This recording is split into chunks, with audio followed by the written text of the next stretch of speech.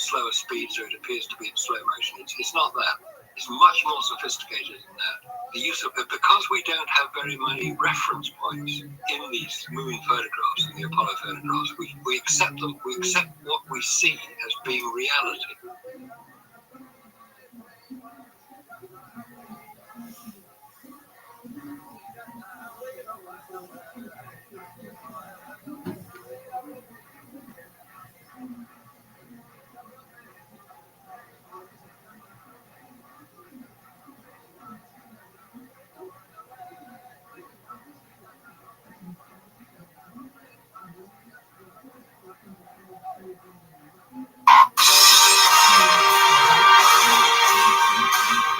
All 6 missions. You click on a mission, you go to video movie clips. You'll see the different segments that they broke down into any tiny clips. I had to grab each clip and put them together. Here you can see the list of the clips, and I put them together and made a giant edit, which I analyzed. Here's a sample beginning. You can see the running time frame at the top. You can see the name of the clip at the bottom, and a segment, the part of the mission that is listed on the site, easy for reference, if you want to grab the clip and analyze it yourself, which I encourage you to do.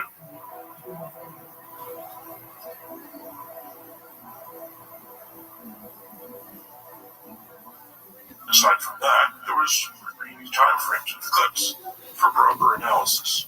You will find out why. It's obvious that this is slow motion, then sped up. You can see the timing that was changed in a factor at the bottom, how much the length of the clip was modified. Here's another example. You can see the time frame at the top, and now the time frame at the bottom. You see them running based on the factor change. To the one at the bottom, it's not quite straightforward. There's quite a few different time changes they used. At the top, you can see the name of the current clip. You can see the name of the clip on the list. Now it corresponds to the clip list on the NASA site. Easy for you to reference. When I'm showing you, go to the site and look at the clip yourself. Do your own analysis, which again, I encourage you to do.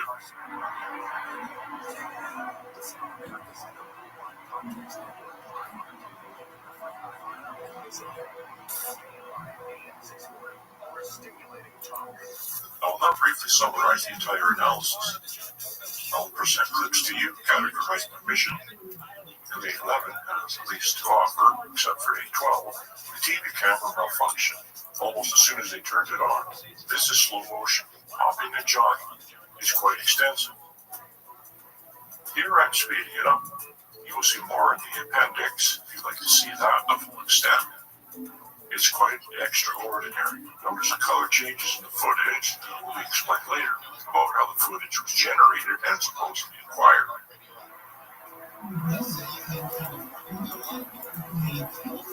This type of footage and slow time frame split up is very revealing.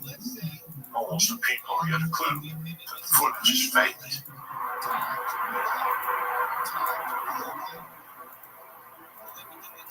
Here we see an example. It's quite normal. Someone running on the surface seems reasonable, but when we speed that up, this is actual footage presented to us, and fairly obviously, it's slow motion. Another example seems reasonable. Look at the hopping, trying to reach in his balance, and here we have obvious slow motion again acquired at the surface. You'll see much more of that in full analysis.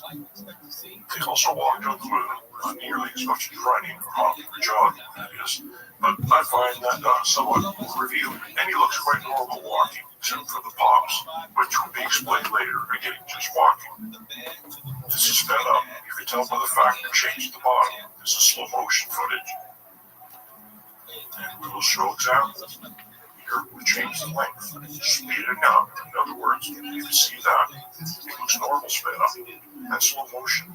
Moving speed was presented by NASA.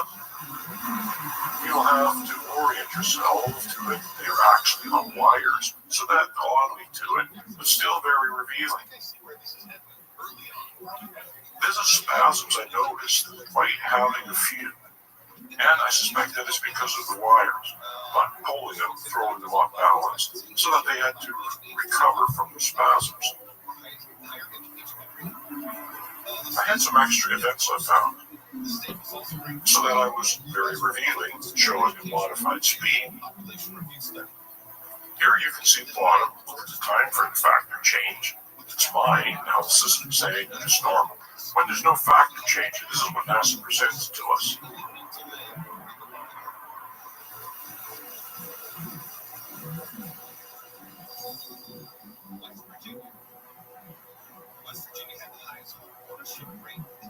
The gravity analysis. Here's live proof that footage is fake. Gravity analysis of astronauts jumping is correct in NASA footage because of their combined use of wires and speed fill changes. We will show quite a few examples of this. However, the analysis of falling objects, sand, quite revealing. Falling objects and sand cannot be put on wires, so they had to film speed changes that were wrong to hide the gravity that was wrong, and they had few opportunities to make it look reasonable.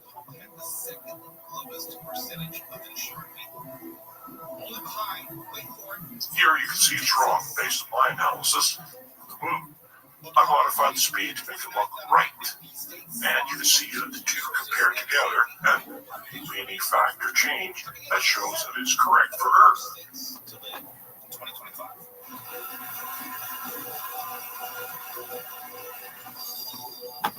This is one of the things. It was correct in the footage, wrong in my factor change. I realized I had the incorrect factor change in that one spot. We change it just for the small portion so that the object is falling. You cannot tell. It plays clearly. Another example. It's wrong in my factor change. Modified it just when the object falls. You cannot notice. You have to see the factor change at the bottom. Same analysis for sand.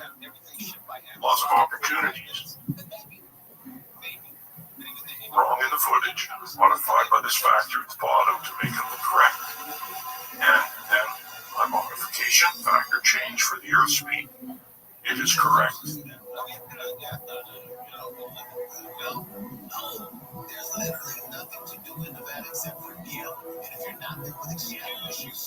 Just don't have a few examples of this.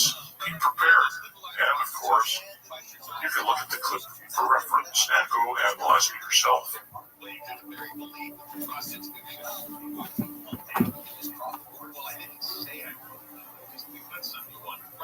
you can see the astronaut jumping, and the sand falls faster. Only a few examples where the sand was falling in the sea. The astronaut was jumping, so I mentioned speed change quite a lot. There are speed changes events, which the moon's multiplied speeds used in the clip.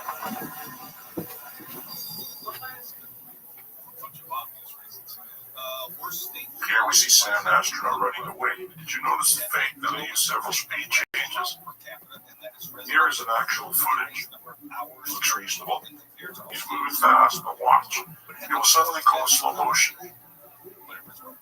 That was presented to us by NASA. Here I found it because I used another time factor. He looks ridiculous, and then looks normal back there. Several different film formats were used in different aspects of the entire hoax.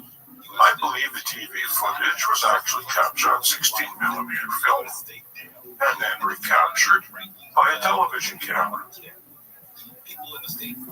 This is an optical printer, what I used extensively in the hoax. Different aspects, but an example of how a camera is pointed at the projector. The projector is projecting footage and the camera recaptures it at a different speed. Here we have an example of it. At A114 frames, slow motion, and then you can extract different frames and different patterns to create different FPS pieces of film. These are all the factors I have deduced were used in the footage. It's possible different ones were used, but I found these good enough. This is a model of the set, which used to capture the footage. You can see that a backdrop, a very large moon surface reproduction set that was used. Possibly 300 meters diameter. This is an opportunity for enterprising science students to analyze the footage for themselves and deduce what size was in each instance. an extensive program conducted by Apollo to capture high-detail image of the landing sites. In fact, an intelligence service NGA has been developed out of this. Here's a Bell computer model of the surface using the footage, and that was quite accurate and extensive. Here we are, a POV of the set model. I am showing clearly how I had a backdrop.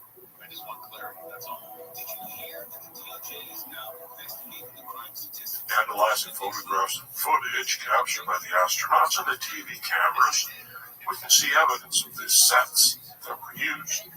We can find evidence for it, the use of sets. These are panoramas provided by NASA, photographed joy as the astronaut danced in a circle. I call it the panorama dance. And actually, because of the overlap, we can also extract stereo images and analyze stereo images. We can also see that there is a point at which the set stops and the backdrop begins. And this is also because of the limitations of stereo photography allowed and not easily deduced as a set.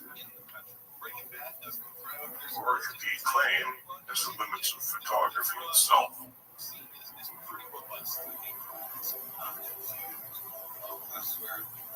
As we further go, talking about the wires and in training, and the balance between counterweight versus frame speed. When we analyze the footage, the test footage, it will more clearly match the modified NASA footage of Earth than it does the simulator footage that we see here.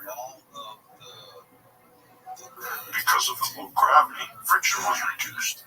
You don't see much of that in the NASA footage. In fact, the extraordinary abilities granted by such low gravity are hardly discernible in the footage. And then we will look at the footage that somewhat reveals the use of wiring. One wire at the top.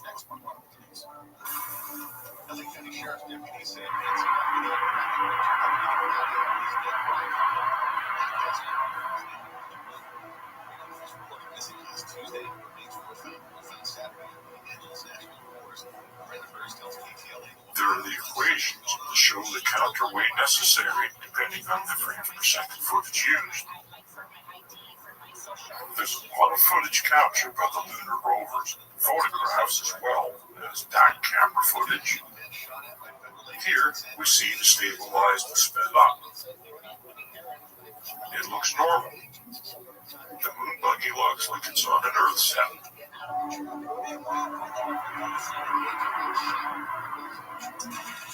Here again, it's sped up, and it looks like someone's driving fast on a set.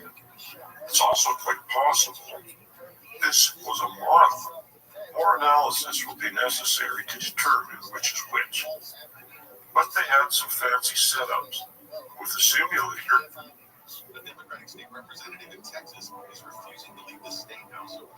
Sometimes on a set.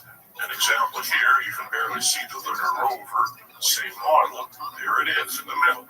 They had a flight simulator setup with a complex modeling of the sun matching the generated footage.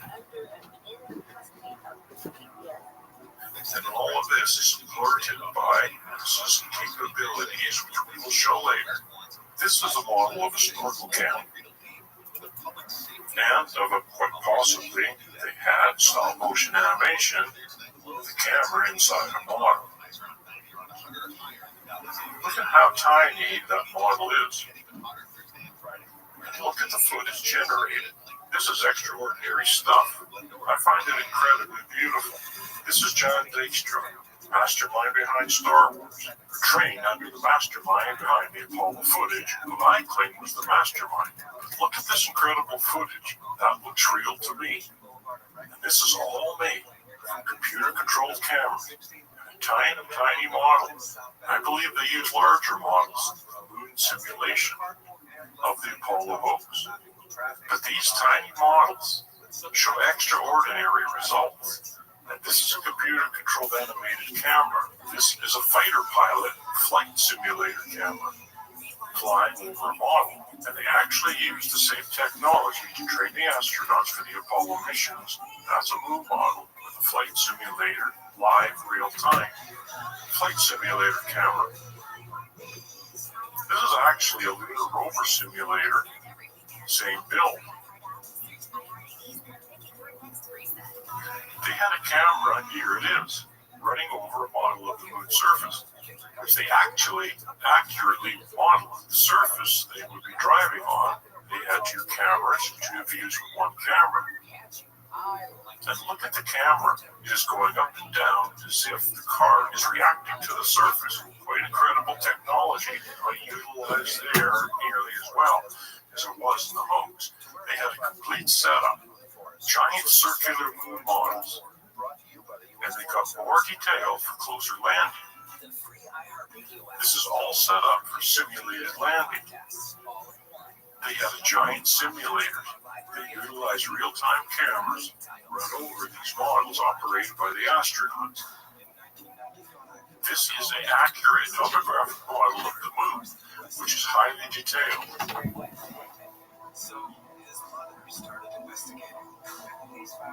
It was actually used in a simulator. You can see how large it is. And I believe this is small compared to the models they actually used in the hoax. Here is an example of it being utilized in a simulator. These are just photographs from the simulator. They're quite extraordinary. And you will reference footage later to see how easily that it was utilized. This is the man I believe responsible for the visual effects, Douglas Trumbull. I will show you the brief history. There's plenty of information on the internet about him. I just mostly wanted to introduce him. We have a landing footage. This is specifically Apollo 12. There was a dust blast.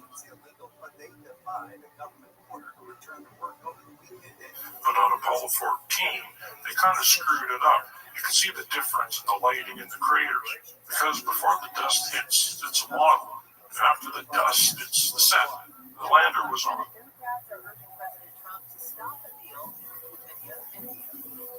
This is mission control. Very few there even knew it was a hoax. Only the astronauts were only allowed. Only astronauts were allowed to talk to astronauts on the moon. They were all in on it, as well as the camera operator, because obviously the camera was recording, not live operated, and as well as agents. Only a few agents in mission control. Gravity analysis is obviously the most important, but I think some orientation is necessary if you understand what's going on when you look at the footage. The place to begin is the moon's surface. Obviously no atmosphere or water, which of course means no planet life. The brightest photography, apparently stars aren't visible. No water also means no erosion. There's erosion disappearing. And of course, welcome. I'm here. How are you, Mr. Aquarius? You can clearly see the simplicity of the surface holes for these are simulated. How was your day?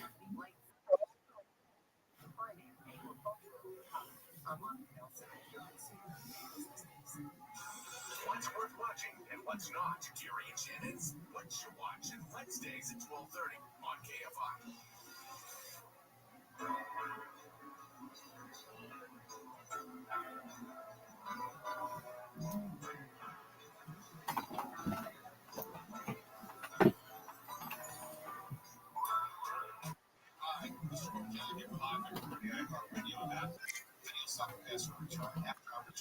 What up, Miss Aquarius? Labor Day, as a matter of fact. And I'm quite sure you're either on the freeway right now, or you recently got off the freeway, or you're getting ready to get on the freeway, heaven forbid. We all know that there are some real perilous journeys out there. You're dodging obstacles. There are crazy drivers. There are people giving each other runners out there. It's an unpleasant experience. But we've come across this list from the LA Times as far as what are the worst portions of LA freeways. It's not just The 10 freeway, it's not the whole one, it's a section of each freeway that the LA Times has set aside as the worst of the worst. And here's what they did. They took into account from Caltrans performance measurement system data, average speed, the number of vehicle miles of travel divided by vehicle hours of travel, or Q, which I'm told is a common metric in traffic studies. There she is. Vehicle hours below 60 Can you hear me? Can you hear me? Can you hear me?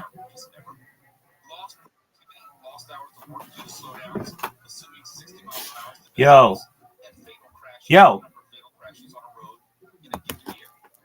So here are the 10 worst, I'll say not only freeways, but sections of those freeways, given those parameters. Coming in at 10 as far as the worst sections of Southern California freeway. Don't want that.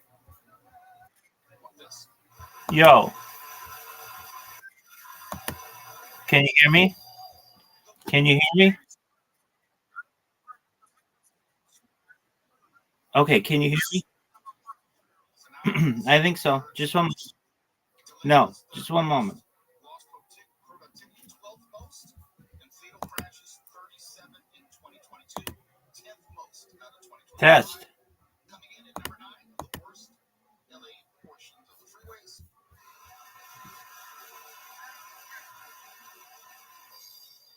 The Costa Mesa Freeway, the 17.9 miles connecting Newport Beach to Orange. Average speed 57 miles an hour, 12th slowest. Hello? There we go.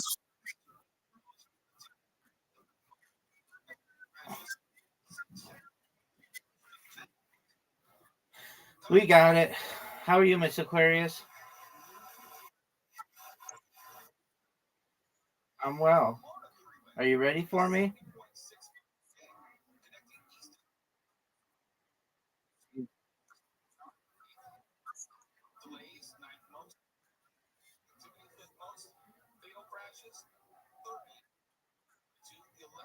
I don't know. Coming in number 7.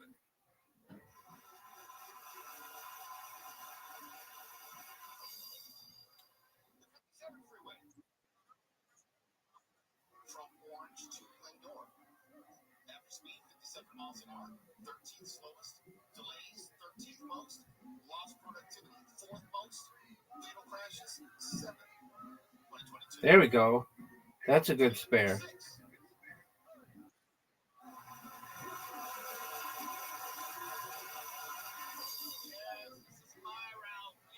This is my commute. The 110 freeway, Harbor Freeway, the 31.8 miles connecting San Pedro to Pasadena. In other words, trying to get through downtown. Average speed 54 miles an hour, the 4th slowest. Delays 6th most. Lost productivity 18th most. Fatal crashes. Oh, this is a tough split. In 2022. This is a very tough split. Oh, come on. Should have got that. 17 freeway. 4 miles from Long Beach to Alhambra. Average speed 54. Look at you. High five. Delays 4th most. Crashes 9th. 2022. What's that number 5? Number 4? It's 5. Okay, then my number's off. Coming in number 4.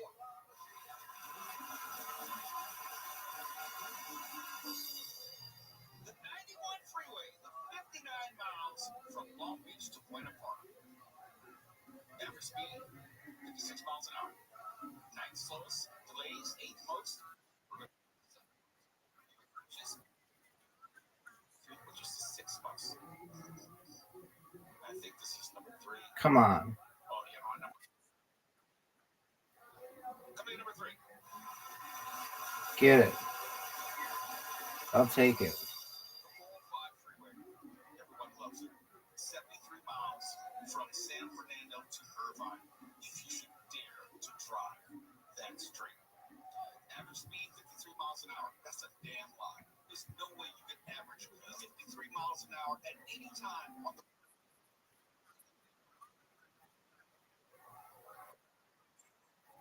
wrong.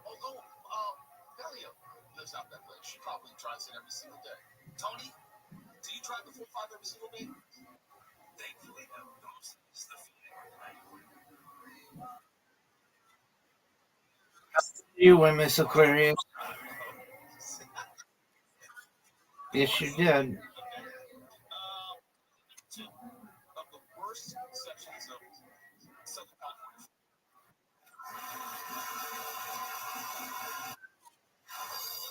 The 605 freeway, 28 miles between Long Beach and 40. Average speed 54 miles an hour. Sixth lowest. Delays, fifth most. Lost productivity, third most. Fatal crashes, 15 in 2022. And coming in at number one of the worst Southern California freeway stretch.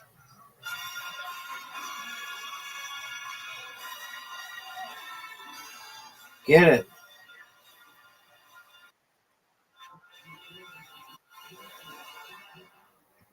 The 10 freeway. From the beach through the city. Average speed, 52 miles an hour. That's a lie. The slowest out of all the freeways. Delays, worst of 25. Of the top 25, yes. Nice. Eighth most. You're welcome. 90 in 2022 alone. 90. Just driving on the 10 freeway. And did you know Let's get it. Originally noticed Thank you. I did not know that. Yeah, Christopher Columbus Transcontinental Highway. The 10 sounds much better. Yes. Do you know the names of the actual names of the freeways? Like the 110 is the Harbor Freeway, I think. The Harbor Gate. Yeah, Pasadena. Yeah. Okay. I mean, you have to think 18 years of a traffic reporter for iHeart Radio. You tell us, what's the name of the 405 freeway? It depends, because you've got the LA portion and the San Ana Montana freeway for 5. I mean, like the Glenn Anderson freeway. Right. It's the right, you know. I think the 405, the official name is the Homicidal Douche Lord Freeway. Okay. I don't know if that's right. It doesn't sound right. Nice strike. The 405 freeway. San Diego freeway. This was called to have like a fancy. That seems less accurate. Right. But you have to think too, back in the day, San Diego was a whole different concept. Wait. I'm looking back at one freeway is named the Los Angeles Freeway, and all these motherfuckers run through Los Angeles. So the 405 freeway was called the Short of San Diego? Correct. It originally took you towards San Diego. That was the whole point of that. The 405 comes up on the El Toro Y, where the 5 meets. Yeah, the 405 and the 5 meets. Ooh. No, you're right. I'll take it. I win, you win, Miss Aquarius. You win, I win. Good job, Miss Aquarius. Thank you, ma'am. All righty. Sweet dreams to you. And we will play tomorrow, God willing. Excellent. Night.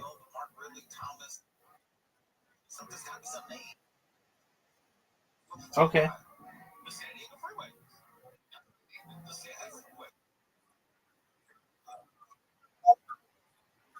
Thank you, Miss Aquarius.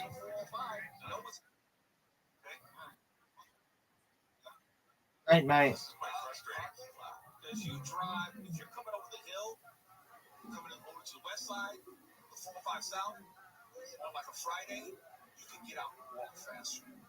No exaggeration. No, it's true. You can actually get out of your car and walk up to the next car ahead of you and give them a finger and then walk back to your own car. You know that because you've done it. I fantasized about it. That turns you on. I wouldn't exactly say that. I'm not going to ask anymore. Hey, my name is 640 Live everybody. iHeart Radio app. Now, Mark Potter has news. Here's the latest with the AFI 24-hour news from the LA County Health Department's warning people to avoid the water in several beaches due to high bacteria levels, even if it's getting hotter outside. Those areas include Mother's Beach and Marina Del Rey, Puerto Beach and Malibu, the Santa Monica Pier, and Ramirez Creek and Paradise Cove.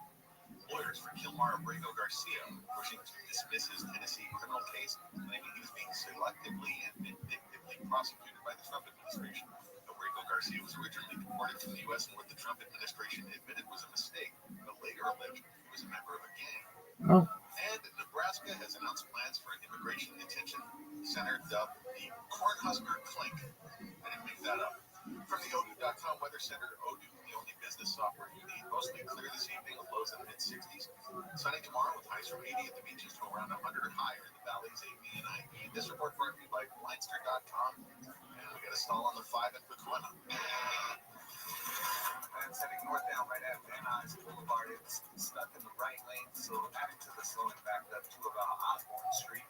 And as you travel southbound on the 5, that's East LA approaching the 710. Slow ride there. Clears up just before the 605. And the right on the 210 eastbound in Glendora still has the connector to the 57 southbound shut down, so that's causing a busy ride from Irwindale Avenue. With Southern California's most accurate traffic reports, I'm Pedro Moreno. Football. Get into summer with iHeartRadio. Rewind to a decade of music that defined a generation. From Madonna to Michael. And more. iHeartRadio goes commercial-free this weekend and every weekend. Open the free iHeart app, search iHeartRadio, and pick your next preset. Is that a faucet running? That's not a faucet. That's a river rushing through the forest. Forest rivers provide over 100 million liters of clean water. What? I can't hear you because of the vacuum. That's not a vacuum. That's the trees in the forest cleaning up the air we breathe. I didn't know the trees were so amazing. Yep, and the forest gives us shade, trees to climb. That's awesome. This one's for some more. Visit the forest today and enjoy all it does just for you. To learn more about the forest and find one near you, go to discovertheforest.org. Brought to you by the U.S. Forest Service and the Ad Council. Americans' confidence in the government's ability to ensure food safety is hitting a record low. Allen's latest survey of consumer habits found that 53% of Americans say they have at least a fair amount of faith in federal regulators. The confidence was previously around 70% from 2007 to 2019, before falling below 60% for the first time last year. Researchers say the drop is driven largely by distrust among Democrats. I'm Tammy Trujillo. Another person has died from Legionnaires' disease in New York City, bringing the death toll linked to a cluster in Harlem to 5. Now more than 100 confirmed cases. Meanwhile, Reverend Al Sharpton and the National Civil Rights Attorney Ben Crump will be announcing a lawsuit Wednesday connected to the Legionnaires' outbreak. New Jersey health officials are investigating what they believe is the first locally acquired malaria infection in more than 30 years. New Jersey health officials are working with the CDC to identify the possible source of the infection. Health update, I'm Scott Prindle. We're Caitlin and Tyler Volterra, and we've got a new podcast, Kate and Ty Break It Down. We've been through it all. Marriage, raising kids, working through trauma, and figuring out who we are in this next phase of life. Marriage isn't always easy, but it's worth it when you put in the work. And then there's just figuring out how to survive being 30-something parents without losing your mind. So follow, rate, and review Kate and Ty Break It Down wherever you listen to podcasts. Listen on America's #1 podcast network, iHeart. Open your free iHeart app and listen now. The free iHeartRadio app is #1 for music, radio, and podcasts, all in one. Discover a new podcast from our library of over 350,000 titles. Here's an iHeartRadio podcast preview. Raised Staccato cries of Mayday and an eyewitness report of a mid-air explosion is about all that is known spawning of the British Columbia air disaster, which yesterday claimed 52 lives. I really want to know what happened, and it makes me extraordinarily angry. It's always been a big secret. The 4 leading suspects. Gambler on plane insured for $125,000 jury trial. He had 1 or 2 murder charges against him and was acquitted. They knew what happened, but they didn't know why. Appeared to be a fairly normal boy, quote-unquote single, who didn't have many friends. We were told nothing. This man that I wasn't sure even existed. But Joe, I found him today. Like the guy? The guy. I said, do you know who did it? He said, we have a very good idea of who the responsible person was. From CBC Podcasts and CBC's The National, hosted by me, Ian Hannemanson, and Johanna Wagstaff. Investigating the largest unsolved mass murder in Canada. Canadian Pacific Flight 21. This was not an accident. This was pure murder. Uncover Season 2. All on board. Listen and follow this podcast for free on the iHeartRadio app. Number one for music, radio, and podcasts all in one. KFI AM 640. More stimulating talk. I'm Thompson for Tim Conway Jr. Tomorrow on The Conway Show, the veterinarian checks in, who has all the answers on summer illnesses, some additional things you need to know about heat and your pets. The vet joins tomorrow on The Conway Show.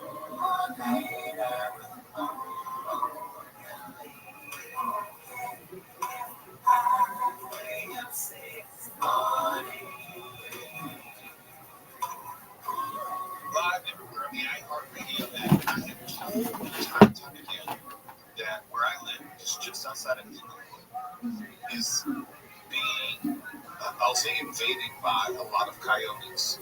I've shown the videos to various people in the studio. They are everywhere in my area. It seems like there's a den every 3 or 4 blocks.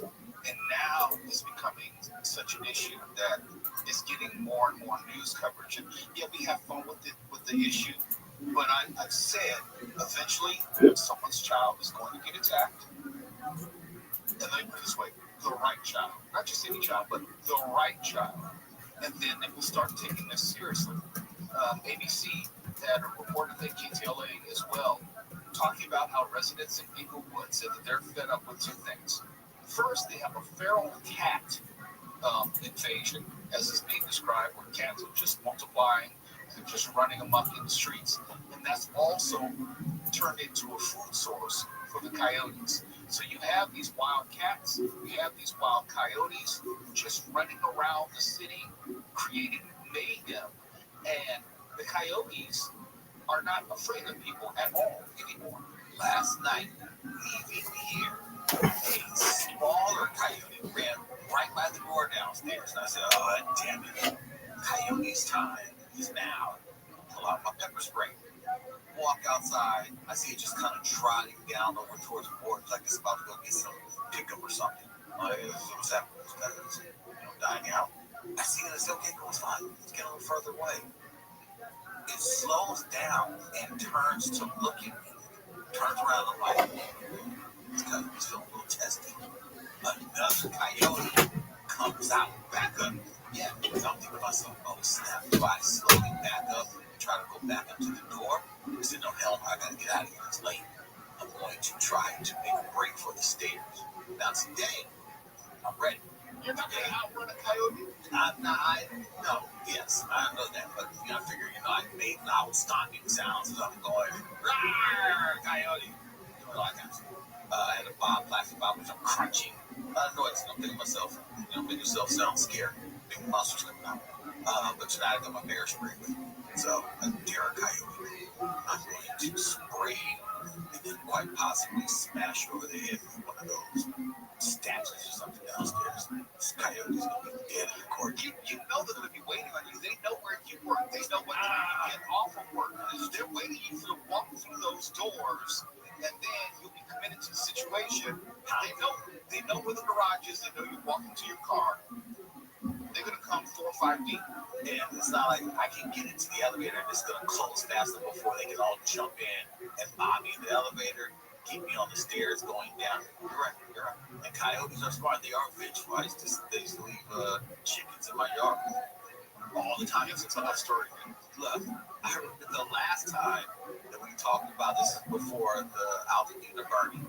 Last time we talked about coyotes on the radio. We're threatening to plan on doing to a coyote if we ever ran up on us, right?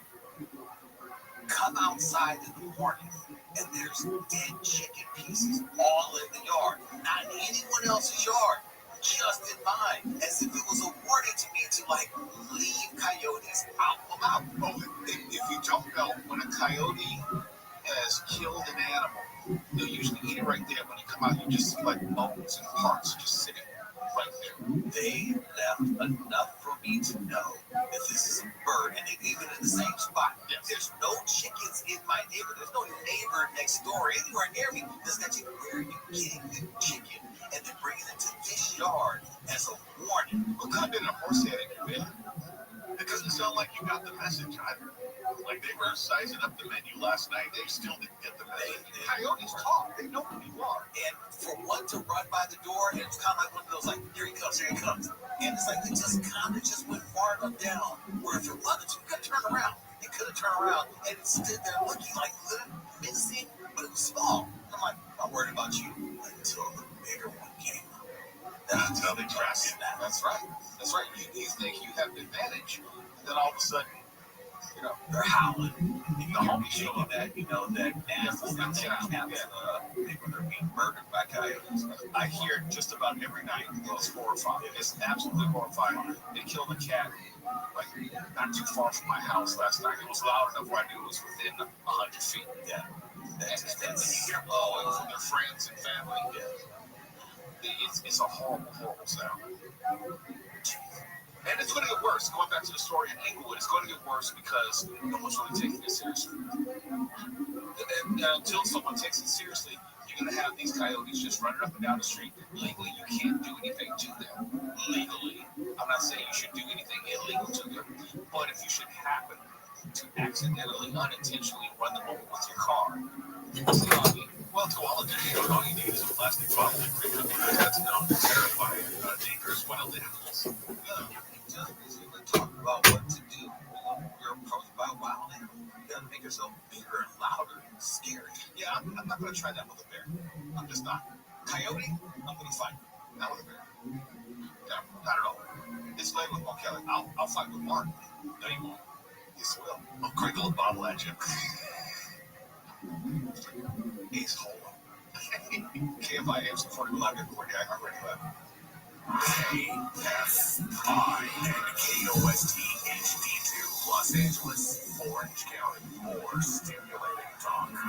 So we shouldn't just take their word for it. I'm Mark Rothschild, the KFI 24-hour newsroom. The LA City Council has called for federal immigration agents to be identifiable. Technical thing here. Let's try that one more time. Federal agent. The book instructs the city attorney's office to draft a ordinance requiring LAPD officers to verify the identity of anyone claiming to be a federal agent.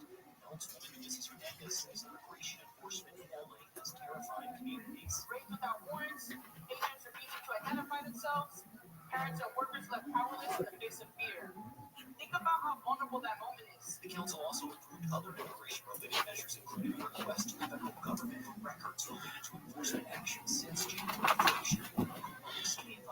Officials in Anaheim board residents. Compilation of the footage of the landscape. TV cameras were used. This is a hung TV camera on the rover. It actually is quite large. You'll see some footage with this astronaut next to the camera, but it just used a rotating disc of red, green, and blue, and captured 3 scans per frame, actually. And you end up with this kind of rainbow look to it.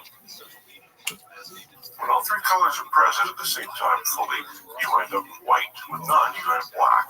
Mixture of colors, mixture of intensity, can give you gray of the colors themselves if they're separated. The slower it goes, the more you can see. The faster it goes, the kind of images, this blurry image. This is what today's film photography is made of. And television cameras are HD, and so they have a lot of this as well. Not as much as on the scan, as much as progressive, which is image after image. A couple of LA City Council members have joined with people who live near Dodger Stadium to protest a proposed gondola project. On Monday, a rally was held at Los Angeles State Historical Park, which would be. This is what many of you are used to at this point when you saw a TSC video. You would see odd scan lines, and even scanned lines. And as the object moves, you see the separation. We call it combing. And this is an exaggerated version. So as you can see it more clearly, sometimes there's a little blurriness, a glow, and a residual image, and so it softens a little bit. It's a little more bearable. But you can also see the style of motion blur here. If we have our simulated shot of the moon, you can see what it looks like. This is much more refined. You can barely see the scan lines here.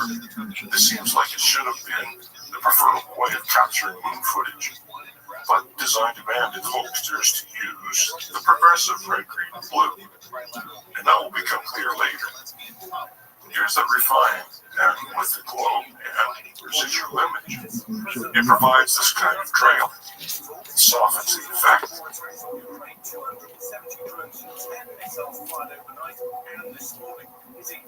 And of course, they have it simulated.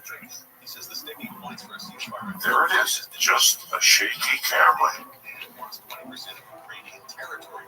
Now we show rainbow motion blur. We separate the colors, you can see what happens. This is a disc spinning capturing red, green, and blue.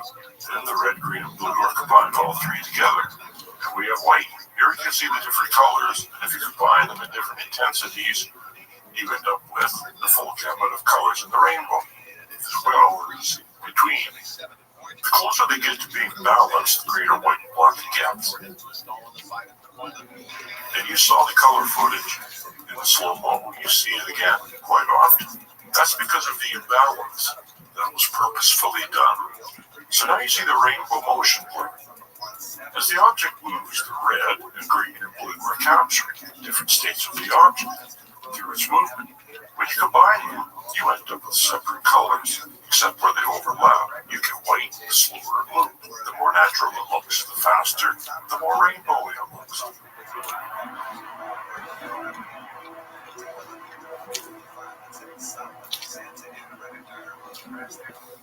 Then we can add the glow effect, as well as the residual image.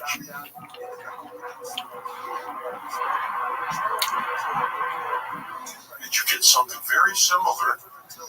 Here you get great examples. A few seconds of this type of footage. Here is similar with video compression added on the top. So you can see, why does their image look so crappy? It was purposefully done to disguise it was on the moon. But it will be added to the hoax. Here are direct examples of the rainbow motion blur.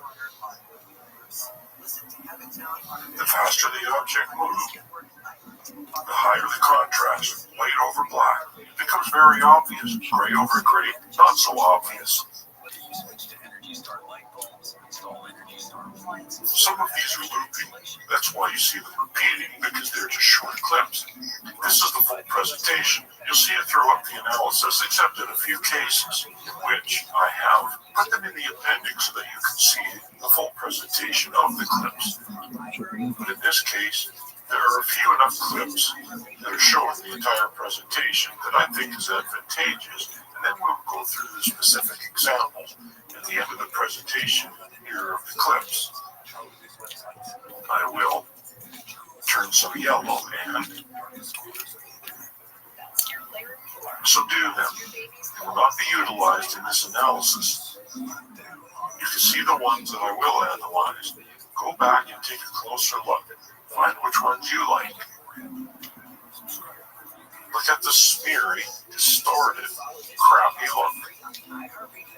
And, of course, those are my clips. Our factors changed except in comparison. This is the moon speed. This, I don't know. I'm not sure. Obviously, it's very slow. I just wanted to show you so that you can see the rainbow effect. We'll be analyzing thrown and falling objects. It's important for you to understand why, what you are seeing. I cannot completely explain why. This is quite a complex pipeline they utilize to generate this imagery. It's 24 FPS was the actual speed, and then it was shown here at 30. That's what I have ascertained, acquired from the NASA site. 30 frames per second. So sometimes it just makes it very difficult to analyze, to reverse engineer. But we have enough control. That is, we can analyze the falling objects for gravity. There's a shimmery and otherworldly effect established, quite extraordinary.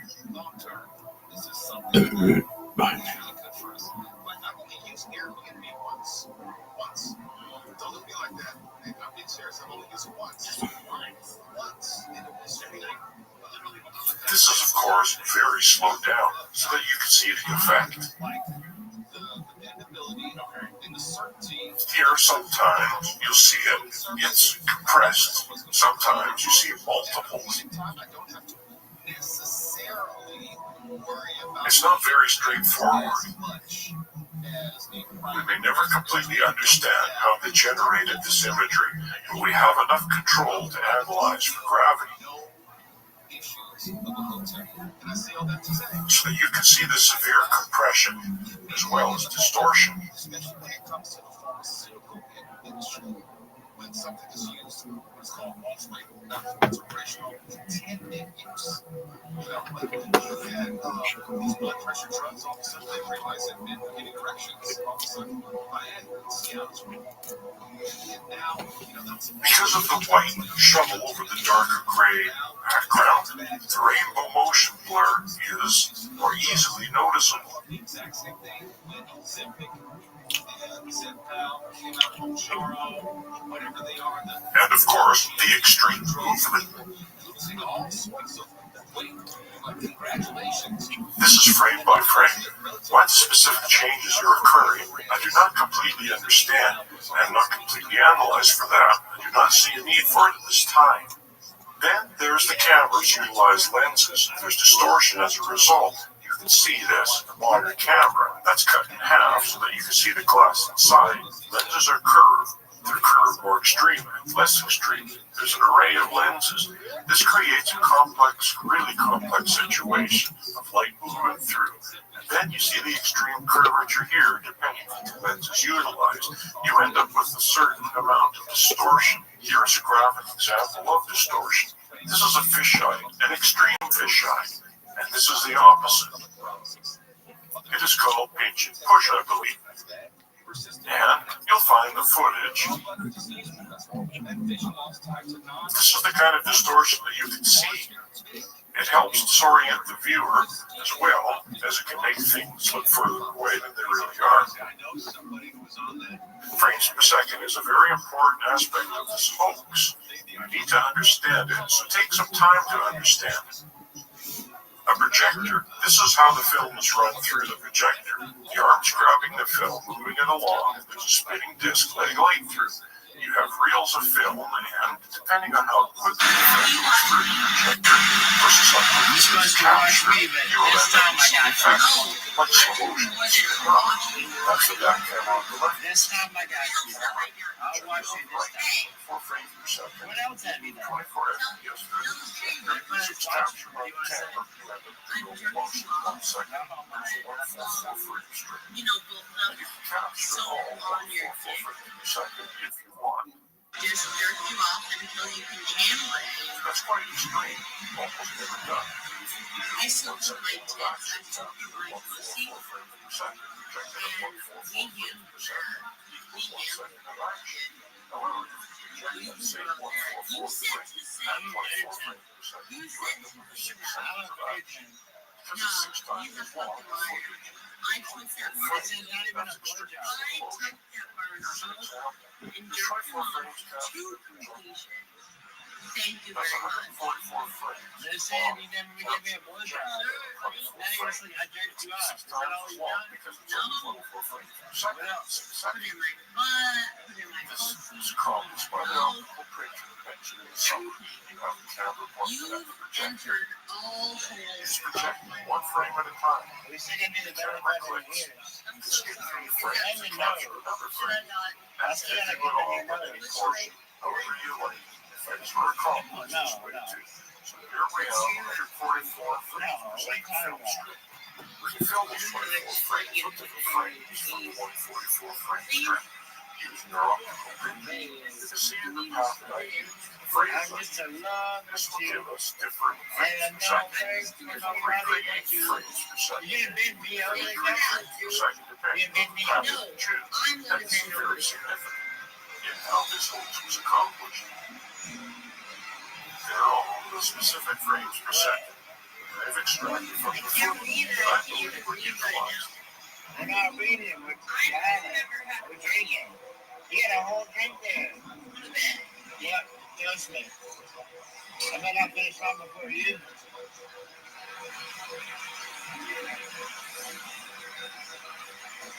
Here you can see the pattern of the frames and the ones that have some in between frames that you can use for the rainbow effect.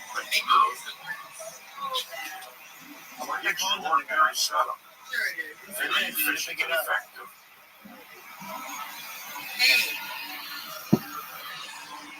We'll see examples of those frames per second playing at 24 frames per second. You got your phone and pick your phone up. I don't even know what you're talking Put it in your purse. So you get different speeds of action. You can take 34 frames per second and play it at 24 frames per second. You can take 59 and play it at 24. How it was captured, or the speed it was captured or generated at versus the speed I played it at. Those are the factors of frame length. And these are the factors of frame length that were utilized, that I utilized to reverse their slow motion. And provided various benefits. Garrisons allowed players to construct buildings based on the professions, manage followers. Frames per second. It is the main film speed, and the others that were used in specific instances. Here we see them all, those frames per second, modified by the factors I showed. You can barely tell the difference. It's the same action gone through a different process. And almost identical at the end of my process, my reverse engineering. You can see the subtle changes. You can see some time frame changes used out of 144 frame film length. And so you can rely on the process I used to reverse engineer this action. Now, the other complication mentioned was the fact that I was captured by 24 frames per second, yet shown to us and presented to the website at 30 frames per second, because that was normal NTSC frames per second. I did add some stuttering at the bottom of the 30 frames per second, and at the top was also 30 frames per second. But I added stuttering, which you will find in some of the footage. And there's a phenomenon that I find quite interesting, is that the distortion of the footage, because it was broadcast from the moon, did some time changes where it actually went backwards in time and started up again. It remained in sync. And that's a phenomenon that I think should be explored more, but of course I won't, because it wasn't real. It will just confuse the viewer and make it think like it was coming from the moon. Now we get to the gravity analysis. Here you can see and show you how I came up with my graphic for analyzing the gravity. Blue is Earth gravity and the red is moon gravity. You can see an obvious difference. The moon objects fall slower while the blue objects fall faster. You won't see those animated in the analysis. I'm just showing you how this graphic was generated. The footage was matched up to the astronauts so that the astronauts were the same size. And based on that, the analysis was generated. You should familiarize yourself with the number on the graphic. They represent frames. The object should take a certain specific number of frames to fall every time. There is no exception. Gravity does not change. And because of the frames per second, 24 frames per second here presented at 30 frames per second, it's the same thing. It's 1 second of their time. And you can tell by the sound sync. It's 30 frames per second. You can tell by how many frames it could take an object to fall on the moon in a certain number of frames in a certain distance. It doesn't change. So here we have astronauts jumping for various reasons. Locomotion, fun, who knows? There obviously was no jumping.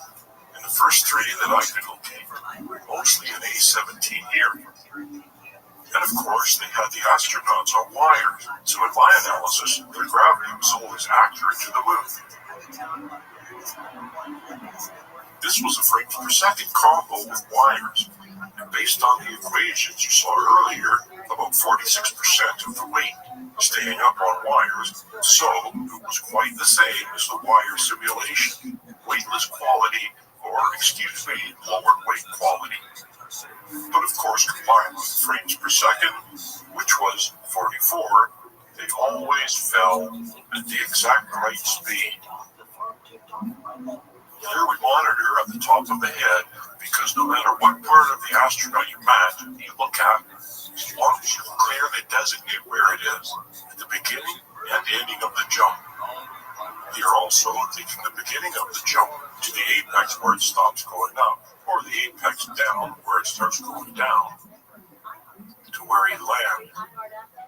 If you question my choice of these, then there's not much I can do about that.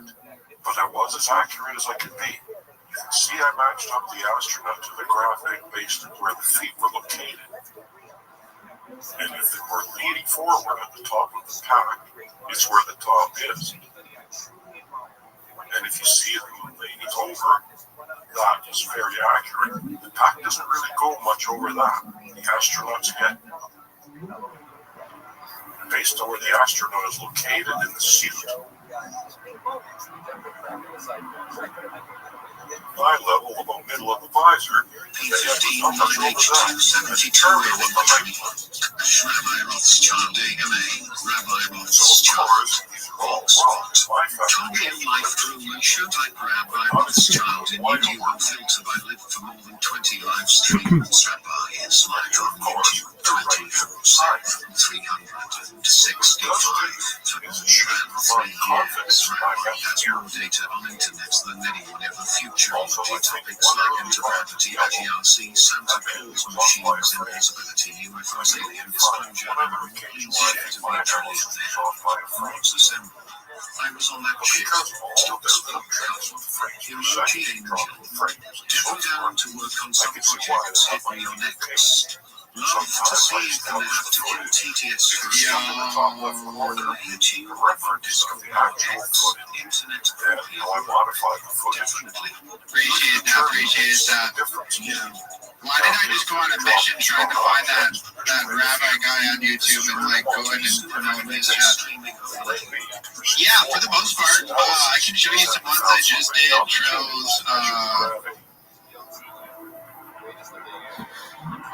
Thanks, Docs. You just saw the classic hammer and feather. That was one of many. Several dozen here.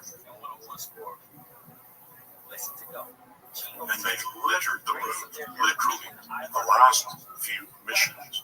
And there were quite a few opportunities because they were walking around on wires, running around on wires, and acting very comfortable on the moon, where it's a pretty dangerous environment. Listen to the Ghost Therapy podcast on the iHeartRadio app. So obviously I didn't analyze all of these. They're not always really analyzable. You can, I'll show you. After the presentation of these clips, you'll see which ones dissolve away as yellow. Those are the ones I did not include. And as you can take a closer look at this for yourself, see, you'll find something different.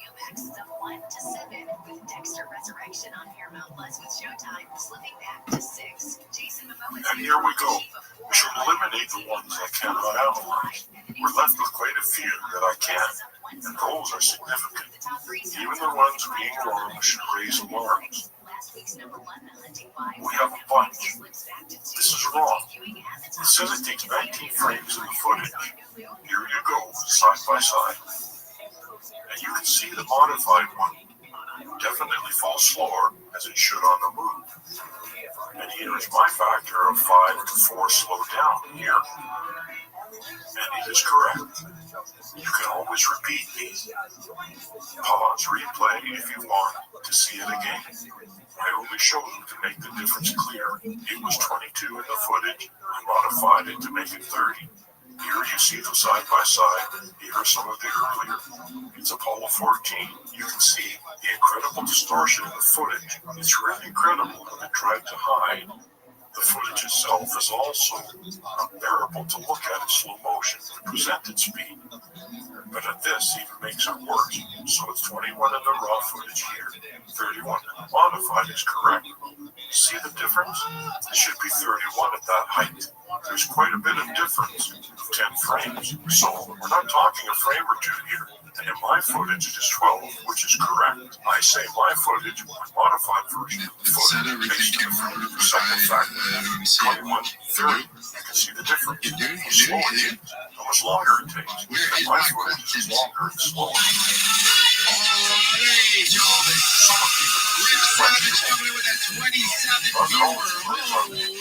it's corrected by way off on the moon that has the footage. And I modified. And you can see the difference. So I'm just running through these again and again and again. It just keeps going on. And you can look at these more closely. I just wanted to present them to you so that you can do more careful analysis of my analysis, which you should do. I'd like to spend some time to confirm what I have discovered here. Here is an astronaut. And then I move the graph. The measurement graph to where the action indicator bars are. When the frames hit, you can see it turn red if you didn't already notice. And it gives you a reference, the same size as my astronaut graphic. I just moved it separately so that the astronaut graph is there to establish an accurate sizing for measurement. And the overlay graphic is moved to more accurately show the distance the object traveled in frames. Or something in a well, actually, whenever it just doesn't work out. You know, what's the longest relationship you've been in that you both recognize and acknowledge? 6 years? I'd say it was 6 with her. Yeah. You comparable in age? Yeah, she was. Every time, it's about 2/3 difference there. It's 2/3 as many frames as it should be. And in mine, correct every time. Well, let me correct that statement. Almost every time. And I'll show you why soon. Those are not correct. These are some tricky fellows who created this footage. No. I mean, we weren't. By the time I bought my house, me and her just were talking once in a while, you know, drifting apart kind of stuff. Are you friends on Facebook present? She follows me on Instagram. Let's get her on the show. When was the last time you talked to her in person? Oh, God. 15 years ago. This is quite extraordinary. Looking at it now, I missed that one. Yellow 15 was off. That's minor. It's not really an issue as discussed. It's frame dropping. They had all kinds of tricks going on to disguise what was happening here. I just don't know about that. I mean, but you still should be friendly if you pass the test. I have not. It had to happen. That's all. Talk about it like it's class. When you see the yellow graph there, it just means that I've done some stabilization, and I put it there as a reference. It was usually hand-done stabilization, enough that you can measure. Here you can see the lens distortion, really obviously because of the stabilizing. And here you can see how the same objects in the background get distorted as they approach the edge of the frame. Okay, was it something that she did? These are the past one. This one are really extraordinary things. What's happening here is that it's wrong in my footage. And it was like, why is that? Well, I realized that it did a frame adjustment. Notice the factor change at the bottom. 0.41 equals 0.54, 0.41 back to 0.54. They changed the factor during the throw. The object movement to simulate the moon, the proper speed, and they jump back, and you can't tell. They may not be doing these for this. There's a whole section of speech change. You can see how often they use that technique to disguise their methods.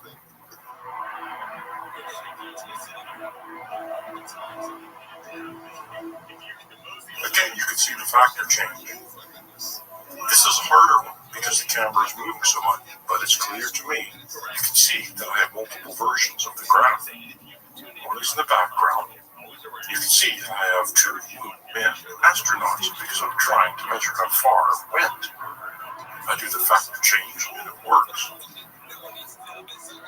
1.41. 1.41, because that's your film and normal speed. And you have to multiply that film speed, the length, by 0.41 to achieve simulated moon gravity. Now these points were in the analysis presentation.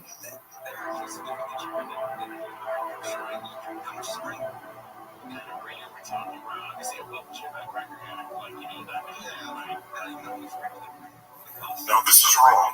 Watch the 0.4 change. 0.5, there it is. And then change back. Here it is. It's going to happen again. 0.41. Unless you're looking at the bottom, you won't notice these changes. They found because they could do them. Obviously they did. They didn't do it every time. So that's when I found it was wrong. Look at all the movement taking place. Look at the factor change timing. And it's amazing that it works so well. My friend met her and said, "Oh, you two would be great together, man. We met at a concert because we both like the same band, and she liked the band that is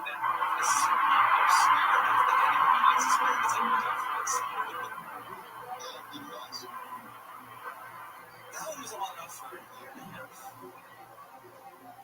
Where are they now? But I liked her, but I think she tried to like me, and she just didn't. He's running at us in slow motion. There's a speed change right in the middle.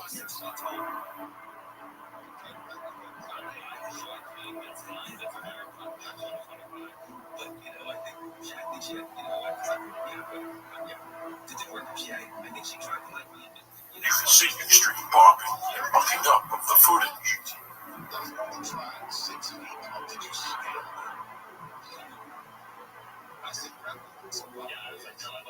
Here's the classic event. Now we get to the sand.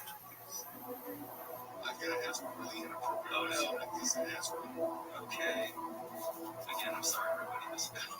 Basically, when I did my analysis, I looked through all the footage several times, and anytime I found sand falling, I marked it and separated it out as it could. Difficult to figure out in the moment. So here's what we're seeing every time I found sand falling. Now when I do the analysis, you see I limited it to the ones I could analyze, because of the mucking of the image. Especially sand separates, unless you get a closer indication of when it starts to stop going up or going down. You really can't analyze it. Sometimes you can. You don't need where it starts. You just need enough frames so that you can say, I've seen it move. And again, as we get further emissions, A17, almost the case, it has more. A16 and A17 are almost always the jewels of the missions for analyzing footage. Bulldozers, hand crews, and helicopters are being sent to help local crews already on standby. The National Weather Service says a heat event is forecast to last through the weekend. The high risk of fire. The hotel in Santa Monica is accused of underpaying its employees. Here's our graph astronaut for measuring. And here you saw the sand falling. It's wrong. I say 31 frames. I'm showing you clearly where it begins, where it ends. It should take 40 frames. Now I am confident in my discerning where the sand starts to fall when the front edge hits the ground. The Justice Department has missed today's deadline to comply And it is corrected by footage. the Jeffrey Epstein case. ABC's Alex Balin says the Republican-led House Oversight Committee says the records will be ready on Friday. It's really unclear, for instance, why they didn't subpoena former FBI Director Restream among all the current attorneys general and former FBI directors. It is very blurry, very difficult. I would go back and forth and see the changes on the ground, and wherever I did, I discern where the sand hit, even if it's totally off a frame or two. That's minor compared to the differences we're seeing here. Watch closely. Compare the different rates at which the sand is falling in these images. department has hundreds of thousands of viewers, visitors, and students.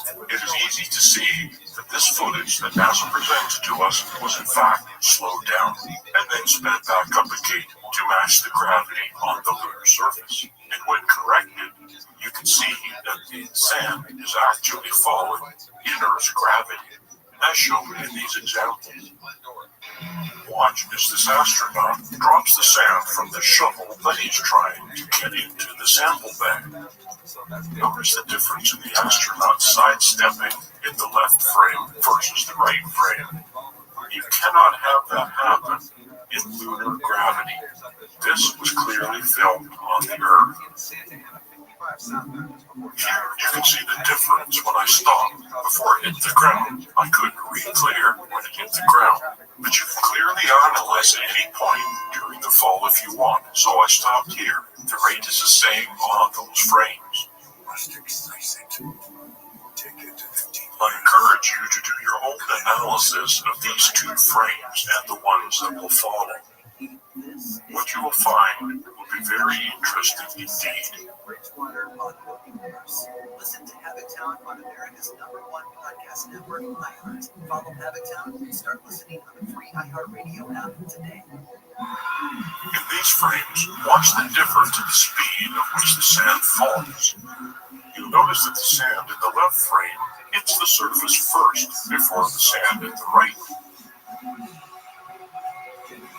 Again, please notice the clip. It's right next to the bottom. You can go to the NASA site referenced earlier in this presentation and look at the evidence for yourself and determine for yourself what's going on in the footage. Try to keep a mental note of how many times you are seeing things fall in this clip. Note the different rates at which the sand falls on the left compared to the right, and then back to the middle. The thing is that I didn't actually use it. Every time I opened it, I got hit with this. And then back to the left, and back to the right, and then back to the middle. The sand behaves as if it was in Earth gravity, slow down, and then sped up again, and then slow down. Do you realize how many times we're seeing things fall here at the wrong speed in the NASA footage? This is not a fluke. This is clear evidence this imagery is fake. This is an interesting dilemma. I had to determine where the top of the instrument was, and then to help aid myself with the analysis, I used one of my gravity balls. And you can see it matches up. It doesn't match up, according to my analysis, in the expected times.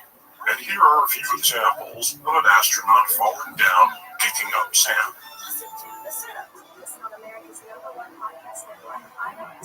And here, scooping and tossing sand with a shovel. Here I use the top of the sand. Here it hits the top and falls. You can see it disappear, and it's a great time to determine when it starts and stops falling. Let's compare a couple of these clips.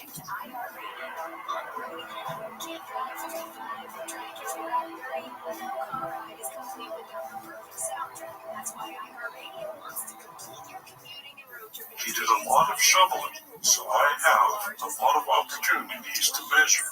It's wrong every time. To demonstrate this, I will speed the footage up, slow it down, and then speed it up again to match what was actually happening. And as you can see, NASA got it wrong again.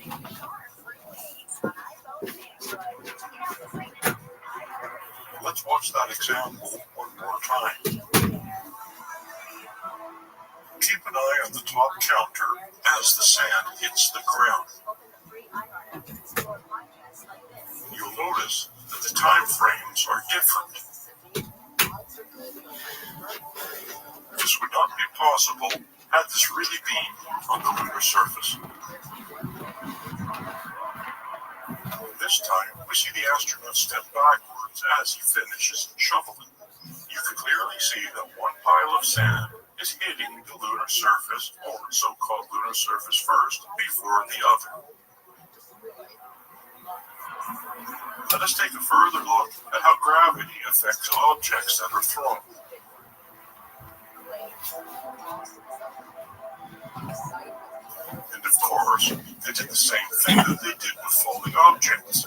Whenever they could, they did a speed change event. Factor change to frames per second change to hide that this was faked footage. There's only a few of those. I find those very interesting. With the astronaut jumping, at the same time sand is falling, and you can clearly see that the sand falls faster. This is the moon speed that NASA, aka NASA imagery, has been presented to us. Look at the way the sand is and how it hits the ground before the astronaut does. They should be falling at the exact same speed. That's what the hammer and the feather was all about. It doesn't matter what object you drop from the same height, they land at the same time because there's no atmosphere to slow them down. Slowing down the more air-resistant objects. So here, the sand is up with his feet, and it totally clears up below him. Then he lands. In all of these examples, the sand will always land first before the astronaut touches the ground. And here are a few more clips slowed down.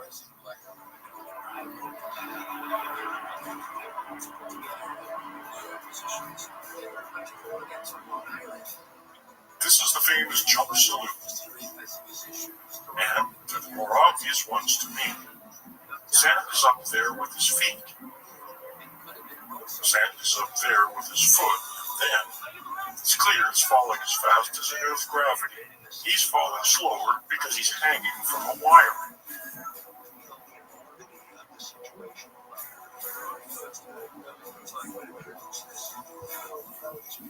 The sand falls faster while the astronaut is clearly, again, hanging from a wire. It really makes me wonder how NASA was able to get away with this.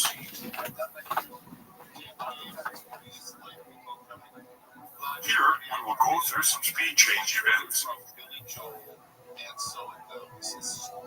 These were when the film factor, or frames per second at their end, was changed midstream. When we're looking at the footage, that is, they did it quite often when we weren't looking at the astronauts. And here we have examples. While we're watching the astronauts move around, they change the frame per second for various reasons. And quite often, early on, they did it whenever an astronaut came close to the camera. And you'll see, you saw earlier when I disclosed the frame per second that they used. They didn't slow them down as much when they were close to the camera or doing detailed actions because they were just, well, they looked too ridiculous. So they had to look to make it normal as if they were behaving more normal with their hands. For instance, when they got away further from the camera, they got away with more. But as they ran to the camera, for some reason, they thought they should be moving faster when they got close to the camera. So they did a lot of that. Sometimes they did it oddly. I'm not sure why they made the decisions that they made, but they did. They thought it was necessary to fool us, and they were right. Although I think one of the reasons that they succeeded so far for the last 50 years is that no one has fully analyzed the footage as I have. For the most part, it's been accessed, but thanks to the internet, I had access. I found it, and I decided to look at all of it, and what I found was amazing. The vulnerability of Billy Joe, because he's telling the story, and also people around you are telling the story, and you realize, like, gosh, and we are going through all of these events. If you watch the factor at the bottom of the footage, you can see it change midstream. Sometimes they are significant, and sometimes they're not. I'm showing you all the ones that I found. However, during the presentation reveal, I will only show the most significant ones. You have to tell the story now, or not at all. And it wasn't always. Here you can see A15 in the winner of this one. You can see I eliminate most of them because you lack motion blur. So here's their version. But highly, highly, highly recommend. And like, here's Look how fast he's going. So down here he slows down. in the music business, but I'm glad he was talking about it. And my assumption is, as they were watching the footage, when they generated it, they said, he just looks too slow on the camera, we gotta speed him up. Here it is at my 0.45 factor, and I was analyzing the footage. I said, well, why does he look like a clown? $7,000. But it goes back to what you and I talked about, the evil side of the business, the thievery side of the business, where you have these huge hits, and There's the same trick again. More than a few times, they thought it was necessary. There, it's hardly noticeable. Of course, you speed up the footage, and whoa, starts out slow, and then he just takes off.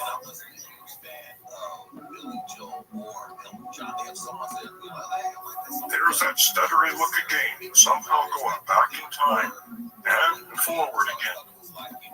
I don't think that happened in any legitimate footage, ever in the history of footage, except for on the moon. There was a time, I'm not really giving away a lot here, there was a time in which they wanted Billy Joel to work with Elton John's band. Billy Joel would say, I don't want to be compared to Elton John. And so, my sound is this. I don't notice any changes they did. With Elton John's band, people are going to continue to make that direct comparison. It's a subtle change in slow motion, but when I was looking at it here, it looked fast. Then I did the adjustment, it looked better. I'm sure I missed many times exactly what the changes are they made. I just did the most obvious ones that looked stuck out to me. That was a change in the middle. Did you see how the astronaut just sped up in the middle like that? Here, let's watch that again. Watch as the astronaut comes close to the camera. He's in slow motion. Then, keep watching. There, all of a sudden, he just sped up. There he is again. Looks going fast. He seems to go at decent speed, and then, next. So here we are. The standard, 0.615 for rover activity. And they change it so he can run away. If you watch closely, you can see little spasms that the astronauts make.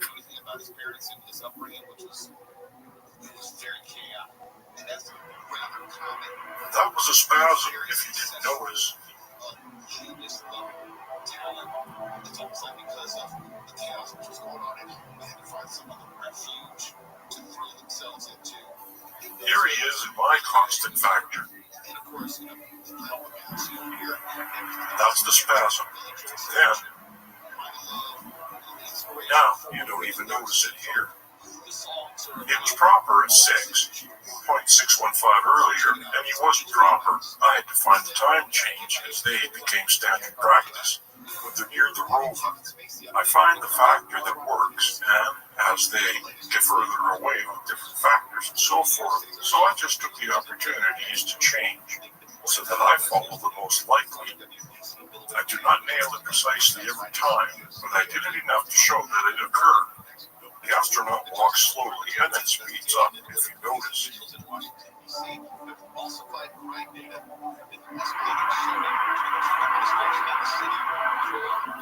Look how boring this footage is. It's amazing at their moon speed. No wonder no one wants to look at this. You want to go to sleep? Look at the NASA moon footage. Why? Because it's in slow motion. We can't bear to watch it all the time. It's absurd. So, for posterity's sake, let's speed things up a little, shall we?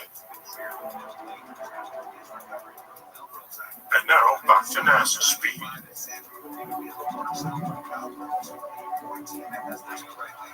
So again, my standard way of showing this to you is my determined way that it was the factor that needs to be utilized. There's a speed change, and then I show you the NASA footage. And then I show you the constant factor that I first created and which was revealed that it wasn't normal and I had to do speed change adjustments.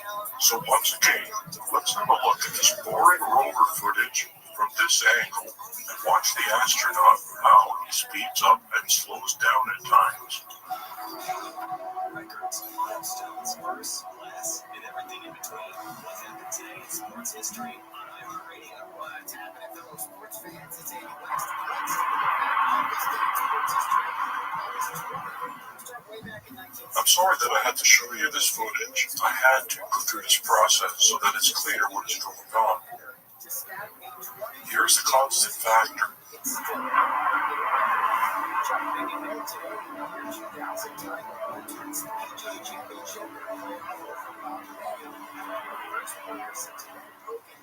Now let's watch this astronaut speed it up. This one, here's an example. There's a speed change between 0.57 and 0.54. Not dramatic, but it's a great example of how the astronaut's in full motion. He hits the ground, starts his different stride, some kind of change, and allows them to hide the factor change. So the astronauts were hanging from wires. We'll discuss that here. It's backpacks and so forth. Here's a suit laid out. I think pre-launch, possibly post-launch. You can see a lot of little items. You can research all of this on the internet. You can see the fancy understructure. It's going to have to be pressurized, and well, it's got movement. And here's a diagram explaining what all of the parts of the suit are, and whether or not they were used on the set. They could have been modified, certainly the pack, which we'll go over here. It was probably modified. It may not have been made of all of that equipment. It certainly didn't have to do with all this stuff. More than likely, they pressurized the suits a little bit, as well as the water that went around. When astronauts were testing the suits on the Earth, they still had to have coolant in there, but it didn't need to. So much oxygen feeding because they were in an oxygen-filled set. And I imagine that they took as much weight off of these astronauts as they could so that they felt a little more comfortable.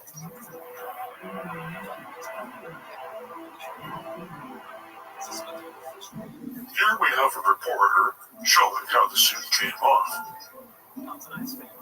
And we're just speeding it up a little so that you get a sense of everything that was involved.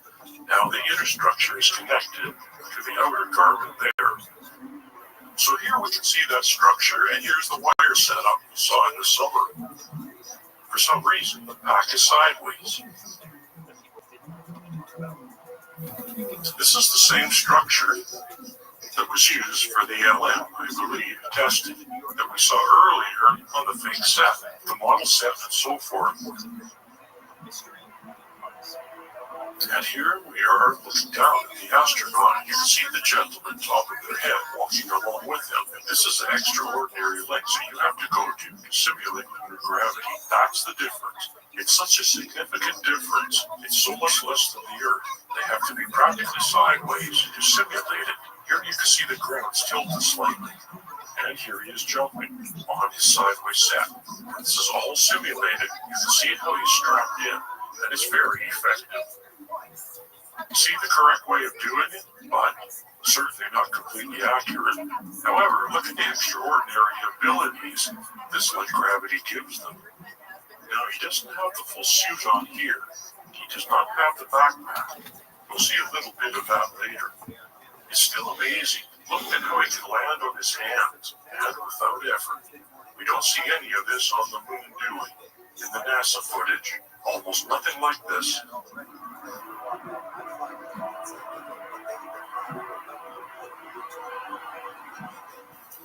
Look, he lands on his hands again.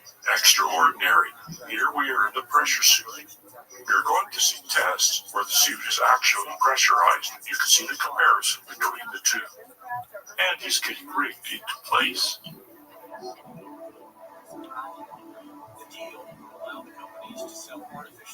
And you'll see a comparison between Earth gravity conditions which means no wires, and he's standing straight up. And the moon conditions where we're looking down at him sideways, and look at the left. Looks like the guy's walking. If my factor changes to the right, he's floating. Why is he floating? Because 83% of his weight is taken up by wires. He can't run. Why? There's no friction. He's so light now that he can't get any friction with his feet. However, on the left on Earth, it's easier. These are both pressure suits, not fully pressurized, that is my understanding, close enough to the limitations that the suit would provide.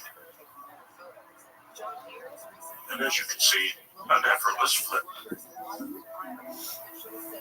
And here he goes again, and he lands on his hands without a problem. I saw no kind of agility like this in our moon footage.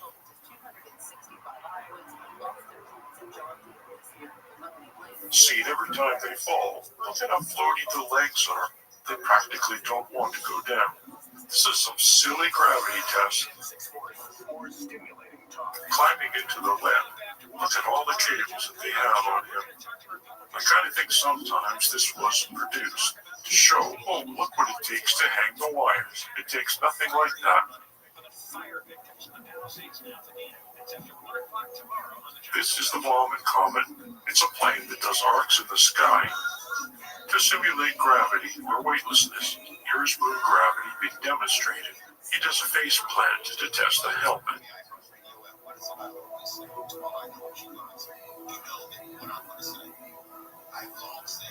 And here, it looks like a fish out of water. They had problems with the backpacks, so they had to redesign them because he couldn't get up. And here he is, trying to get up. Look how awkwardly it looks. It totally contradicts what Aldrin just said, which was his excuse for the slow motion. Pretty blatant if you ask me. And look how floaty he is. He can barely stay on the ground. He's got the backpack and a fully pressurized suit, and he's struggling to keep his feet on the ground. This is amazing. There's nothing like it in that footage. And where was the wire located? It was just one wire, I'm quite sure. Right in the middle. Right in the middle both ways, from the front and the side. And it was made up of monofilament, perhaps braided, perhaps a metal monofilament. Whatever didn't show up on the camera, and you heard Douglas Trumbull talk about that. It's not uncommon. And look at the size of that. It's tiny, 5 millimeters from left to right. And so how did it not show up on the camera?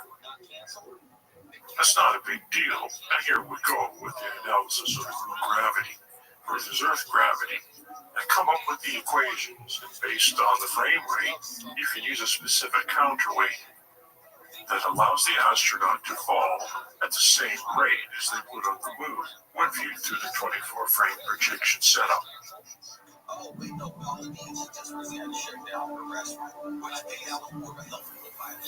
If you're interested in this, you should look at it closely. I put all of it here in front of you, and if you're not interested, I understand.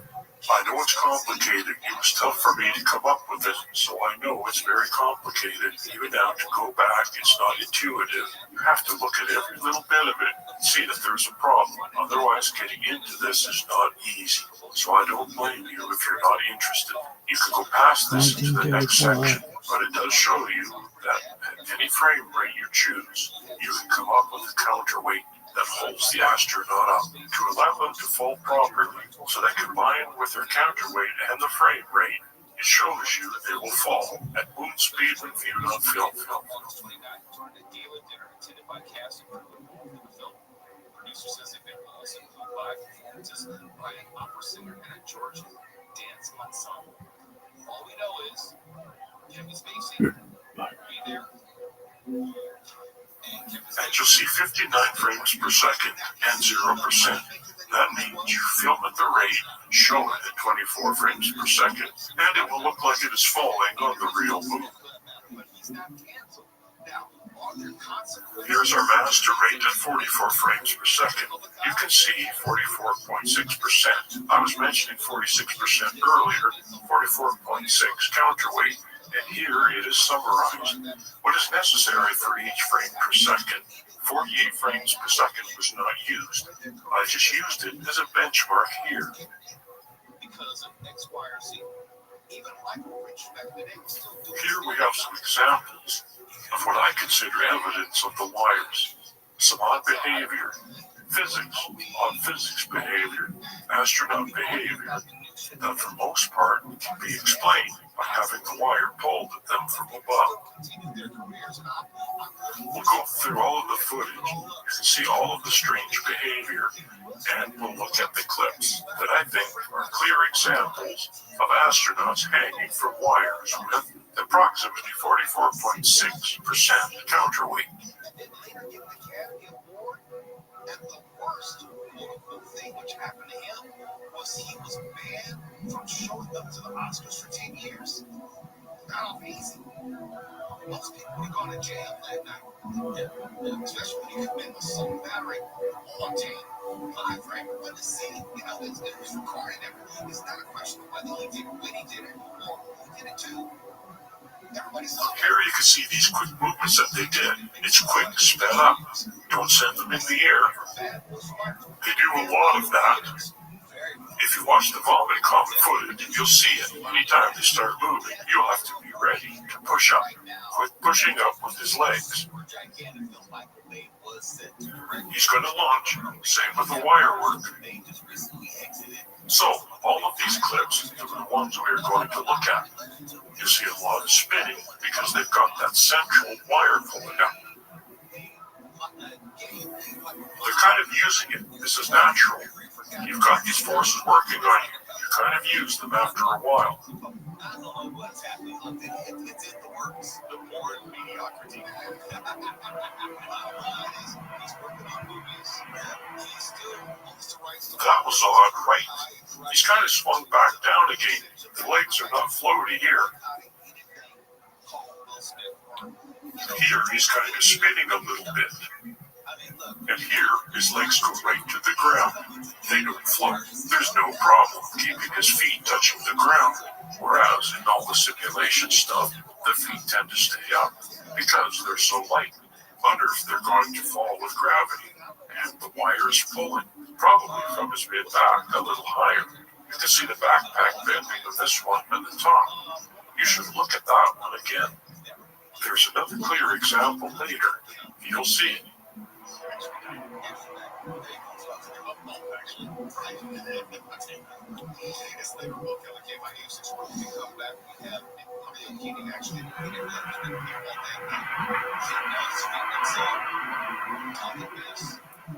It's an unbalancing act being pulled up from the top.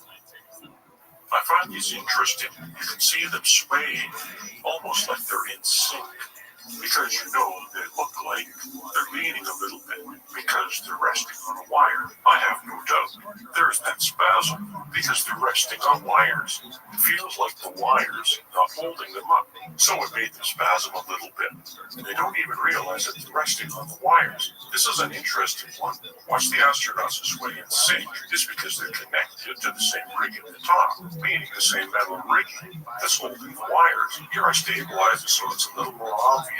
Lens distortion throws it off a little bit, but you can see them swaying together because they're resting on the wires. If the wires pull up, they move a little bit. Here you can see the backpack bending from the wire, bending back a little bit.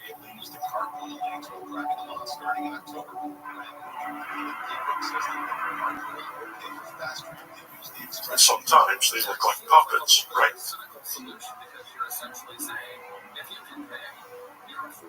And in all of this pushing up and the sudden moves that they do, they never once fly up in the air.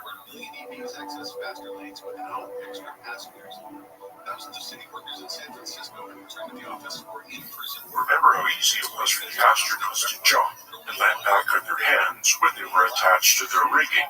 It didn't seem very hard for them as they almost went flying back into the air. So why don't we see that happening here?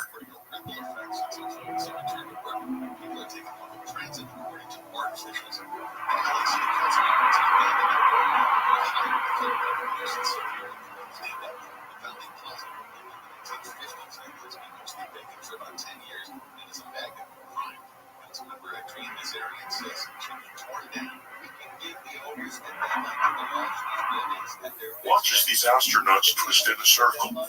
I call this the rotisserie dance. You can clearly see that a wire is being pulled a little too soon.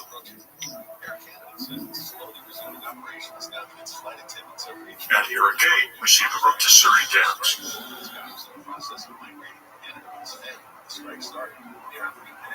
This one seems funny and obviously in slow motion. Here's the slow motion aspect. You can see hopping and jogging. Extraordinary amount of it too, because a lot of movement on the move in the footage.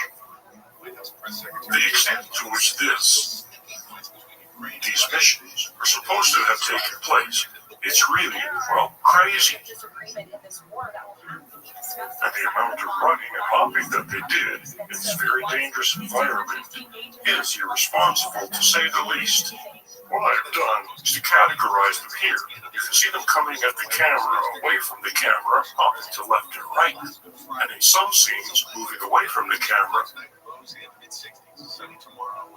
Even at full resolution of this, you can decide which ones interest you. Look at them all. There are so many. Here are some more scenes of the astronauts moving away from the camera. Watch the top of the screen as I retime both for Earth speed and for moon speed.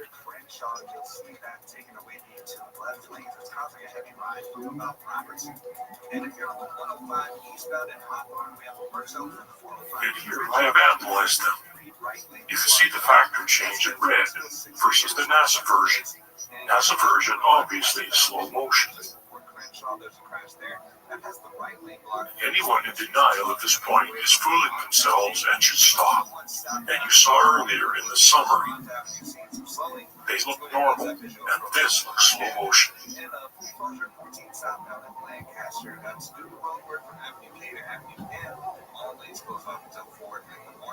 And then we have them hopping on wires toward the camera, and then hopping on wires toward the camera in slow motion.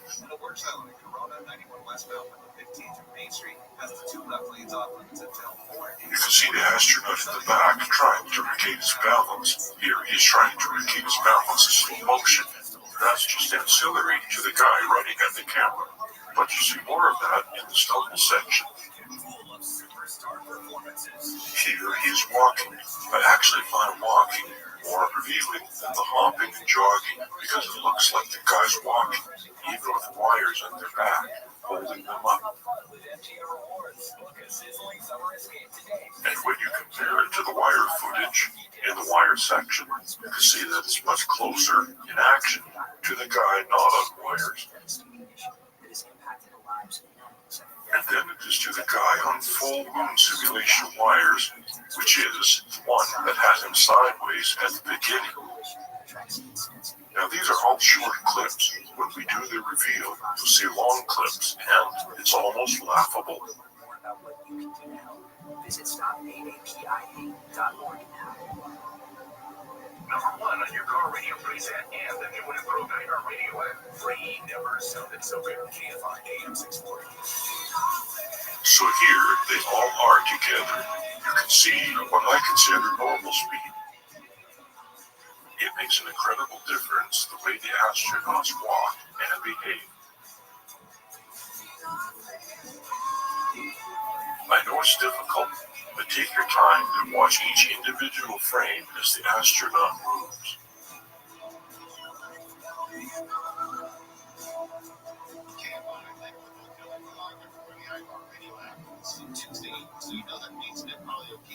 Even in this crappy footage, you can see the guy walking normally, but he's kind of stumbling. He's hanging on his wire, and he's walking.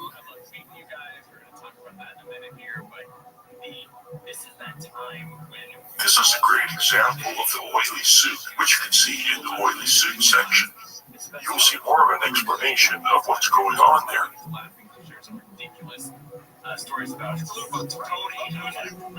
I just love this one. Look, he's just walking on the moon.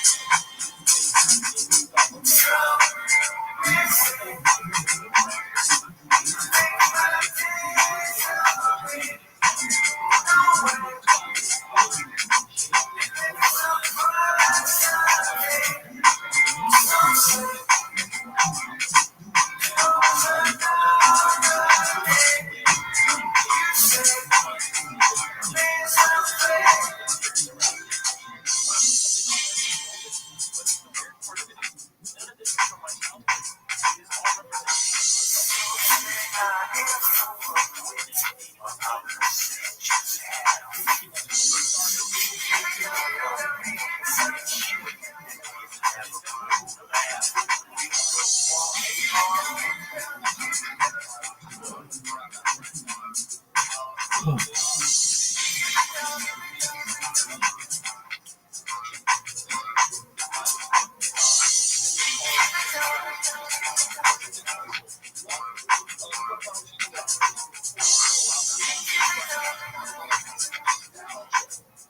of course, this is the factor change in red at the bottom. You can see the factor change. What you saw, 0.54, this is a 0.57, because he's doing more detailed action. That's it, what you're saying there. And I know that we have experienced many advertising changes on television specifically, because when we were kids, 70s, 80s, early 90s, it was all advertising to the toys. It was all advertising. I think this is incredible. Like, I don't even ask How many of you I guess walk you over can the rocks on a hill more clips like on a hike? just get You you. maintain your balance. Get deep there. I've been watching for 4 years. You No just reason. have a little Maybe no stutter. reason. Yeah, I go live, bro. That's amazing. Looks like He all was the guys so walking high, through the desert. dude. A little odd because 46% of their weight is being lifted up by wires.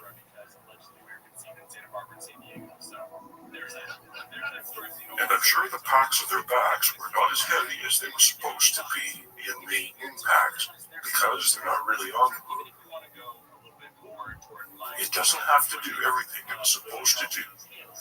When they returned, they were nothing like the males that kids thought were in the 80s and 90s in any way, shape, or form. They were about a third the size. They had no lid on them anymore. You couldn't really trick or treat with them any longer because they didn't have the capacity for a solid night out. So it was sweet, thoughtful, nostalgic. And don't get me wrong, I too felt victim to it. Have many males that only saw from those promotions. They were not sharing this dialogue together because they went to colors that had never even existed. Anyway, long story long, if you're looking for something. Here you can see the camera is almost constantly moving. Very seldom it is still. They have all kinds of things going on to keep it busy and keep you from figuring out what's going on, keeping it noisy and cloudy.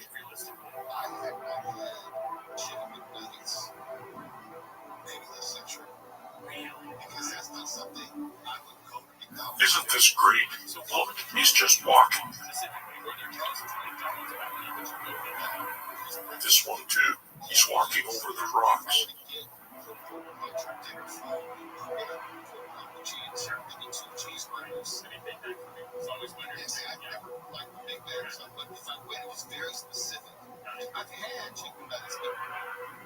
See those subtle moments of him catching his balance, adjusting his step.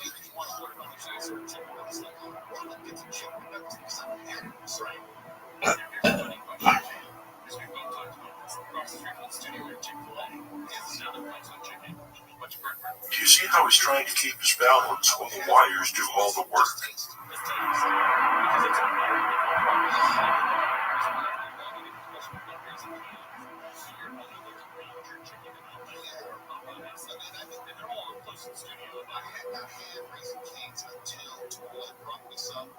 And I was underwhelmed, but I do like him raising kids.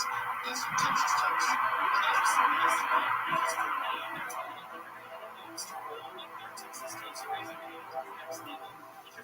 I find the stumbling also very revealing. Catching your balance, trying not to land on your head.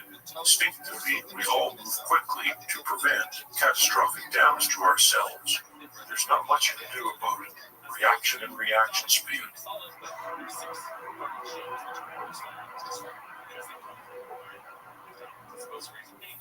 Here at the factor change versions, you can see them performing these natural jerks and very quick adjustments not to fall on their heads. Whereas at moon speed, you see it's obviously slow motion.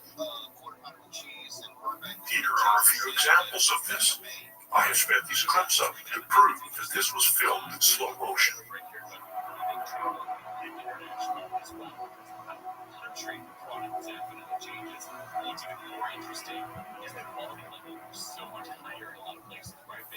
It's quite obvious, isn't it?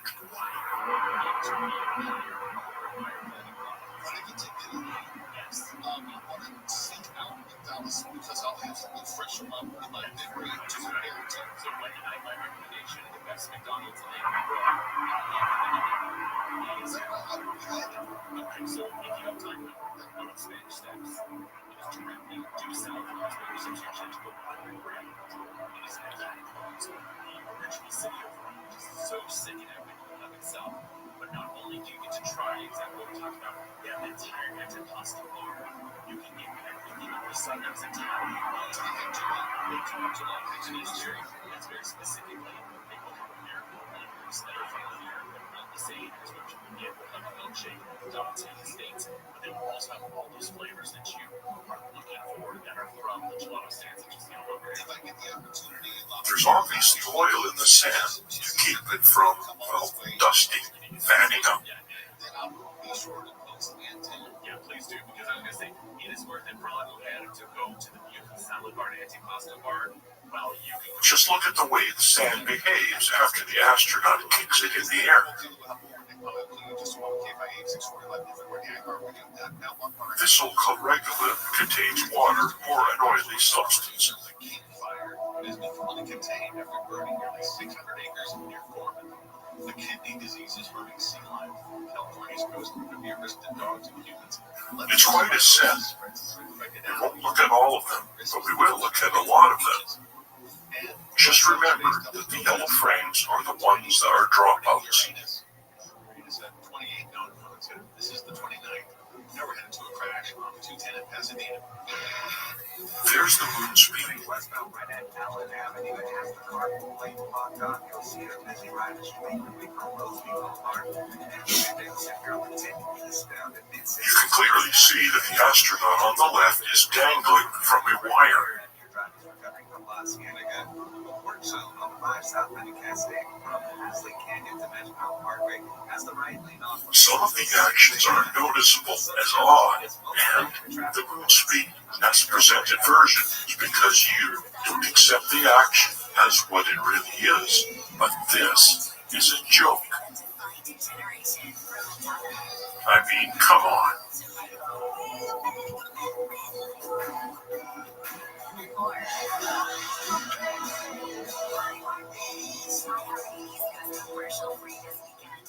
Some of these are just clearly recorded in slow motion. How anyone could accept this as anything else is not really reasonable. I will show you a few more examples of this. Although, if you talk to the people who made it, The Godfather's prospects for success were far from short. In fact, before its release, they were wrinkly. And they said, we're finished, this is over. They're really not going to work. You gotta get rid of those guys. It's exact. Leave the God taking cannoli. My co-host Mark Seal and I strip back to Mark Look at that. And talk to never before heard from sources to get it where And again, that. Leave the God taking cannoli is based on my co-host Mark's best-selling book. And now this. You can clearly see that the wire on this astronaut is being pulled taut. That's why he is stumbling and jerking. Many of them afflicted. And now the rotisserie dance. The conclusion is that this astronaut is being pulled taut on a wire at the wrong time. And here we see evidence of that again. Watch as the astronaut trips over his own feet, and then the wire is pulled taut. We still aren't entirely sure what's true and what's not. Incredible, isn't it? The 10-part series gives everyone who is involved a chance to tell their side of the story. Listen and subscribe. Watch how the astronaut behaves after he trips and drops the package. This is just slow motion. Whoa! Whoa! And again, we see the wire aiding the astronaut. Virginia's top prison band, Edge of Daybreak. And there's no reason for them to even move slower. If you look at the wire analysis footage, later on you'll see them behaving differently compared to the vomit comet simulated moon gravity. So the spasms I just found this as I was looking. I asked, what are they doing? What are these weird jerks? And what do you know? It's someone being pulled off balance with a wire, suddenly and unexpectedly snapping to regain it. What is happening here? Well, it's not because of the backpack. We've all worn backpacks, or at least most of us have. We're ready for it. If someone pulls up on us, if someone snags us that we didn't expect, throws us momentarily off balance, even if we weren't going to fall, we respond as if we were, and adjust ourselves. These astronauts are being pulled up by a wire.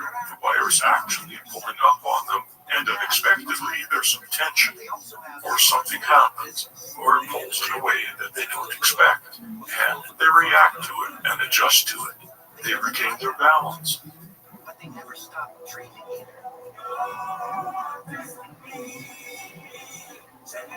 Listen to Soul Incarcerated on the iPhone. And it is also possible that for whatever reason, it feels like it's not pulling out much, and not as supportive. They feel like they're going to fall forward as they snap back, because more than likely, they're resting on the wire quite often. They're relying on it, they're resting on it, they've actually letting it lift them up, and so they don't feel as heavy when they hop and jog. So now that we've looked at the footage extensively, we're going to move forward and examine how they did it. And one of the first things we should look at is the film gauges and how it was utilized to make this happen. Film gauges refer to the size of the film, 16 millimeter, 35 millimeter, 70 millimeter, as well as others. Double 70 or IMAX, it depends if the film is sideways or vertical when it was used to capture. How do these film formats compare to each other? Basically, you use a large film like IMAX, then you can use a smaller to recapture it by using the optical printer and have plenty of resolution for the smaller format. I believe the Apollo footage, TV camera footage, was originally captured in 16 millimeter and then optically printed of sorts with a TV camera. Welcome. How are you? Transferred to TV, video.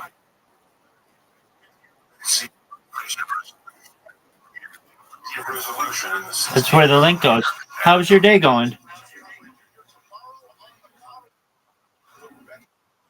How did? No, it's a server as well. How did you find out about me, big dog?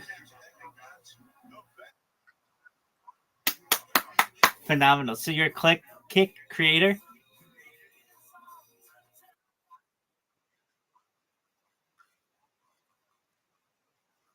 Very well. Do you mind if I tell you about myself? I am really a rabbi. Shalom. Do you mind if I tell you about myself? Thank you. Firstly, apologies for any trouble my clips have potentially done. I do this for love. I am Rabbi Rothschild. I stream my life 24 hours a day, 7 days a week, 365 days a year for world peace. I've been doing so for more than 3.5 years. I have more data on the internet than any person ever. In 2018, The Economist magazine stated that data had overtaken petroleum as Earth's #1 resource, and I have more data archived than any person, which may make me an influential person. And if that happens, I'm going to make you, your friends, your family, everyone you've ever met, essentially, financially independent. If you're not already, I want to make sure that you have generational wealth if you don't already. And I want to make sure to give you enough money to be able to start charities and philanthropic organizations of your own. How does that sound to you?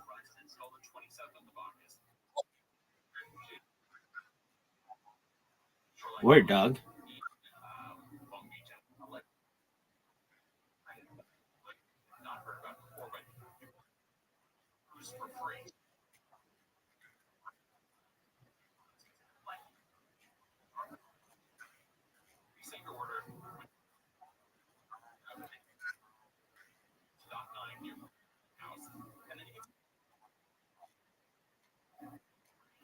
Africa's a continent. Oh, Zimbabwe?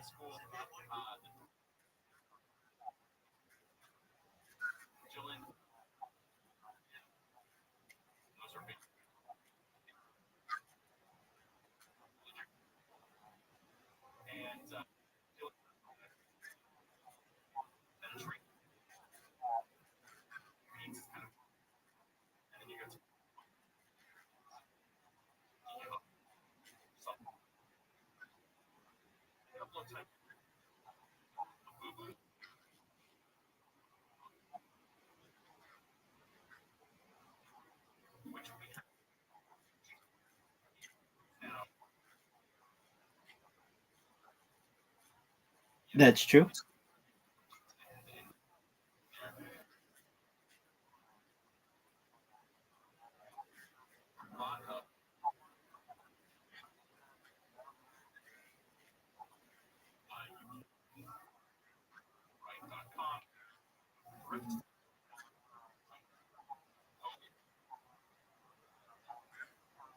Sign up for free on a different the Gardena area. So Rogue is going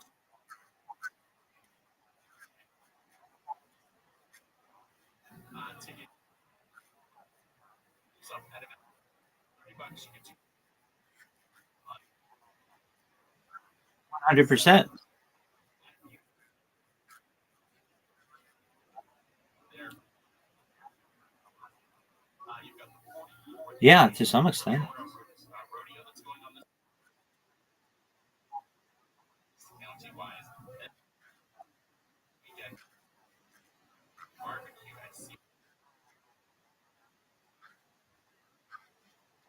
Finish to their next more detail. Thanks, Alex. We got time.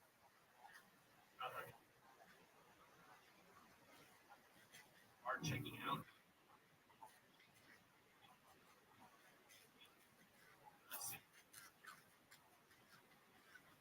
Well, those are kind of.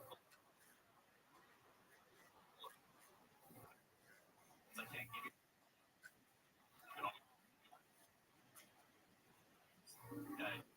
Quick and sneeze.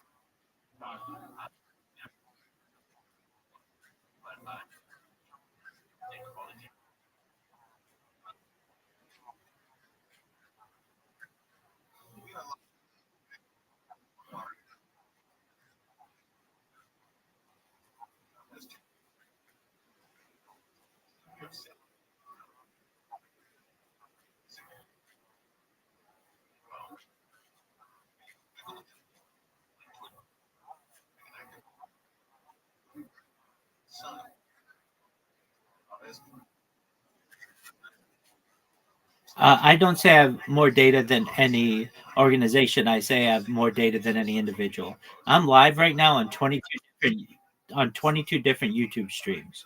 So no one else out there is live on that many multiple YouTube streams for years. I've been going 24/7 for 3.5 years.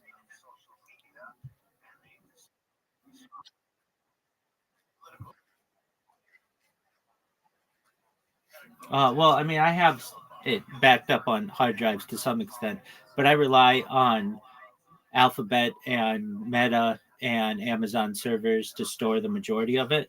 I also multi-stream. I have over 100 YouTube accounts, over 200 Instagram accounts, over 500 Twitch accounts, over 1,000 TikTok accounts, over 2,000 Twitter accounts, over 5,000 Blue Sky accounts, and over 10,000 Kick accounts. I have more social media than any individual ever.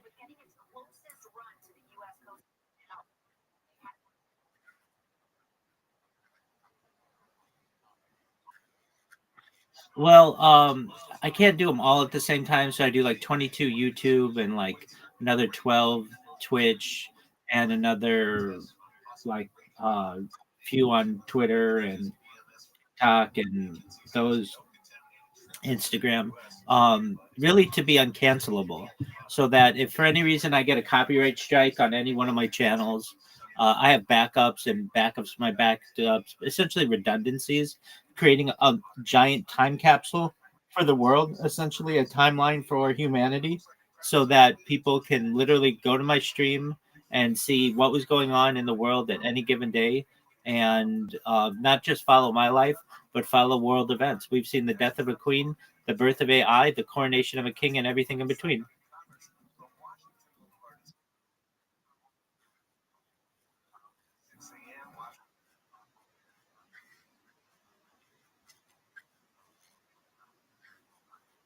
Yeah, no, I recognize that. I want to give that to them.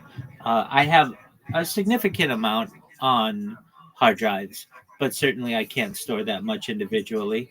So I'm fine by giving up my data to them in order to eventually have influence. And it gives people easy access to my data that I would normally be able to give them. So I recognize that it is uh, a, a a convenient exchange for both of us.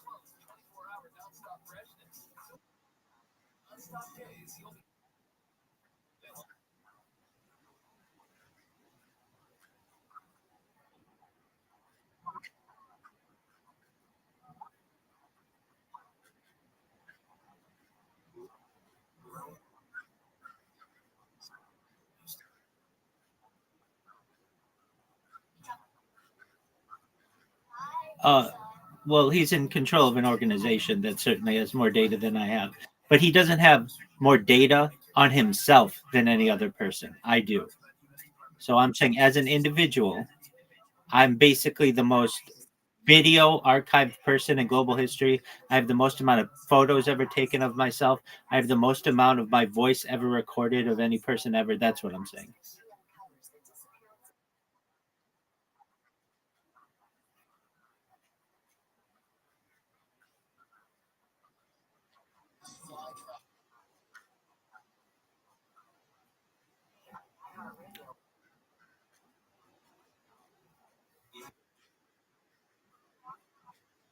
That's exactly right. Yeah. Essentially, AI can use me as a basis to create whatever they want.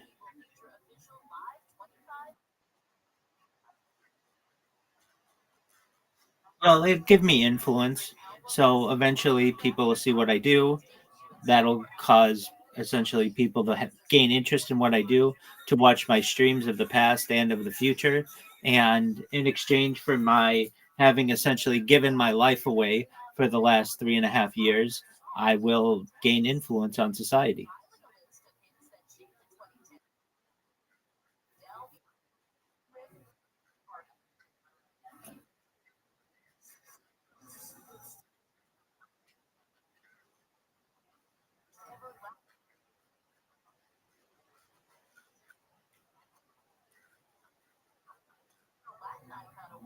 Why did I clip that?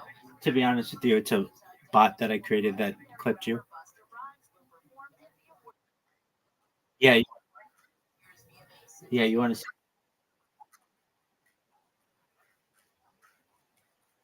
Well, I mean, I just want to make people aware of what I do. I don't want anything from anybody, so um, I want everybody to be able to keep their own money and do what they wish.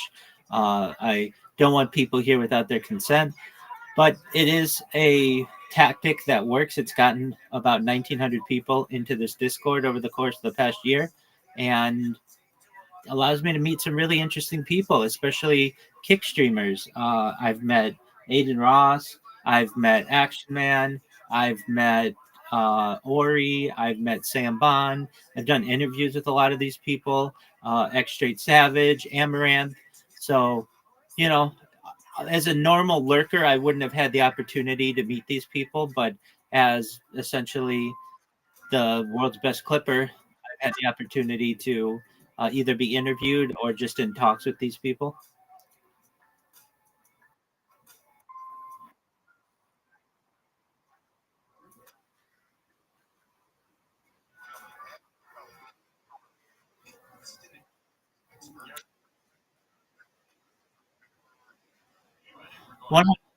100%. I have a whole spiel. So one moment, I'll tell you all about it. So I do things, and I talk about things to help the world. So it does, like, financial independence for everybody's great, but the discussions that I have, I feel, are what really are important to my stream. So I talk about things like ending world hunger through the use of technology, such as agricultural drones, floating greenhouses, saltwater greenhouses, hydroponics, things like vertical farming and cloud seeding. Ending world thirst. I'm sponsored by a cryptocurrency that's worth about $100 million. And one of the things that we do is we build wells in developing nations like Nigeria to benefit the less fortunate. I'm an advocate for the LifeStar Project and, most importantly, desalination technology. I talk about futurology topics that I really feel will be interesting to people of current day, but also of the future. Things like anti-gravity, antimatter, faster than light travel, faster than light communication, alien disclosure, things like nuclear energy, quantum computing. We talk about things like geothermal uh, energy. We talk about invisibility cloaks, Santa Claus machines, things like de-extinction. People don't know this, but the first successful de-extinction took place in the year 2003 with the Pyrenean ibex, which was a goat located in northern Spain, southern France. Fast forward to the year 2021, a company out of Dallas, Texas, is founded known as Colossal Bioscientific. They've made it their goal that within the next 3 years, or by the year 2028, to reintroduce the woolly mammoth into the Arctic Circle, utilizing Asian elephant surrogates, which I just think is a really exciting project, mind blowing even. They want to reintroduce the Tasmanian tiger following the woolly mammoth, and then the dodo bird, which I think is really exciting. They've made recent headlines with their direwolf project. Their direwolves are over a year old now. Joe Rogan has met them. I also talk about things to help people in their own lives. I want to give people the ability to utilize, with their consent, life extension technology. Things like oxygen therapy, human growth hormone, stem cells, things like perhaps ambrosia therapy and cold shock therapy, cryonics, cryogenics, nootropics, to increase their average life expectancies from age 80 to age 100, 120. But eventually they may get to be 120 years old and they may say, Rabbi, everything that you said came true. It's been really great. I don't want my life to end, but my body's starting to break down. What's the next plan? And this is all with their consent. But if they want, we may be able to utilize a type of technology known as mind uploading technology, where we scan their brain into a computer like a CAT scan or an MRI, knowing where every atom is in their central nervous system and the peripheral nervous system, for later download as an android, an avatar, a cyborg, a cybernetic being, a clone of themselves, a robot, an ethereal being, whatever they want to be. But I talk to people about the opportunity to have a potential of a digital immortality, and that's really exciting to people.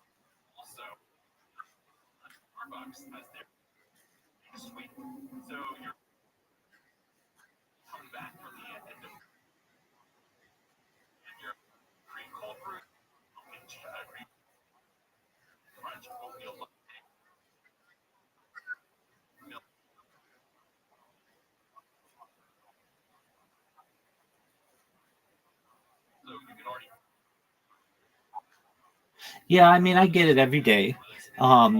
It's just something that you live with as a Jew, and it's something that I let bounce off of me like water off a duck's back. I just don't let it get to me. Frankly, I know that people have hatred in their hearts, and I do my best to just be a good example to change their minds. I get people in here often who say, wow, I have this one thought of how Jews were, and after meeting you, I see that it isn't that way necessarily. I mean, just as you came in here, I was watching a documentary. I watch Jewish history lectures. I invite people to learn about Judaism in any way they like. I answer people's questions on Judaism. I do my best to be as open to people as possible. I don't speak on behalf of all Jews. I just speak on behalf of myself. So when it comes to anti-Semitism in the world, there's nothing I can do to necessarily control that as a whole. I can just do my best to be a light to the nations.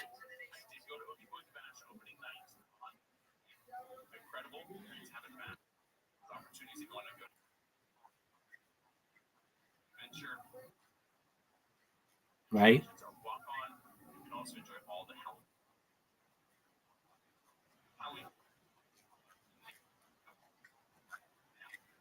The world to come.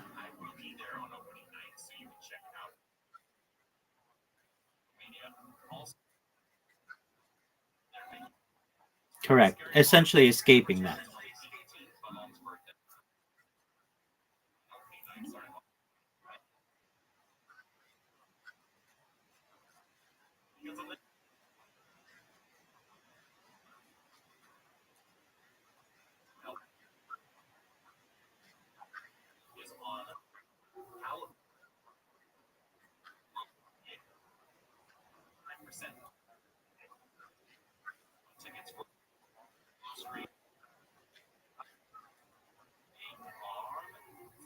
Then you don't have to. You don't know what necessarily the next phase encompasses. Like I say, maybe it's a life where you experience no pain, or you have special abilities, or you can be a different type of creature. These are all opportunities with science.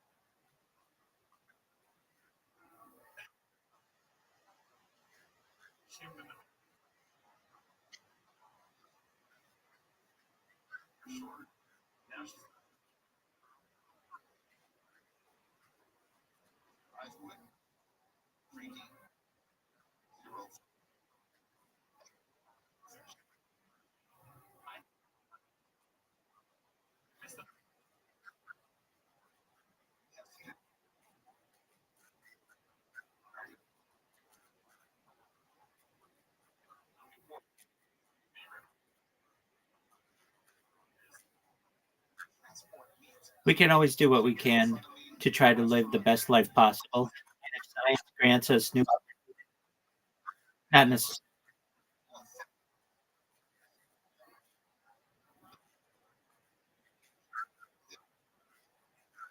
Not necessarily.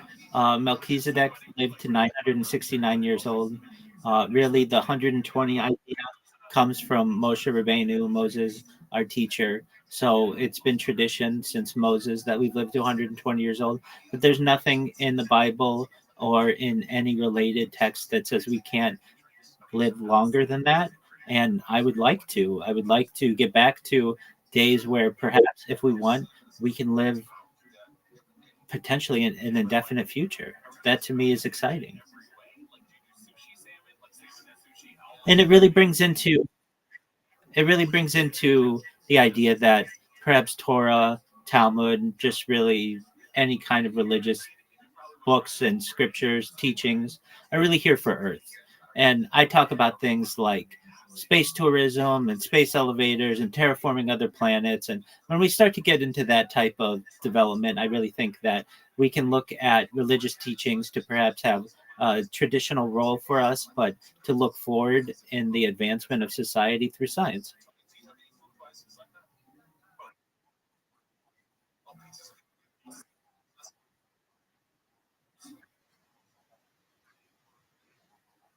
Correct.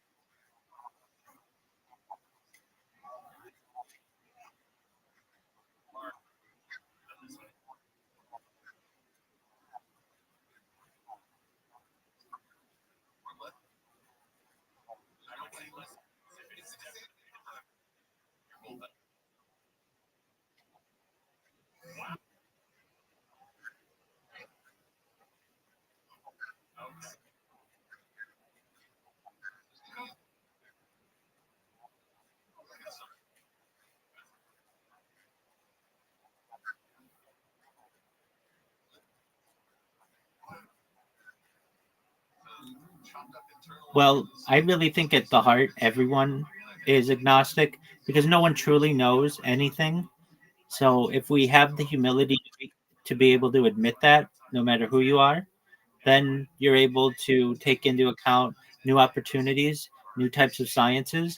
It's not my role to be able to determine when the line is drawn as to whether it's okay or not to live longer than 120 years old. I just am essentially documenting society in our pursuit to be able to do so. We already have Neuralink, which allows for brain computer interfaces.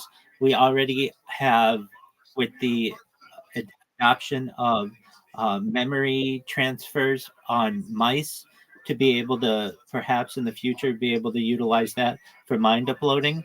And I'm just essentially documenting these things. I'm no different than any other person who's just a witness to history.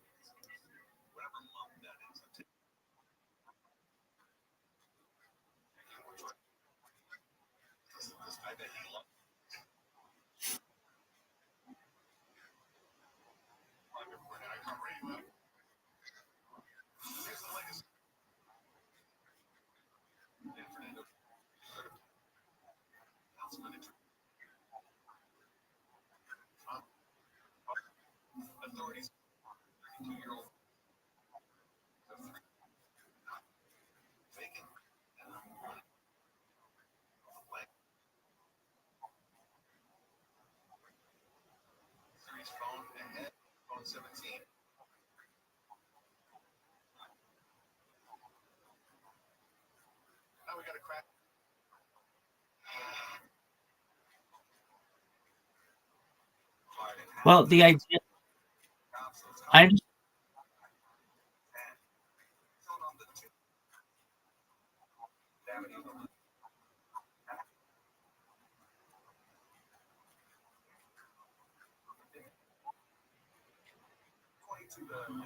can we really draw real circles in real life, like perfect circles?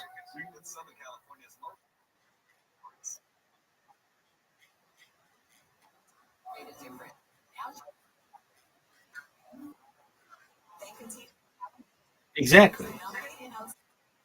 Exactly. So they're not perfect either.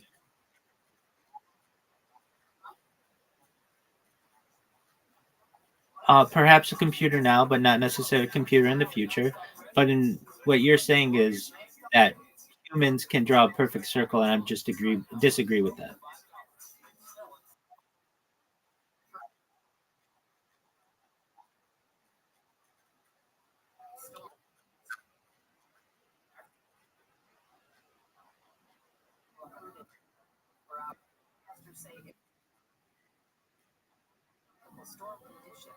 I recognize that. Even without getting computers involved, there's no human on Earth, nor has there ever been a human on Earth who can draw a perfect circle.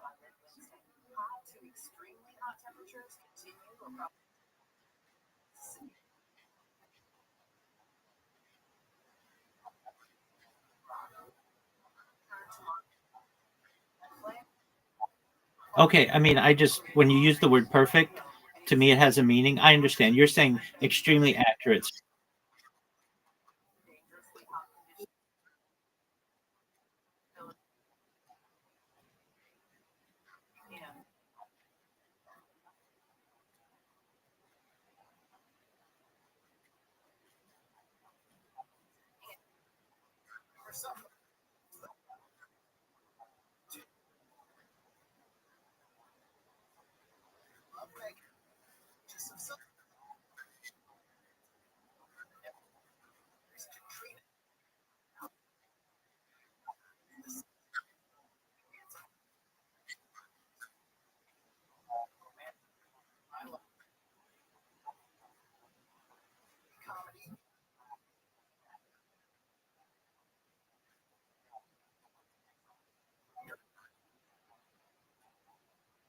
Well, perhaps with modern computers that may be true, but with advancements in computers, especially in quantum computers and holographic computers, then plasma computers, all of these may be opportunities to improve what kind of data is stored, and we may be able to just to store data perhaps even better than we currently do with our own human minds.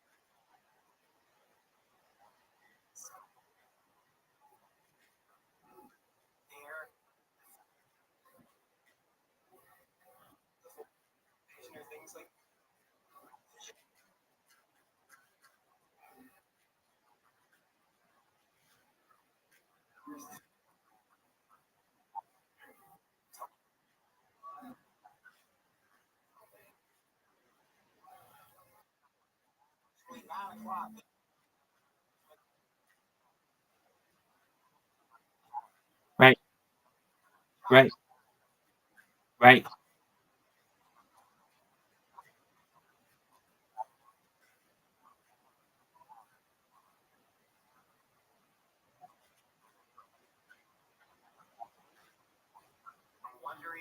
That's why when I talk about these things, I'm very clear at the outset to say, with your consent, whether I'm talking about life extension technology or mind uploading technology, if you don't want these things, it shouldn't be forced upon you. If you want to live a normal life of age 80 or whatever the average life expectancy was when you were born, I think that you should be allowed that.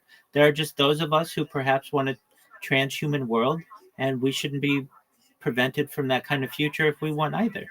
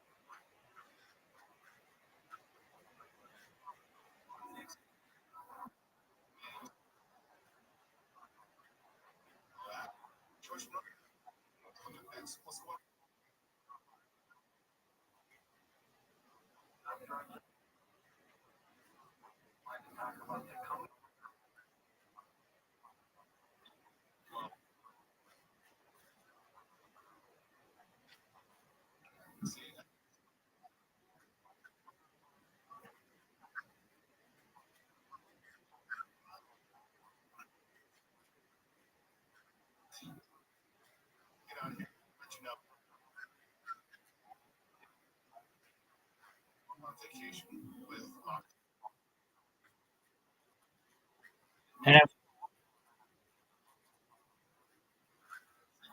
okay, you should know that you shouldn't see it that way.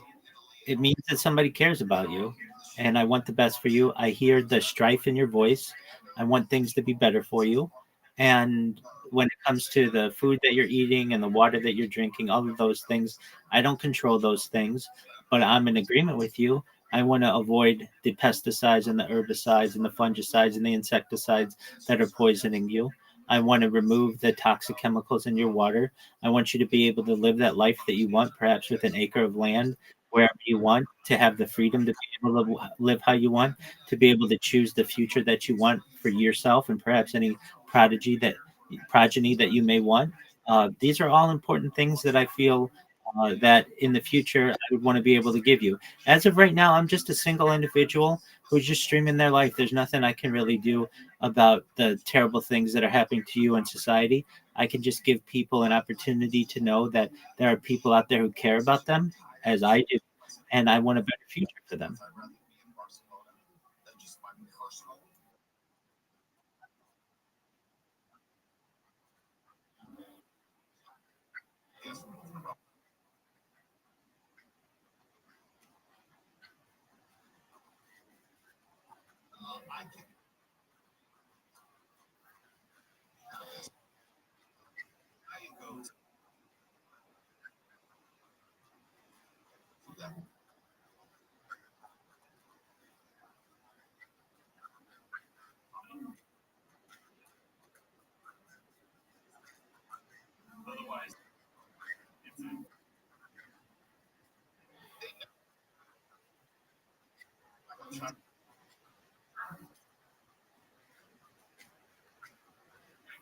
That's true.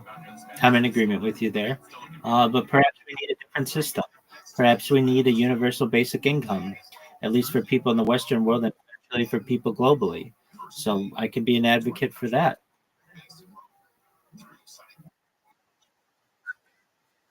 It's my last name.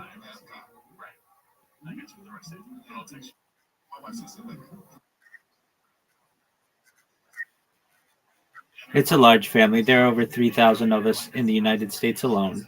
So don't think that I control the banks. I'm just a normal individual, just like everybody else.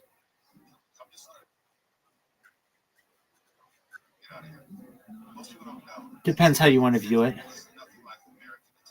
I can make phone calls that can perhaps change people's lives, but as of right now, I just choose to work on this project. It's something that I have a lot of belief in, and I think in the future may be able to change the world.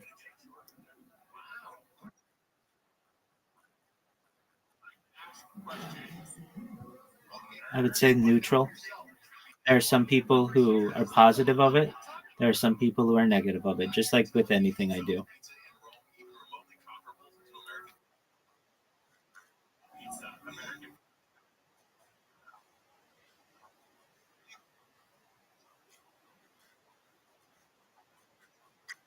Oh, I can make calls to get my accounts unbanned, and I have. But generally, I do my best to live a normal life and not have to use, cheat codes for the world. And I recognize that this is a way to have influence and to be able to spread my message. If I wanted to, and I wanted to make calls, and I wanted to ask people, I could get on the nightly news if I wanted, or in newspapers, or have press releases. I recognize that. I'm doing it this way. This is the way that I choose to do it. If I need to in the future and I need to ask my family for something, I will. But as of right now, I want to do things independently.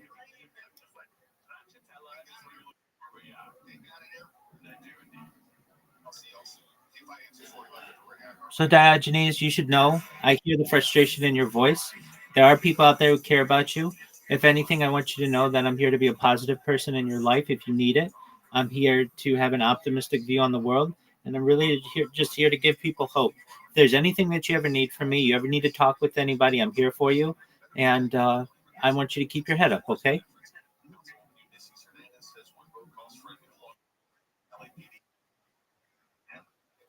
Okay.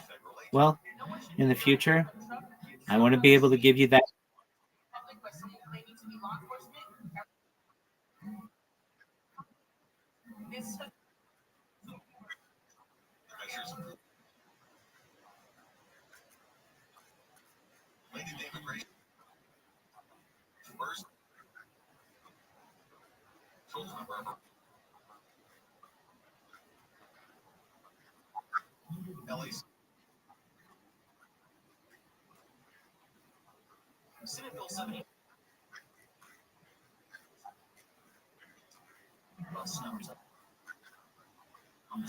Okay, so you're a streamer.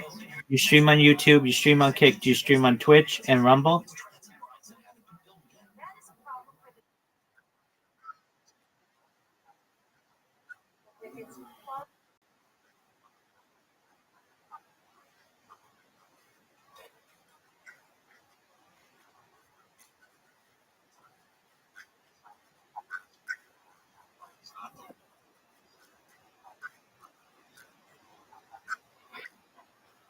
Okay,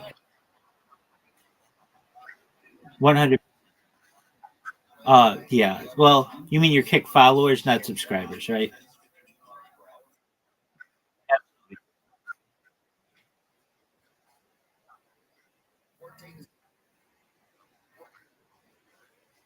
Absolutely. Yeah. Well, if you want, I can teach you how to create a bot so that you can increase the amount of Kick followers you have.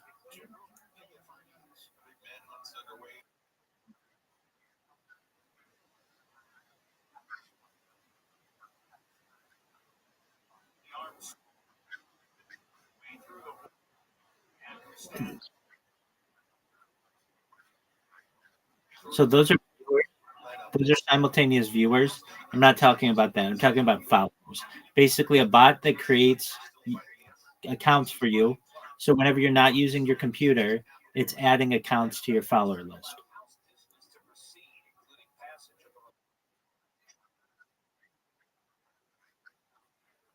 That's what everybody that's what everybody's doing. And when people see that you have 2,000 followers or 20,000 followers, they're going to be more inclined to follow you as well. Also, when the staff sees that you have 2,000 followers as opposed to 25, they're more inclined to put you on the front page.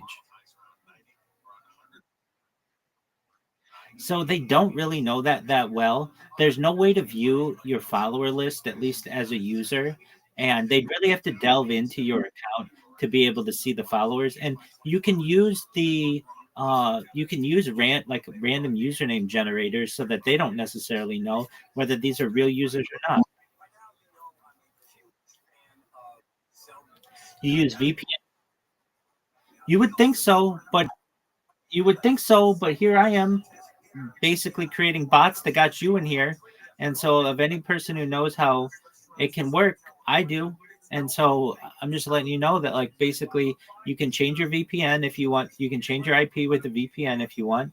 Use a random username generator. Use random email generators, and just have it like an infinite loop, always creating accounts for you. You turn it off when you need to use your computer, but whenever you're not using the computer, you just have it work and turn on, and it'll just keep adding uh, followers to you. And you'll probably get, if you were to do it, you probably get 30 an hour with just one computer.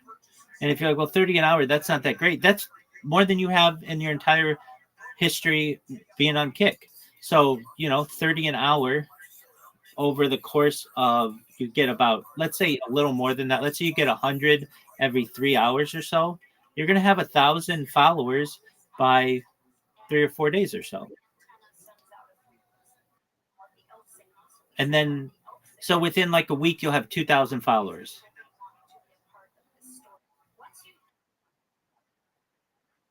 Wait, and you know what, Janice, I agree with you. I don't like it as much as anybody else doesn't like it. If you have the opportunity, go to a website called Botted, BOTTED .WTF. Like, what the fuck? Botted.wtf. And you can see everyone who's streaming on Kick right now and how much they're botting themselves. It shows you all of the data. So it'll tell you, like, for instance, like, I'll go to it right now and I'll tell you I mean, basically everybody on there is botting.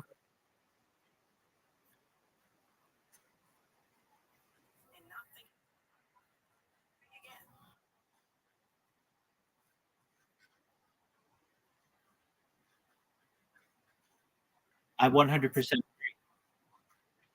Yeah, absolutely. And he said everybody's botting. He's in competition with Twitch, essentially. Everybody on Twitch is botting. So because everyone on Twitch is botting, he has to let people on Kick bot.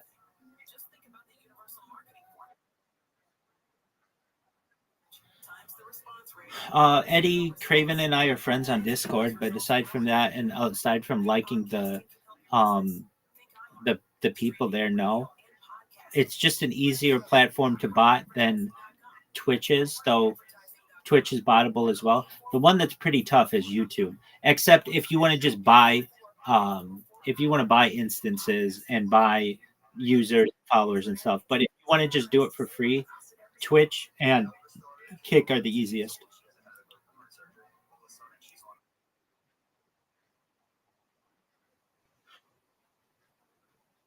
100%. Well, I use everything that I do is free. I mean, as you see, I've got a lot of devices, but so long as you have, like, do you have a desktop computer or a laptop? Oh, you're homeless. Okay. Okay, I understand. All right. Do you have access to a library?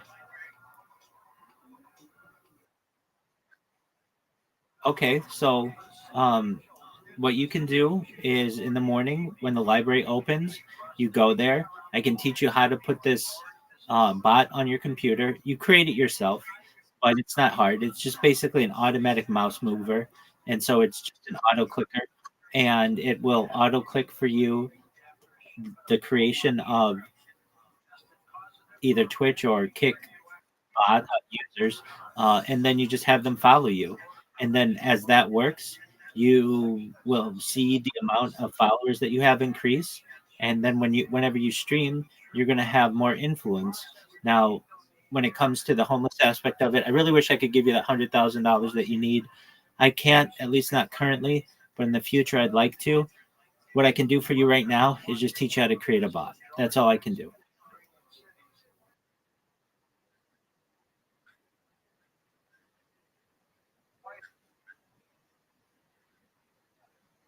Yeah, it's not a penny stock, but I think Ethereum is probably a good investment for you. Solana is a good investment. Absolutely.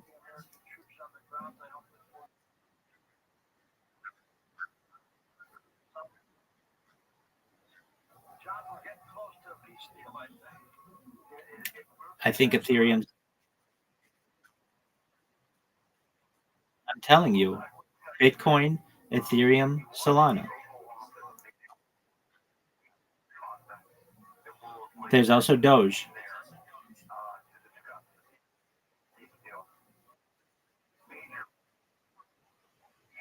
I do not. It's known as Kick Partner now. If you want to know my, yeah, they changed it. If you want to know my history with Kick, I can just review it for you quickly. Some people knew I was streaming a lot, and they told me that I should get on Kick. I stream differently than most streamers. I stream on multiple devices simultaneously. So I started up with 10 different Kick accounts. This was not against their terms and conditions when I first started. And I would stream and not get really anybody following me or watching me or whatever. Like occasionally they'd put me on the front page and I'd get a bunch of followers and stuff, but nothing crazy. Well, then they told me that I couldn't stream it with 10 different accounts at once. And I didn't like that because I said, where is this in your terms and conditions that you can't do this? And they're like, well, we just don't want you to be able to stream 10 at once. Stream with only one account. And so I said, okay, fine. I wasn't getting anywhere with just the one account. So I started creating accounts and basically spamming people to come to my channel. Then Kick eventually banned that account and banned any subsequent accounts that I had. And then I spammed them for like 8 months straight last year to the point where Eddie knows who I am and their top developer, his name is Santa Maria, he knows who I am. He's made videos about me. Everybody in the Kick staff knows who I am. Is about a 200 people or so. I decided January 1st, 2025, that I would stop spamming people because with the hopes of maybe they'll let me back on. And a friend of mine who's a big streamer, his name's X Straight Savage on Kick. He's told me, you know what you did wasn't that bad. Why don't you try to come back and stream? I tried to stream again. They banned me again. We had an email exchange. They said to me, I said to them, for how long am I banned? They said indefinitely. I said, is that a lifetime ban? Yada, yada, yada. Eventually they said yes. I said to them, okay, so you mean it's the year 2025 right now.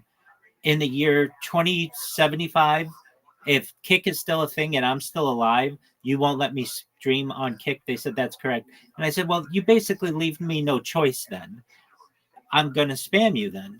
So then I started the spam bots up better, and I told them that I would and that I'd have more of them and they'd be bigger, better than ever. And that's what I've done. And basically been my relationship with Kick.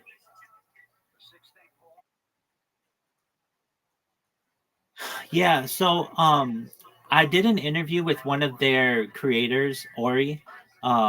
He's a streamer on Kick, and I showed the Kick staff some loopholes in their sign up process, and I sent it to Eddie, and Eddie watched it and friended me, and it was just some things that Kick had where you create an account and sometimes it would work, sometimes it wouldn't work, and other times if you kept hitting the button, it would work. Basically, it was an inconsistent sign up process, and it's something that they've subsequently fixed, but they wouldn't have known about it perhaps without my help.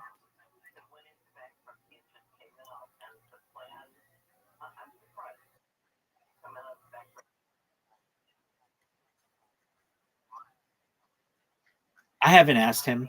So he's, the head of Stake and Kick, and the staff at Kick are the ones who've made that decision. I haven't asked him to come back. Um, I'm not gonna I'm not gonna infringe on our relationship like that. Frankly, I don't need Kick. I just need Kick to be able to spam. It's more effective for me. See, my thing is data archiving. It's not streaming. I want people to be able to watch my streams 5 years from now or 10 years from now. You can go back to my streams 3 years from now and watch them. You can't do that with Kick. You can't do that with Twitch. You can with Rumble and you can with YouTube. So Rumble and YouTube, I do my best to stay in their good graces, but Kick and Twitch, I don't really care about because they don't archive the footage.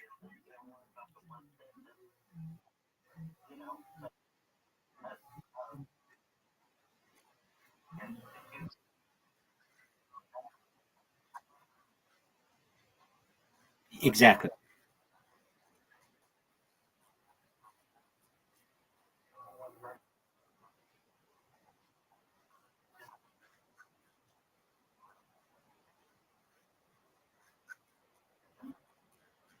I agree with you. I think it's just at the end of the day, it costs too much. And he's a billionaire. He's not a multi-billionaire, so he doesn't have the type of dough to be able to just dedicate billions of dollars to data storage. But even YouTube loses money on YouTube because of how much data that they store, even though they own their own servers.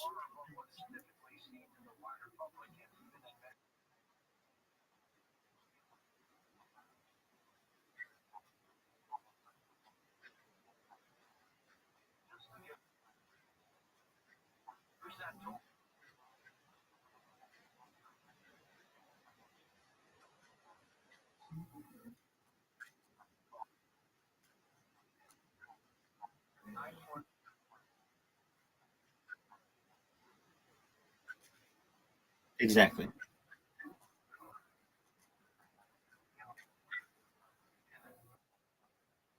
Exactly. It's why they don't necessarily have any competition.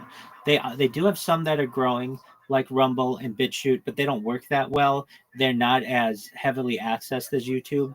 YouTube's essentially the only player in the long time data archiving game.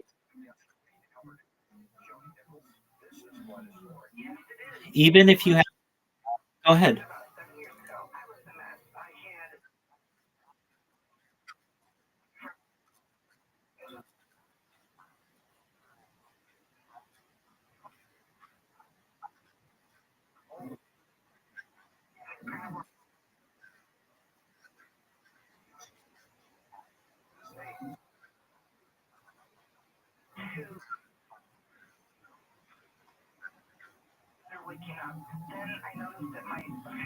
And what you're well, and that get abandoned. Yeah,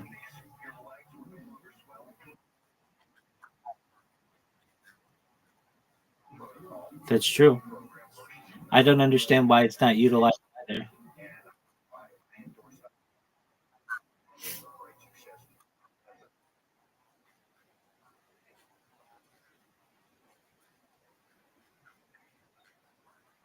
That's true.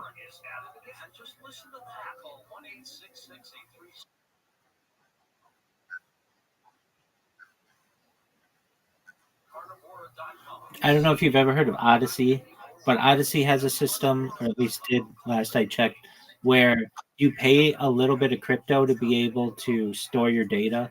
That might be an option too. So basically, like let's say you want to live stream, that's cool. You have to pay 0.00000001 cents per video that you want to live stream, and then that essentially that allows the platform to be able to store your data without losing money. There's another one that does this. Its name's escaping me at the current time. It's not as big though.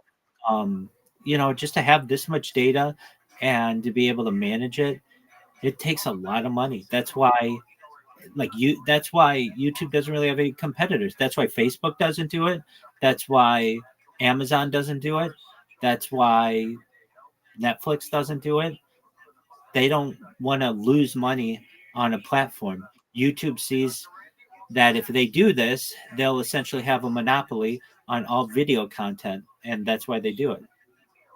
And they have advertising that subsidizes it. Like with Kick, they don't even have advertising.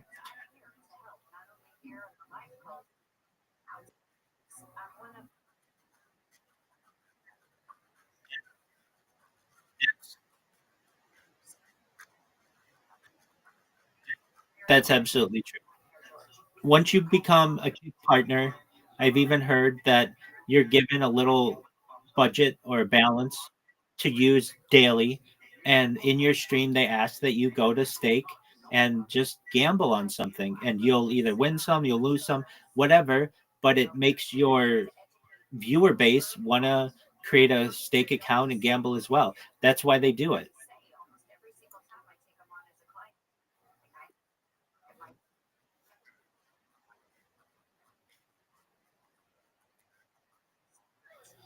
Well, okay, so if your goal is a kick partnership, first you need more followers. So I think you need like seven. Okay. And then from there, let's say you get your 75 followers, then you need concurrent chatters and um you need concurrent viewers, and that's what's hard. It's hard to get 100 people watching you at a given time. So everybody that I've known who's gotten kick partner, whether they want to admit it or not, has had to eventually go to a website and get botted. I have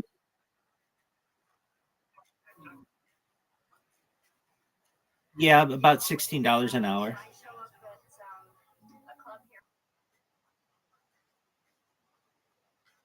Yes, you would.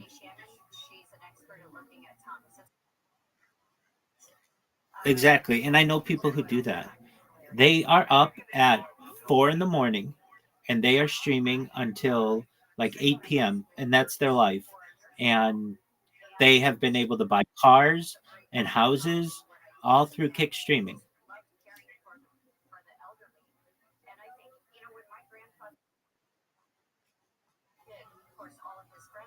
Okay, well, the first thing that you need to do is be eligible. So, you I hate to say it, nobody gets anywhere without doing that. It's the old adage, it takes money to make money. And the reason why it is the way it is, I feel, is they want to limit the type of creators that get highlighted, and they only want to make sure people with their aligning political views or social views are going to be on the front page. And so small creators who just are trying to do it the old fashioned way of just one follower at a time, they'll really never get anywhere. I've known people who have not botted themselves. There's a guy who comes in here and he talks about it. He has not botted himself for a year and got like 200 people following him over the course of a year. That's everyday streaming. That's less than one person per day. But then what he started to do is he got a connection with somebody who owns a server farm, and he botted himself for several months in a row, and he's kick partner now. And that's basically what you're looking at. So let's say he will bot himself at 200, at like 300 people, and then he'll get like 35 legitimate people watching him. Usually about 10% of whatever you're botting. Like that's not a hard and fast rule, but approximately. So let's say you botted yourself with 1,000 people, you're going to have 100 real viewers. Let's say you bot yourself at 50 people, you're going to have 5 real viewers, approximately.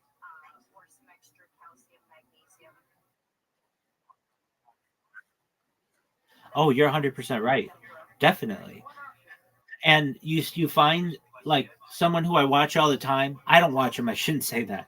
I watch his numbers. Is Aiden Ross, because he's a big streamer on Kick, and he just about every single stream has 57,000 people watching him. And so I think that he bots 50,000 every stream, and then he gets between 5 and 7,000 people watching him approximately, if that. If you watch some of these people's streams, Amaranth, if you know who Amaranth is, she was the poster child of this. She would always have like 300 viewers. She'd be going all day, and no one would be talking to her. With 300 people watching you, you're telling me no one's talking with you, and her chat would just be a just a tortoise. And then you get some people, especially in Spanish speaking locations, and it's become a competition to see who can bot themselves the most.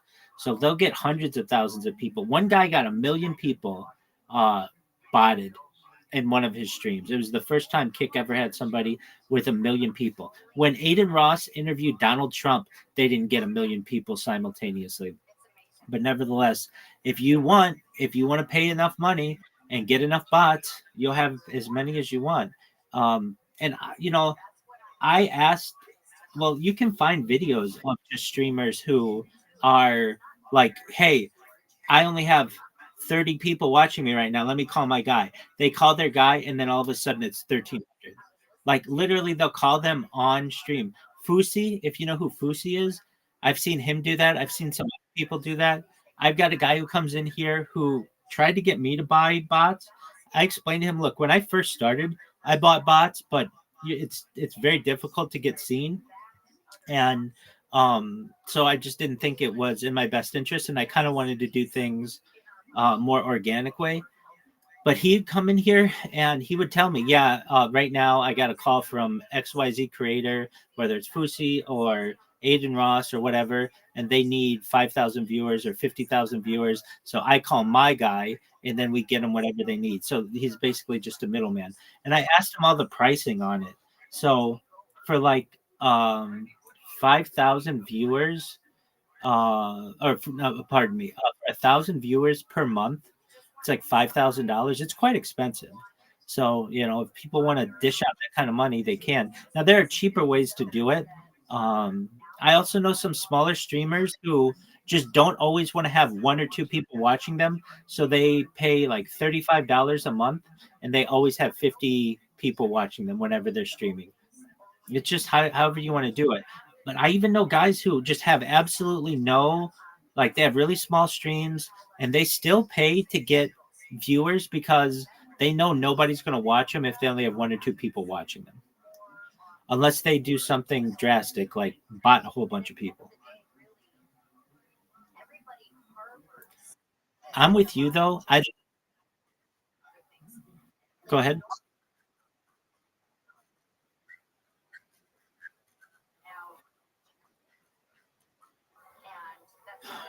Do you do YouTube Shorts?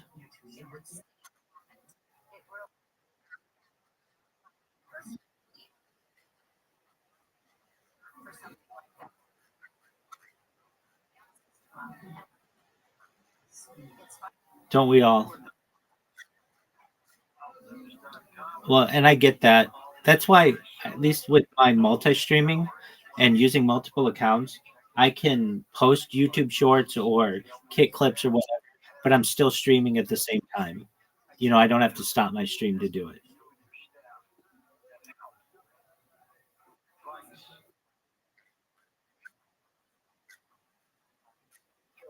Yeah, so believe it or not, many of these Kick clips that I post, people have bots of their own that whenever anybody clips their channel, it automatically uploads to YouTube and Twitter. So I'll just be randomly on YouTube and I'll be like, what is this clip with my like like promoting me? I didn't do this. And then I find out it is because I clipped someone on Kick or I clipped someone on Twitch, and it just automatically does it. And a lot of times those people will be interested in what I do and they'll go to my account and they'll basically give me a shout out, or at least just like view all of the simultaneous streams that I have. A lot of people are just like, I've never seen so many streams at once. That's what I do. Basically archive my life.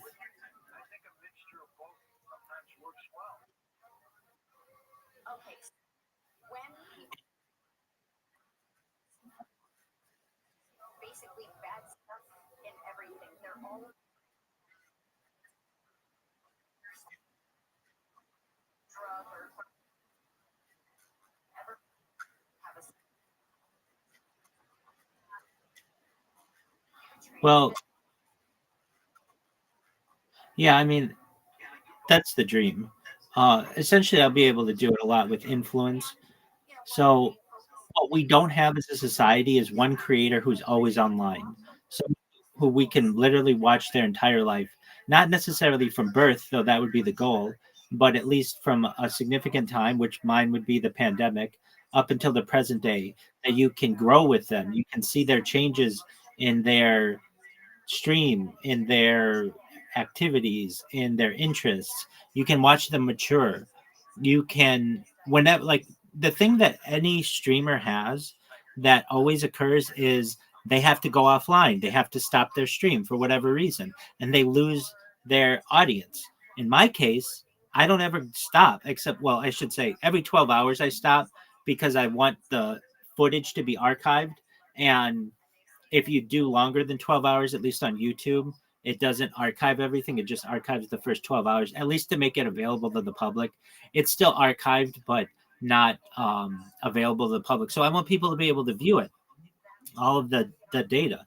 So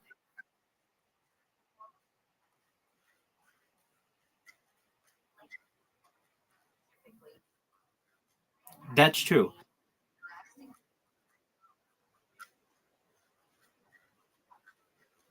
There are people. Do you know? Do you know about Lo-Fi Girl? She's a YouTube account that streams 24 hours a day, 7 days a week, just the same song. And that person has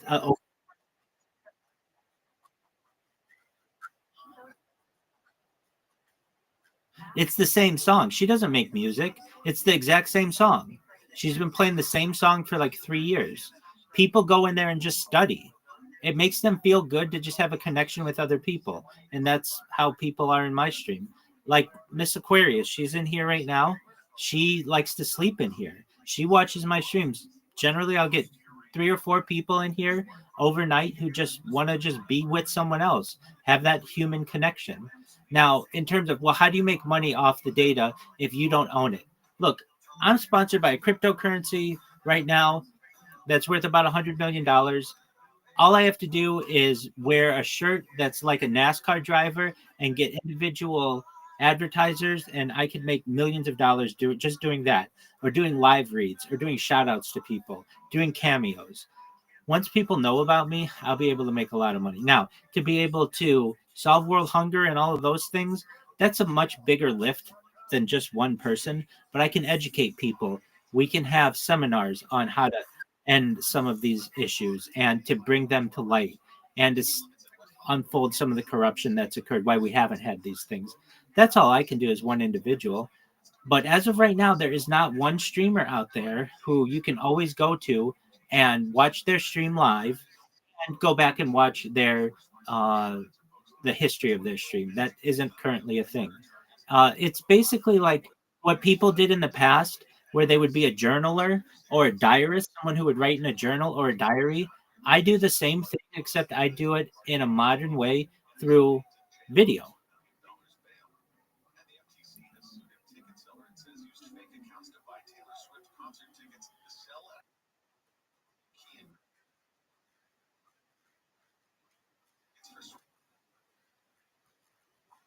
I understand, and that's why with AI they don't need to. So there are already services for free where you just take 12 hours of my video and it chops it up into the most interesting 3 minutes. I did this the other day. It's when you're talking, basically, whenever there's not dead time, it will chop that up, or wherever there's the most amount of movement, it does that as well. It's not perfect, but there's another one that I used just this week that was amazing. I saw somebody had done it on a Joe Rogan podcast. Basically, you go to a podcast or any YouTube video, and you put the link into this website, and it uses AI to give basically a summary of what's going on. Basically, timestamps your whole video, and it was incredibly accurate. I did a video of myself, pardon me, from 8 months ago, just a random video, and it was so accurate. It was wild to me. We talked about the Amazon rainforest. We talked about AI. I did a bunch of singing in a concert. Just basically, like, it took all of that information and gave timestamps of every song that I sang. Every It was just phenomenally accurate. So I know we're just at the precipice of something really exciting when we combine AI and video, and all you have or all I have to do is just continue doing it long enough, and somebody's going to find out what I do. I mean, Eddie Craven knows about me, Aiden Ross knows about me, Amaranth knows about me, Action Man knows about me, Sam Bond knows about me. These are big streamers. Neon knows about me. It's just going to be enough, um, enough pestering, and eventually someone's going to find out what I do. They're going to find it to be very interesting. They're going to help promote me, and we're going to ride off into the sunset together. Thank you so much, Diogenes. Hey, if you ever need anything, I'm here for you. Okay, buddy?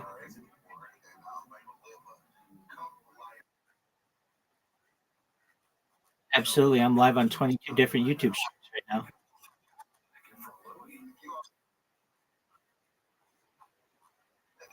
Oh, that's a good question. So I multi-stream as well. So, and I don't know how much you can trust some of these platforms. Like one of them called YouNow always says I have like 55 people watching me. I don't know if that's accurate. Or Bigo, they always say that I have like 150 people watching me. I don't know how accurate that is. Generally, each one of my streams has 1 to 2 people watching me. And if I have 22 streams, it's like 40, 50 people. But, you know, they're dispersed. So it's not all in one stream. And then that's just on YouTube. And then on Kick, or pardon me, on Rumble, I get another like 120 people per stream. So that's about 10 people an hour. So depending. Uh, and then I get on like D Live, I get another 40 people or so. And the thing is, I multi-stream on like 33 different platforms. So it's hard, you know, I don't have like one way to just generate all the metrics. But as of right now, how many people? And then I have Discords that I'm streaming in. I'm also live on Twitter. I'm live on Telegram. So and then I'm live in a bunch of other people's Discords. So if you combine them all, it's probably a few dozen who are watching me at this very moment.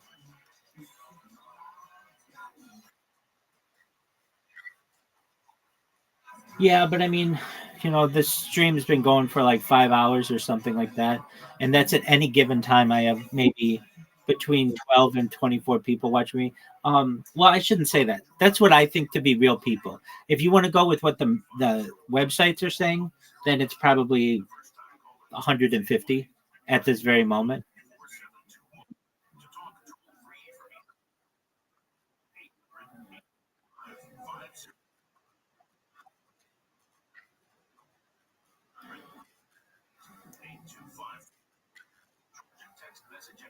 I mean, we all would have hoped that things happen where you get accounts banned or um, whatever may happen. That's why I try to filter everybody to this Discord.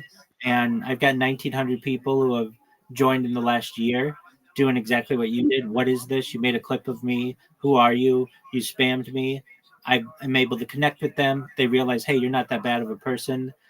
So what do you need from me? I said, I don't really need anything from you. Just spread love to the world. And they're like, okay, well, I do that anyway. And that's how I've gotten 1,900 people in here.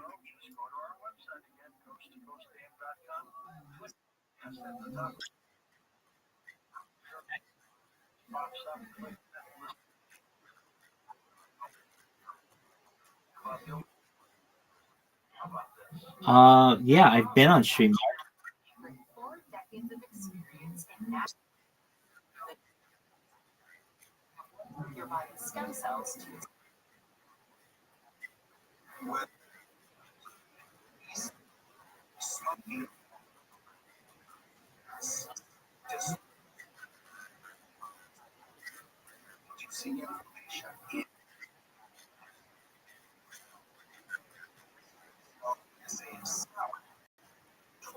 Well, I'd love to meet him, and whenever he has time, let him know that he's always welcome here.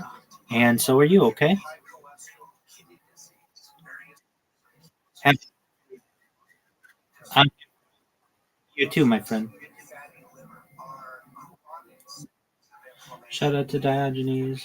By supporting the body's ability to protect those cells that it needs. And that is the purpose of immunostat and adaptostat together, supporting the body to be the best it can be. Dr. Malay, how will I feel after taking an AdaptoStem and ImmuStem? The ImmuStem is going to have an immediate effect, but I tell you, your immune system is starting to function better after 24 hours. You put AdaptoStem on with it, and most will feel it in 30 minutes. Order now at healthylooking.com. The stem cell wellness kit from Dr. Malay protects your body's stem cells and will make you feel better faster. The stem cell wellness kit with AdaptoStem and ImmuStem is only available at healthylooking.com or toll free at 800-563-3980. That's 800-563-3980. Don't forget to enter promo code George for free shipping. Order now to get your free gift. Mental clarity, natural support for mental sharpness. The stem cell wellness kit at healthylooking.com.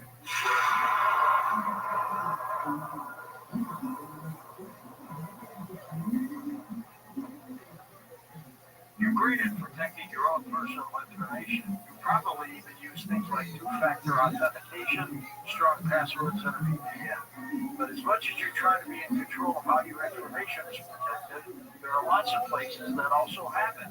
They might not be as careful as you are. That's why LifeLock monitors millions of data points every second for identity threats. If your identity is stolen, a LifeLock US-based restoration specialist will help solve identity theft issues on your behalf, guaranteed your money back. Plus, all LifeLock plans are backed by the $1 million protection package, meaning LifeLock will reimburse you up to the limits of your plan if you lose money due to identity theft. You might not be able to control how others handle your personal information, but you can help protect it with LifeLock. Save up to 40% your first year with promo code George. Call 1-800-LifeLock or go to lifelock.com. Use promo code George for 40% off. Mars Mission 1, the fictional book based on real-world facts, the future you hope never happened. Author Christopher Lee Jones brings you Mars Mission 1, available on Amazon, bringing you real-world facts of what our world will look like if we allow the Kessler effect to continue to develop in a cliffhanging detective story. The first crew lands on the surface of Mars when a missile blows up a satellite, creating thousands of pieces of debris. That debris sailing along at thousands of miles per hour, destroying more satellites, creating more debris, causing a non-stop chain reaction. The dreaded Kessler effect has begun. All satellites are being destroyed by debris, all cell phones fail, all GPS fails, all power fails. Life on Earth as we understand it may never be the same. Mars Mission 1, Surviving the Kessler Effect, you do not want to see it happen. Now available on Amazon, that's Mars Mission 1, Surviving the Kessler Effect. It's a great book. Mars Mission 1, Surviving the Kessler Effect.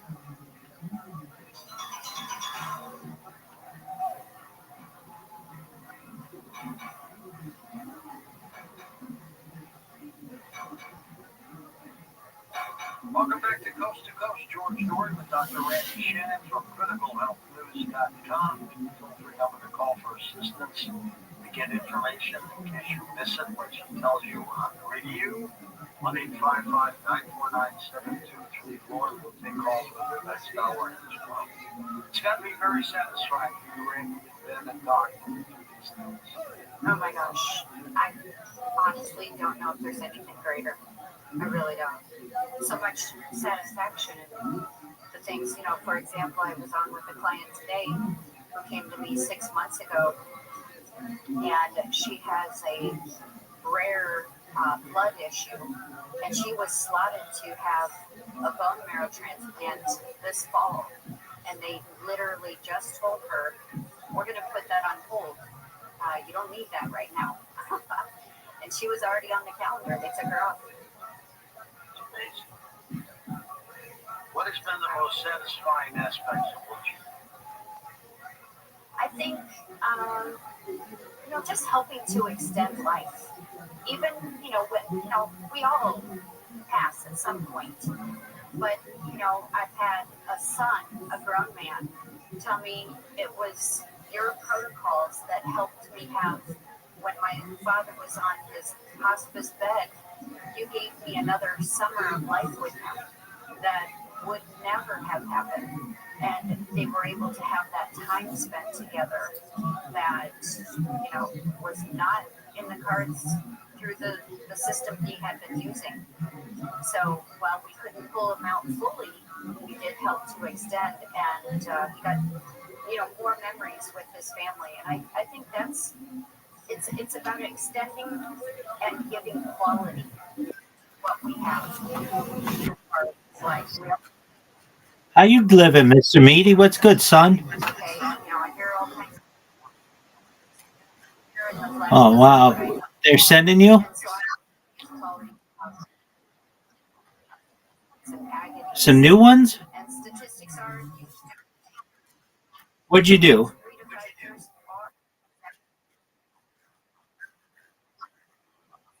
peacefully. F that, man. For how long are you going? No way.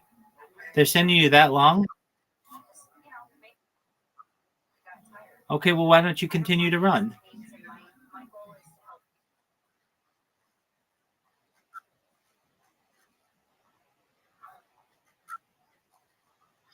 You were on the run for 6 years and then they got you for the stolen car?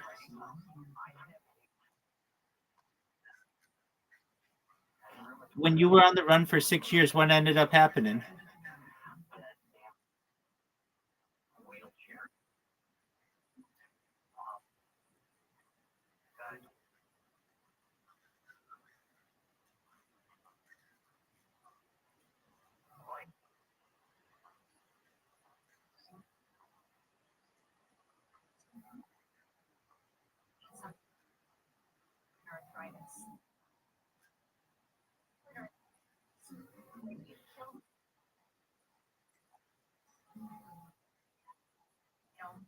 Did you have a warrant in Mississippi? Wow. How'd you find out about me, Mr.?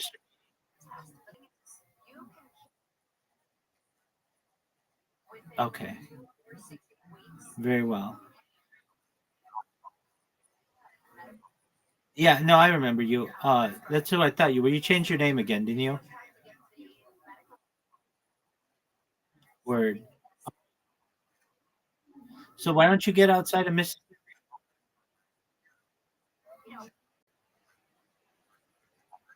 So why don't you get out of Mississippi and just go on the run again?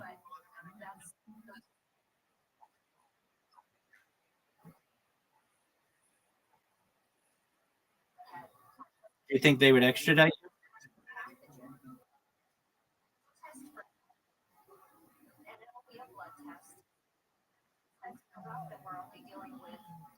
But there's a chance they wouldn't extradite you, right?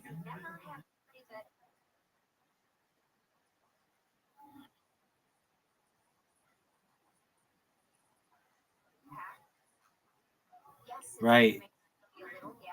Okay. So when you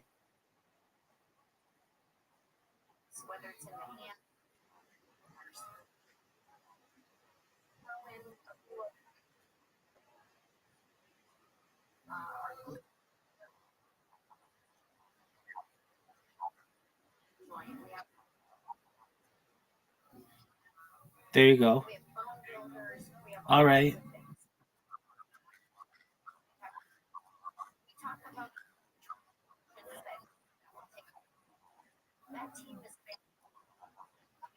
When do they have you shipping out?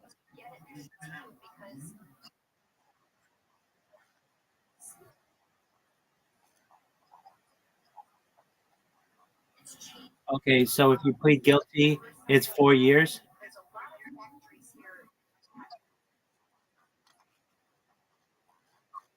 Oh, if they find you guilty, it's 4 years. Okay, when's your next court date?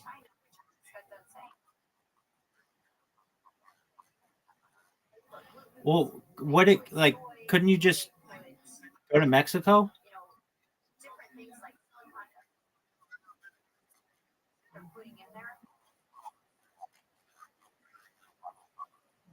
Yeah, but you're free, son.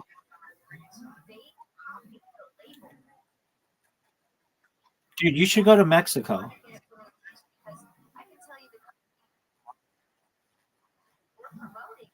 All right.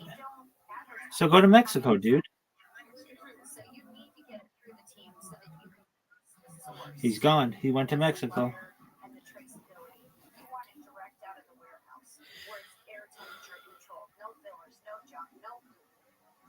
it's formulated for absorption so that the body can actually use it. Okay? So call the team. They'll help to get you set up. If it's something she's been suffering 30, 40, 50 years, remember what I said. You have to kill off the pathogen. She doesn't need to suffer like that. Dr. Matthew Perry died of a ketamine overdose. How do prescription drugs kill you? Well, first of all, I mean, have you ever, George, seen a study where they talk about basically the side effects of what these do? Well, and most of the time you won't even see. They won't say, oh, well, it doesn't work with this, it doesn't work with this, or this is what the side effect is. And a lot of the side effects of these prescription drugs can cause seizures, confusion, hallucinations, high blood pressure, irregular heartbeat, nausea. I'm thinking of a client right now where constantly tired, nauseated all the time. I looked at the side effects of the drugs he's on, and they are the actual cause of it. So, in severe cases on certain things, it is coma or death, or, just complete respiratory failure, which also is coma or death at the end of the day. So, I would never touch ketamine. I don't let a prescription drug touch my body. I'll just say it like that. And if I ever did need something, it would have to be in some sort of an emergency situation. And that would be a temporary. What about a baby aspirin? I mean, why take that when you can take nutrients with a better effect? Next up, John in Wisconsin with us. Hey, John, go ahead, buddy. Hello, George. Hello, Dr. Randy. I will be brief so others can get through with their pertinent questions. Dr. Randy, as much as we miss Doc Wallach, you're doing an admirable job of sailing the ship. Great to have you aboard.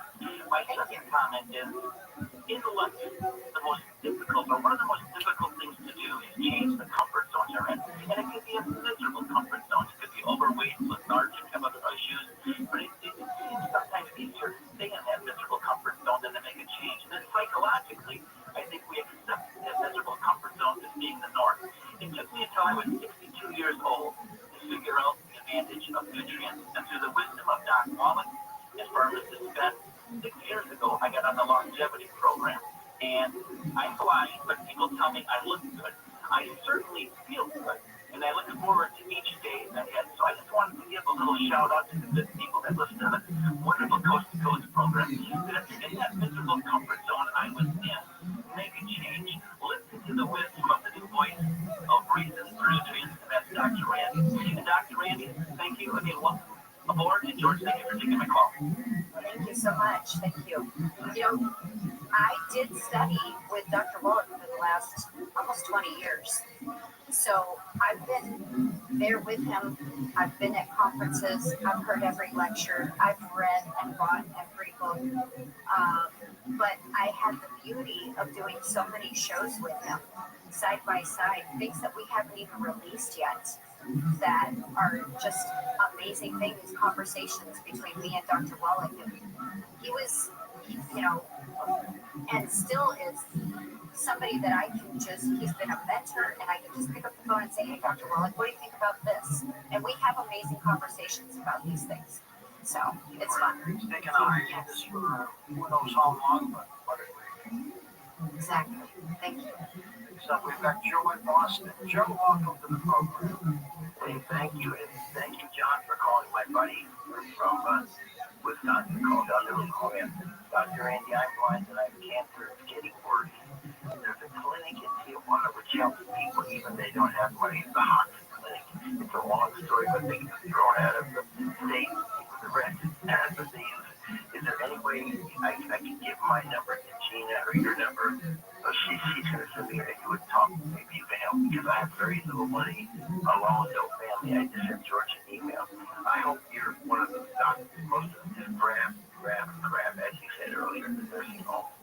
I have cancer, it's worse, prostate cancer. The team can absolutely, connect you. You can get his number, give it to Dr. Randy. A lot of people with illness. we have a cancer client, and I've actually posted it on social media in the last week.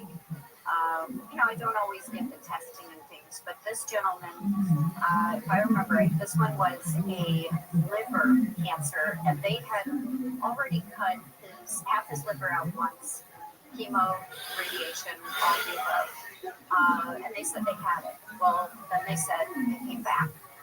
And so he sent me a graph the other day of when he started working with me, which his graph started in early 2024. And the cancer, if you could just picture like an L, you got the top and the bottom, goes straight up and then out to the right.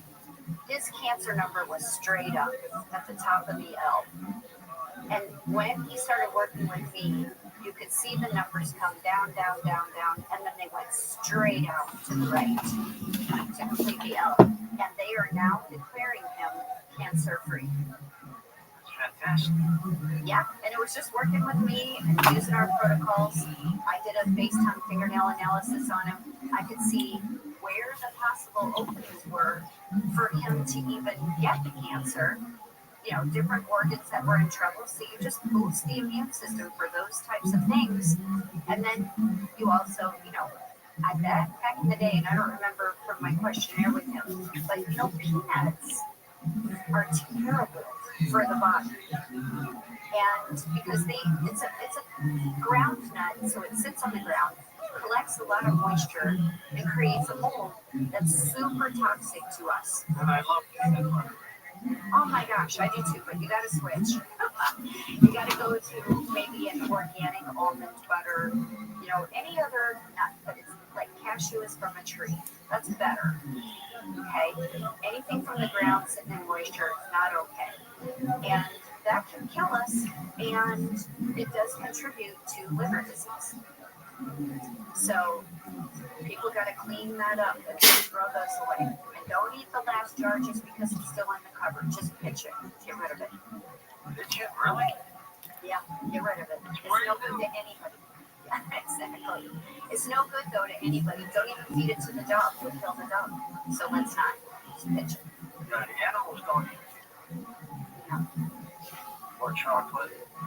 Nope. Got to keep those away in abundance. What do you think of green tea? I like green tea. Yeah.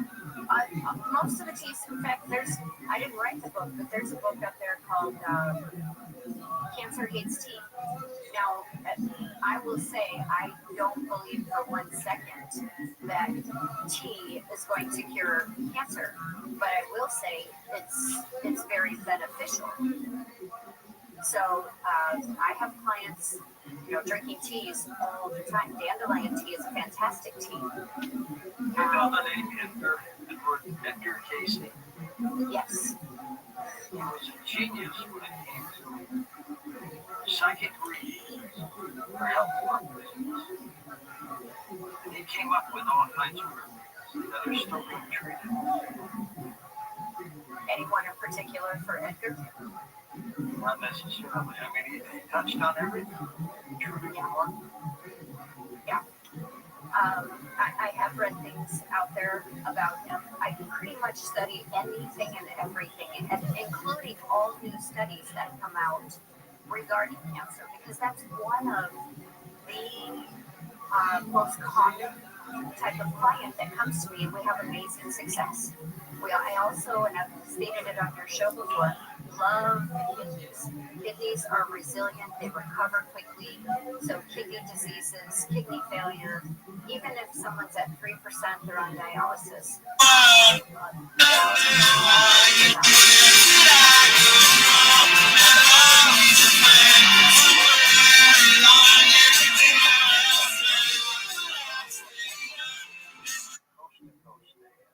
Coast Insiders, the new version of the Coast to Coast AM app, is now available for iPhone and now Android 4.0 and above.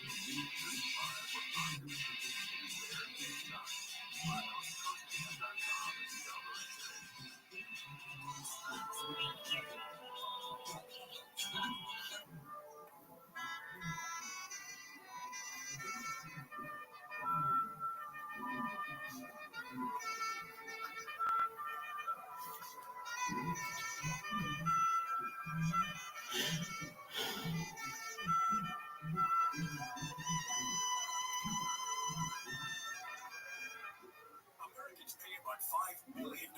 control termites and repair their damage every year.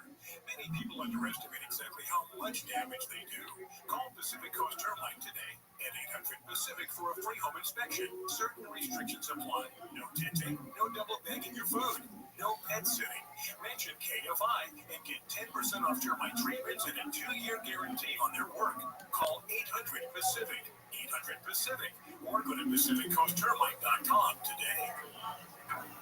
Liz went from being interested in true crime to living true crime. My husband comes back and he's just shaking. He said, your dad's been killed. This is Hands Tied, a true crime podcast exploring the murder of Jim Melgar. I was just completely in shock. Open your free iHeartRadio app, search Hands Tied, and listen now. I'm still going for it, even with higher stroke risk from atrial fibrillation and irregular heartbeat heart valve problem. What did you say?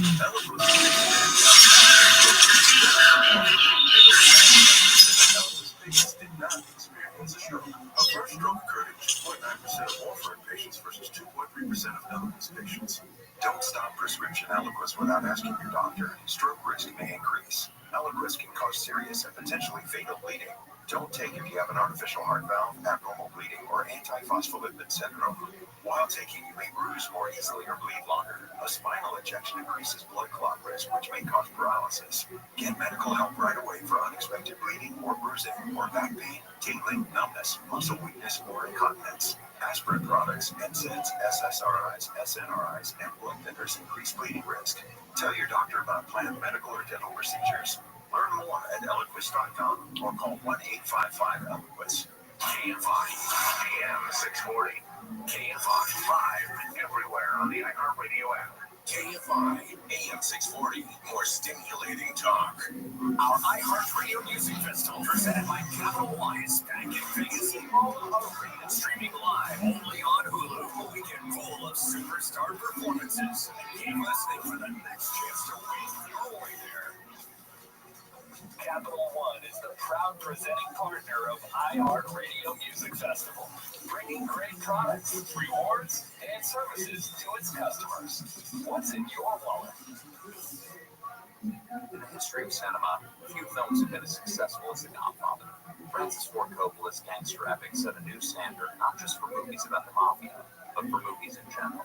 Although, if you talk to the people who made it, Godfather's prospects for success were far from sure. In fact, before its release, they were pretty bleak. And they said, we're finished, this is over. You know, it's not going to work. Jack, get rid of those guys. It's a fact. In Leave the God Take the Cannoli, my co-host Marcio and I stripped back the varnish of movie history and talked to never-before-heard-from sources to get at what really made the process so arduous. Leave the Gun, Take the Cannoli is based on my co-host Mark's best-selling book of the same title. And on this show, we call upon his years of research to help unpack the story behind the Godfather's birth from start to finish. We sift through innumerable accounts, many of them conflicting, and try to get to the truth of what really happened. Leave the Gun, Take the Cannoli features new and archival interviews with Francis Ford Coppola. Yes, that was a real person. Robert Evans, the girl who Godfather's godfather. James Caan. To me, what's covered best? Successful actor, boy, show up and drive around. Al What Ruddy. I got a call from his dad.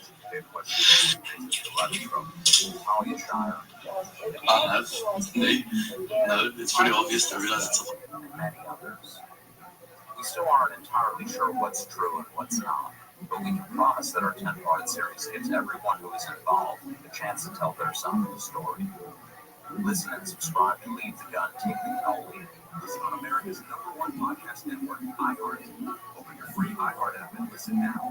iHeartRadio Earth is here with little tips for a healthier planet.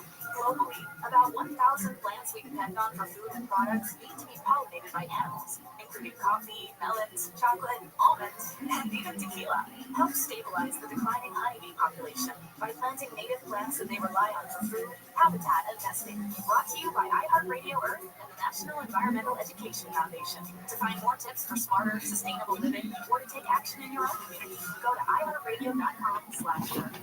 The free iHeartRadio app is #1 for music, radio, and podcasts, all in one. Discover a new podcast from our library of over 350,000 titles. Here's an iHeartRadio podcast preview. investigators in Palm Beach, Florida began uncovering a dark secret. A lot of girls knew about it, and a lot of girls were doing it. If anybody asks if you're over the age of 18, just go ahead and go with it. There was a wealthy man in Palm Beach who was offering young girls a way to make money. That man was Jeffrey Epstein, and he had set up a system designed to bring in underage girls. Local police and the federal government would investigate and, by their count, find dozens of victims. Epstein would become one of the world's most infamous predators, a man who could have faced decades in prison, but served just 13 months in his own wing of the county jail. Why would you cut this deal with Jeffrey Epstein? Epstein's abuse would span years and cross state lines. New York, Palm Beach, Mexico, Paris, Virgin Islands, and each one of those residences is an alleged crime scene.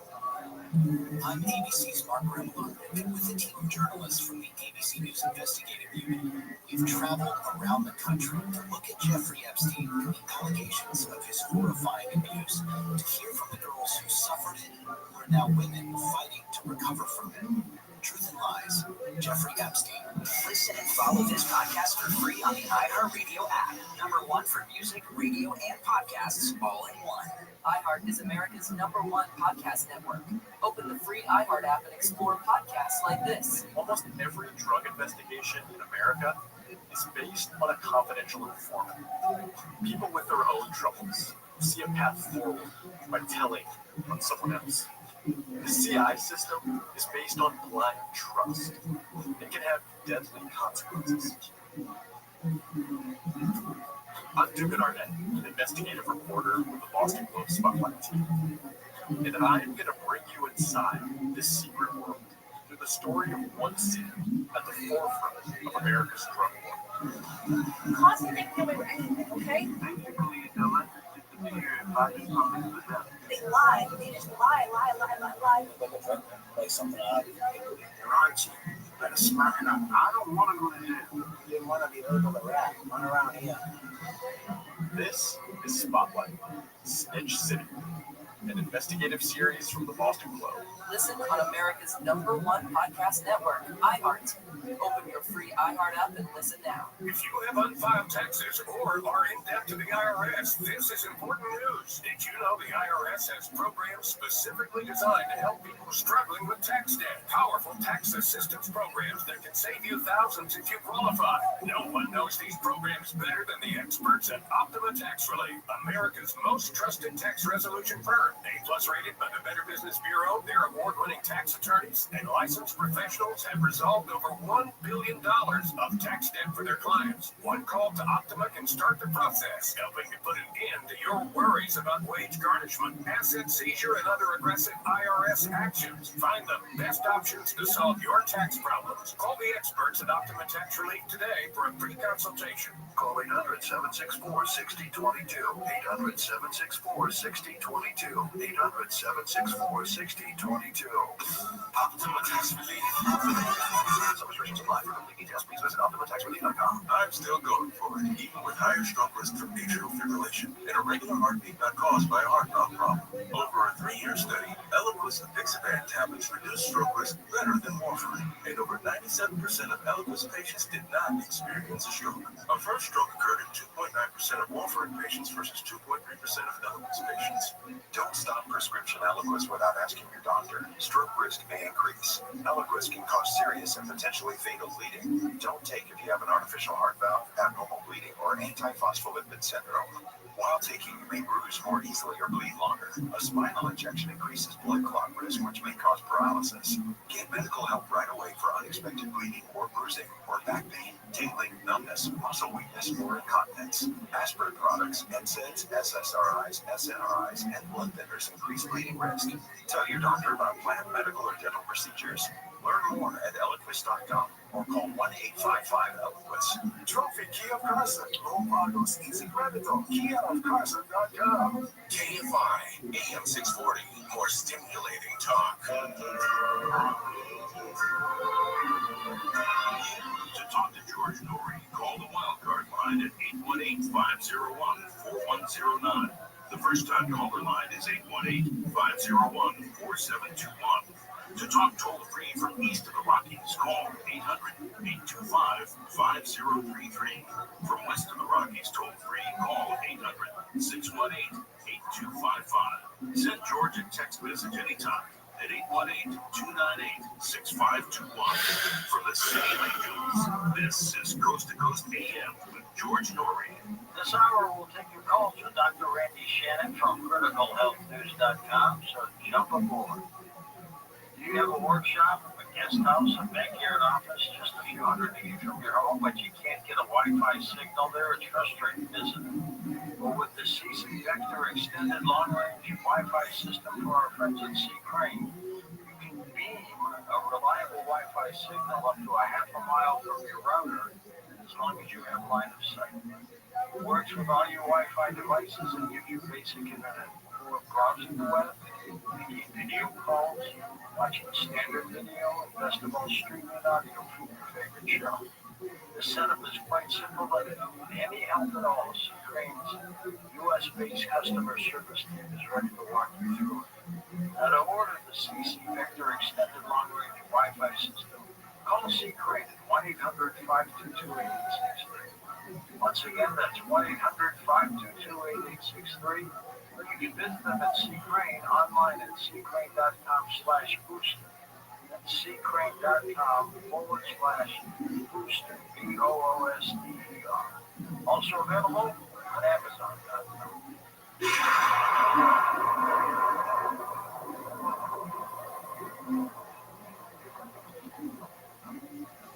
Home title theft. It's on the rise and it's devastating if it happens to you. Listen to the alarming words of an actual home title thief. I don't need to know your date of birth and social security number. All I have to do is go to public records, create a document, and file that document. And then I can borrow against the house or sell the house. You may have no clue until you find out that your house has been sold or till several loans or several banks are foreclosing on you.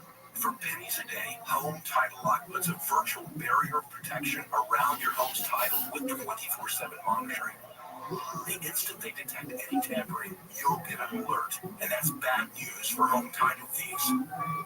So when's the last time you checked on the title to your home? Find out if you're already a victim with your free title scan and complete title report. $100 value free with sign up. Just go to HomeTitleLock.com and sign up in minutes. That's HomeTitleLock.com. HomeTitleLock.com.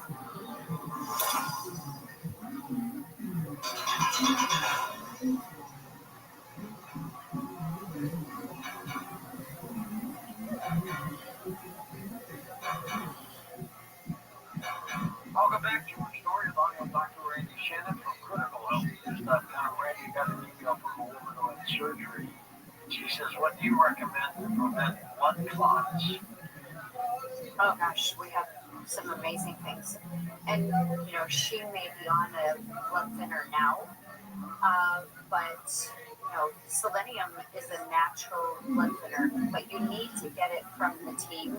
The reason I say that is because the product that the team has, each capsule is going to have 100 micrograms of the selenium plus 5 cofactors that go with it to make it work astounding in the body.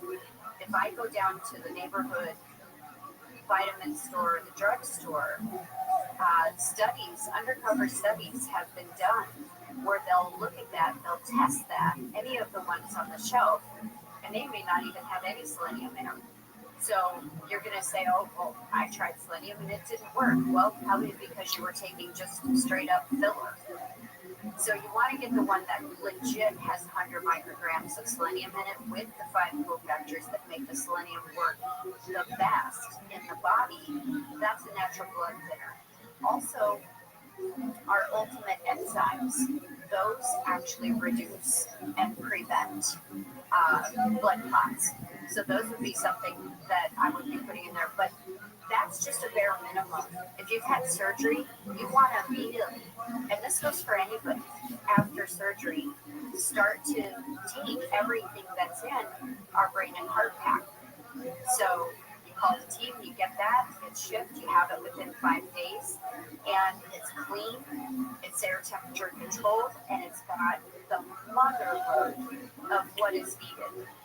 I I believe that the mineral product in there, there's nothing better, in my opinion, on the market anywhere. And people will come to me, well, what about Shilajit? What about this? What about that?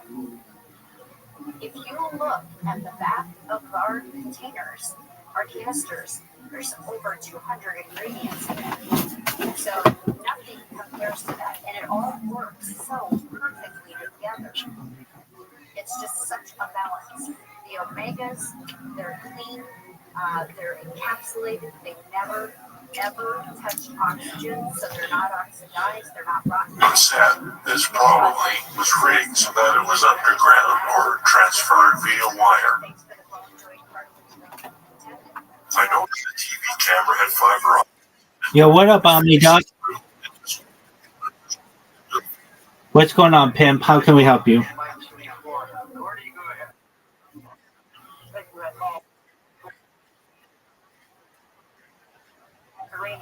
All right. Ex-girlfriend? Okay. How did it end?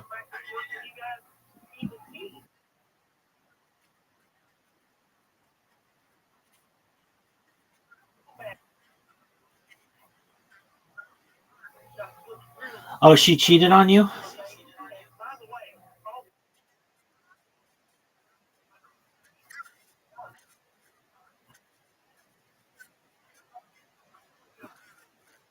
Yeah, that's fine. Okay.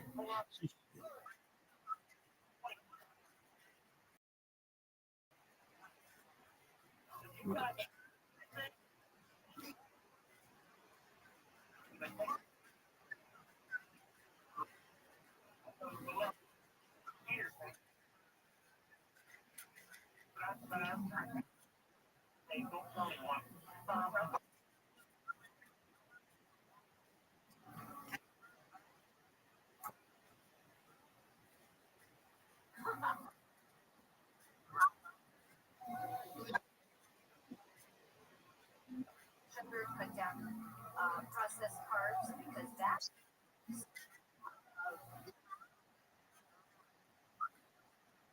mineral. All right. So A lot of things in the body, and there's protein, vitamin, and all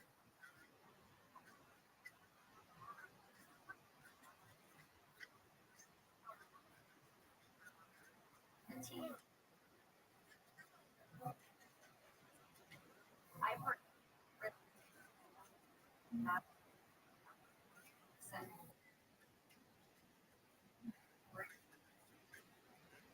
thumbs your story. okay. Over a year,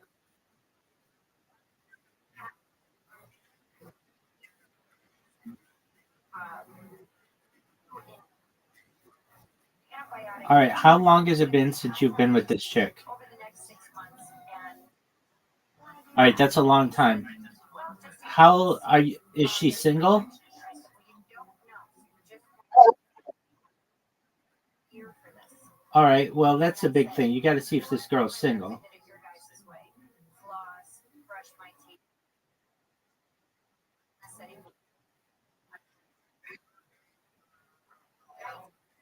Yeah.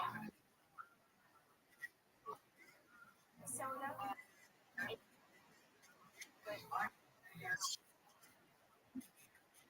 do use activated. Okay. Well, then, have you thought about just being with some other chick? I did that for 6 months when it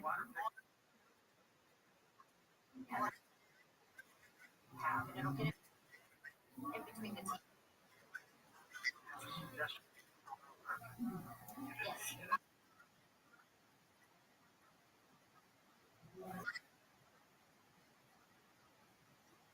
I didn't do it all the time. Oh, you look good, big dog. You look good. All right. So you can pick up some chicks. Are you on the dating apps?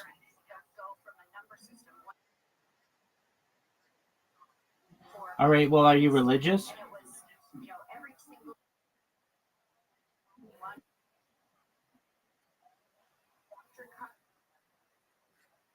look at every.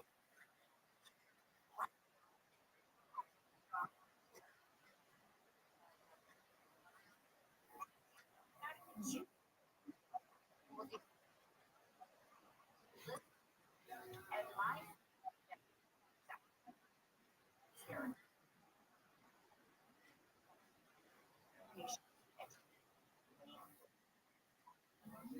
Okay, is your ex in the religion? never make any money. And out the yes.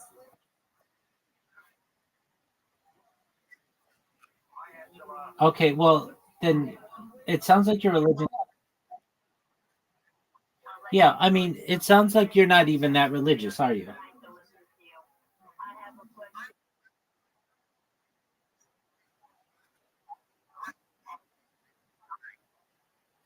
Okay, so then if you don't trust them, then who says you can't be on a dating app?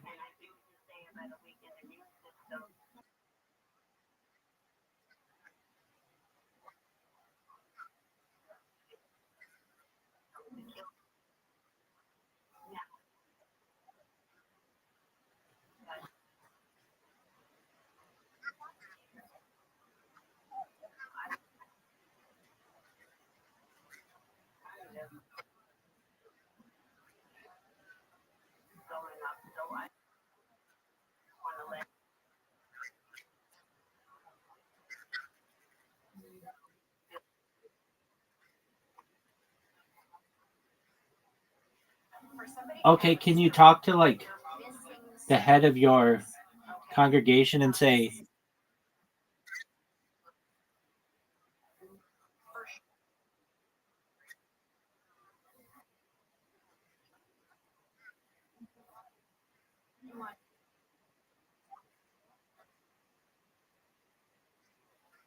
She's off. Okay. Some of the blood. Somebody that had a stroke, like niacin.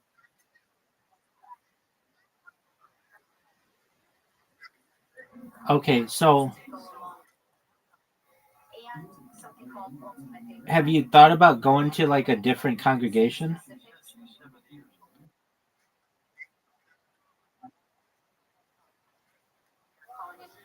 Okay, I get that. Are you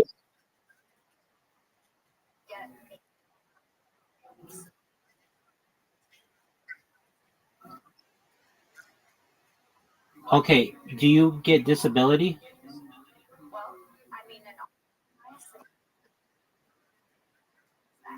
Okay, I understand.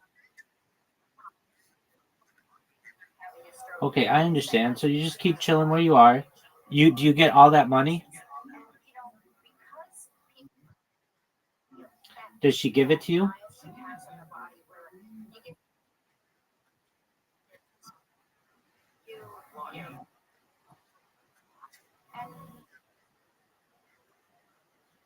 I like they know something's working. I get that. Okay. I want to.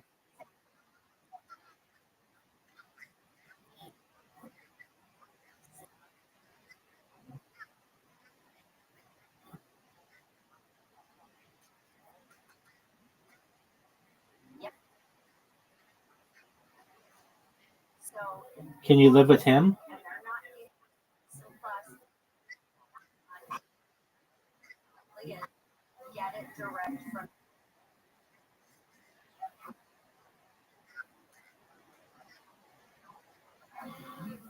Okay.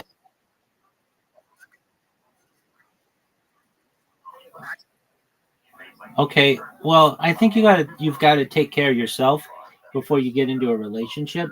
So I would say to myself, all right, the Omni Duck, I'm going to try to keep my area clean for a month, see what happens. If I'm able to do it for 1 month, I'm going to try it for 2 months. If I do it for 6 months straight, then I basically as independent as I'm going to be. And then I'm going to perhaps look to maybe date. And in the meantime, I would ask the people in my community if they know of anyone who is also of the same religion who would like to date, and if they do, if they could match me up with them.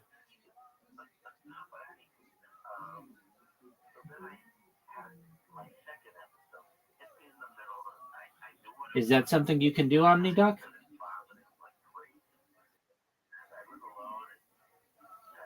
All right. Well, you don't have many options, so that's a viable option.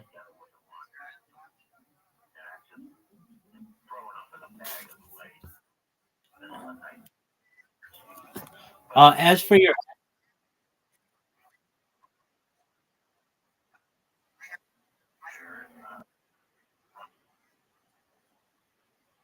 okay,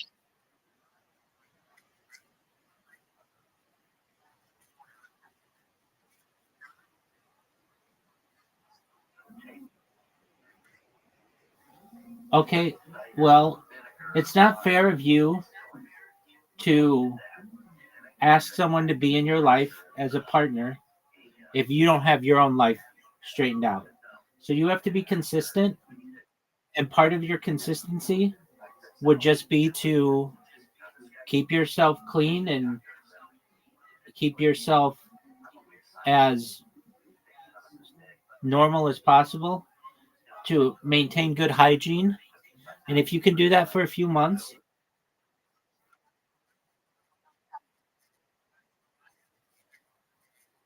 yeah, no, I get that. But you got to be able to clean up your area and get through these night terrors and these issues you have of sleep paralysis. And I think one of the things we talked about was wearing a an eye mask when you sleep. And I know you said that you have to have like a TV on when you go to bed, which I get. I understand that. But you don't necessarily need all that blue light absorbed in your eyes. So wear a sleep mask.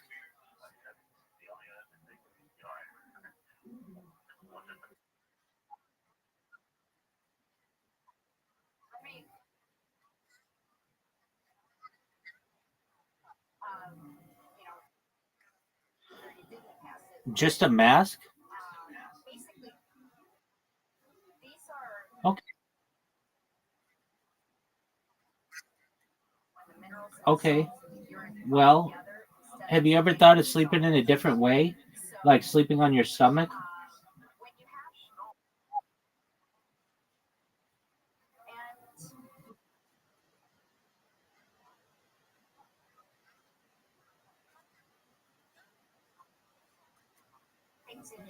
Okay. So have you ever slept on your stomach with an eye mask?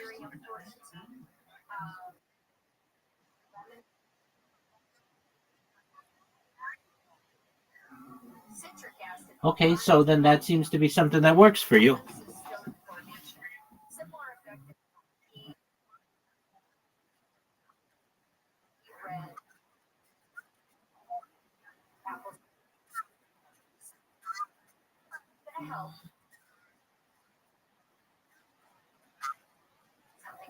Okay. Again, I don't think you should be in a relationship if you can't get yourself under control. So the answer to your original question is no, I don't think you should get back with.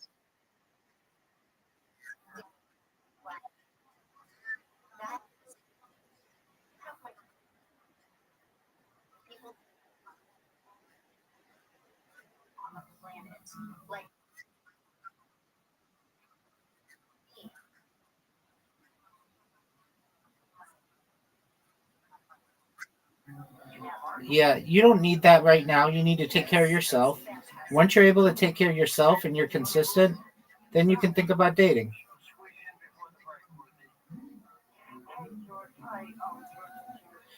It's not fair.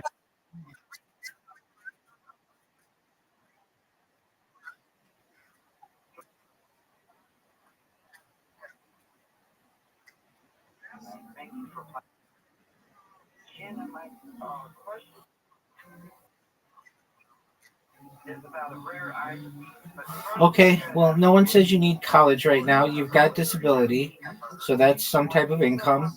So you just need to be consistent with yourself. You be consistent with yourself for a few months, and then from there, if you feel like you can, then you can start dating another chick.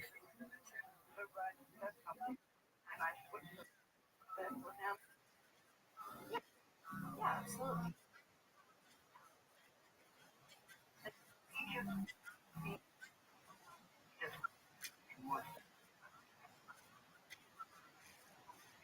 Okay, have you talked with a therapist about this?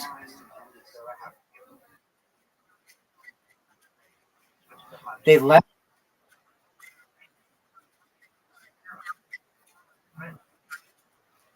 Okay, and what are you with the therapist currently? Okay, well you need to go again. First of all, they need the, and then we have. Okay, well that's not appropriate. You should.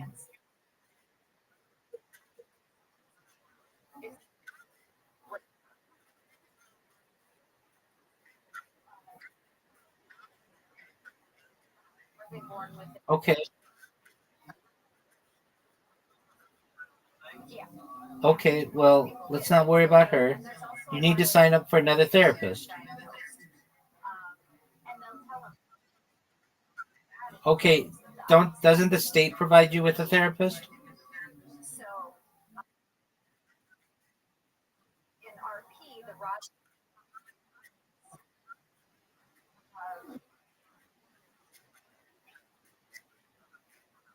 I get it. So you need. Do you have a caseworker? Immune system, if you will. Okay, that's fine.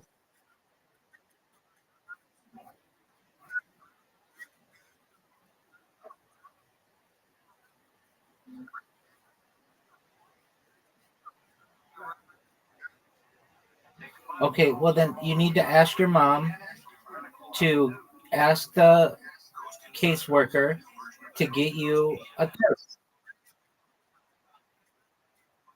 Okay,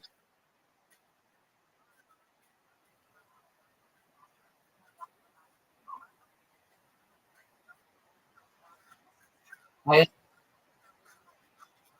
I understand that.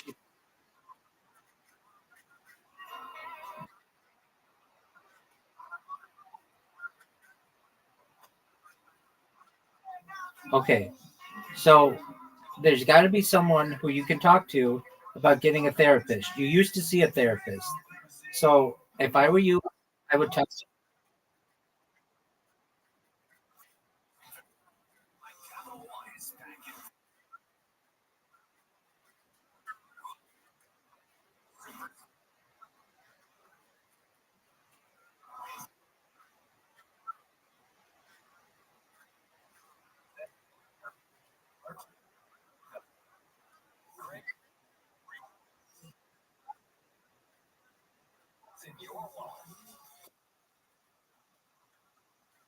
Okay, can you go to your mom and say, "Mom, I need a therapist like I used to have 2 years ago.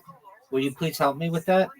And then shut the fuck up. Wait. And then shut the fuck up and don't go keep talking. Just wait for her to give you an answer.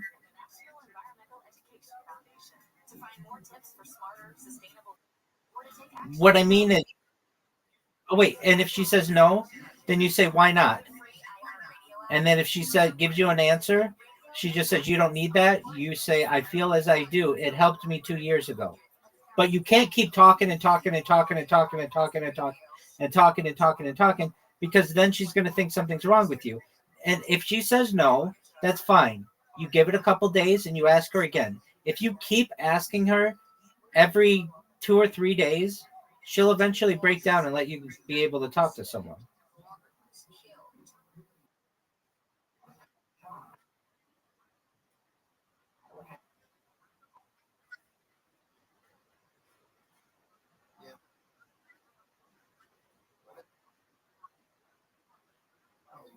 I don't know.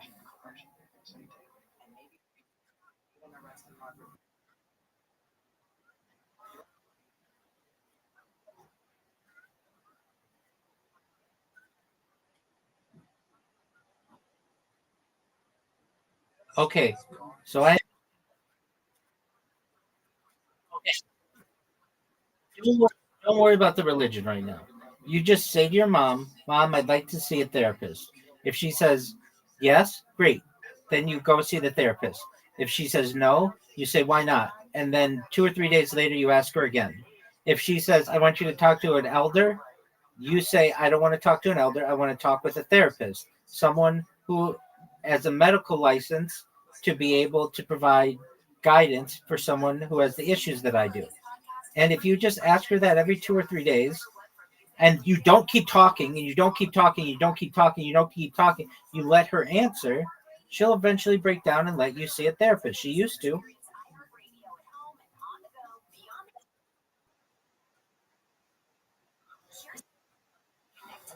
Okay, well, you could say to her, Mom, I used to see a therapist and it was very beneficial for me, and I'd like to see a therapist again.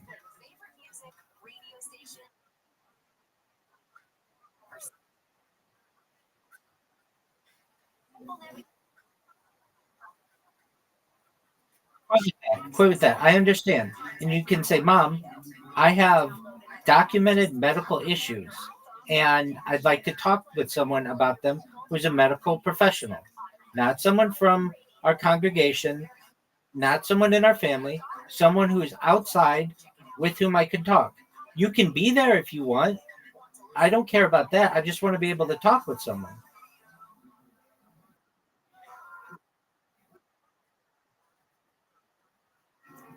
I'm not a medical professional and I can't give medical advice. So you can always come to me if you need help, but you need professional medical advice.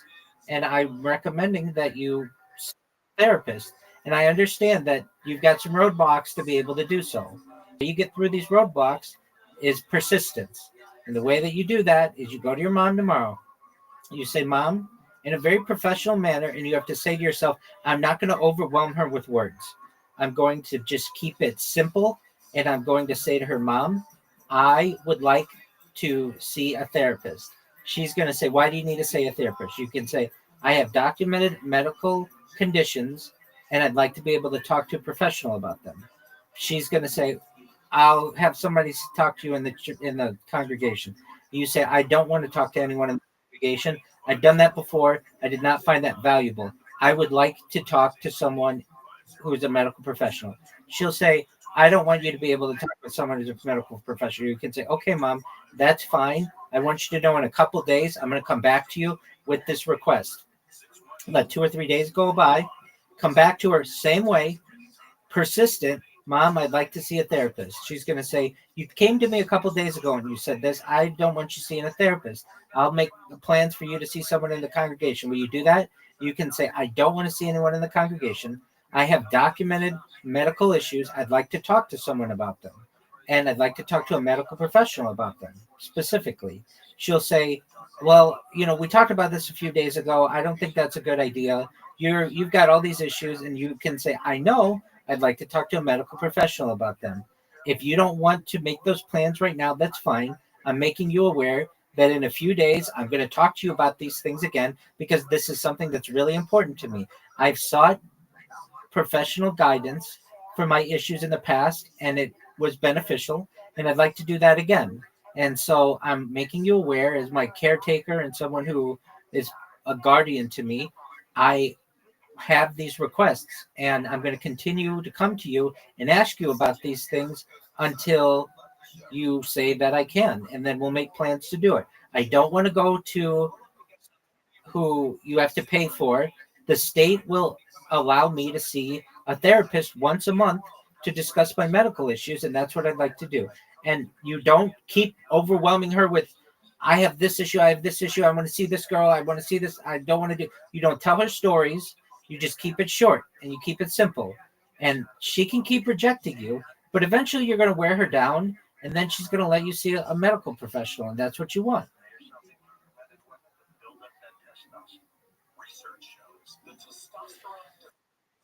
That's what you do, OmniDoc. Keep me posted, okay, big dog?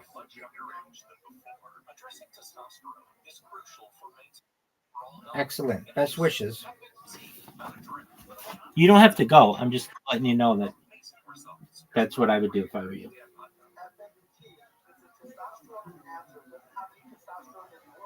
body natural testosterone, perfectly safe for both males and females, and there's studies showing that it will help increase your testosterone between 3 to 400% with the very first dose. Just people will enter.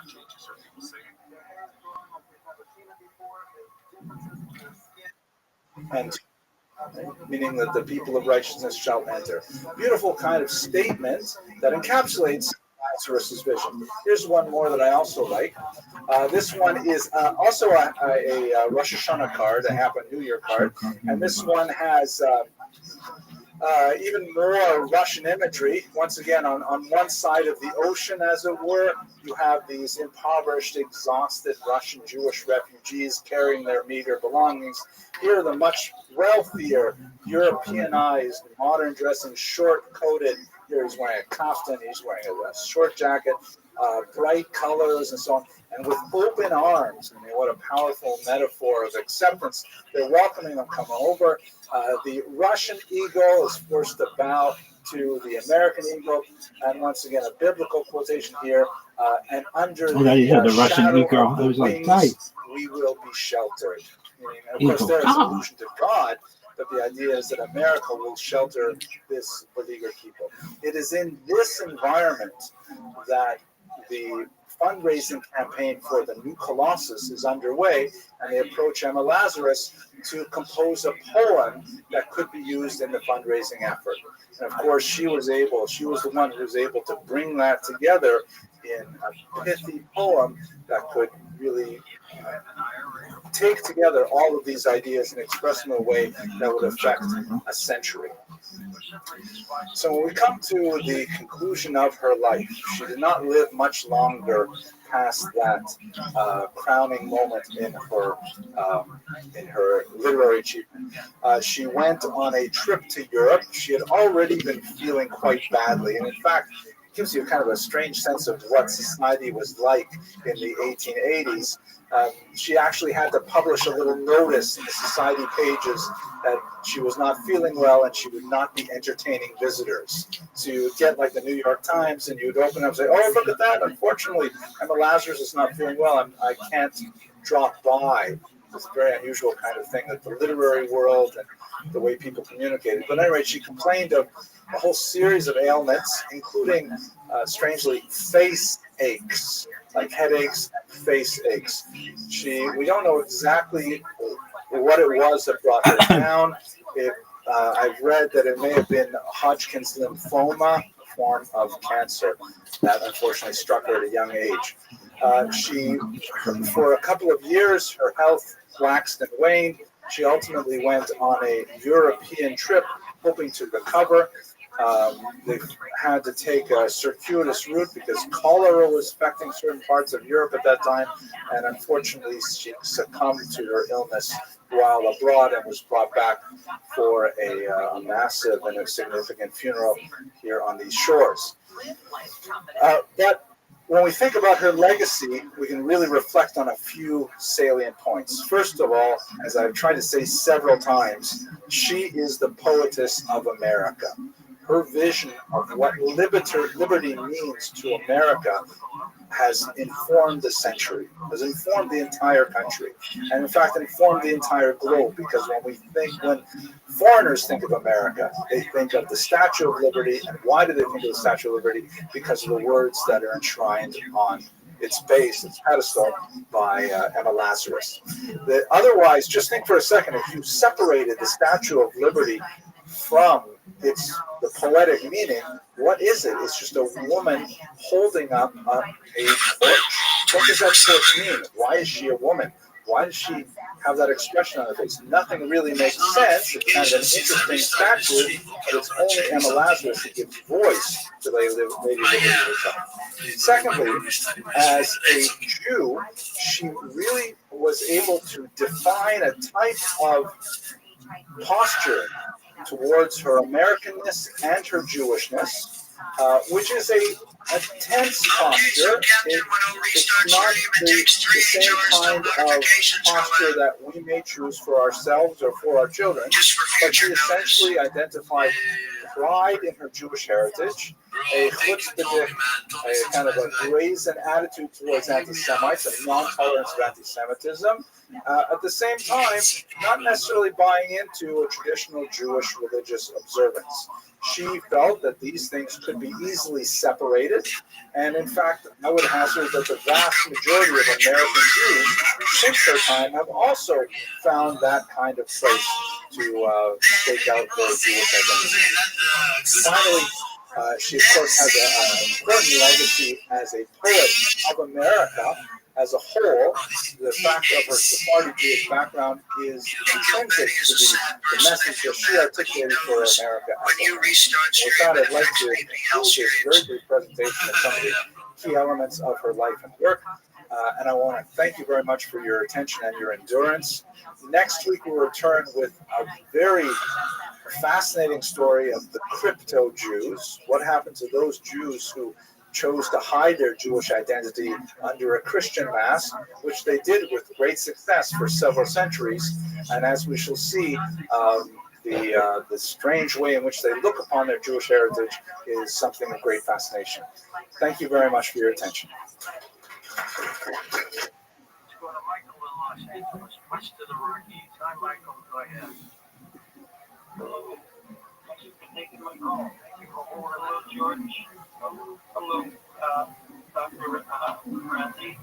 I know, it's two first names, you guys, Randy and Shannon. It's okay. Yeah. And, well, with everybody's issues, I feel like mine, it is minor, but it's about, as you said, you're an expert with the nails, and face, and things like that.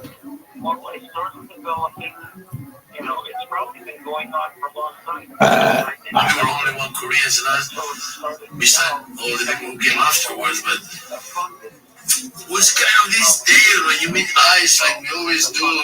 Tonight's topic is an extremely powerful one that I've spent a lot of time agonizing over myself, and I've wondered about how to relate to it in the contemporary period. I think there are a lot of fascinating parallels, which we may actually get into a little bit. But it's a little bit of a departure from our usual biographical approach, like the lecture on the Holocaust, where we stepped back and we took a macro historical position and looked a little bit, or as they say, from a 30,000-foot view at the development of this phenomenon. Today we're going to focus on the so-called crypto Jews. I'll spend some time speaking about what that terminology means, but basically the crypto Jews that refer to those Jews who chose to go underground during the Inquisition years to outwardly portray themselves as Christians in order to, get along in society. We'll talk about the motivation shortly. And slowly, over many generations, they desperately tried to hold on to their identity, but it slipped through their fingers. And today we have possibly an incredibly large number of these descendants of Jews, many of whom fit the strictest definition of who is a Jew by the most extreme Orthodox rabbi, and nevertheless are completely unaware of their Jewish identity. So that's going to be the topic for tonight. We're not going to look at it. We will dip into a couple of biographies very briefly, but basically we're going to look at the overall phenomenon of the crypto Jews, and we'll take it all the way from the early 14th century to the present day. First of all, thank you to our sponsors for tonight. My good friends Katie and Vic Crespin from Miami Beach. They were students of mine in adult education there for several years, a very fond relationship with them. And they very thankfully sponsored both this lecture and next week's final lecture of the season, which is in memory of the Jews of the expulsion, the 6 million, and all those who died for just being Jewish. Very powerful sentiment from the Crespins. Thank you very much. Just to clarify good and well for what's going on next week, we have our final lecture of the spring season. We're going to look at the great Harav Ovadia Yosef, who actually represents Mizrahi Jewry, because I want to spend some time speaking about the influence of Sephardi thought on the Eastern communities. Very important rabbi, extremely significant in Israeli politics, the leader of the Shas party, and so on. If you are out of town this weekend, those of you who are going to Boston, I'm very pleased that I'm invited. I will be back Monday, God willing. But on Friday, if you happen to be in Boston, for those of you in the internet audience, I'm giving a lecture at Harvard University, which is sometimes called the Touro of Cambridge. And it's going to be on, I give two lectures. One is going to be on Friday morning, and I'm really grateful for that because they invited me to speak on Saturday, and I said, it's not happening, and I'm sorry, and they said, okay, how about Friday? And it worked out really well. It's really, really kind of them. The topic is Ukrainians and Jews since Huri. Huri refers to the Harvard Ukrainian Research Institute, with which I am affiliated, that is probably the premier institution of Ukrainian studies in the world, and they've done a lot of really creative work on this history of the Jews in Ukraine, so I'll be speaking about that. That's the last 50 years of Ukrainian and Jewish relations. Then afterwards, after Shabbos begins, I'm going to head over to Chabad of Harvard, where I'll give a lecture on my most recent book, which is on the Pia section of Rabbi, the Rabbi of the Warsaw Ghetto. And I certainly encourage you, and especially those of you who are watching from Boston or Cambridge, come on by. It's going to be a great meal, and I think it's going to be nice. My wife will be there too. Okay, let's go straight to, now one last thing. In case I really apologize to those of you who came last week and I was not here, as I mentioned. Unfortunately, we had a illness in the family that I had to go out and out. I did send out emails. If you follow me on Facebook or Twitter or even Instagram, you will see these things.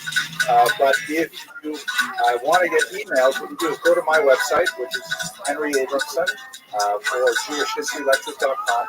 And then down here in the corner is this little button that says follow. And it gives you the option to enter your email address, and you'll get updates on the classes, also the links to the videos if you want to share them, things like that. So please do sign up. It's the way that I can communicate with you over the summer as well, so you can prepare for the fall series. Topic is still TBA. Okay, so let us go to the material itself now. Let's look for the good one. The source for today, the primary source I'm really going to rely on heavily is this amazing book by David Gitlitz, who is an administrator like me and still has time to do amazing scholarship. I'm so impressed with this book. He and his wife, shown here, have focused on all kinds of aspects of the social history of Spanish Jewry, and particularly the conversos that we'll be speaking about. And this work, Secrecy and Deceit, the Religion of the Crypto-Jews, is really an amazing piece of scholarship. I have to say, I got a tremendous amount of information from it. It's written with great sensitivity to the internal realities of the conversos, and I highly recommend it to anyone who wants to study this topic further.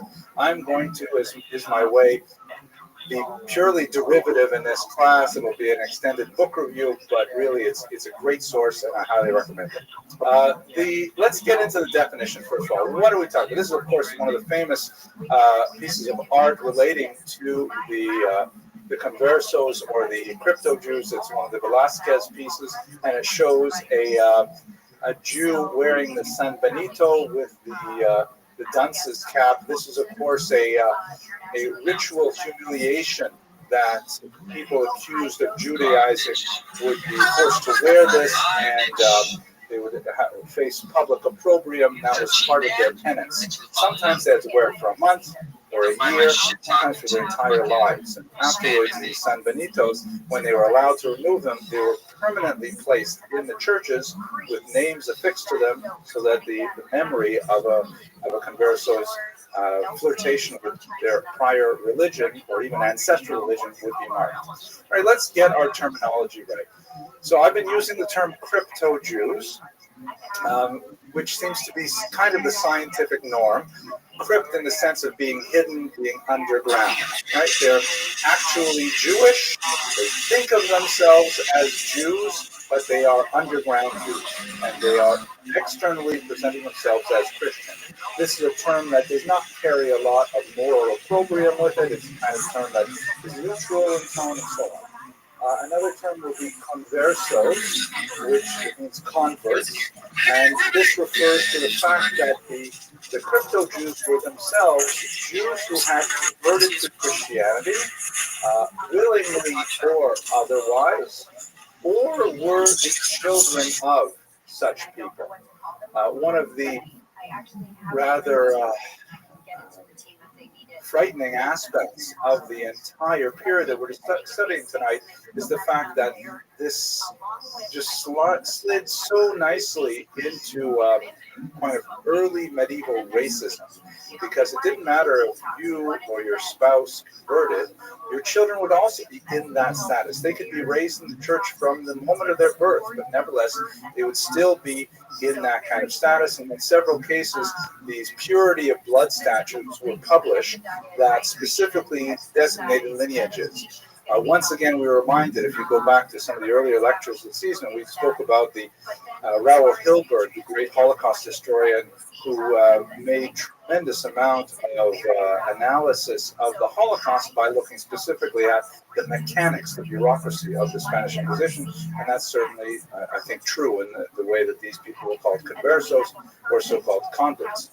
They're also called new Christians, and the emphasis here is on the word new, meaning as opposed to the rest of us who have been Christian since at least the 4th or 5th century, these are new Christians. They're not real Christians. They've just been attached to the body of the church, and we can't really trust them. These are new Christians, not quite, well within the fold. Their bona fides, literally their good faith, is not yet established. The Hebrew term that's preferred, and was preferred by the crypto-Jews themselves and the Jewish community, was anusim. Anus in Hebrew means to force. It's sometimes used in the context, for example, of a sexual assault. It's a very strong word, and it implies that their agency was completely removed from them, which is true in the vast majority of cases, that they were in fact forced to become Christians, and they had no choice about it whatsoever. Sometimes they're called mishumadim. I didn't list it here. Mishumadim is not a complimentary term in Hebrew. That means that they chose to convert, and they were looked down upon. But primarily the term anusim, or forced, was used. And finally, a term that was very popular about 20 years ago, but it has now come appropriately into disfavor, marrano. Marrano is the Spanish word for swine. And so obviously this term was used by Christians as a derogatory term against the conversos and crypto-Jews, and so it's really not the appropriate term to use in this kind of context. But all told, these are all referring to the same people, although as we shall see, many of those Jews came into their Christian identities, however tenuous, with very different motivations. Let's have a look at that on this identity spectrum, which is analyzed by Dr. Gitlitz in actually far greater detail than I think we should go through today. I just want to give you just a sense of how the scope of identification with Christianity took place among the crypto-Jews. And let us recall, by the way, that the period that we're speaking about is basically from the early 1300s until the present day. We're speaking about centuries of development of identification for these crypto-Jews. So if we put Christianity over here on the left side of the spectrum and Judaism on the right side of the spectrum, some basic blocks that we could place these crypto-Jews in would be as follows. You would have over here a certain number of converts who were in fact true believers. We should not obfuscate. There are definitely many Jews who felt, for reasons that we shall see shortly, in fact, Christianity was a preferred religion, and that Christianity was closer to the will of God than Judaism. So many of them chose it openly and willingly, and later, in fact, dedicated their lives to convincing their erstwhile co-religionists to do the same. So you definitely have some. The term in Hebrew for these people would certainly be mishumadim, but they are definitely not in the majority. Then you have many who were converted, and especially their children, who grew up then in the church with a clear consciousness of their Jewish origin, but they kind of became resigned to it, and they regarded themselves as Christian reformers, or, this is my term, neo-Protestants. Meaning they looked at themselves after, let's say, being Christian for 20, 30 years, or their children who grew up Christian, knowing that their parents were originally Jewish, and they said, you know, it really it was terrible that they forced us to convert. But, we got along, and here we are, and life goes on. And the truth is, the church really should change. They should stop some of these egregious activities, and we can be the agent of this change. They were not like desperate to run back to Judaism, but they felt like their cultural superiority would lend to the advancement of Christianity as a more humanistic sort of faith. Let us not forget that the Jews had a far higher rate of universal, particularly male literacy, and as a result, these people tended to be quite upwardly mobile in social and economic services. So once they were converted to Christianity and they were able to shed all of the economic baggage and legislative baggage that held them back, they were actually able to rise up into the upper middle class and sometimes the towering upper classes of wealth and status, marrying into very high families and so on.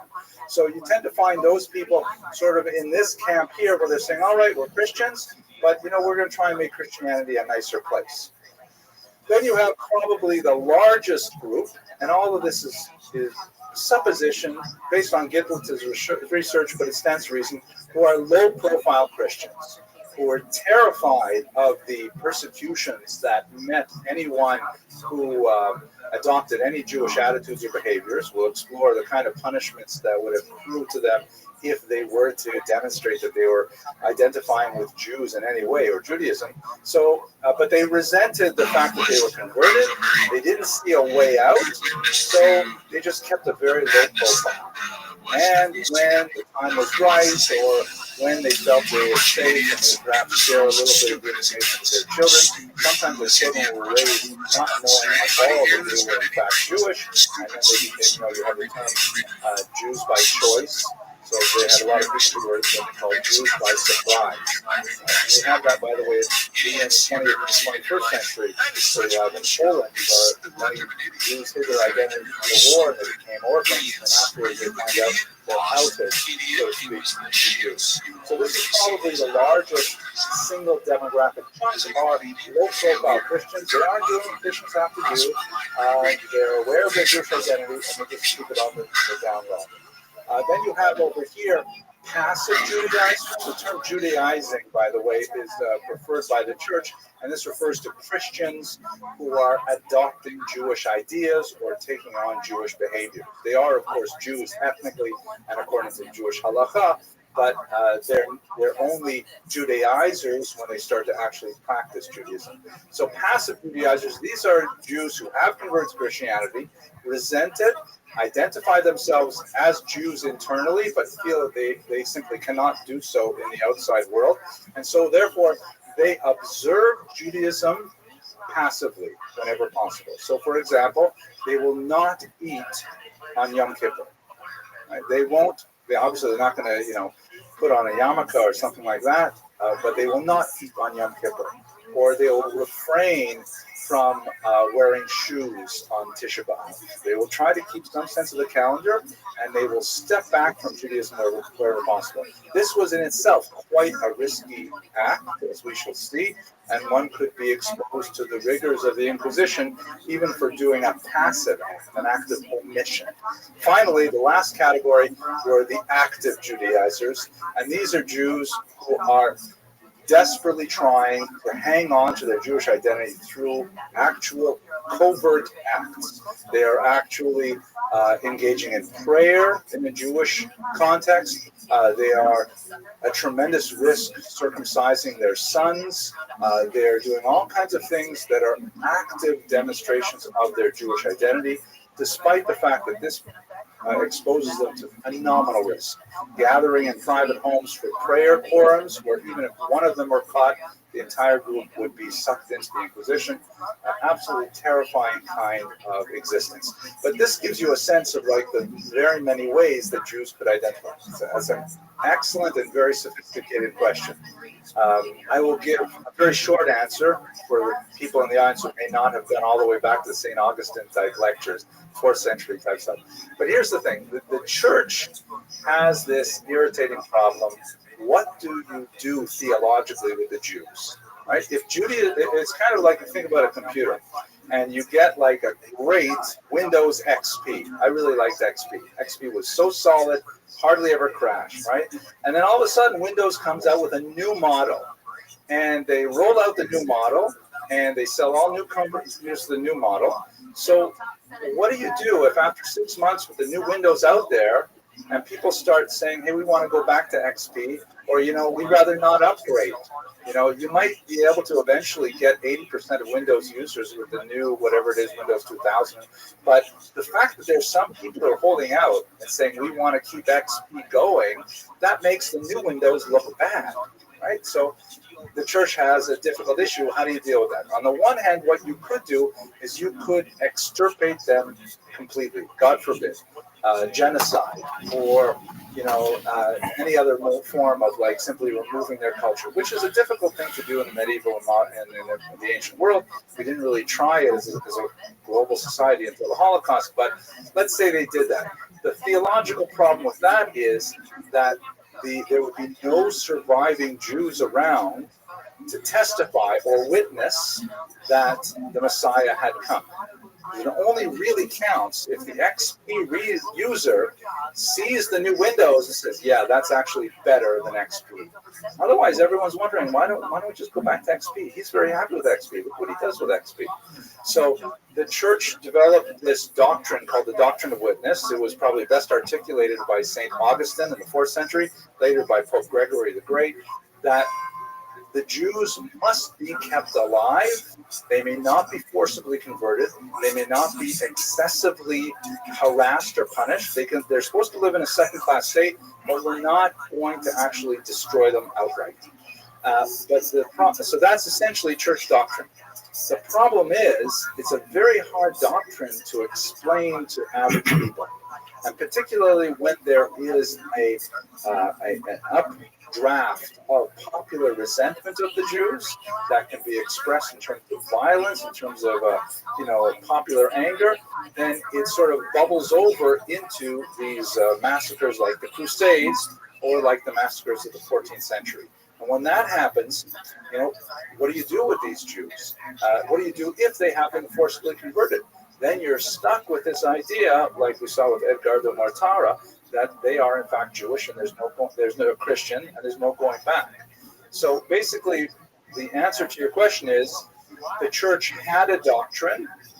There were things that happened, particularly from the lower clergy. The often illiterate lower clergy would stir up economic distress in the masses, and they would have these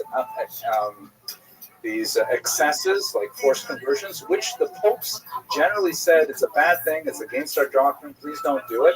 But nevertheless, once they're converted, now what do you do with these new Christians?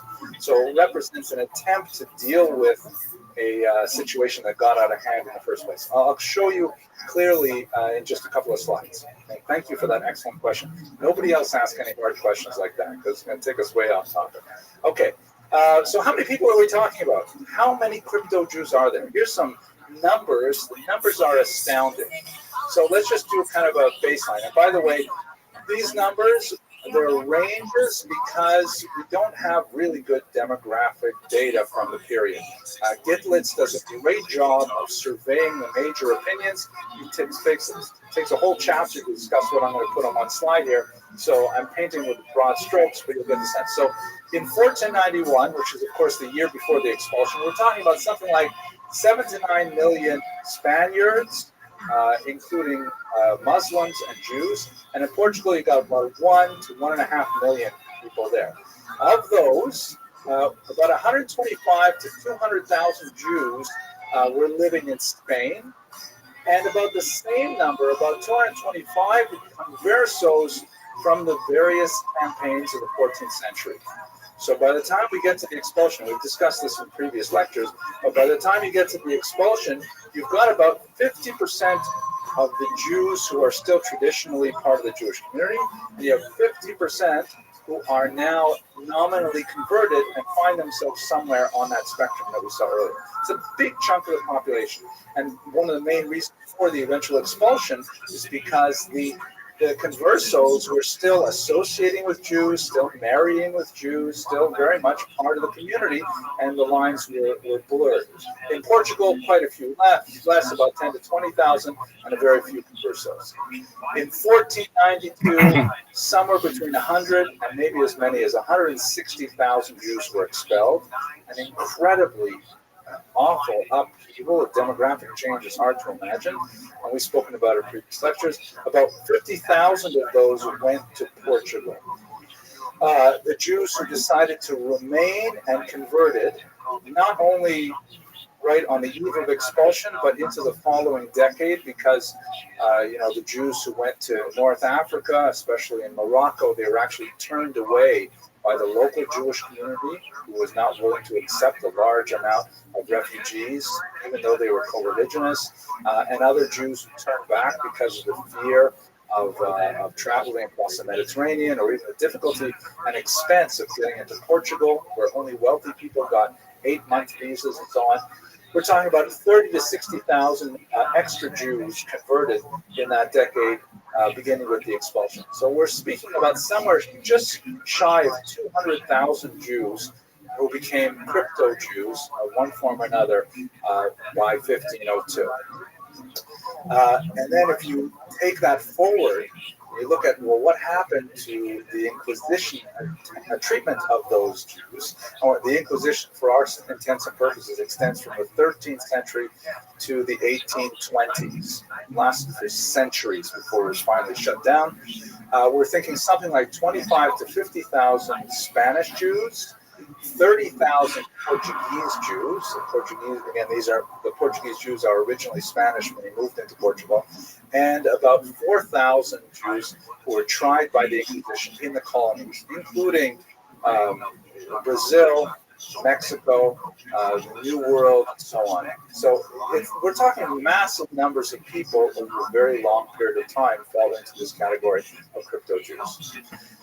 Let me add one last thing. If we look at one of the, here we go, sorry. So let's talk about the historical development. How exactly did all these people become crypto Jews? We've spoken in generalities. Let's just dig down a little bit deeper. So the truth is, and here's another scene, by the way, of an auto da fe. Not all of those tens of thousands of Jews that are mentioned in the prior slide were killed, but a very large number, certainly 5 digits worth, were actually executed in the flames that were called auto da fe or auto de fe in Portuguese. Means the acts of faith. The burning was an act of faith. So here's a public auto da fe. You can see all the Jews here, and there's San Benitos who are about to be executed. And it was a pageant-like environment where all of these Jews would receive absolution by being killed. So it really starts, ironically, in France in the early 14th century. Jews were expelled there, and many of them crossed the Pyrenees from Navarre into Spain. Many of them were forcibly converted, and so these are the first real conversos that made their way into Spain in any numbers. There were, and let us recall what happens with conversos on an economic level. We never really lose sight of how these decisions and persecutions affect the economy. Realized the Jews had tremendous mercantile skills for the era. They had literacy, often in several languages. They had international connections to be able to engage in long-distance trade. They had a strong internal legal system, the Talmud, that would regulate all of their interpersonal dealings. And so it was very easy for them, for Jews, to rely on a heavy infrastructure of trust that would enable them to engage in significant mercantile activities. So the only thing that really held them back were the many restrictions of anti-Semitic legislation that forced them not to engage in certain trades, not to live in certain neighborhoods, not to sell certain items, or various kinds of aspects of social interchange. So once the Jews were converted, they technically kept all of the advantages of being Jewish and lost all of the disadvantages. And so they represented a very disruptive element in the economy. You can imagine, like, let's say, for example, we had, I don't know, superheroes walking among us, think like Marvel, X-Men, or something like that, mutants, right? And they've got super strength and they can fly and things like that. And we try to keep them down by passing legislation, no flying in New York City. And all of a sudden we remove all those things and they're flying all over the place. You know, Uber would be out of business in a minute because you would just catch a lift with a superhero. So a lot of things changed when the Jews were released from the shackles of this legislation. And so there was economic unrest. A series of riots ensued in Aragon, which is a region of Spain where many of these Jews entered. And so after some duress, the local king allowed the papacy to bring in the Inquisition. The Inquisition had been established about 100 years prior, and the purpose of the Inquisition, originally in France, was to try and control heterodox Christians, the Cathars and so on, who were abandoning traditional Catholic ideology, and the Inquisition was designed to try and root out that heresy. But it could also be used for Jews who were converted to Christianity and then were Judaizing.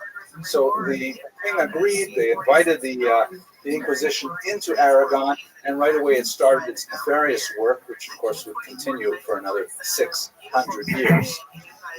There are sporadic attacks on Jews throughout the century as the resistance to these conversos grew, and there was a significant amount of economic upheaval, and you have a major change in 1378 when an archdeacon named Ferran Martinez, and archdeacon is a fairly low-level position. Recall that the lower clergy is often illiterate, often can't even read the scripture that they are preaching. But, you know, if they get up and engage in demagoguery and stand on a soapbox and make a lot of loud noises, and they inspire fear in the population, they can actually achieve a lot. This never happens in the 20th century or the 21st century, but I'm joking about those things. But anyway, Martinez specifically attacked the Jews of Seville, and he inspired a series of riots. The king was typically hesitant to engage in anti-Jewish persecutions. I don't want to go into great detail today, but for the most part, kings tended to be protectors of Jews because the Jews were a great source of income. And so the king doesn't want public disturbance, doesn't want neo-revolutionary activity, would rather keep everyone quiet. But under Martinez's rabble-rousing, he eventually agrees, and Martinez appeals to the Pope to try and impose even stricter legislation against the Jews and even greater activity of the Inquisition. In 1391, there is a wave of attacks that basically occupies the entire peninsula, and Jews are converted by the tens of thousands. In every community, there are attacks on Jews, sometimes multiple times, and this is where you get the bulk of the conversos, primarily from that massive upheaval in 1391. But the fact is, this is 100 years before expulsion. You know, that's how we get to that number of about half of the Jews in Spain being conversos 100 years later. Let's try and understand, and let's also understand, besides the violence that I have described, we also have a few of these really prominent celebrity conversions that spur the movement along from within the Jewish sphere. Perhaps the most famous of them is this individual, Shlomo Halevi of Burgos, who was known by his baptized name, Pablo de Santa Maria, who engaged in a correspondence that survived with a Jewish man named Yehoshua from the town of Lorke. So he's called Yehoshua HaLorki. And Yehoshua wrote to Santa Maria and said, you know, I don't understand why you converted to Christianity. It's like such an amazing thing to me. You were a very learned person. You were a rabbi. You knew so much. How could you just convert? This is not someone who was like forcibly converted as a result of violence. He became Christian. So Halorki sort of proposes an answer to his own question. He says, the only reason why someone would want to convert to Christianity, he says, would be, one, for career mobility, social mobility, and for career advancement, right? As I've mentioned, they have a tremendous amount of advantage if they become Christian. They lose all of the anti-Semitic baggage holding them back. So that's one reason why someone would want to become Christian, says Halotiki. Or number two, perhaps it's related to Averroism, which was the name of a philosopher of the period and associated with the idea of stepping back from religion as the prime locus of verity and instead looking to things like science and reason and essentially a secularism. So maybe your religious ideas sort of cooled off, and then you figured, well, in this environment, Christianity is maybe more amenable to my new kind of broader thinking. Possible. Third reason a person might convert is perhaps by looking at Jewish history and saying it's clear from the pattern of Jewish history, from the trajectory all the way from the destruction of the temples through the exile, the Bar Kokhba revolution that failed, and so on. Maybe it's clear from all these things that God has abandoned the Jews. Or perhaps it is really believed that Christianity is true, that it represents the fulfillment of the prophecies of the Torah, and that's why a person is a Christian. Now, Lord ended his correspondence by saying, well, since I know that you are a great rabbi, you are a very learned individual, and you chose Christianity, it cannot have been for the first three reasons, because you are such a great man. It must be you converted for the last reason, that you truly believe that Christianity was the fulfillment of Judaism, and therefore Halorki also converted. He took the name Geronimo de Santa Fe, and he played a major role as the prime defender of Christianity in a forced disputation at Tortosa in 1414. So this is kind of like two celebrity conversions that had a huge impact on the Jews. You have to imagine how over the course of nearly 200 years, they're losing confidence, they're losing strength, they're feeling dejected that, where is God? Where is Mashiach? Why is this happening to us? How can this just keep going on? And when you have these kinds of figures convert, it accelerates the entire motion altogether. People have less will to resist, and in many cases, people actually actively convert. Okay. Unfortunately for the conversos, the Inquisition proved to be absolutely horrific and deadly. I won't go into great detail about this because we have spoken about it in several other classes. But let us recall that the Inquisition was originally directed not at the Jews who remained Jewish, because they were not considered heretics. They were not considered backsliding Christians. They were just non-Christians, and they fell within the doctrine of witness. But once a Jew was baptized, that was it. There's no going back. And so any Jew who consorted, any converso who consorted with Jews would be subject to the dictates of the Inquisition. We shall see a little bit about how this operated in terms of the belief system of the crypto-Jews. But let us recall that what would happen is the Jews would be, the conversos would be, accused by a neighbor, let's say, who saw them, let's say, lighting candles on Friday night, perhaps placing them under clay pots or something like that. And then that would be reported to the Inquisition. The person would be brought in. There would be horrific tortures. After the tortures, they would typically betray so many other people they knew who did the same thing. They would be brought in.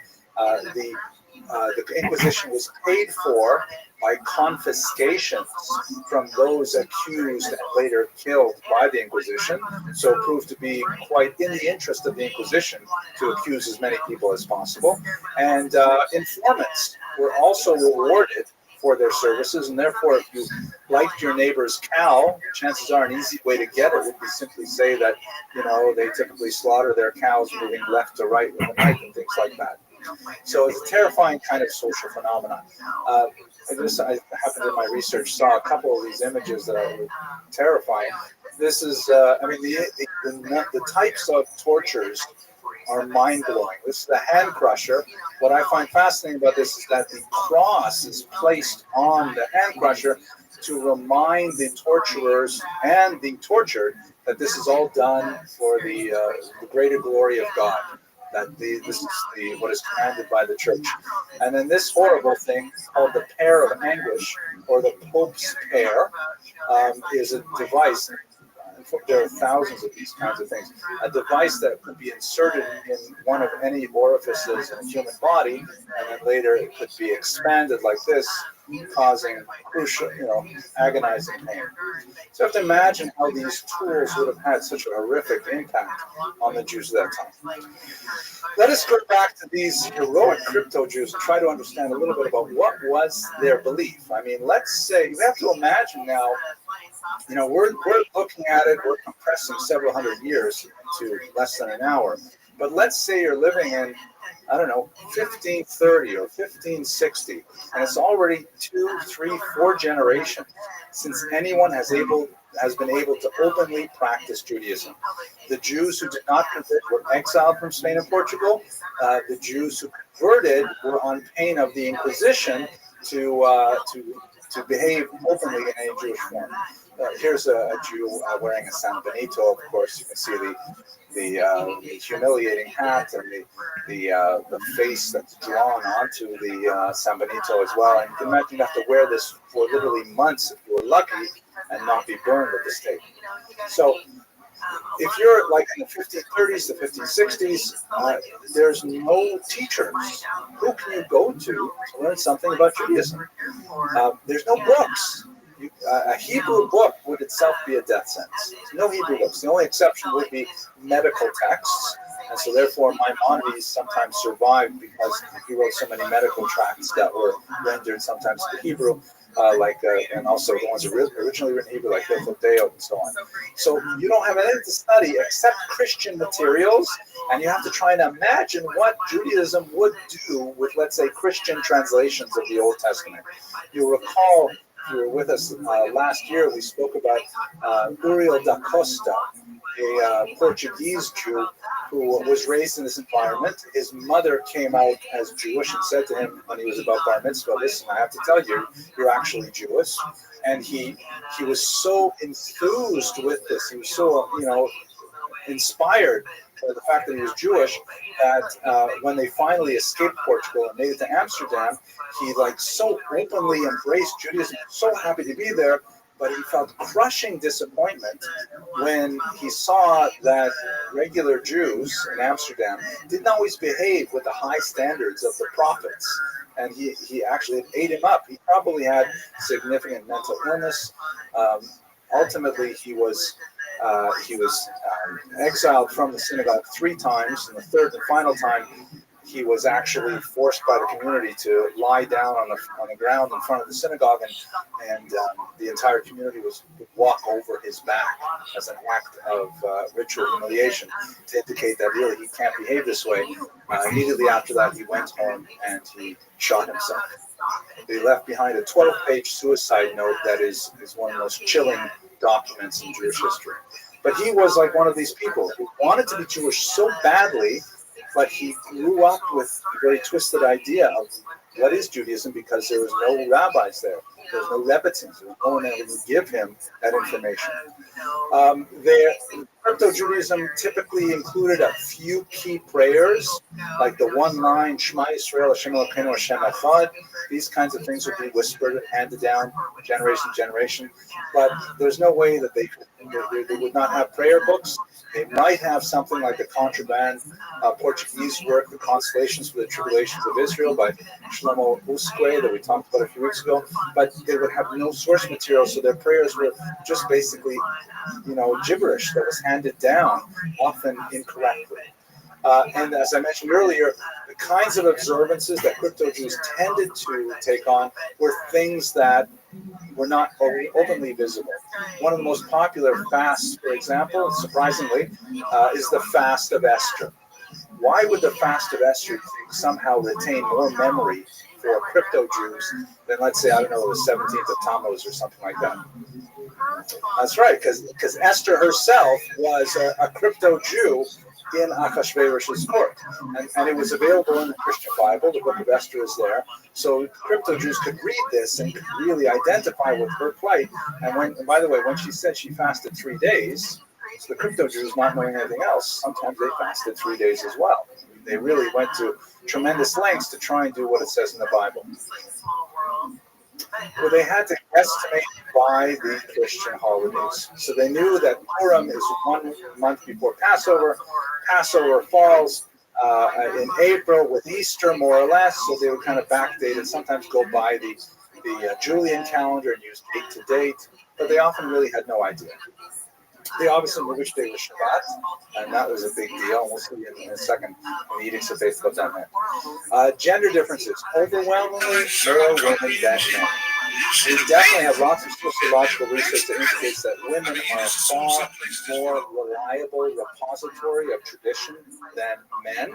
And you can look at a lot of different markers for this. For example, the age of intermarriage in America is that men intermarry about 3 years before women do. I mean, women will wait 3 more years trying to find a Jewish mate before Jewish men will. That's just kind of like an American example. But the practices in the home, all practices that are associated with the kitchen, the bedroom, things like that tend to be in women's domains, and they tend to preserve it far more likely than men do. And we have similar statistics among the crypto Jews, at least in the 15th century. Ironically, this even applies to rituals that were associated with men alone. Circumcision, incredibly dangerous because it's a permanent mark, of course, and once you can't take it back. But women crypto Jews who wish to somehow identify sometimes would actually, this is a noted tradition, they would have themselves ritually scarified, usually on the shoulder.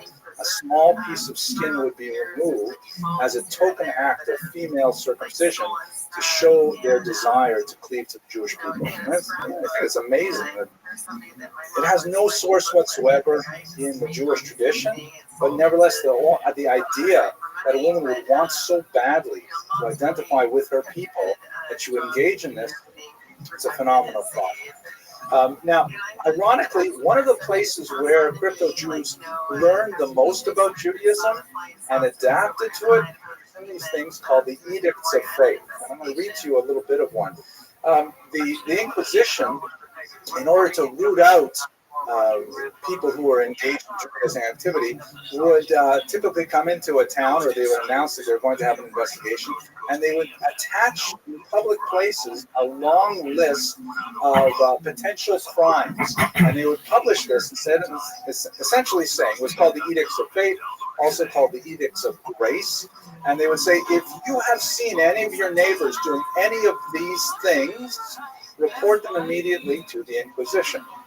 And if you were a crypto Jew and you read this list, you would, by seeing what they said, learn what you thought was something about Judaism. Aha, doing this must be what Jews in other countries do. And so ironically, even while the Inquisition was trying to extirpate Judaism, it was also encouraging it, although in a twisted kind of way. So I'm not going to read you the whole thing. This is like it's a 4-page document here in Gitzlitz's book, but let me give you a couple of examples. If any of you have seen or heard say that any person or persons have kept any Sabbaths in honor of the observance of the law of Moses, putting on clean personal linen and their best or festival clothing, placing clean linen on their tables or throwing clean sheets on their beds in honor of the Sabbath, not kindling a fire or doing any other work on those days, beginning on Friday afternoon. So right away, people get a sense of, so that's what you do for Shabbos, is you put on a fresh tablecloth, change the linens, wear nice clothes. But you can see also how intrusive this was, that if you did these things, change the tablecloth on a Friday afternoon, you could be killed for it. It's an amazingly frightening thing. We should think about that next time we change the tablecloth. Or who have purged or deveined the meat they are preparing to eat, soaking in water to remove the blood, or who have removed the sciatic vein from the leg of mutton or from any other animal. Like these are laws in Shkita, for making animals kosher, you have to remove certain veins and so on. Or who have cut the throat from one side to the other of any animals or birds which they are going to eat, saying, "Blessed be the Lord who has commanded us to slaughter in this fashion." First testing a knife on a fingernail to see if it has a sharp edge, and then covering the blood with water. And by the way, much of this material was revealed to the church by people who were tortured by the Inquisition, and they would ask them these detailed questions, and they would codify them in potential crimes which could later be used against future victims.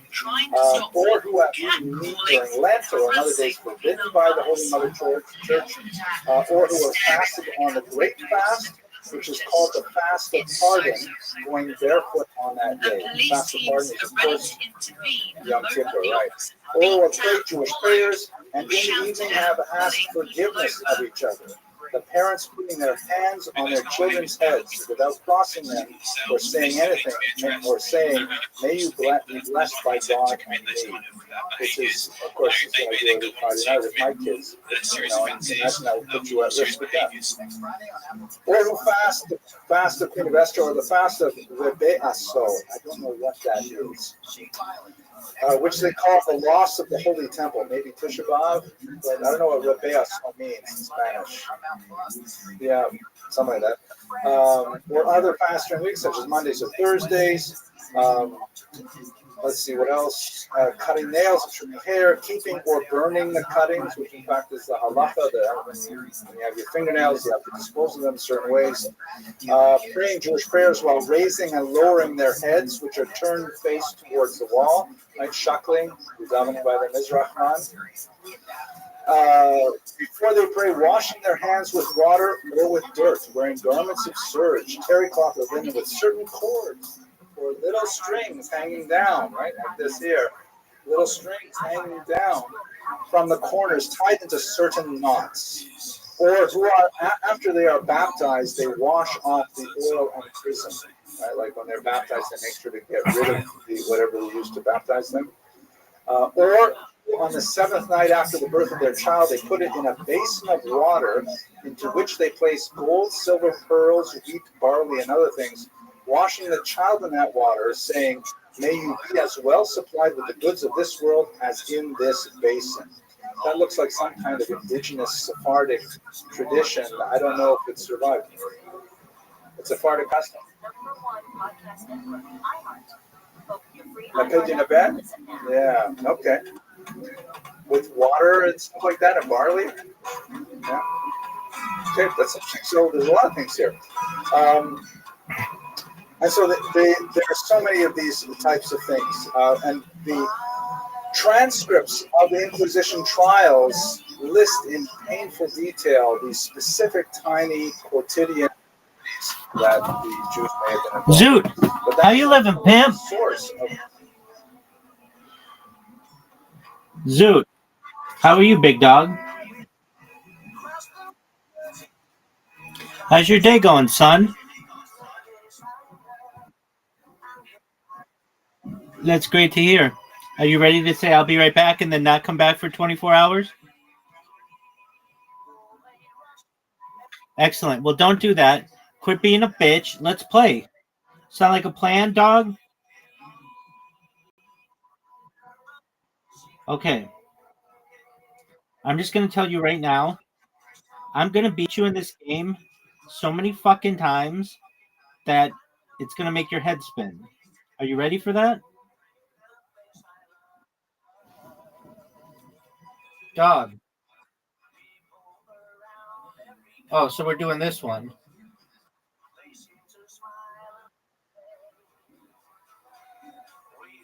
So, do you see how sick a shot this is? It might be one of the best. That's so. Are you going to have a better shot than I do? Zoot. I'm going to beat you. I'm just going to tell you right now, I'm going to beat you 10 games in a row. And if I don't beat you 10 games in a row, I'm going to be really disappointed in myself.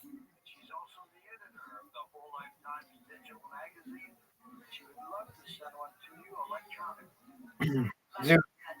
That was a dog shit shot. Literally, your dog, Yoshi, their shits are better than that shot was. Come on, baby. You need to make this, Zoot. You need to make this. Zoot, you did not make it.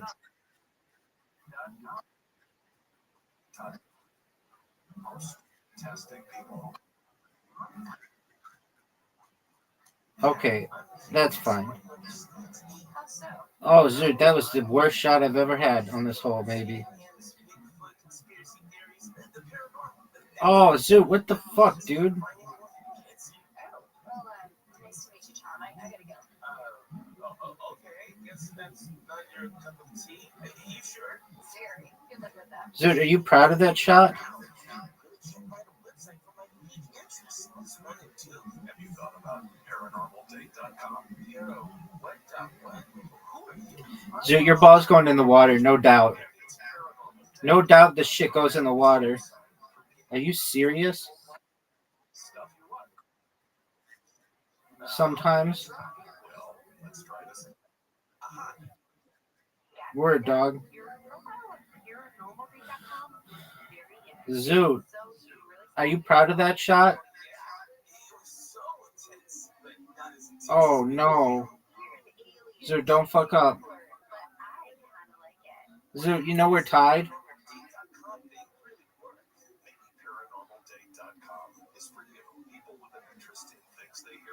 You're up, pimp. Are you ready?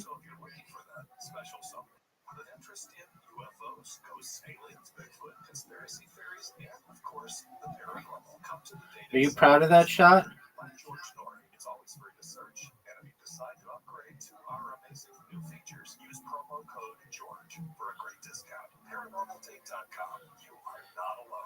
Mars Mission 1 is a fictional book based on real world facts, a future that everyone hopes never happens. Author Christopher B. Jones brilliantly brings us Mars Mission 1, available on Amazon.com. Bringing you real world facts of what our world could look like if we allow the Kessler effect to continue to develop. A cliffhanging story. Oh, Zoot. What are you doing to me? Look how sick this shot is. No way. You have a chance to win. Not by doing that, though. I'm going to give you a chance.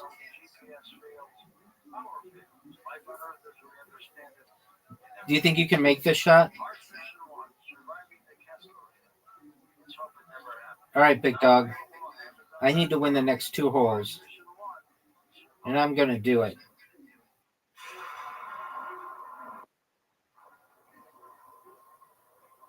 Look how sick this shot is.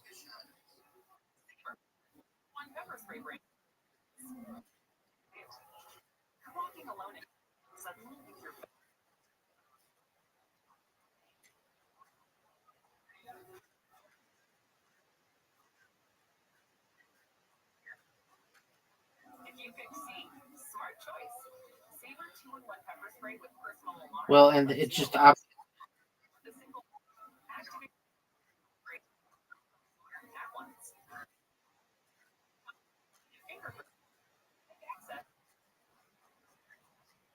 word.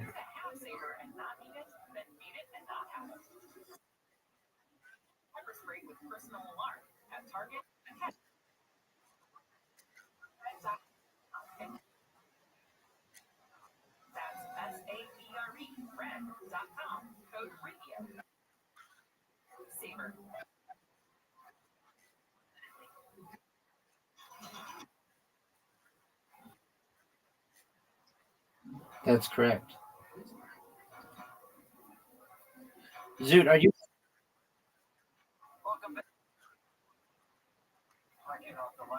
Oh, stop. He thought for a time, Chanel, that they might have been like jellyfish scones, right? I think you're right.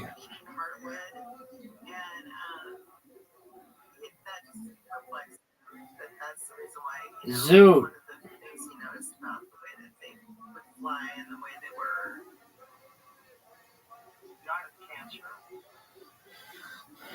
In 1984, yeah, he sat me down before he died, and he's like, "Think for yourself, honey. Don't trust the government. This isn't the right time for flying saucers." I mean, he just knew that I was possibly gonna speak on his behalf someday, and he was right.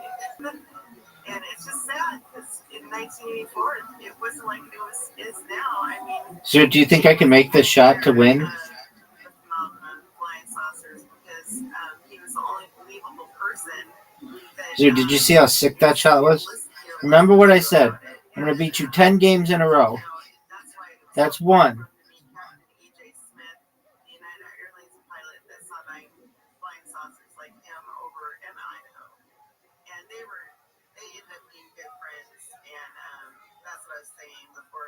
Zoot, did you know that you had an invitation? Zoot, are you going to go? Zoot.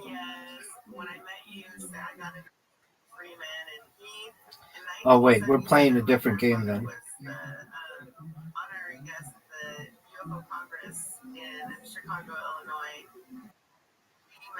Did you see how good this shot was?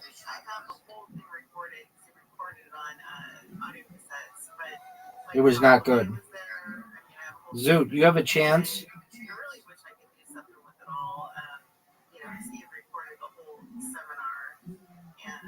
It's really interesting. I mean, as I said, I'm kind of becoming part of MUFON, and I found out at MUFON this year that we've reverse engineered 10 flying saucers for the intelligence.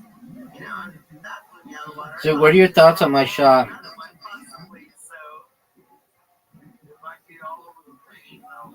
Okay, Zoot. I could take a really big risk, but I choose not to. I choose. Stop. Stop. That's an easy water bump, son. And you left it short. Zoot, you left it short.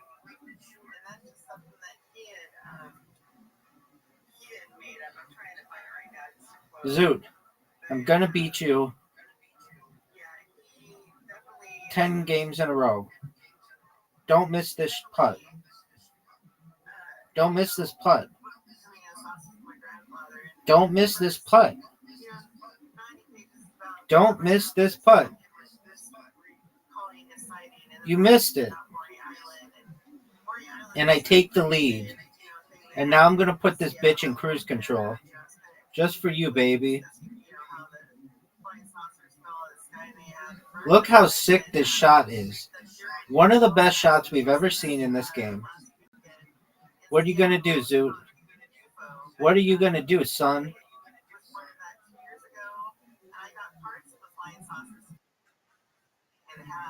You just what?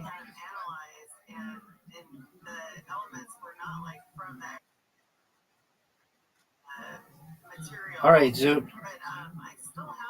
Have you been going to the gym? Are you going to miss this shot and put it in the black shit?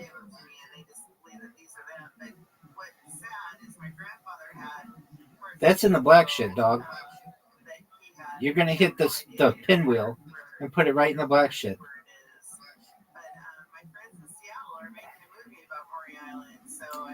Zoot, you're down 3 holes to 1. What are your thoughts? Do you want to be interviewed or? Like I told you, I'm going to beat you 10 games in a row. And if I don't, well then no big deal. Look how, get in. Okay, what are you going to do, Zoot? You've got a chance. One of the greatest opportunities in your entire career. That's a miss. That's a straight up miss.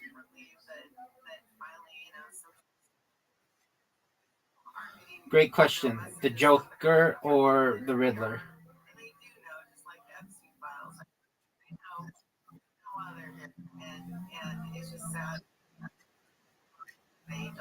He's cool.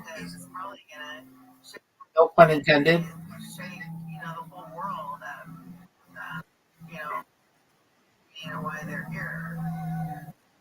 Yeah, he has. Yeah, he has. Arnold. Yeah, he has. Arnold Schwarzenegger played him. Right. were such a huge Atlantis. We're so They should bring him back. Arnold Schwarzenegger should play him again. we're supposed to be beyond these atom bomb. That would be big. They're afraid that we're possibly going to have. That's why they appeared. It's been 2 years since the atom bombs have dropped, and my grandfather believed that. Look at the shot, Zoot. Zoot, look at the shot. Oh no. They were like, "Oh my gosh, what are those people? What are they doing now?" And they had to start observing us closer, or maybe it ripped a hole in like the dimensional, time, or so there's these flying saucers. Too hard. But whatever we did when we let off the bombs, but they're pretty strong. Atom bombs are pretty intense, and I hope that we never have to. This game is over, Zoot. This is 2 wins in a row. 2 wins in a row. Do you recognize how good that is? 2 wins in a row, and you started the next game. And in the book, he did have some pictures of some flying saucers that looked very similar to the ones he saw, and he was so excited to have those photos. My mom still got them, and he wrote all of them back. So what are your thoughts on my shot? Exactly what he saw. And oh, did you water bump me? No. Oh no, Zoot. So you have a chance to take the lead here. Big opportunity. Don't fuck it up. And you didn't. What a great shot, Zoot. Zoot. This is a good hole for you because I'm not good at it.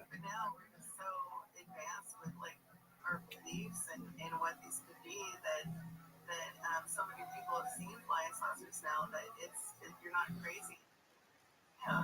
It's believable. Zoot.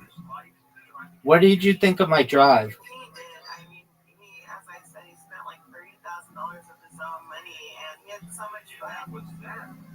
Yeah, and he had so much fun interviewing people and all the different experiences he had. Zoot. Zoot with the lead. I don't know, Zoot. You're about to give up your lead. Zoot, you just gave up your lead. We're now tied. Now it's a best of 3, son.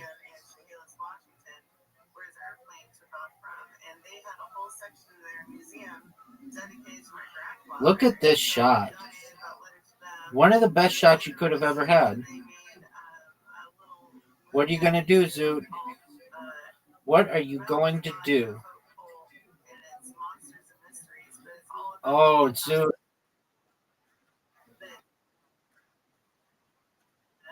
That's tight.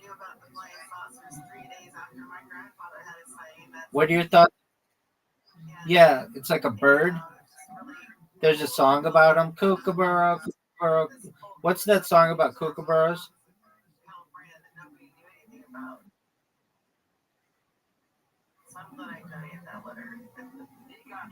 There you go. Yeah, you like my shot, don't you? No way. No way, Zoot. That was crazy. That was crazy. Dog. Zoot. I'm not good. I'm not good at this hole.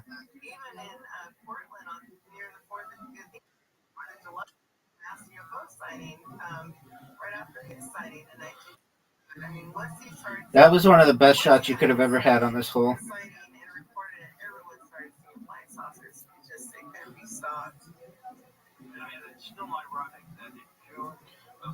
Oh, Zoot. That's not what you wanted. Yeah, I mean, the Roswell happened 2 weeks after his sighting, and Roswell wasn't big until the later 80s when it was brought back to the public's attention by Stan Freeman. But my grandfather, every year, he was the pioneer of flying saucers. He was the man that started it all. That's what they would call, his whole experience. He was the man that started started it all, and he should be remembered for everything he sacrificed by having a sighting and giving up his privacy and being ridiculed, and he felt like he was Orson Welles, just because people didn't believe him. So, did he know Dr. J. Allen Hynek?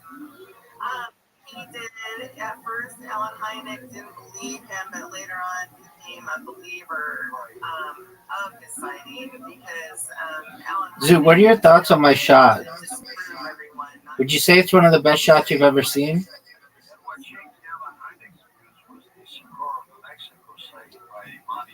Zoo, you want to know something funny? Is all of our conversations are recorded, and if you go back to all of like our YouTube content, there's this thing you can put a link in, and it'll give you like a play-by-play of all of our games. Like Rabbi takes the lead by 2 shots, and Smack Talks. It's pretty baller. Yeah. He did. He died, unfortunately, very.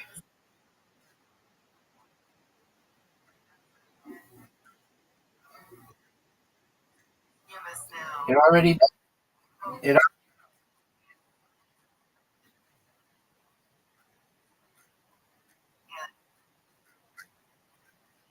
Yeah, it'll probably do it automatically by YouTube in the next couple years. All it does is take the. Are you serious? It takes the. It takes. I don't know. It takes. It takes the captions and then like discerns what was going on during the captions and then puts it into like a summary.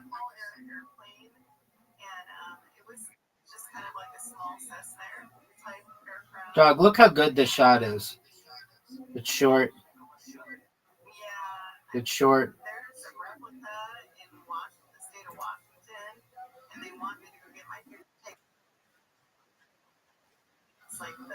Yeah, I mean, I don't think you need to be diagnosed with that one, big dog. That one's pretty obvious.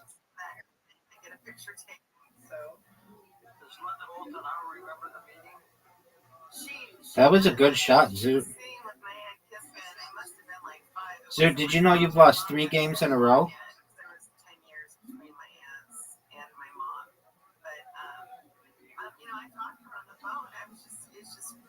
Zoot, you've lost 3 games in a row.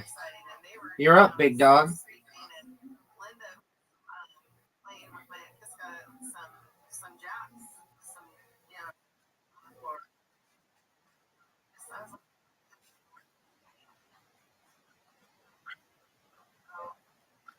I thought there's nicotine.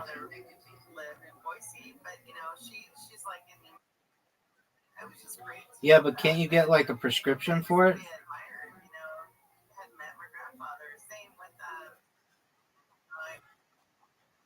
Because then like insurance covers it?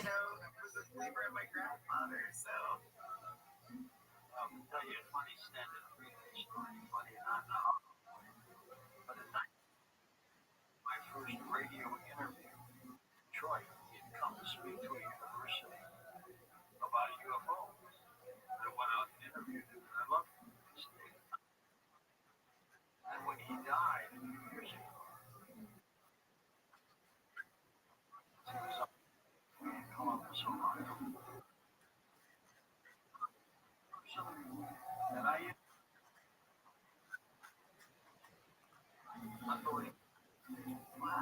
I mean, how much is a diagnosis? Don't you have like socialized medical care there?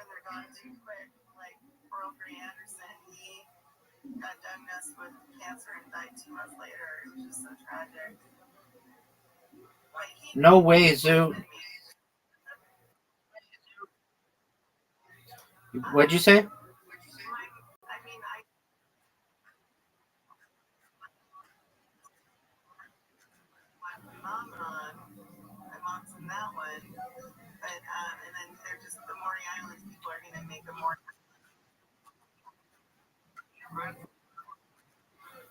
Have you ever met somebody who's Maury? Well, I know there was this interview done of him, you know, Like those people from 70s by New Zealand? Yeah. Have you ever met somebody who's married? you know, film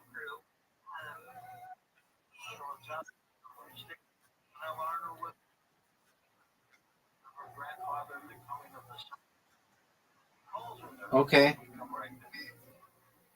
I mean, couldn't just like a regular medical doctor diagnose you with that? I mean, you got diagnosed with like 1,000 things like last month. Couldn't you have just been like, look, the one that's obvious that I have is Tourette. I say I didn't know that I was circumcised until I was 15 years old to random groups of people. Like that one is spend 10 minutes with me. You'll see. Just talk with me for 10 minutes. It's obvious. Like you don't need a test. You don't need any kind of blood work. This one is fucking obvious.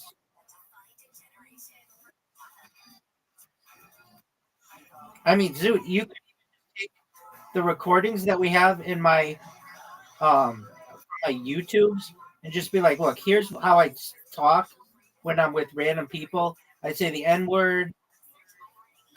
I ask all kinds of like questions that a lot of times don't make sense with the context. Like this one is obvious. Like just give me the diagnosis.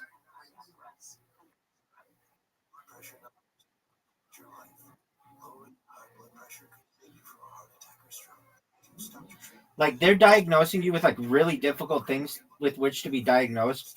The one that is the most obvious that you have, the first one you ever mentioned to me that you had is the one that you haven't been with which you haven't been diagnosed. And it's like that's the most obvious one. Discover a new podcast from our library of hundreds of thousands of titles. Here's an iHeartRadio podcast preview. Zoo, do you think you can make this shot? I know you like to do your own little solving, but this is a serious investigation.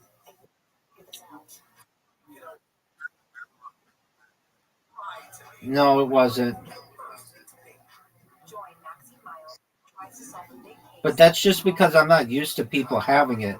Literally, you're one of only two people I've ever known to have it. And the other person, I didn't even know they had it. They just would like scream, and I'd be like, "What the fuck is wrong with this person?" And somebody was like, "They have Tourette's," and I'm like, "Well, what's Tourette's syndrome? Seems like the worst thing ever." And they're like, "It's this thing where um, you have like tics," and I was like, "So you mean you can't control that?" And they're like, "Yeah," and I'm like, "Oh, what a terrible, terrible thing to have."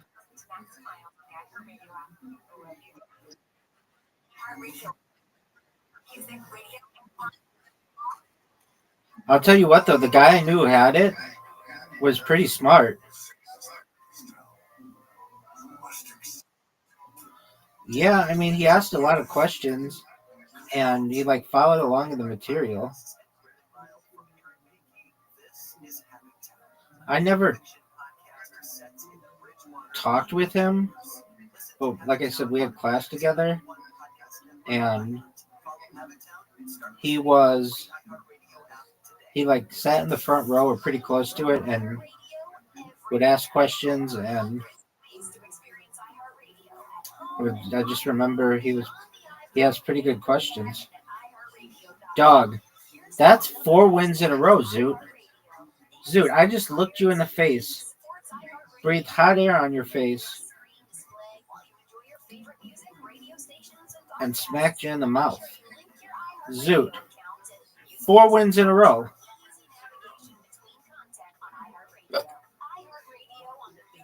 You can make this shot, Zoot. You know you can. Perfect shot, Zoot. 10 out of 10.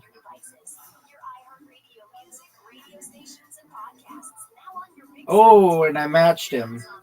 How'd you like that, son? Find the hole. And I have to go first. This sucks. You're up, pimp. You're up, pimp.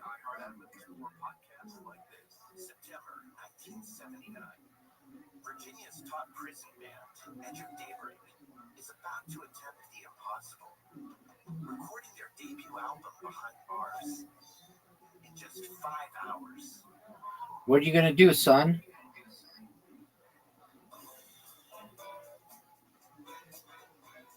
They were black artists serving extremely long felony sentences. Each had grown up under segregation, only to get caught up in America's prison boom during their 20s. I'm Jamie Peterson. I took a big risk, and I don't know if it's gonna pay off for me. Talking to the band's 3 surviving members, Joel Jahanubi, Neil Cade, and Harry Cupcake Cole. Zoot, are you gonna make this shot? They will come in and stand on the wall and sweat and pull off them just like they're out of prison now and in their 70s. Their past are high. Have some unfinished business. Was supposed to have been following up another album. Dude, I made a mistake. I shouldn't have knocked that tent out.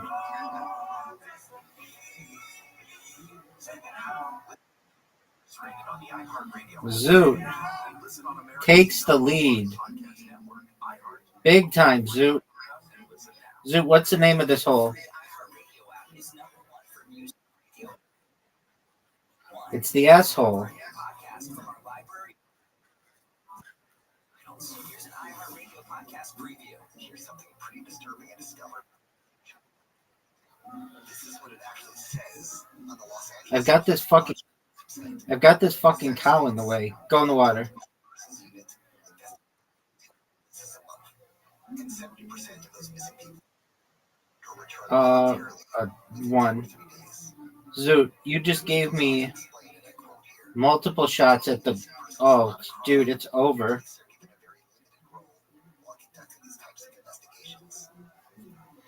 Dog.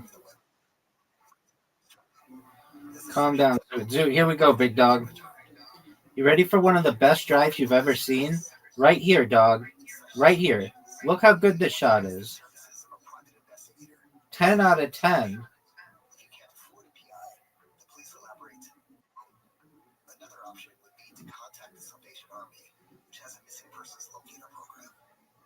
You're up, Zoot.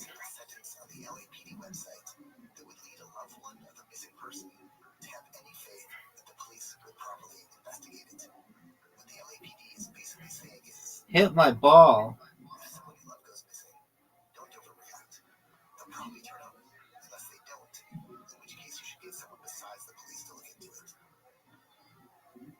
This is one of the best shots we've ever seen.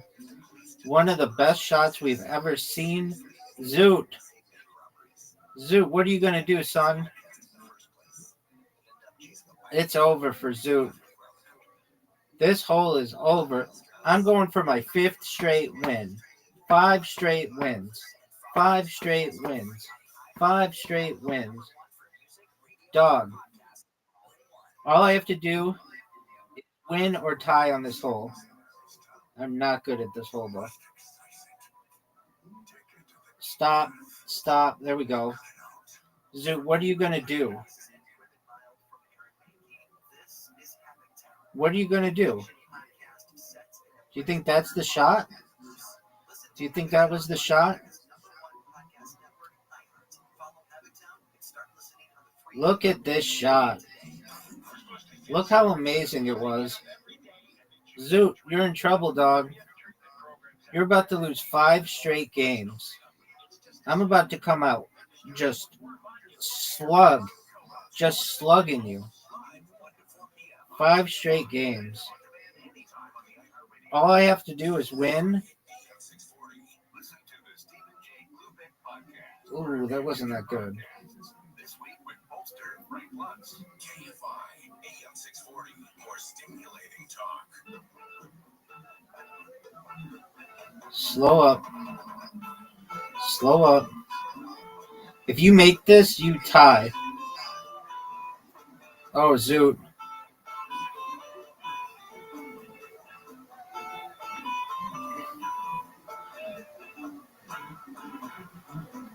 Zoot, make it. It's over. 5 straight wins. Zoot, are you ready to lose 10 in a row? You have an invitation. Let's see you do a really good shot here. You just did, dog. Oh, come on. Get it, Zoot. Get it.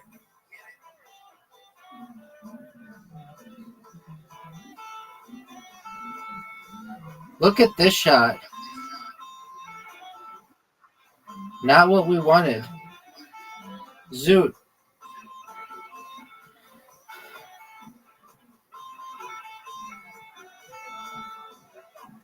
Are you proud of that shot? Because I would be. Oh, shit.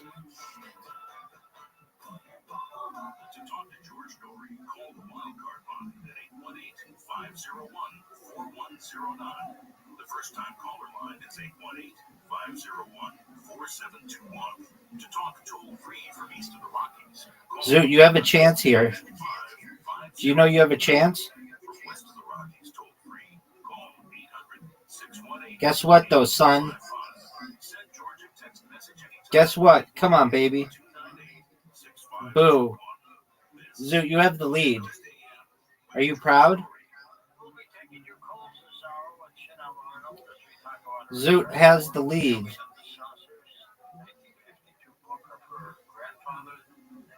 Oh no, Zoot. That was not ideal.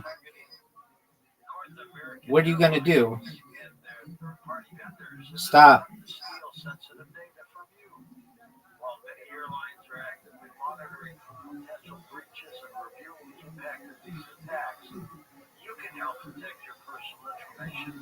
Zoot, that was a brilliant shot.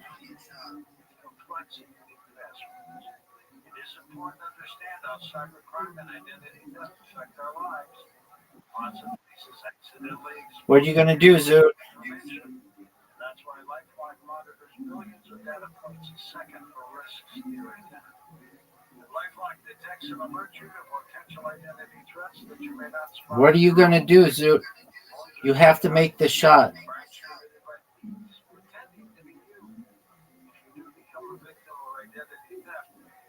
Make it. That's big time, Zoot.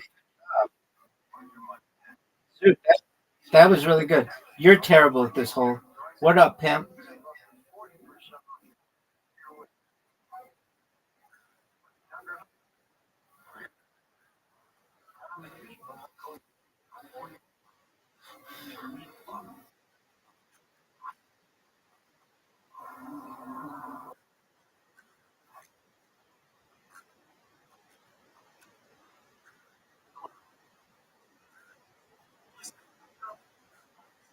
You're in danger. 1,000%. Sacrificing your time, your freedom. That's why more are choosing gold. Command your attention. It doesn't crash over.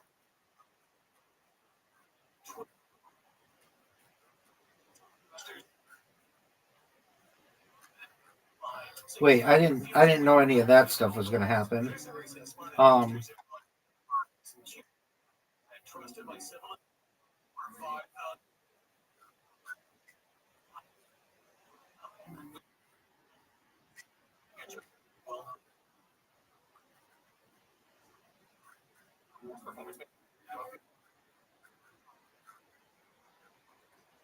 Yeah, I still don't want people to die. I would see it as a purely economic move. So it's just like, you know, I would warn them. I'd be like, hey, we got this threat about your company, just giving you a heads up.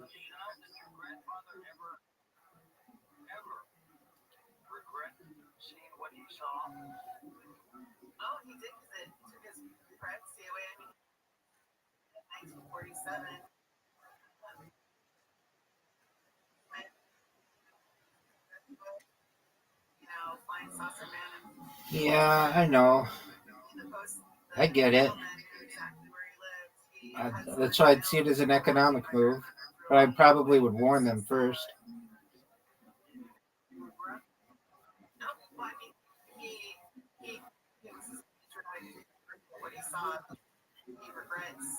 Zoot, do you see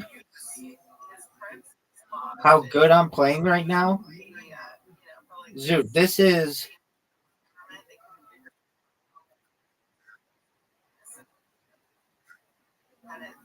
Yeah, then I'd do it as well.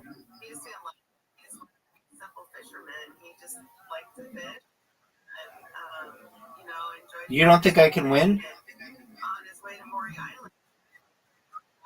Oh, you can't win. Well, yeah, then I'd just do it.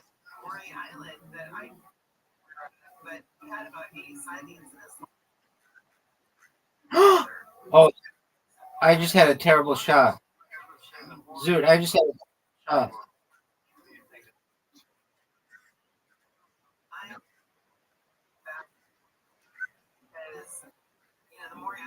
Okay, then that sounds like win-win.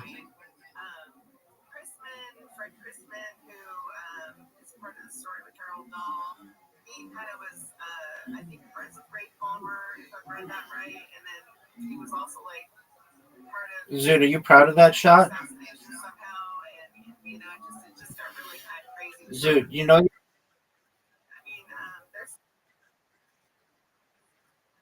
Okay.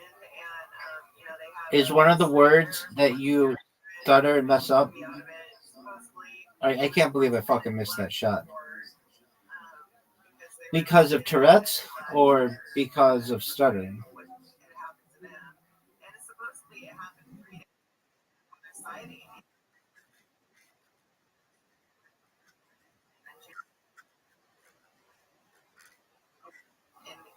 Okay. Do you feel that you ever have social anxiety? Because I notice that when I have strangers in here, sometimes you don't say hi to them, or sometimes you just come in and leave.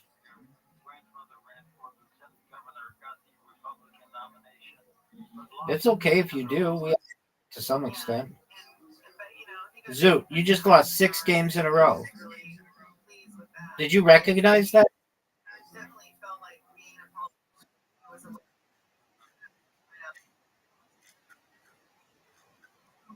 Okay, but Zoot, did you know you lost 6 games in a row?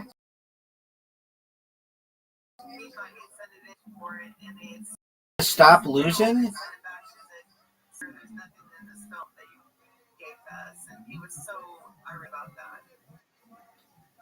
Your grandfather ever believed that they came from other planets? No, he believed they came from other dimensions. Zoot, doing this hole in 2, that was phenomenal. Dog, you're down 1 hole to none.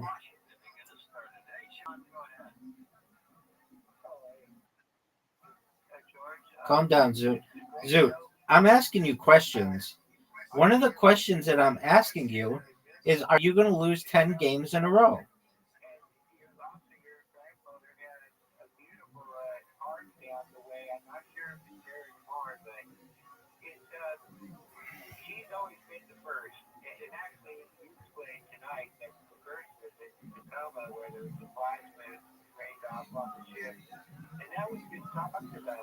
Zoot, I've played the first 2 holes basically perfectly.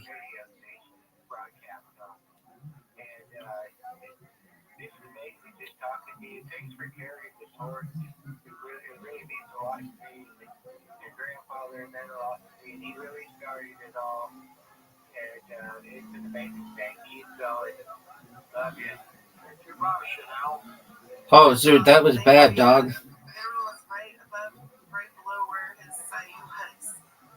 What are you going to do, Zoot? Zoot, what are you going to do? They just disappeared by Mount Adams, if I'm correct.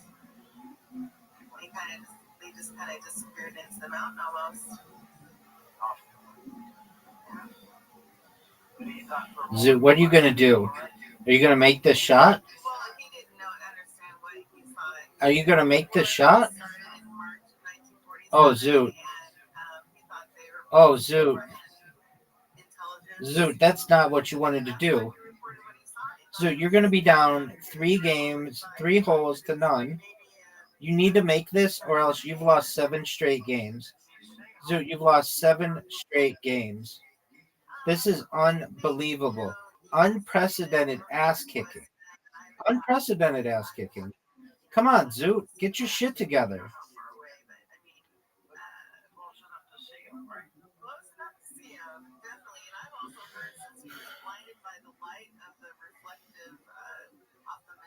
Zoot, you've lost 7 straight games. This is unprecedented ass kicking.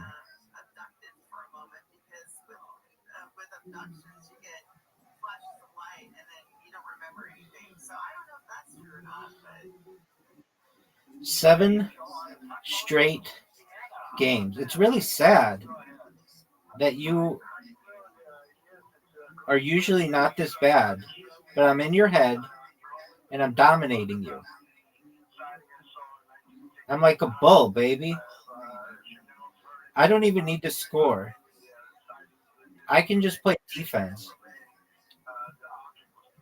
Make it, Zoot.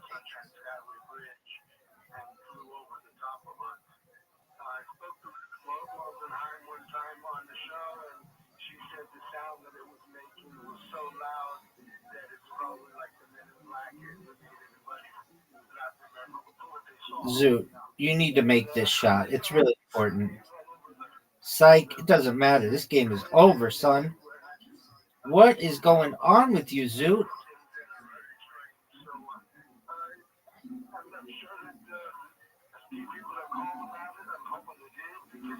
Zoot, you need to make this. Zoot. Zoot, do you know what a perfect game is, son? You're about to witness it. I've won 7 straight games, and I'm going for a perfect game on this one.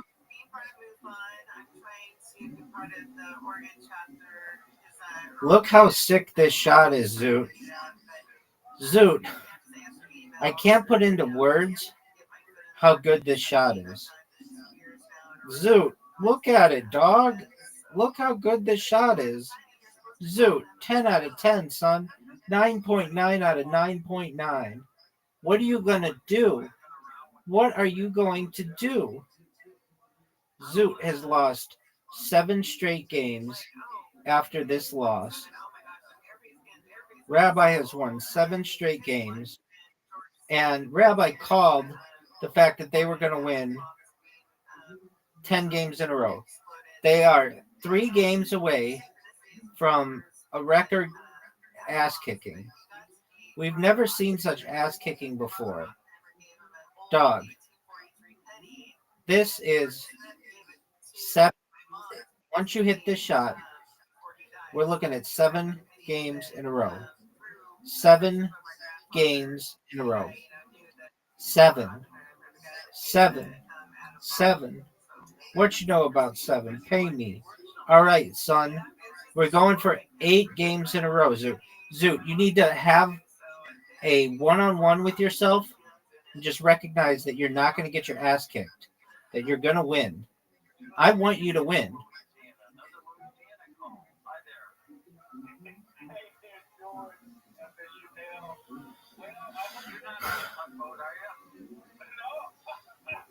Zoot, I had one of the greatest shots that we've ever had on this hole. What are you going to do? Zoot, what are you going to do, son? Zoot, are you going to lose 8 games in a row? Zoot, are you going to lose 8 games in a row?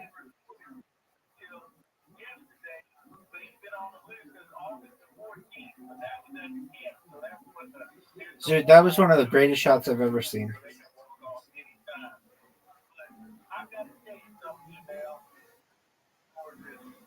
Calm down, Zoot. Yeah, but it's still rude. Zoot. Great job, Zoot.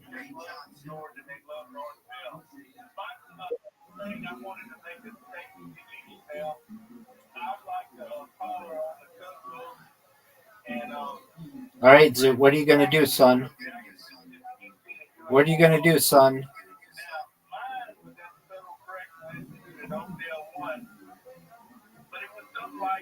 Oh, what a shot! Did you see that? Zoot, did you see that shot?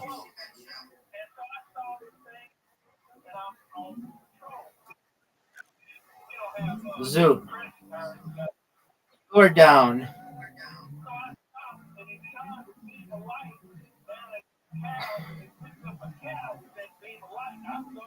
What are you going to do?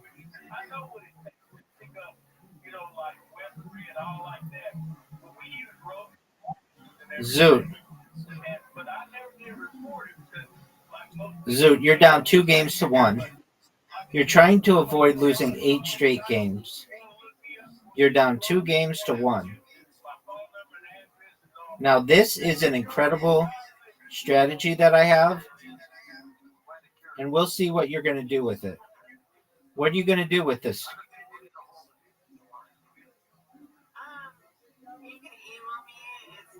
Zoot.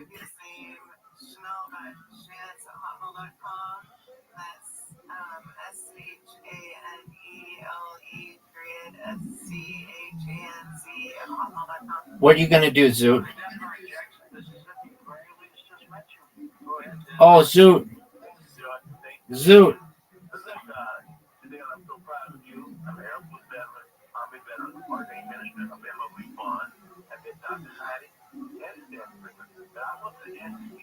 What are you going to do, Zoot? Zoot, what are you going to do here? I need one of the best shots in the history of this game. Oh, baby. Zoot, what are you going to do, big dog? What are you going to do? Zoot with a perfect shot.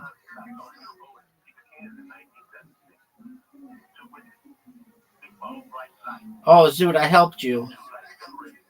Zoot. No way, Zoot. No way.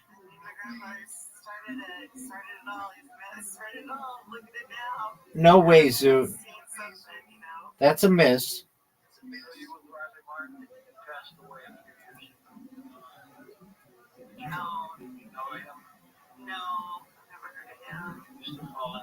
Oh.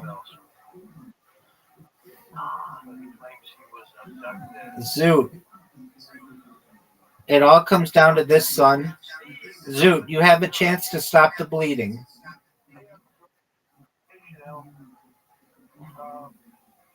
I've got a video which I sent a copy of this to 2 years ago, George, of a. What are you gonna do, Zoot?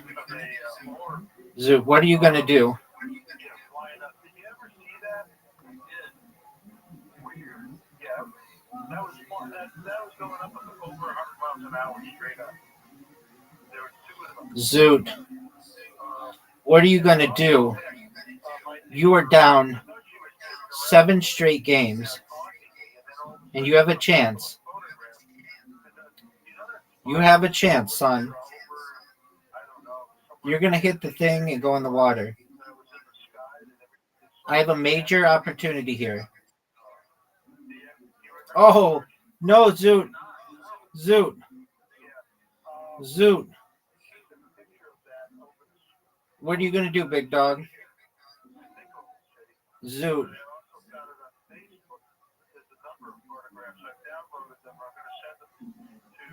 Zoot, I missed again.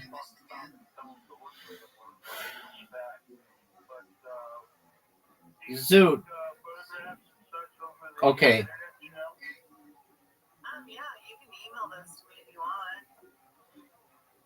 Zoot, we're looking at 8 straight games. Zoot.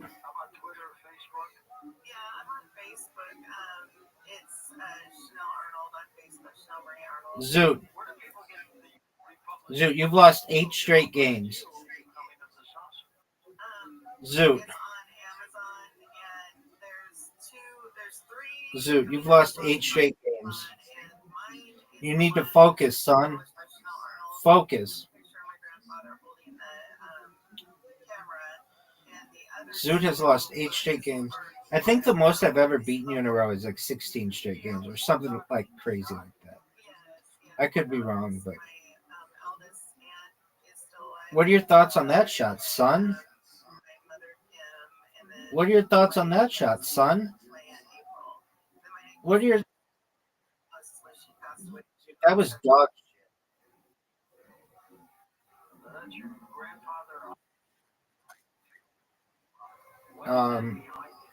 A 1. Make this shot and it'll be a 10. Make this shot, baby.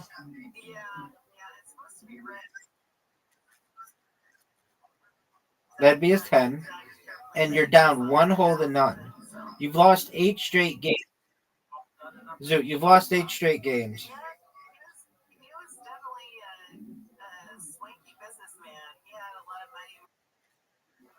Yes, you do. Zoot, make it.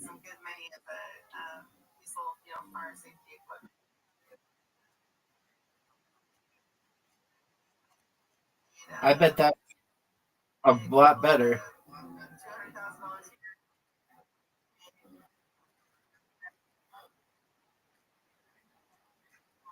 Word, dog. Look at this shot, though. Zoot, look at this shot. Zoot, it's your turn. You need to focus. You've lost. Oh, what a great shot. What a... Okay, what have you been smoking aside from pole? What have you been smoking? What is shisha? Hashish? Or it's like hookah. Okay. Did you know that you're down 2 holes to none?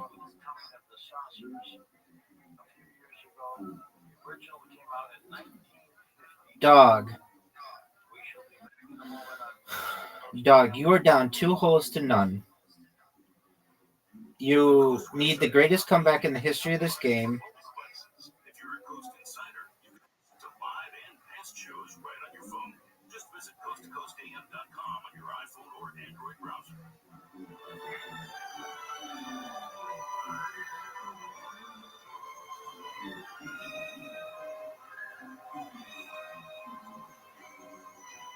Zoot, are you ready for one of the best shots you've ever witnessed? Did you see that? Zoot, did you see that shot? Make this shot, Zoot. If you make this shot, you're still in it. What an incredible shot. What an incredible shot, Zoot. You get a clap for that. That was phenomenal. Too bad. You're awful at this hole. And I have a really good way how to play it.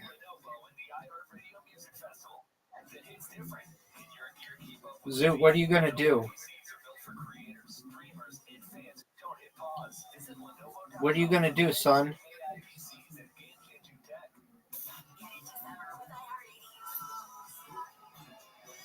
Oh, go, go, go, go, go.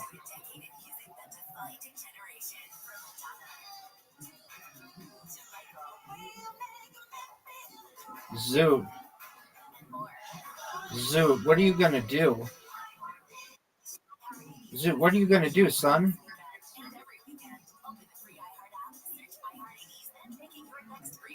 Are you proud of that shot?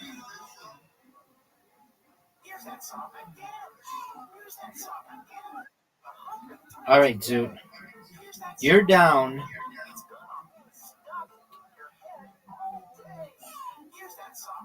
Get it. Make a good shot. Zoot, that was a great shot. But my shot water bumped you and turned out to be the death knell.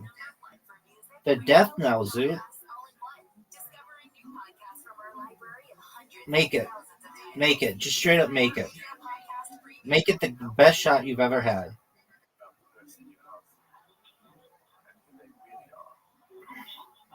If I make this putt, it's over.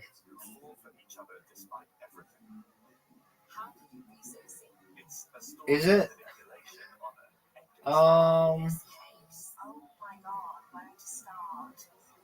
It isn't over. Oh yeah, it is. It's over. Son. It's over. I've won. Oh, and my best hole. We end on my best hole. Dog.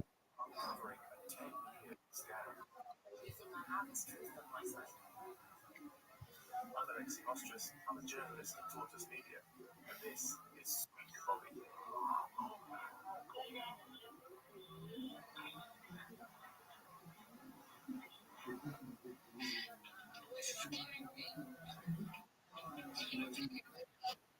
Listen and follow this podcast for free on the iHeartRadio app. #1 for music, radio, and podcasts, all in one app. Zoot. Can you believe? Zoot.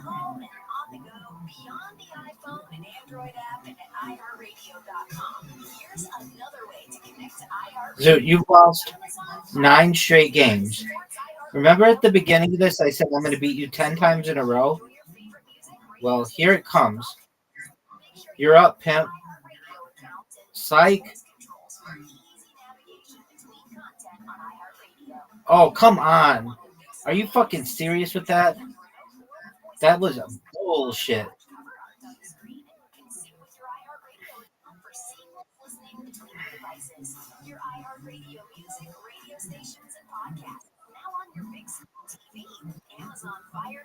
Zoot, did you know Malcolm Jamal Warner died?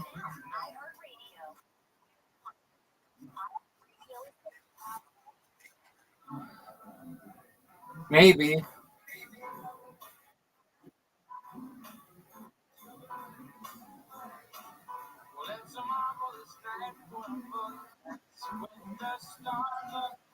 Make it, Zoot.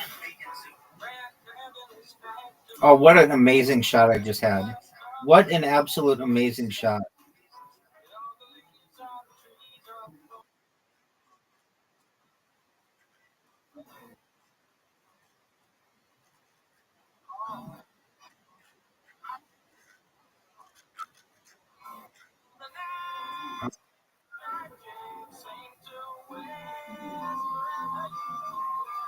Maybe 2 or 3 people. Word, dog.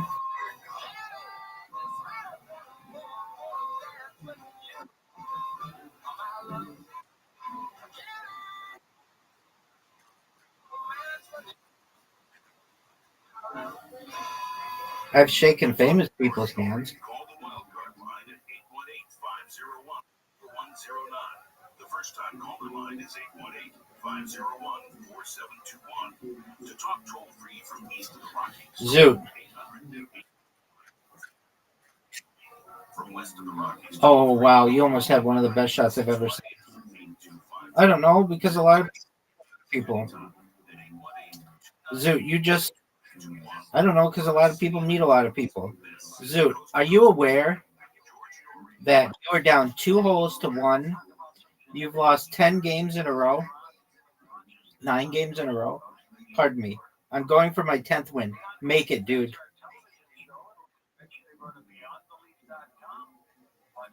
Oh, Zoot. Zoot. Make it, dude. Dog. You just tied it up. Now it's a best of 3. Actually, it's a best of 2. And this is like my worst hole.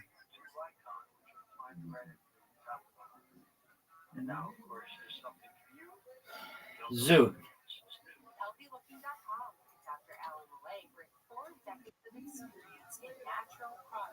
Exclusive stem cell wellness kit that works with your body's stem cells to assist your immune system. Here's Dr. Marie with more. Whether it's physical activity, obesity, Zoot. Not a good hole, dog. What are you going to do?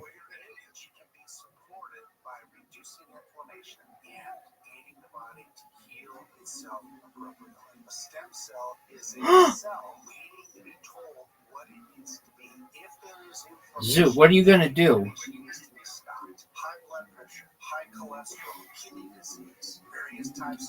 Zoot, are you ready for this? Look how good a shot that is.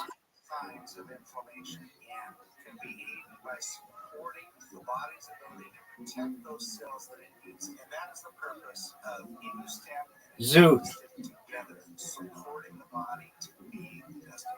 Dr. Malay, how will I feel after taking Adaptostem and ImmuStem? Zoot, it's over. It's over, son. Actually, it's not. You could still tie.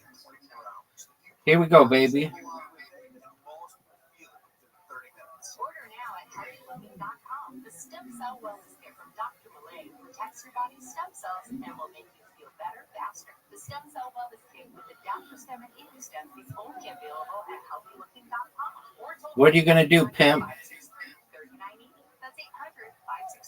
800-563-3980. Don't forget free shipping.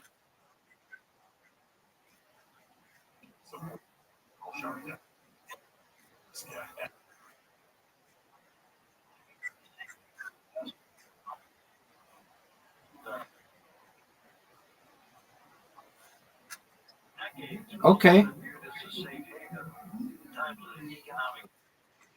Well, by not hitting it like that, dude. Fuck you, Zoot.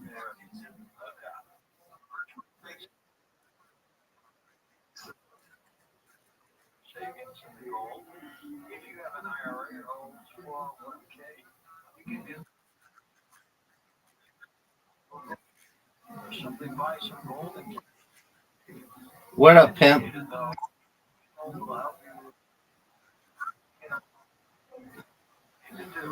Yep, because my ball messed you up. I wouldn't flirt with that black shit, dog.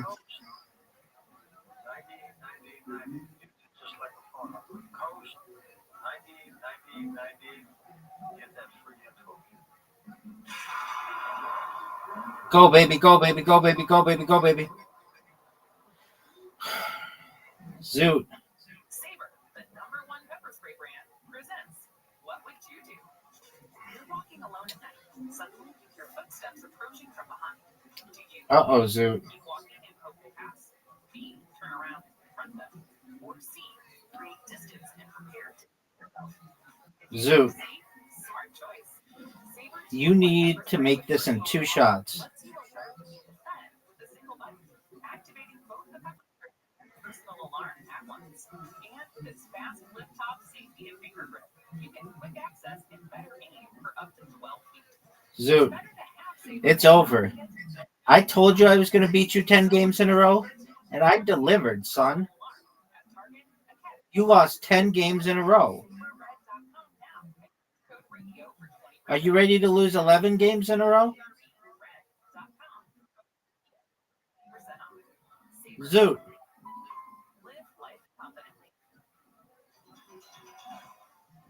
Zoot, you need to focus. You aren't this bad. You do better than what you're currently playing.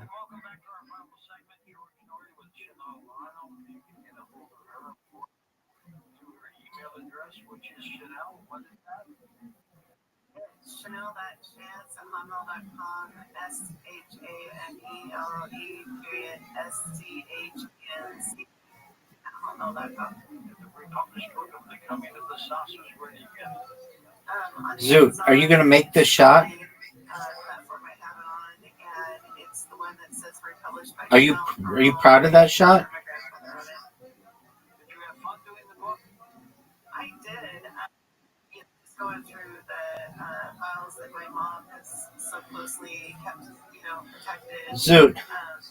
Seeing the pictures of when he, was, running for lieutenant governor, he painted his airplane, general for governor, and, it was just quite spectacular what he did for that campaign. What are you going to do, Zoot? I know he's still with me, but he was larger than life. I mean, definitely. Zoot, what are you going to do here? Left me Are you going to have one of the greatest shots we've ever seen? Myself, my mother, him, and I in the backyard of the house. My mother still has, we the house we built. Zoot, what are you going to do here? And we're all Everyone wants to know. floating in a. Are you proud of that shot? Cute, just the pictures I do have. Zoot, look how sick that shot is. Picture that of him holding me when I was a little baby. He died when I was 7, almost 8. So I mean, Zoot, I was still young, but you know you have a chance to win? growing up, it's I mean, I've read 3 books now. Oh no, Zoot. And I've learned a lot. Now's your chance to take the lead. My mom as well. She's still alive. She's got it told me already. She knows before she passes away, so I can pass it on to my kids. Zoot, you've got a lot of pink shit you got to get through, son. Zoot.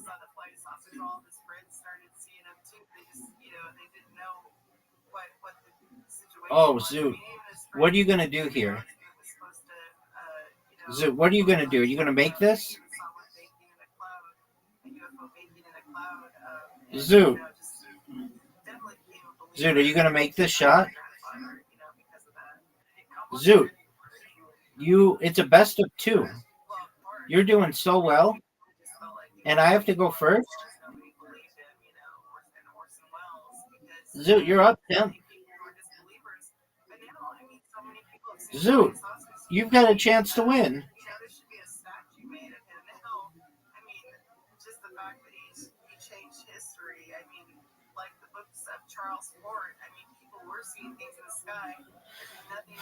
Zoot, what are you going to do, son? News stories, so that's really interesting, definitely. The great newsman Edwin R. Murrow interviewed your grandfather. Oh, I did that. What'd you say, Zoot?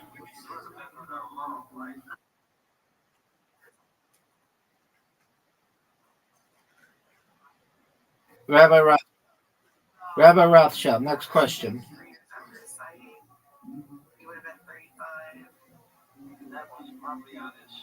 Zoot, what are you going to... Oh, for sure. Zoot, what are you going to do here? What are you going to do? No way, Zoot. Zoot, I have to make this now.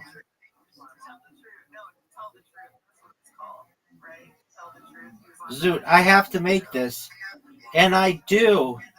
What an amazing shot I just had. Zoot, I just had the best shot you've ever seen. Now, it all comes down to this. You've lost 10 straight games. I hate this hole.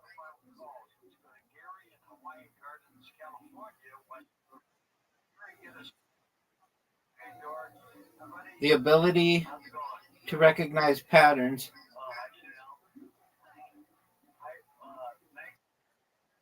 Hit that thing. Hit that thing. That's what we've made it become. Zoot, what are you going to do?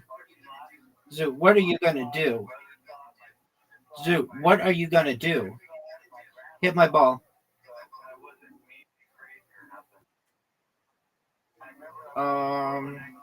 Zoot, I just beat you 11 fucking games in a row. 11 fucking games in a row. 1, 2, 3, 4, baby.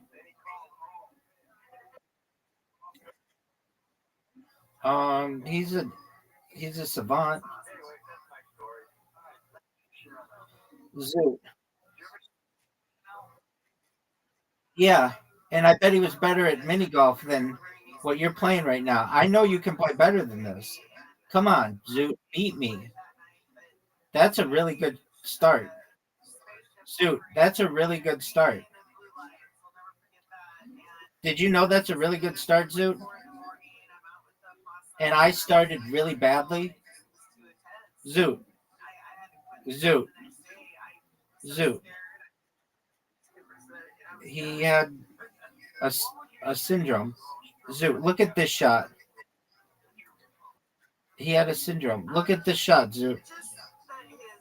Get it. Get it. Zoot, you, my friend, are up 1 hole to none.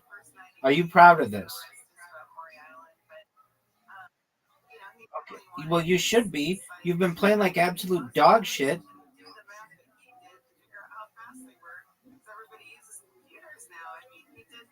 Zoot.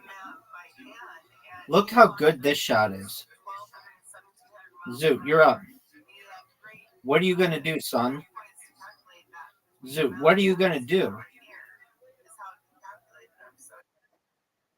I basically need to make this shot.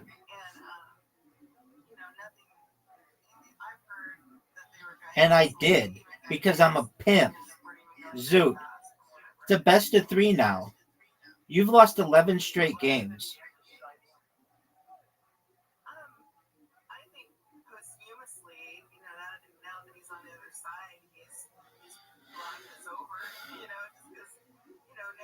What are you going to do, Zoot? Hit my ball, baby. Oh, Zoot, that was the best drive on this hole you could have.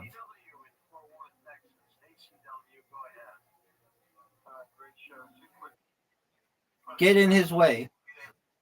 Zoot, what are you going to do?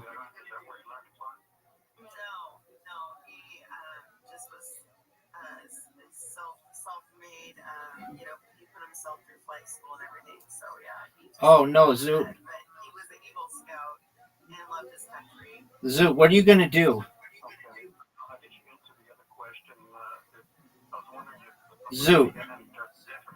Zoot, are you ready for this shot? Zoot, are you ready for this? Do you see how sick this shot is, dog? Zoot, do you see it? Do you see this shot? Zoot, make it. Zoot, make this shot. Make this shot, dog. Make this shot, dog. Zoot. Make it. That's looking good. It's looking perfect. Oh, baby, Zoot. That's what I'm talking about, son. That's what I wanted you to do. You're terrible at this hole. Zoot, you're terrible at this hole. This is one of your worst holes. And you just had a terrible shot.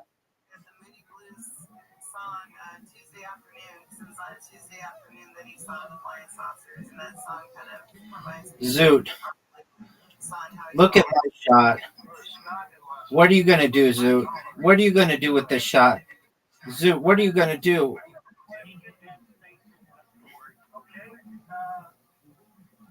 Zoot, look how sick this shot is.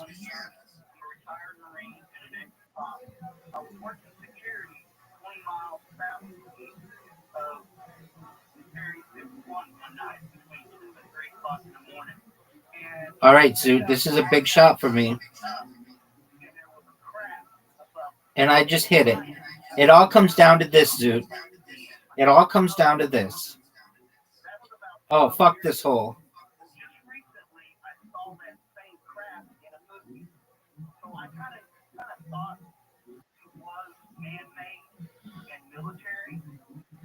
You're up, big dog.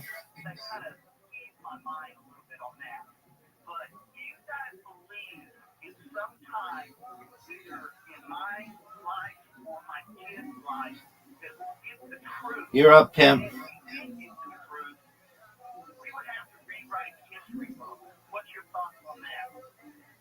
Interesting take on that. I asked that to Jason Martell a couple months ago. He does not believe in disclosure at all. What about you? Yeah, it's just really sad. My mom interviewed a nun that worked in the Vatican, and the Vatican's got the answers. And of course, they don't want anybody to know. I mean, it's like they are protecting us from something that's so great that it's beyond. Oh, Zoot, it's over. It's over. Big dog, you tied. You tied, big dog.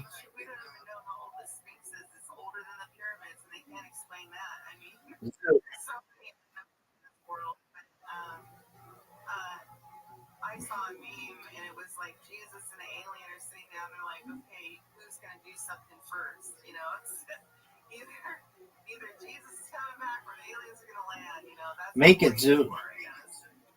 Make it, Zoot. Zoot. You just tied. Are you proud? Yeah.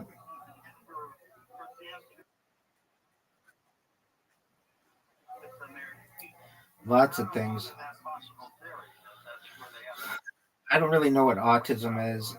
Social anxiety is just anxiety when you are in groups of people. Zoot, good job. All right. Zoot, after beating you straight up 11 straight games, I need a break. All right.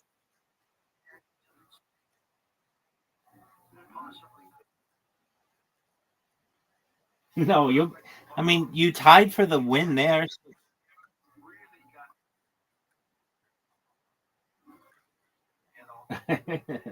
Well, I don't think so because that game's pretty random.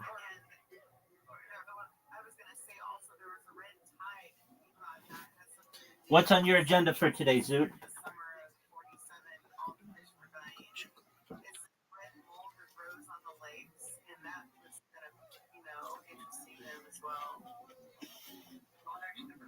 Zoot.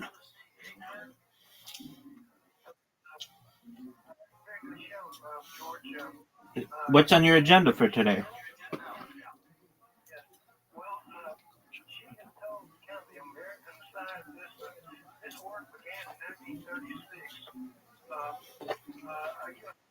The Germans also called them flying saucers, but it was an anti-alien, and so they did research with these called space-based aliens, and they did select the northern Czechoslovakia area in town called the Sudetenland. Well, at the end of Zoot, of all the games in Play-Doh, what's your favorite? If you had to just play one for the rest of time.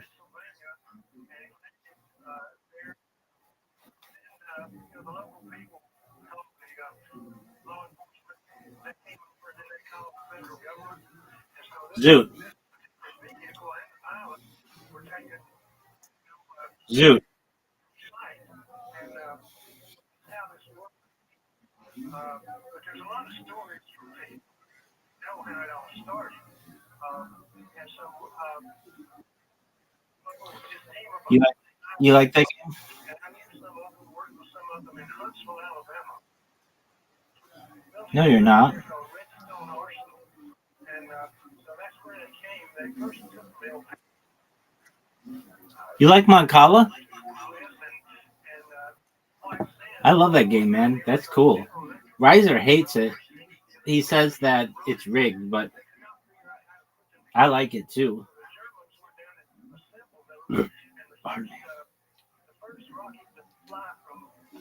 You want to play it?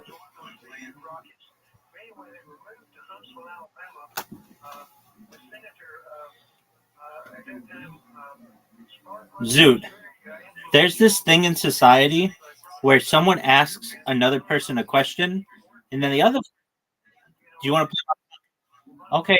You want to play Moncala? Okay. Do you want to play Moncala?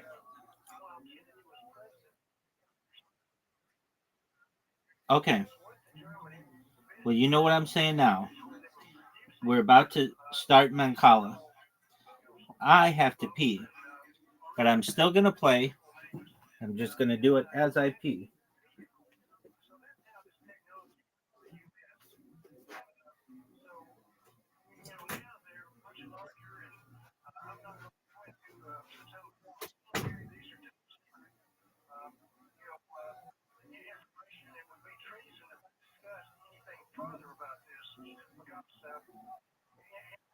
Where I saw Brown in Huntsville, he was in an interview with a federal official, a military official, and so they asked him how Germany got so far ahead in space science and rocket science and that sort of technology. And he pointed out some file cabinets that later stated that these were file cabinets from Germany that had been collected during the 20s and 30s after the crash or the landing of that in 1936.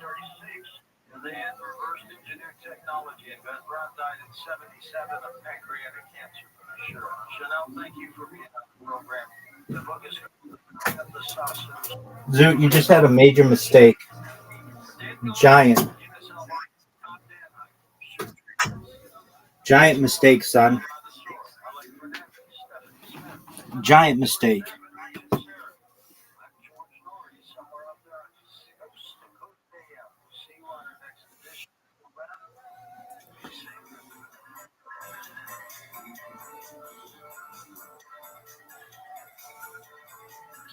What are you going to do, Zoot?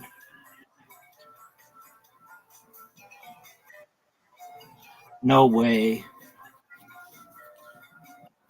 No way, Zoot.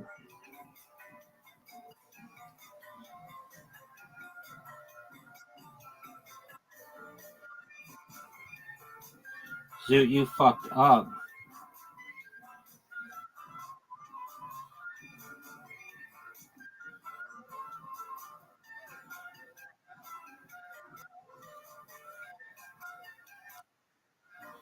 Are you sure?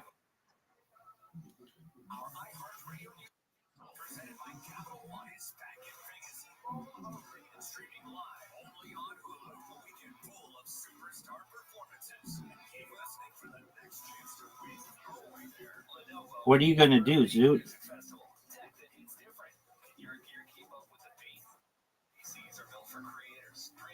Try to win, baby.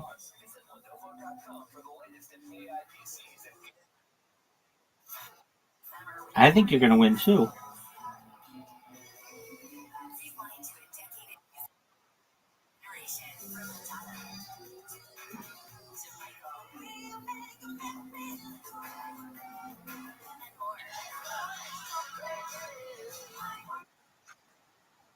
I don't know, baby. Let's see. What are you going to do?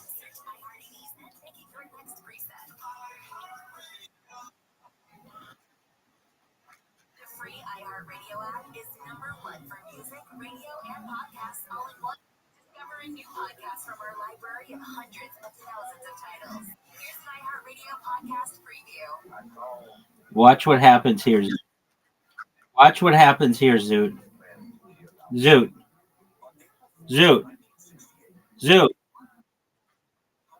Zoot. Can you hear me? Can you hear me? Okay, one of my devices is in. All right. Zoot, it's over.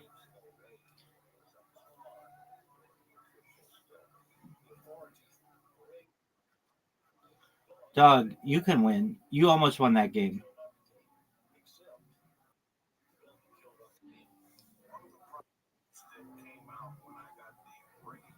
Oh, that's wild. I knew that device was going to bounce out. All right, Zoot. Let's go, baby. You can get it. I know you can get it. Yo, pimp. Yo, dog.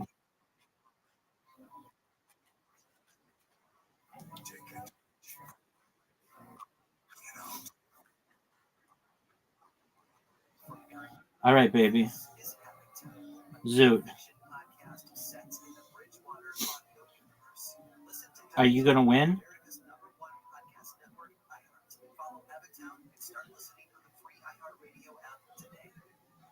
Zoot, look at this move.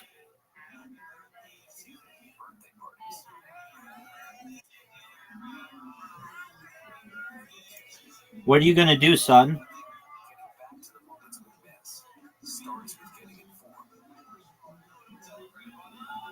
Get the latest info about COVID-19 vaccines at getvaccineanswers.org. It's up to you.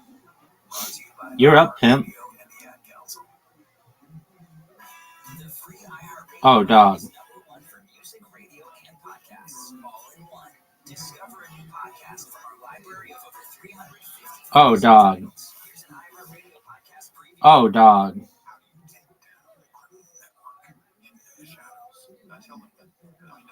Dog.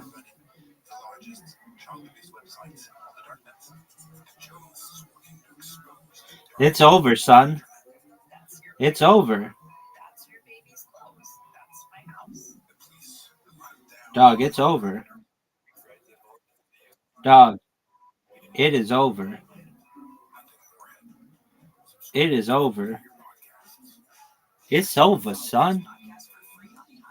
Dog, it's over. It is over. Dog. This game is over. Dog. This game is over. iHeartRadio is available on every Roku TV, Roku Smart Soundbar Speaker, or Roku players. And with Roku's voice search, you can easily access your favorite artists or radio stations with simple voice request. Your iHeartRadio music, radio stations, You're up, pimp. now on your big screen TV with Roku. Check it out for free now. iHeartRadio. Anywhere you want to listen. You're up, pimp.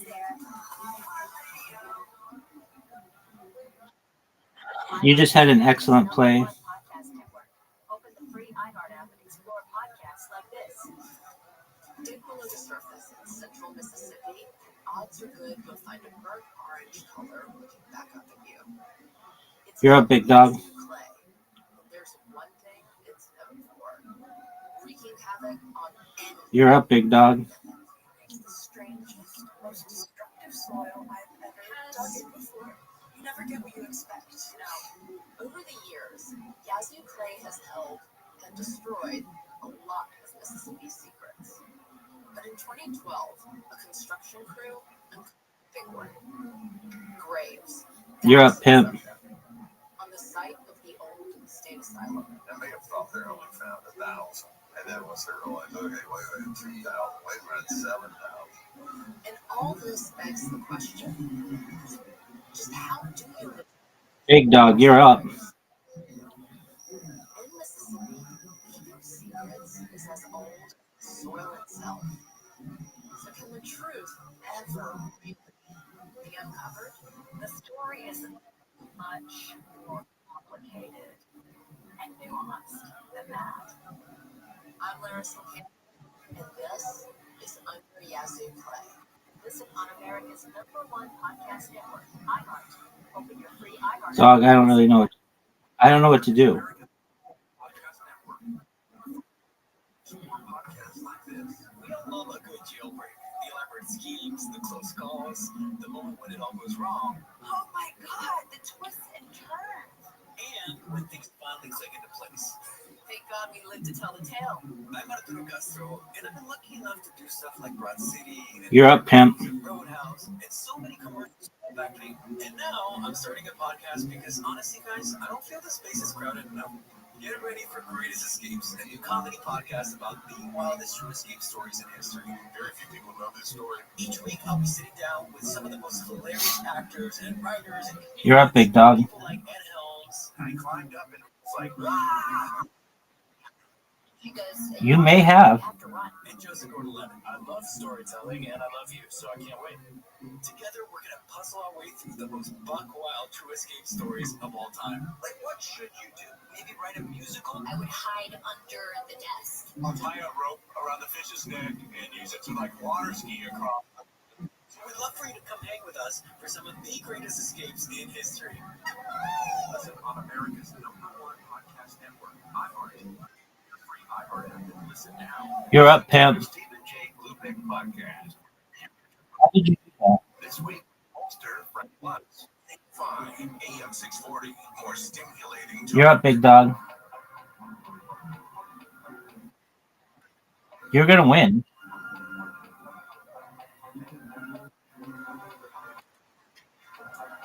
I didn't have another opportunity. I could have. But you're up, baby.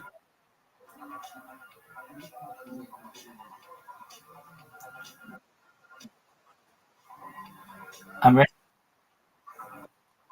Yeah, because I'm amazing. What do you want me to do about it?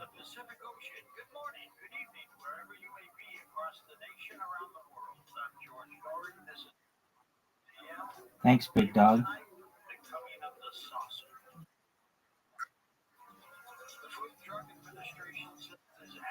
Investigating after a shipment of Walmart shrimp tested positive for a man-made radioactive material. My God. U.S. Customs and Border Protection. Look at this move, Zoot. Detection of cesium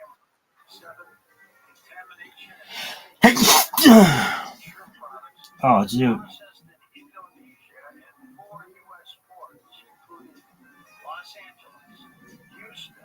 Zoot. It's over for you, son. That's game, baby.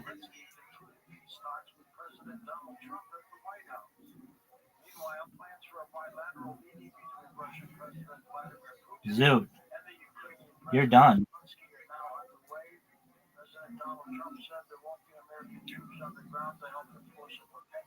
You're up, Zoot. Zoot, you're up. That's game, baby. 3 games in a row.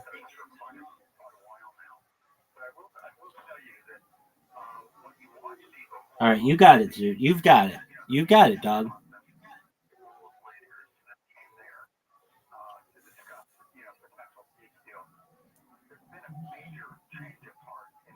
You're up, pimp.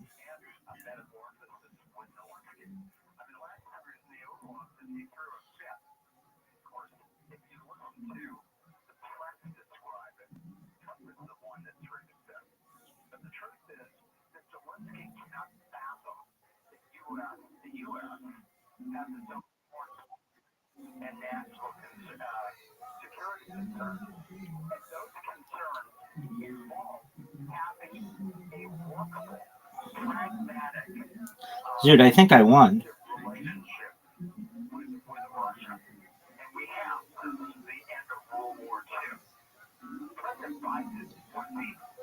Dude, I think it's over.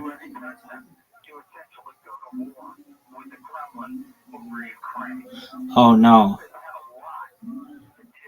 Yeah, it's over. You're done, son. It's game, baby. 4 wins in a row. That was an absolute ass kicking.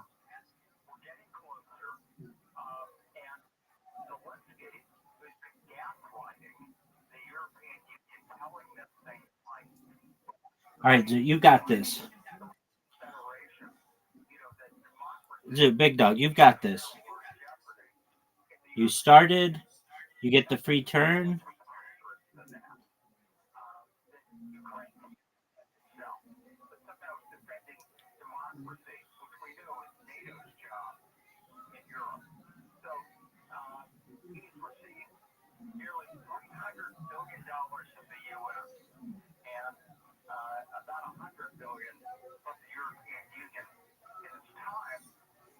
You're up, big dog.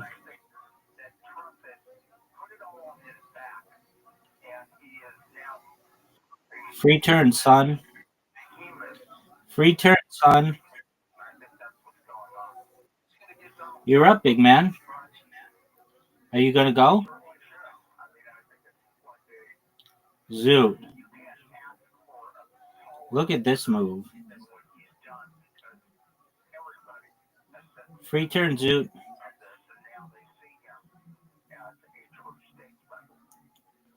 Oh, this might be big. It was. You take the lead.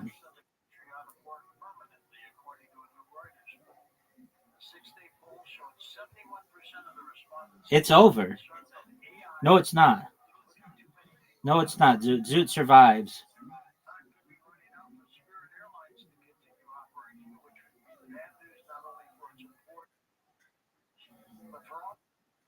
You might win. I do.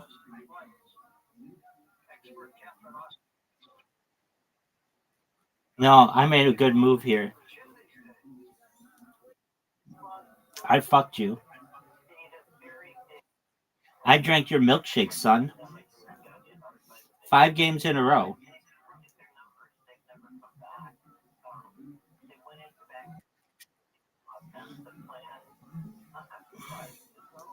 I had to play. He doesn't. He likes other games more.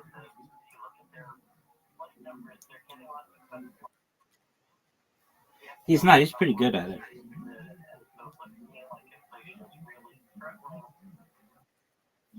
Yo, pimp.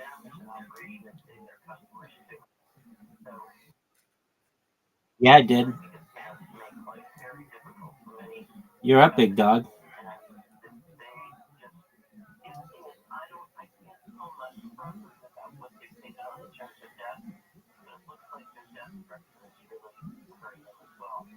Are the airlines generally in trouble right now, Catherine? Technically, the airline business is not a profitable business. More about the ones that I made a mistake. You're up, pimp.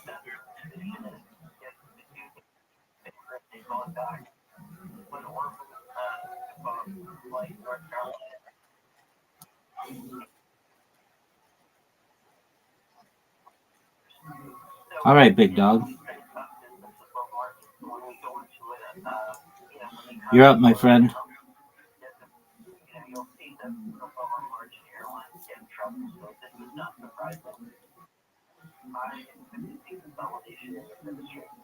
Catherine's website, solari.com, solari.com. Thanks, Catherine. It's over. Maybe not. Have I ever been thrown through a brick wall? No, thankfully. According to new research from Brazil. In a moment, Dr. Randy Shannon from Critical Health News joins us. Who's what? Who's that toll-free number to call for assistance? No. It's your turn, though. Zoot.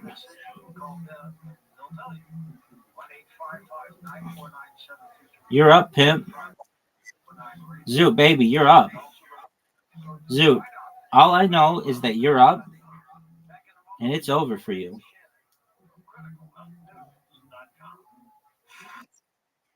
Yeah, 6 games in a row, Zoot. Zoot, I thought you were going to stop me from winning.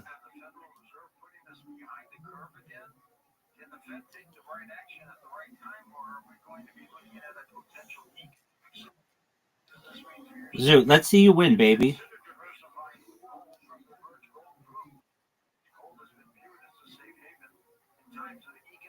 Stagnation, global uncertainty, and high inflation.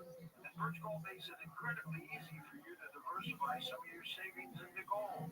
If you have an IRA or old 401k, you can convert that into a tax-sheltered IRA in physical gold, or just buy some gold and keep it yourself. First, get educated. Birch Gold will send you a free info kit on gold. Oh, big move, Zoot. 989898. Again, text COAST to 989898. Consider diversifying a portion of your savings into gold. That way, if the Fed can't stay ahead of the curve for the country, Zoot, what are you going to do, son? Zoot, what are you going to do? Giant mistake. You're up, pimp.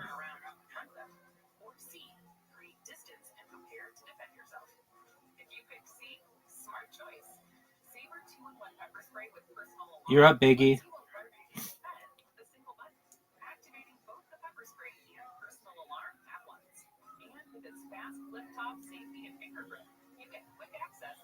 Zoot, it's over for you, son.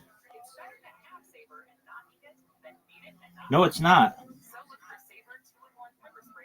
Oh, no, Zoot. No way. It's not over for you. You might win.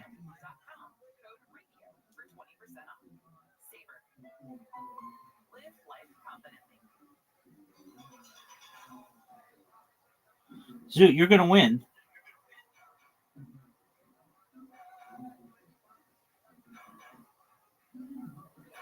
Welcome back to Coast, George Story with you, Dr. Randy Shannon, author, speaker, naturopath. Oh, you're going to lose by 1. Are essential when it comes to everyday. Maybe not.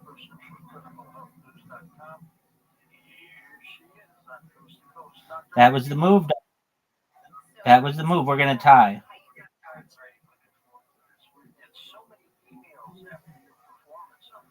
Well, good job. You didn't lose. We tied. Draw.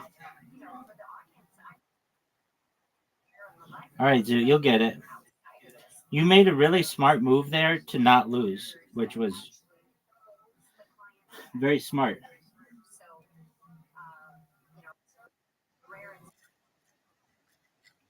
All right, well, there you go. You're up, baby.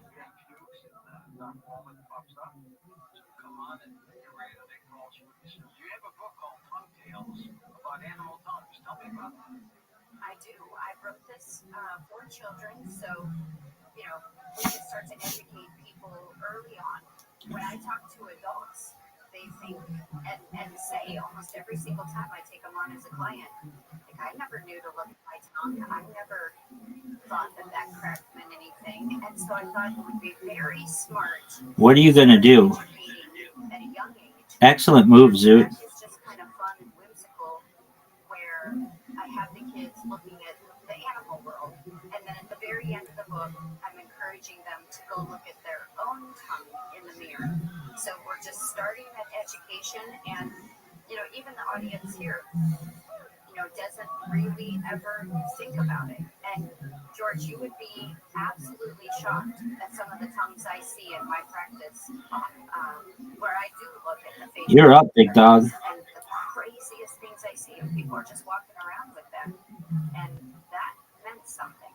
So that's what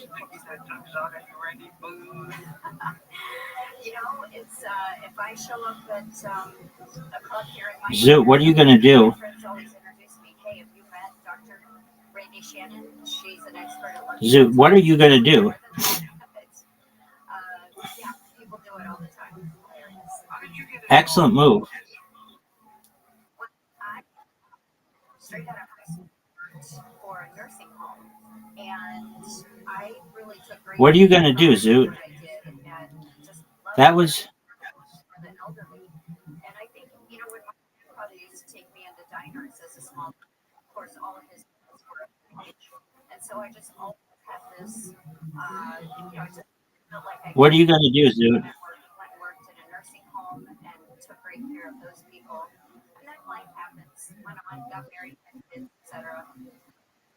Zoot, what are you gonna do, son? The holistic ways, and so just keep it bigger and. Zoot, is this game over? Then I went and got credentialed and became a naturopathic doctor. While in school, realized You lost by 1.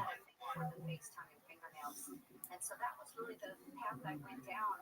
And I'm so that I did that because. Zoot, get a win before you're done. And really, in my experience, what I do, where I look at the face, the tongue, the fingernails, other marks of concern on the body, is the best way to figure out a person's work. And then that with the knowledge that I've got. What are you saying, Pimp? Legend who's been on your show.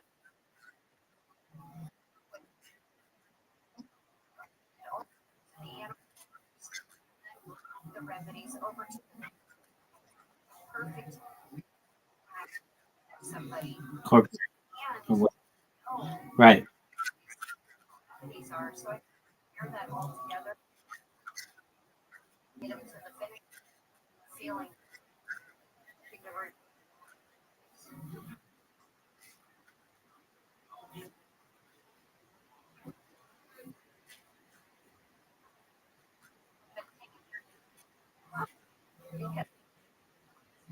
Okay.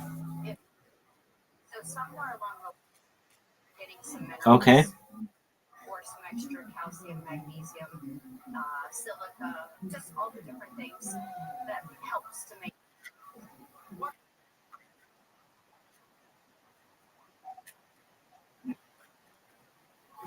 Yeah, it's just another part.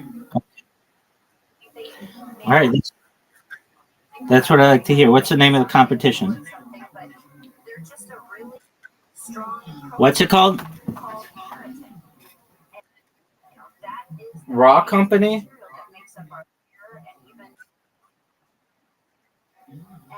Okay. I remember you telling me about it. Isn't there tryout in January?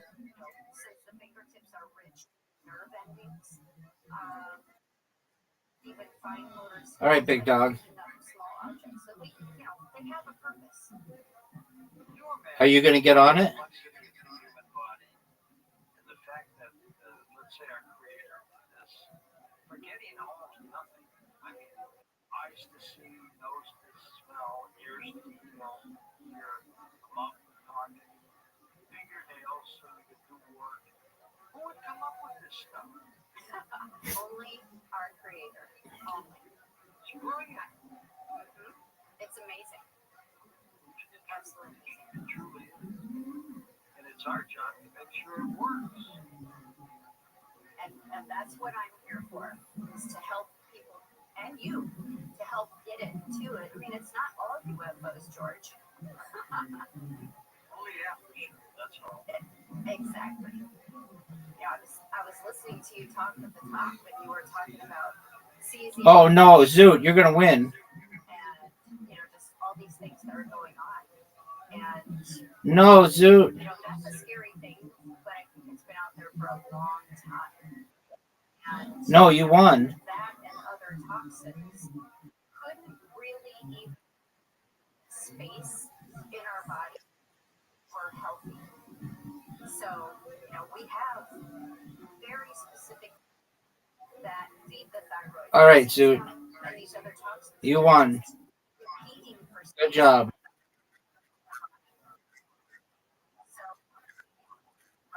All right, well, I'm glad that you won.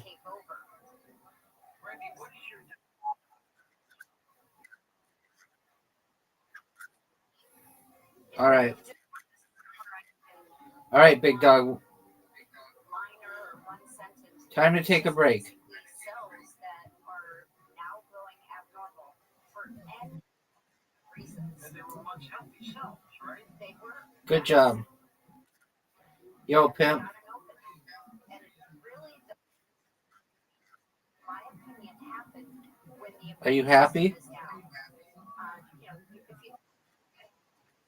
you say shingles, and the medical community will say, well, it happens more often, or it's an elderly thing. And at the end of the day, really, everybody harbors this in the body. It just lays dormant, this or other things. And it lays dormant until the immune system has dropped enough to where it can now rage and take over. And that's how a quote-unquote elderly gets shingles. If their immune system was up, it would stay dormant. It really. So I don't personally believe in getting a shot for something like that. I just believe in keeping the immune system up and let its fight. For Dr. Randy Shannon from CriticalHealthNews.com, we will be taking your calls very soon and on the next hour as well. So jump aboard and check in with her about any specific ailment you have or friend has or something you feel about. I can't tell you how many people that you and your staff have helped with advice on supplementation. It's been truly remarkable. Thank you. I do love what I do, and I don't want anybody suffering. So they don't have to sit in your audience and suffer. We can help. When people find out who you are and what you do they inundate you with questions? Yes. Yes.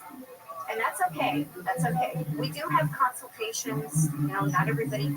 Sometimes people say, "Well, it's kind of expensive to get with you." Well, that must mean you're going for my Ferrari package. I do have consultations and everything in between. So it's very reasonable for what I do. Where I do look at body parts and things, I'm still less than the average medical doctor, and even a lot of the naturopaths that are out there that you're not getting remedy from.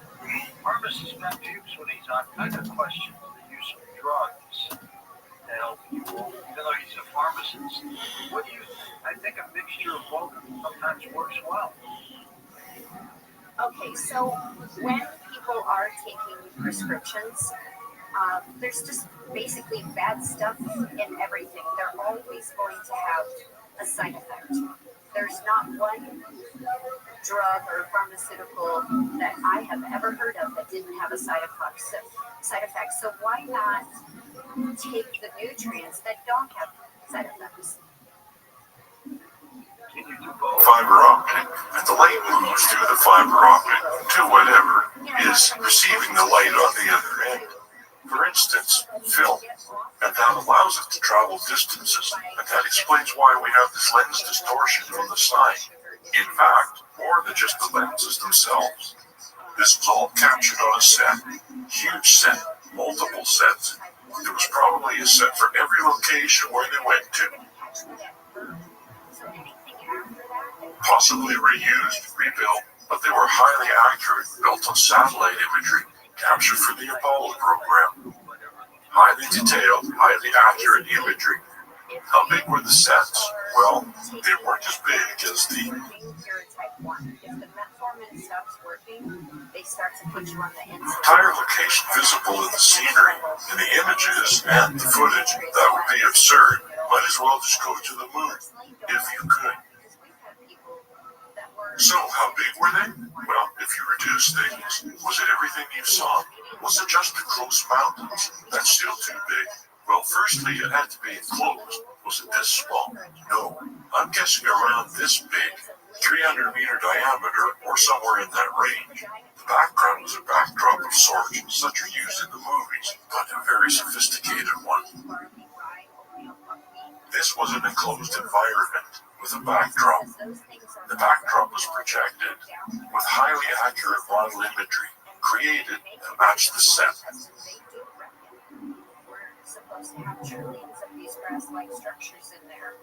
Everything highly accurate to what the moon looked like, as accurate as possible, and then the higher detail was built up based on what they saw. There were advanced satellites and landers sent to the moon, unmanned.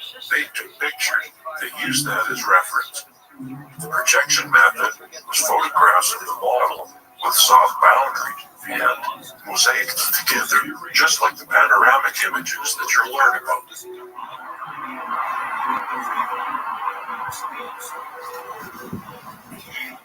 Because of the nature of the moon, the grayscale, the boundaries are fairly easy to do. Here you can see mountains in Cinerama. It's very similar to Cinerama technology in the 1960s by Douglas Trumbull. And here you can barely see the boundaries. In the sky you can't see them at all. You can only see them because you know they are there. And when you use a little more of your imagination, you can improve them. At the bottom you can't see them here. At the top you can.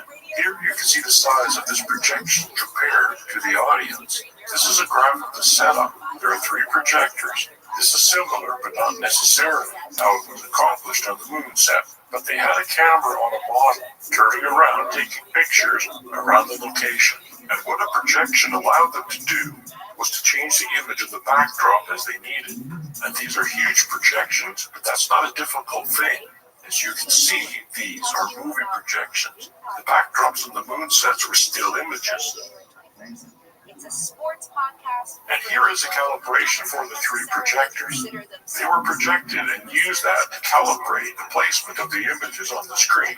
And no doubt they did that for the backdrop. This is an example of the moon model. And you can see the lighting. You have multiple lights. There's the light like the sun, and there's a boundary, but it's barely noticeable on this very simplistic model. This is not an uncommon thing. You can see this is Star Wars, and it had a backdrop from their Hoth scene, and that's because it was all white snow. It's not that hard to make that look real. Real enough, especially if it's on the moon. No one's ever seen it before, and it's just grayscale images. This is a real Apollo set, built outside. There's a giant rig that holds up the lunar module. So they practice landing the thing. It's a cheat, because it's hanging on wires, and so it's not going to flip over. There's doubts the thing would actually work. I'm Francesca Street. Here you see it's a cheesy looking set because it doesn't have all the detail that was thrown in. That looks like a model, but it was sped up. I sped it up so that we don't have to sit here watching the whole thing. You can find it online, but it is an example of a large set with craters built. They did a much more sophisticated, reasonable implementation for the hoax, obviously, and sometimes I think that these kinds of footage, too, they throw you off. Well, this is the best that we can do. It's the best you can do, really. So here we have examples of maps of these locations of the landings. Open the free iHeart app and explore podcasts like this. It's generated from satellite imagery and highly analyzed. Here you can see the scale is 500 meters. There she is. Let's unmute you. Hopefully you're good. Stay good. And see the full resolution they have access to. Here is about the scale of the set that I'm saying. The size, you can see that undulation is there. You have plenty. You can fake rocks and small craters if that's what and you you won't need get to muted do. again. But who's going to know? Even today, they don't have satellite imagery that gets any more detail than that, unbelievably. All right, there you go. We're not showing it. And here you can see the analyzation of the imagery, gridded. You can use that. Grids are great for reproduction and smaller grids. Here is an extraordinary thing in Cinder Lake, Arizona. They used explosives to create craters based on the ejecta and so forth. This is an accurate reproduction, life size, of the moon's surface to a large degree. There's the actual satellite imagery on the right. This is the stripping that came from the satellite processes that were joined together and mosaicked. And on the left is the reproduction. And that's a huge reproduction, but not as big as the set I believe they created for doing the fake footage. But this is an extraordinary thing. It shows you the accuracy of the moon mapping and their ability to reproduce it. Here is a computer model based on the mapping. This is what Bell Labs created. They used it to plan out where they would go with the rover and the slopes, too steep and so forth. Why not use it to plan out vantage points for cameras and so forth?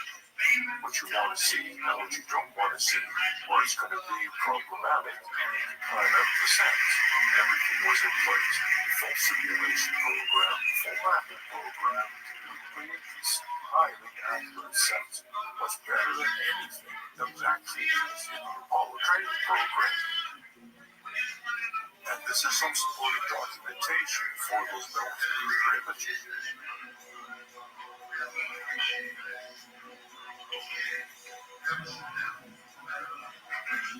These are traverse maps that shows where they went. You see the LM location. This is ball 11. They go very far from the left. They show parts that they did go to.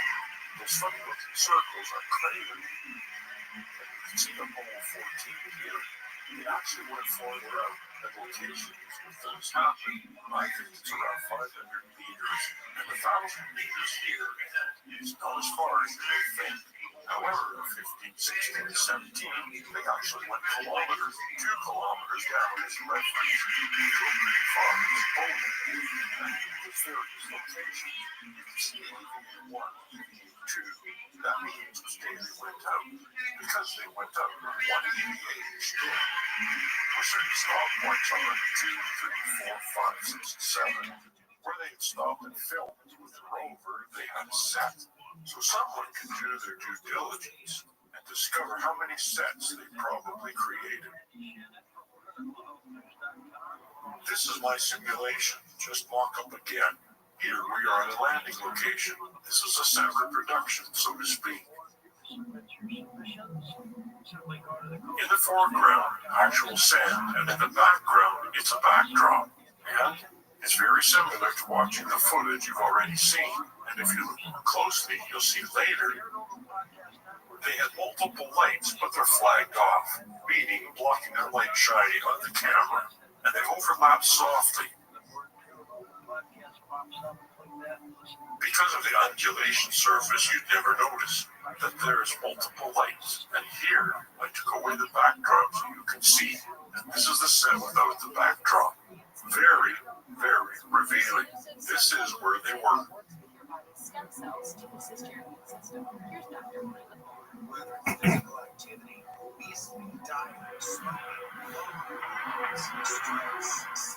I bring in the backdrop with my colorful grid so that you get a sense of the wall. And because of the nature of the moon's surface, you lose distance, perception, and so forth. So they got away with it, a lot of that. It helped them, in other words, because you can't tell how far away they are. No one really knows the makeup of the moon anyways, and none of the footage was used for reference. You can't use it because there's no reference as to exactly where you are, so any discrepancy could be sold off as, we don't know where the camera was. There was no GPS, they don't know exactly where it was.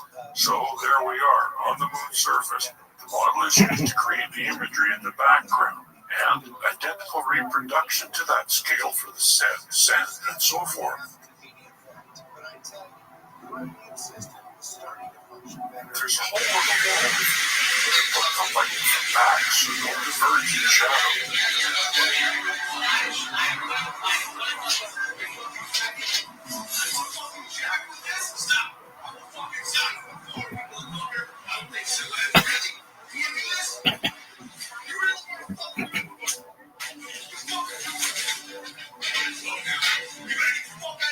Here I will show you what happens when we take away the set. And we're left just the model, and of course the astronaut disappears too. It's different. It's not going to match up perfectly. You even find out later when we look at the manual footage. It's pretty close enough, certainly for this. So photographically, they almost definitely modified the photographs they took of the model to match with the set, and or modified the set to match with the photograph. So the edge boundary was seamless, color-wise, luminosity-wise, and so forth. They may have even adjusted it with the light, because no one's going to know that it's slightly off from what it was actually be. And here we zoom in on this set again, so that you can get a sense of how this was built. And if you were on set, and they take the location of the camera, they just change the imagery that was projected on the wall.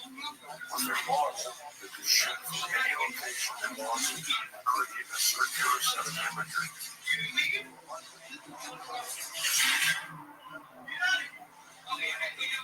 This is where you can see the dust event. The dust was sticky, dirty, the sand was sticky because of its jaggedness instead of smooth like the earth sand, which is absurd to me. Sand is sand, jagged or not. It's not going to stick to a suit. The reason it is sticky is because they had a mixture amount of oil or water in it. It doesn't take much. I did my own test. Go buy a bag of sand. You need a little bit of cooking oil. Just mix in a few drops with a handful or even a bowl full of sand and see that it starts to become malleable, almost like clay. And you can find the proper mixture so that it doesn't dust, meaning you don't see particles fly up in the air when you kick it. But it looks like they used a lot here because you can see it sticking to the machinery as well. In fact, it's so sticky, it's stuck to metal. They call it moon dust. It's moon sand. And these are some of the clearer examples, probably because of the overblown suit. And the dust is not. The sand is not reflecting. It's dark sand. But they said they had problems with dust and the sticky dust. And here you can see other examples later on when I show miscellaneous set stuff. You can see how the sand behaves. Oily sand, oily watery sand, oily sticky sand.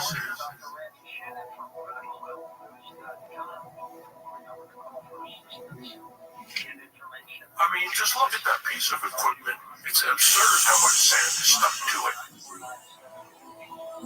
It's got to be very satisfying. Oh my gosh. I honestly don't know if there's anything greater. I really don't. So much satisfaction. Here, it looks like he's been playing in oil. Perhaps the leaky seal from the rover's hub is spraying oil on him. Who knows?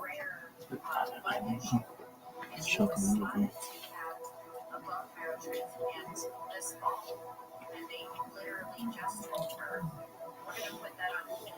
You don't need that right now. Here we have panoramic images generated by NASA from astronauts.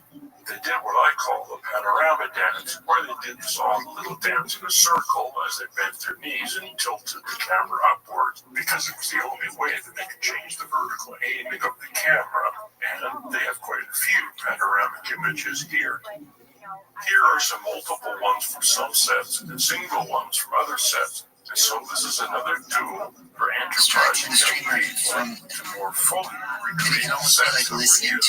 I'm separating them here. The top level we'll be looking at, the bottom we'll be looking at. But if that person is actively participating in your stream Actually being set, and like they're reading the chat as well, and distance differentiation. it can be beneficial.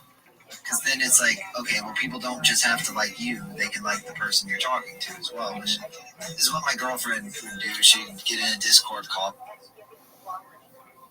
what we have as far as this life. We only, we're here once, as far as I know. Okay, I hear all kinds of things, but I'm here in the flesh. This is what I know. And so I want it to be as quality as possible, not going into it with aches and pains and agonies. And statistics are, if you don't take care of yourself, the last 3 to 5 years are. These are the photographs that we'll be looking at. I'd much rather just go in my sleep peacefully when it's my time. You can see that I'm doing a fake rotation at the top, basically just scanning the panoramic image, which is essentially almost like spinning a camera in a circle. These are straight from NASA. I've done no modification other than the graph you see I'm putting at the top and so forth. It's kind of obvious what I've done, and you can see the photographic images changes as the astronaut made his turn. But here I'm showing that it supports it being on a set. There's nothing about these that say they could not be on a set. There's nothing about them that says they were on a set. And that's the advantage of the photographic limitations. The nature of the moon landscape is just gray. It was light and shadow, undulating surface, and you can't tell. There's no trees to tell you which direction the shadows are going if the lighting is changing. Look at this second, folks. And rheumatoid arthritis, when you kill the pathogen off, it's just arthritis.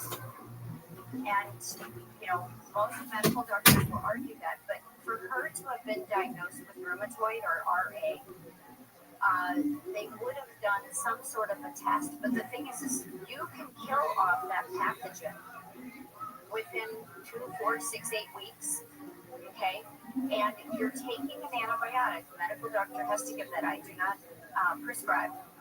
So they would have to get the medical doctor to prescribe something as simple as tetracycline or another one called minocycline, which is, what they give to typically teenagers that have a lot of acne. Now, I actually am not in agreement with that, but that's the way it's been used over the years. So the dosing is approximately the same as what they give a teenager that had acne. And then you've killed off the pathogen, and they need to test for that. And it'll be a blood test. And then once that's killed off, then we're only dealing with the arthritis. And I've never had somebody that had arthritis that we couldn't help massively. So, the team can set you up with our bone and joint pack. Yes, it's going to make somebody a little gassy. It can bloat them out a little bit. Temporary side effect to get the healing done to the aches and the pains, whether it's in the hands, the hips, the shoulders, doesn't matter. And then I would throw in a few other things. The team needs to set you up with our glucose product.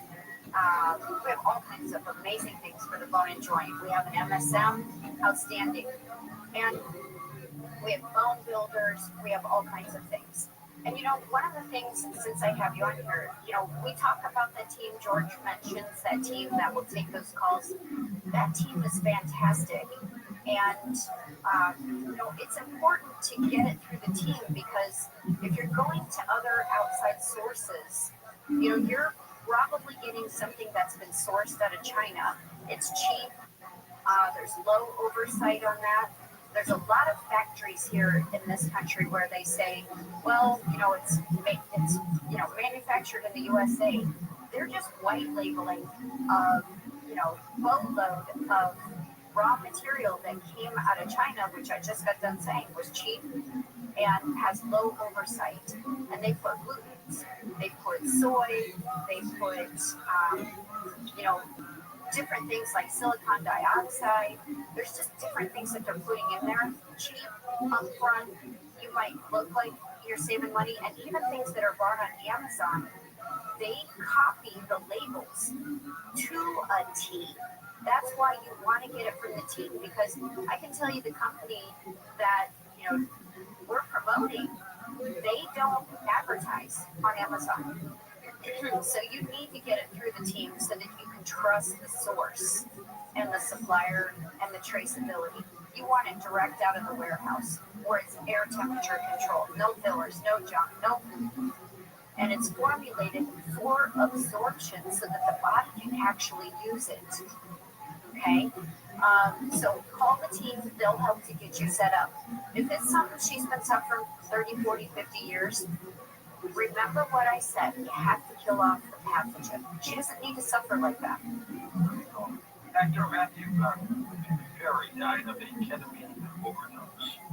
How do prescription drugs kill you? Well, first of all, have you ever, George, seen a study where they talk about basically the side effects of what these do? And most of the time you won't even see. They won't say, oh, well, it doesn't work with this, it doesn't work with this, or this is what the side effect is. And a lot of the side effects of these prescription drugs can cause seizures, confusion, hallucinations, high blood pressure, irregular heartbeat, nausea. I'm thinking of a client right now where constantly tired, nauseated all the time. I looked at the side effects of the drugs he's on, and they are the actual cause of it. So, in severe cases on certain things, it is coma or death, or, just complete respiratory failure, which also is coma or death at the end of the day. So, I would never touch ketamine. I don't let a prescription drug touch my body. I'll just say it like that. And if I ever did need something, it would have to be in some sort of an emergency situation. And that would be a temporary. What about a baby aspirin? Why take that when you can take nutrients with a better effect? Next up, John in Wisconsin is with us. Hey, John, go ahead, buddy. Hello, George. Hello, Dr. Randy. I will be brief so others can get through with their pertinent questions. Dr. Randy, as much as we miss Doc Wallach, you're doing an admirable job of sailing the ship. Great to have you aboard. My second comment is, in life, the most difficult, or one of the most difficult things to do is change the comfort zones you're in. And it can be a miserable comfort zone. You can be overweight, lethargic, have other issues. But it seems sometimes easier to stay in that miserable comfort zone than to make a change. And then psychologically, I think we accept that miserable comfort zone as being the norm. It took me until I was 62 years old to figure out the advantage of nutrients. And through the wisdom of Doc Wallach and pharmacist Ben, 6 years ago, I got on the longevity program. And I'm blind, but people tell me I look good. I certainly feel good. And I look forward to each day ahead. So I just wanted to give a little shout out to the good people that listen to the wonderful Coast to Coast program. That if you're in that miserable comfort zone I was in, make a change. Listen to the wisdom of the voice of reason for nutrients, and that's Dr. Randy. And Dr. Randy, thank you again. Welcome aboard. And George, thank you for taking my call. Thank you so much. Thank you. I did study with Dr. Wallach for the last almost 20 years. So I've been there with him. I've been at conferences. I've heard every lecture. I've read and bought every book. But I had the beauty of doing so many shows with him, side by side, things that we haven't even released yet, that are just amazing things, conversations between me and Dr. Wallach. He was, and still is somebody that I can he's been a mentor, and I can just pick up the phone and say, hey, Dr. Wallach, what do you think about this? And we have amazing conversations about these things. So it's fun. Taking a hiatus for who knows how long, but what a great dude. Exactly. Thank you. So we've got Joe in Boston. Joe, welcome to the program. Hey, thank you. And thank you, John, for calling my buddy from Wisconsin. Called on the call me. Dr. Andy, I'm blind and I have cancer. It's getting worse. There's a clinic in Tijuana which helps people even they don't have money. It's a hospice clinic. It's a long story, but they get thrown out of the state for the rest. But they use. Is there any way I can give my number to Gina or your number? She's going to sit there and do a talk. Maybe you can help because I have very little money, alone, no family. I just sent George an email. I hope you're one of those doctors. Most of them just grab, as you said earlier, in the nursing home.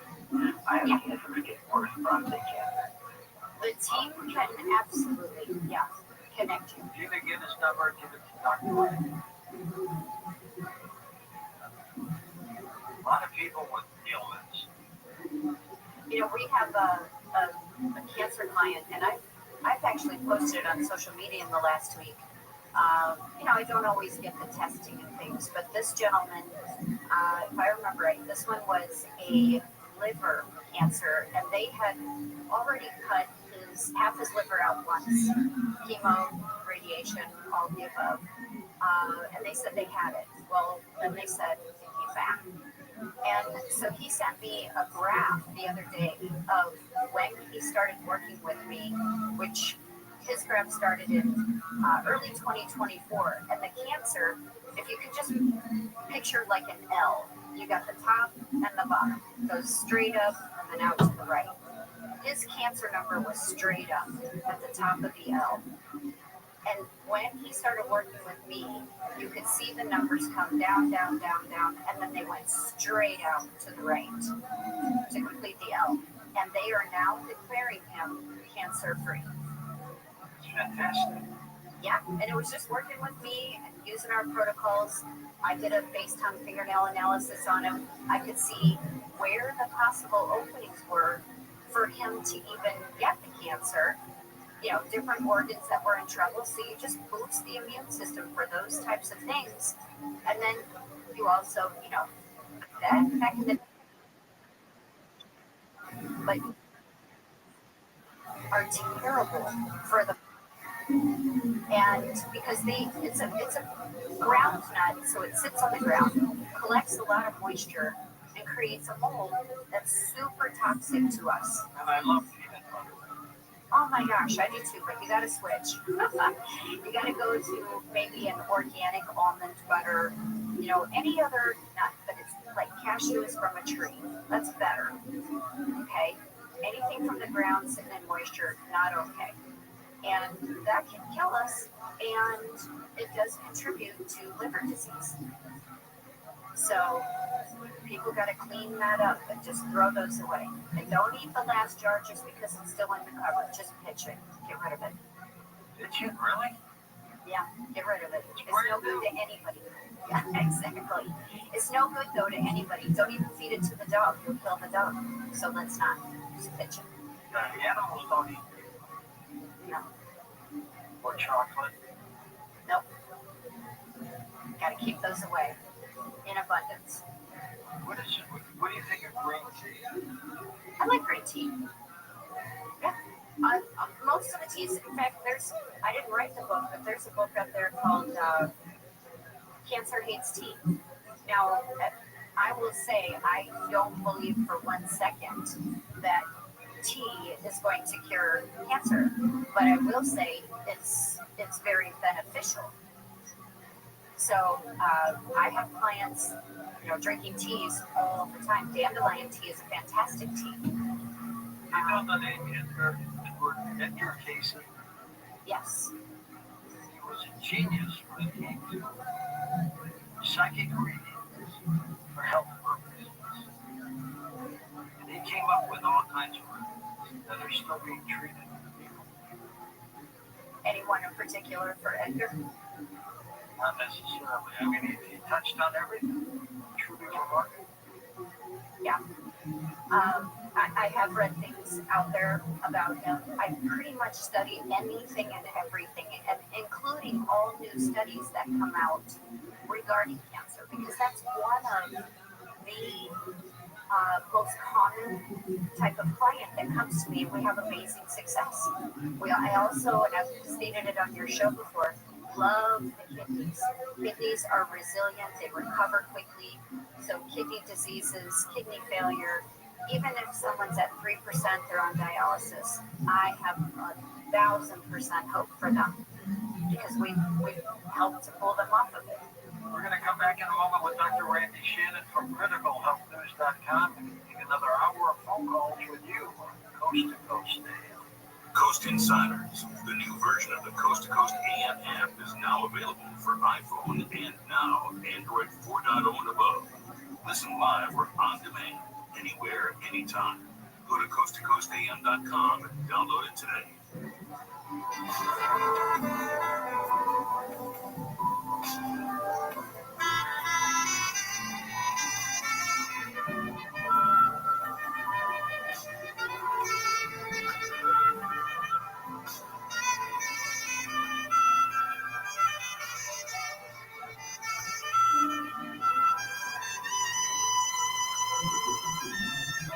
We all remember that one teacher who made a difference. Now's your chance to say thank you in a big way. iHeartRadio's Thank a Teacher, powered by Donors Choose. Nominate an outstanding teacher in your life to be among the winners of $5,000 to stock your classroom at iHeartRadio.com/teachers. Mix and match scents to create your own unique scent combo that is as unique as you are. Mix, match, more happy with Jane. iHeartRadio Earth is here with little tips for a healthier planet. Farming meat accounts for 14% of global greenhouse gas emissions, the same as all modes of transportation combined. Help reduce the impact your meals have on the environment by going meatless one day a week. When we all chip in, our world becomes a better place. Brought to you by iHeartRadio Earth and the National Environmental Education Foundation. To find more tips for smarter, sustainable living, or to take action in your own community, go to iHeartRadio.com/earth. The journey on the path to spiritual enlightenment is personal, and as you'll hear on the Astray podcast, it can also be deadly. Join filmmaker Caroline Slaughter on the podcast as she uncovers the disappearances and deaths that have befallen Westerners who have taken a spiritual pilgrimage to India. Don't go to India because this is a Venus flytrap for your vulnerability. Listen to Astray on the iHeartRadio app or wherever you get your podcasts. There's a potential link between hearing aids and a reduction in dementia risk, according to new research from the Framingham Heart Study out of Boston. The nearly 3,000 adults studied who used hearing aids due to hearing loss cut their risk of dementia by more than half. Researchers say there's no benefit for adults who used hearing aids after the age of 70. The study highlights the importance of early intervention and identification of hearing loss. Squirrels with losing horns are being spotted throughout the U.S. According to reports from the Daily Mail, photos of the zombie squirrels have been captured and shared on social media since mid-2023, with a recent surge this summer. Experts claim the rodents are likely suffering from squirrel fibromatosis. Viral skin disease is caused by the chloroplax virus. It results in wart-like tumors with increasing fluid. The condition could become fatal for some infected squirrels, but they are reportedly not affecting humans, cats, or birds, despite their appearance. Health update. I'm Sarah Lee Kessler. Get into summer with iHeartRadio. Rewind to a decade of music that defined a generation. From Madonna to Michael. And more. iHeartRadio goes commercial-free this weekend and every weekend. Open the free iHeart app, search iHeartRadio, and make it your next preset. Is that a faucet running? That's not a faucet. That's a river rushing through the forest. Forest rivers provide over 100 million people with clean water. What? I can't hear you because of the vacuum. That's not a vacuum. That's the trees in the forest cleaning up the air we breathe. I didn't know the trees are so amazing. Yep, and the forest gives us shade, trees to climb. That's awesome. Let's go explore some more. Visit the forest today and enjoy all it does just for you. To learn more about the forest and find one near you, go to discovertheforest.org. Brought to you by the U.S. Forest Service and the Ad Council. The free iHeartRadio app is #1 for music, radio, and podcasts all in one. Discover a new podcast from our library of hundreds of thousands of titles. Here's an iHeartRadio podcast preview. I happened to be in Birmingham one night when this journalism student came up to me at the fence. Cigar meet in Birmingham. Birmingham does not get national attention. It was the circus, mate. I can't even describe to you. His name was Hamza Syed, and he wanted help in his first ever story about a mystery in Birmingham, his hometown, that no one had ever solved. It had begun a few years earlier, when news of a strange letter had exploded in the press. The letter looked to be a secret meeting between Islamic extremists who had been infiltrating the city's schools in a supposed bomb called Operation Trojan Horse. The letter was bizarre, unsigned, and incoherent, badly xeroxed, yet still, it sparked one of the biggest school scandals in British history. Government investigators descended on Granville. The country picked up its counter-terror policy. By the time it all died down, schools were revamped, teachers lost their jobs. But what I was found suspicious about this whole affair is that this dodgy letter suggesting extremists were taking over our schools. Nobody will find out who wrote it or why. Remarkably, none of the investigators have been tried. So I convinced my reader here, and we should go for it. Is this about to be the first radio interview you've ever done? Hans and I spent years writing this down. I'll give you a clue. Who is the letter different? Is the question you have to answer. But figuring out who wrote the Trojan Horse letter, that was only the first mystery we were up against. It started to seem like officials knew more than what they were letting on. And that Hans and I were poking at something that people did not want to talk about. Can you give some details about the situation? This is particularly important like that. From Serial Productions and the New York Times, I'm Brian Lee. And I'm not to say it. It's the Trojan Horse Affair, a mystery in 8 parts that a lot of people don't like. Listen and follow this podcast for free on the iHeartRadio app. #1 for music, radio, and podcasts, all in one app.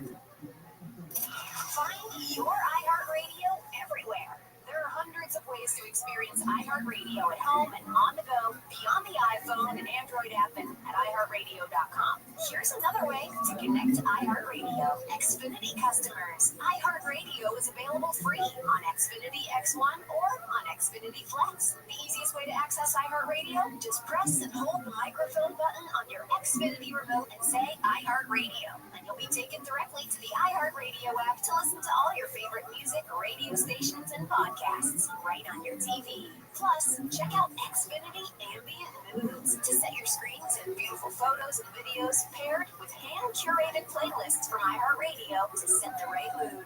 It's the screen you watch the most in your home, and you never knew that it was one of the most popular ways to listen to iHeartRadio. Check it out for free now.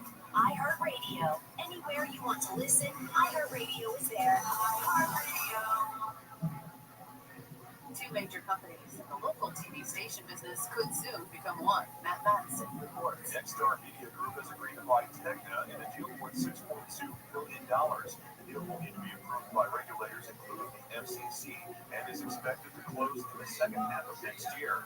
Nexstar is the largest television station owner in the country, while Tegna owns 64 stations. If the deal is approved, Nexstar would have 265 full-power TV stations in 132 of the U.S.'s 210 television markets. Just like Beanie Babies in years gone by, the Labubu craze is proving to be a big business. Chinese-based company Popmart's financial report reveals more than $600 million worth of the popular dolls have been sold so far this year. Popmart first introduced Labubus as part of its Monsters line in 2018. They have recently soared in popularity after celebrities like Blackpink's Lisa, Rihanna, and Madonna have been spotted with them. 10 million Labubus are expected to be sold each month for the rest of the year. And Google is getting out ahead of Apple by releasing the new Pixel 10 series phone ahead of iPhone 17.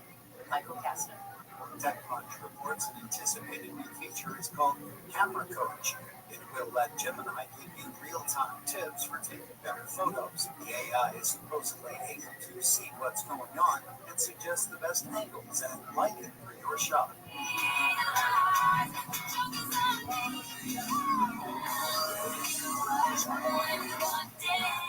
The Federal Trade Commission is suing a ticket seller it says used fake accounts. accounts to buy Taylor Swift concert tickets to sell at a markup.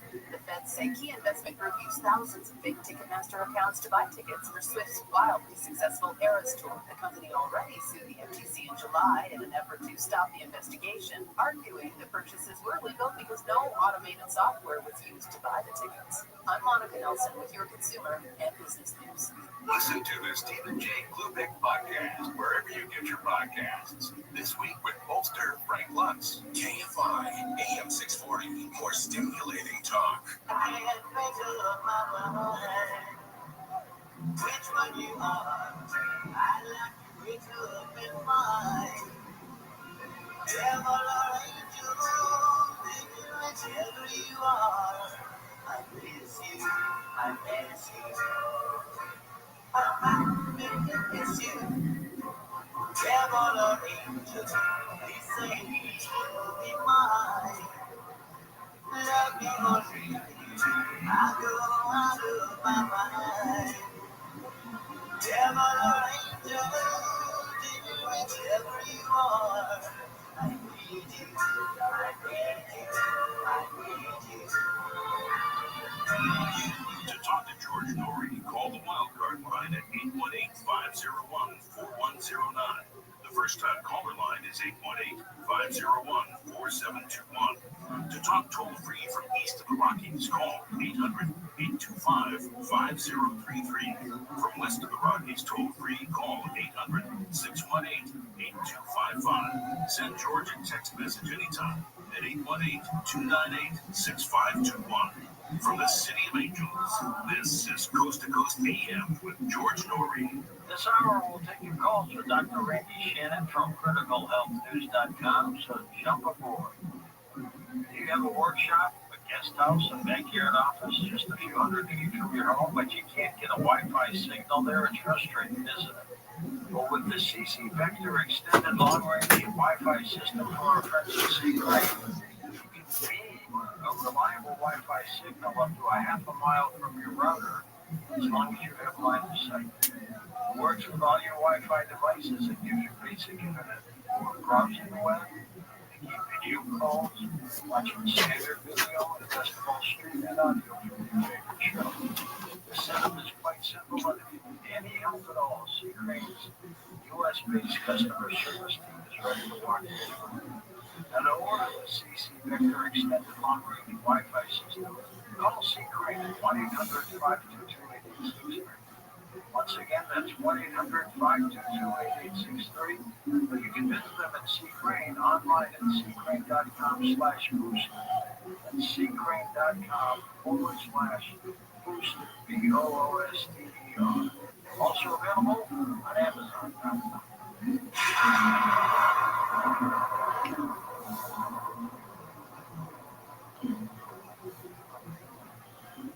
Home title theft. It's on the rise and it's devastating if it happens to you. Listen to the alarming words of an actual home title thief.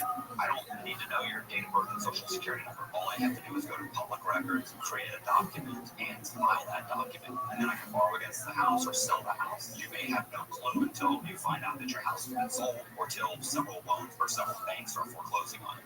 For pennies a day, Home Title Lock puts a virtual barrier of protection around your home's title with 24/7 monitoring. The instant they detect any tampering, you'll get an alert, and that's bad news for home title thieves.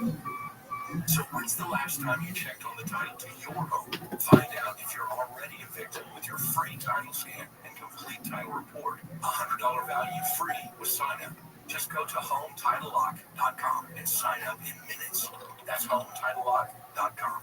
HomeTitleLock.com.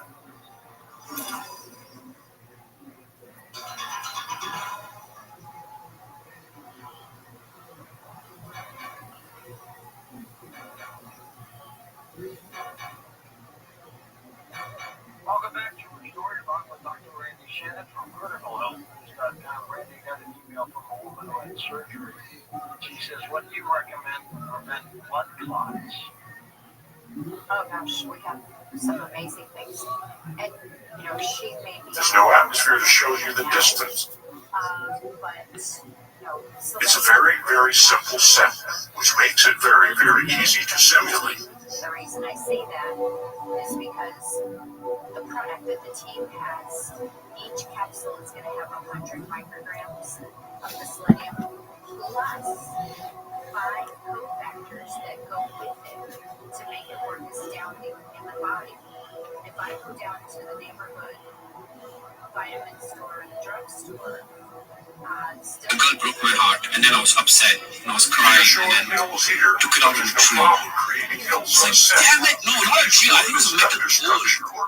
I was like, damn it, don't flip, like, ah! It's not a big deal. And these are enclosed sets. They have to be enclosed to control the environment, so no wind gusts and so forth occur. But that can be a tent. It's not a big deal to create a large structure like that. And the only thing above them has to be a crane, a simplistic crane holding up the astronauts wired. So these are a far location. Looks like we're looking so far out there, and it's just a simple set. I've led to the backdrop that is not as simple. On this one, we're actually behind the lamp. And as you can see, they always get out on the shadow side. And here you can see the sunny side. They did most of the action on the dark side, the shadow side. Here, we're in a little dip. And that's an easy thing to do. We're going near the edge of the set here, and the main part of the set is on the other side of the lamp. This is the same footage, I believe, where you see the rover driving around and you see a reverse angle of this scene.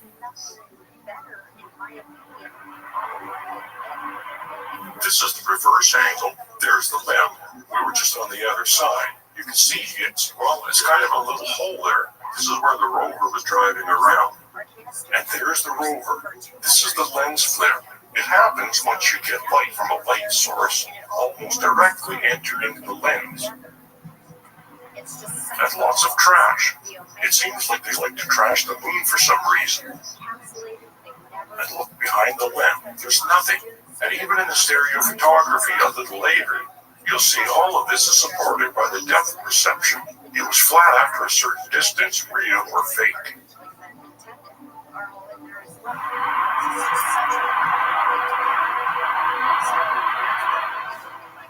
It looks like we're looking past a hill, and its distance back there is easily reproducible on a set with the projected backdrop, with the technology they utilized. There's our dividing line. I'm not saying that these are exactly where the sets ended. I'm saying that they could be where the sets ended, and it would work.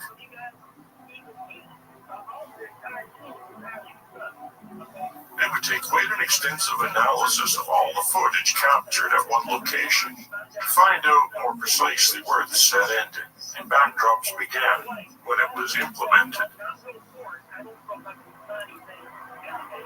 There's nothing more that I would love to see, as if some enterprising set people or young person, i.e. Blue Earth thing, would go through the trouble to properly analyze one set. It would be very neat to see. Here we are in a crater. Building a crater is not that big of a deal. You can make it out of a bunch of dirt piled up, wood, modeling material. You can even put some kind of hard surface material on top and then cover it with sand. I imagine they printed it with sand in the sense that they had some kind of sprayer at the top spraying colored sand in patterns based on how they sort of had the world created. I refer to this process as shotcreting. They did the same thing on the model. You just plan out how you're going to recreate it, projecting, spraying the sand, paint, and what you have. And here is all the sand, and they did it in layers. Darker sand underneath if you needed it, lighter sand on top. You went through the trouble of figuring out how many layers, patterns, putting certain color sand down, and so forth, and then the rocks. And even more sand on top of the rocks. I'd love to see how they especially designed and manufactured this process, but it's certainly not even close to being beyond human capability.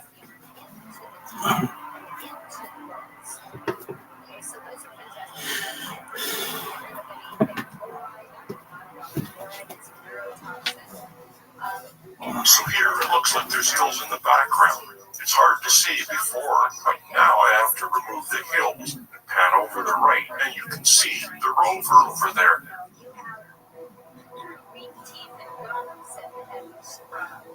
We want to inject antibiotic into your gum. It's going to be time that The lens was over there too. It was difficult to see because of the lens flare. And they said, well, just in case there's an infection there. I said, well, you don't know, so you just want to do this. And they have it. So when it comes to the nature of this panorama, it looks like you're looking at a huge landscape. You're not. You're looking at a circle.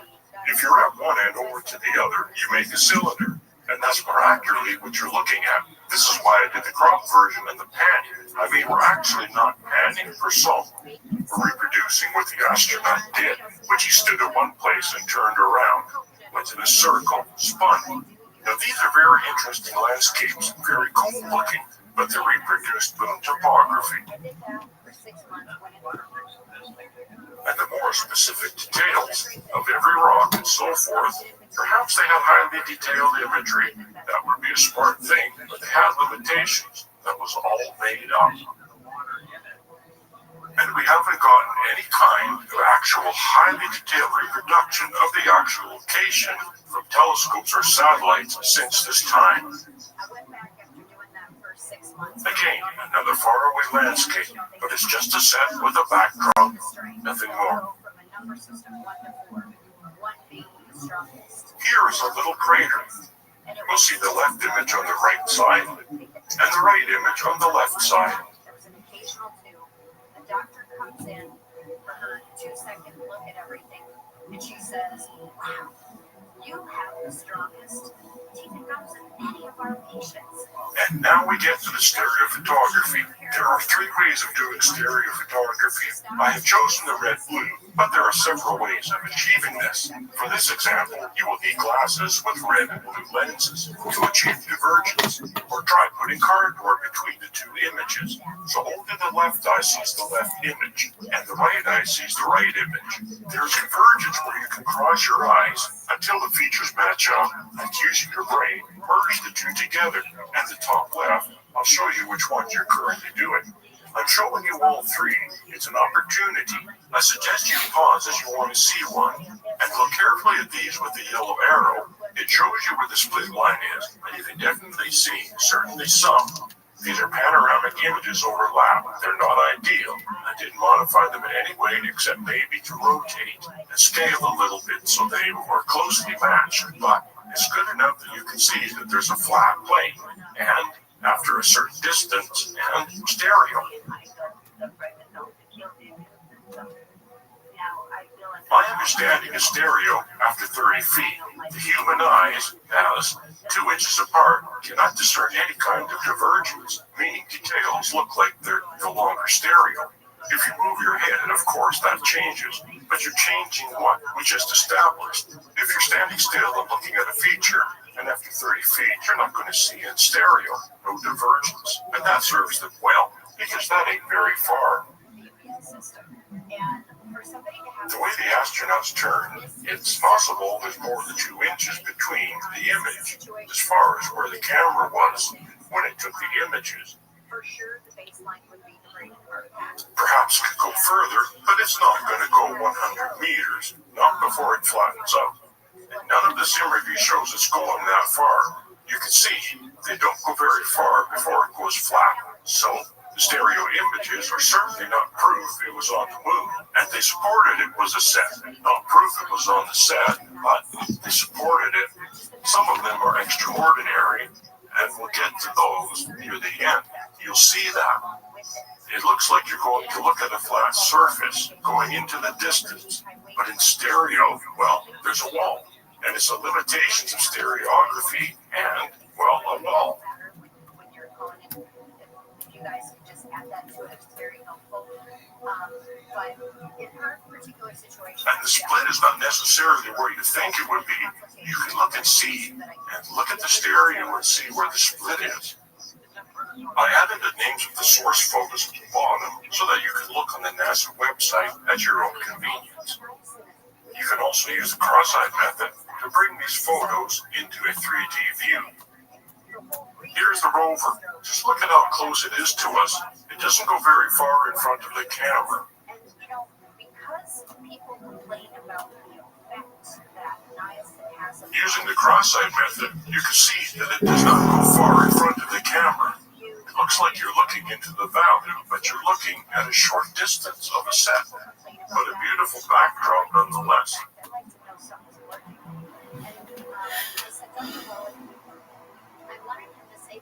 Here we are looking down a hill, but we don't go very far before we lose our stereo.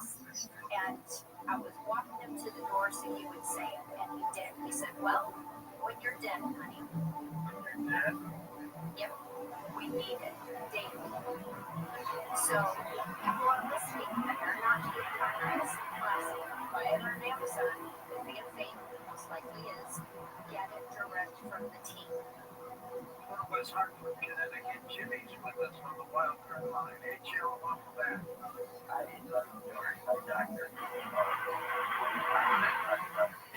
These are really extraordinary. Look how close it is to us before it's flat. Here's another one, right up close. The other thing amazing that happens is your brain seeing indicators of dimensionality created for you, but it's not really there. If you look carefully, you'll see.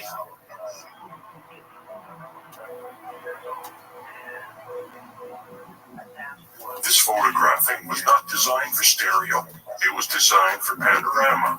So they almost did very little stereo photography.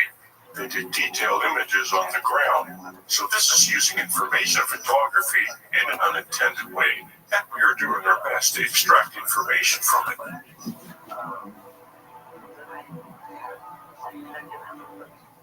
This is a slight overlap. Not nearly the overlap, but like the others. You can still see the split lines very close.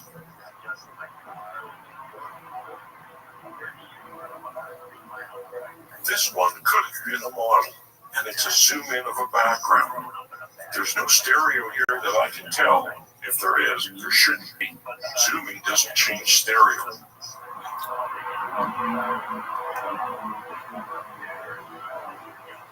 This is from the top of the limb. There's hardly any stereo to know, other than the difference between the limb and the ground.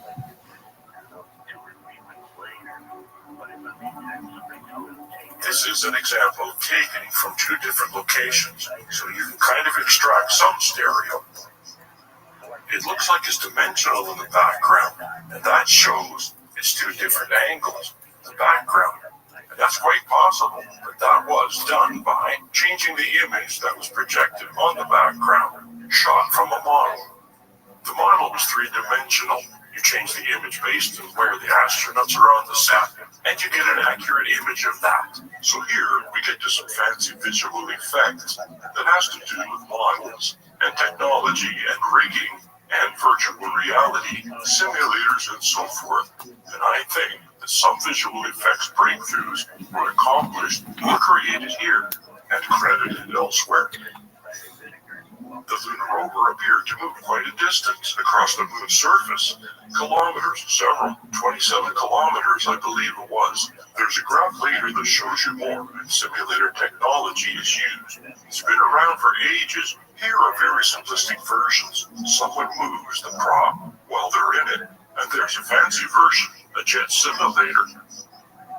And here's a mock-up I did of how the lunar simulator was created. This is a lunar rover simulator.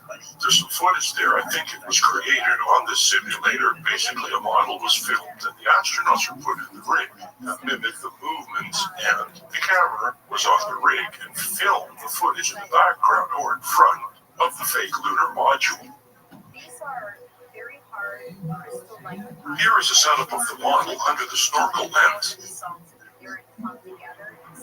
And there, I think it was a DAC camera. It was filmed in very low frame, so it's crappy.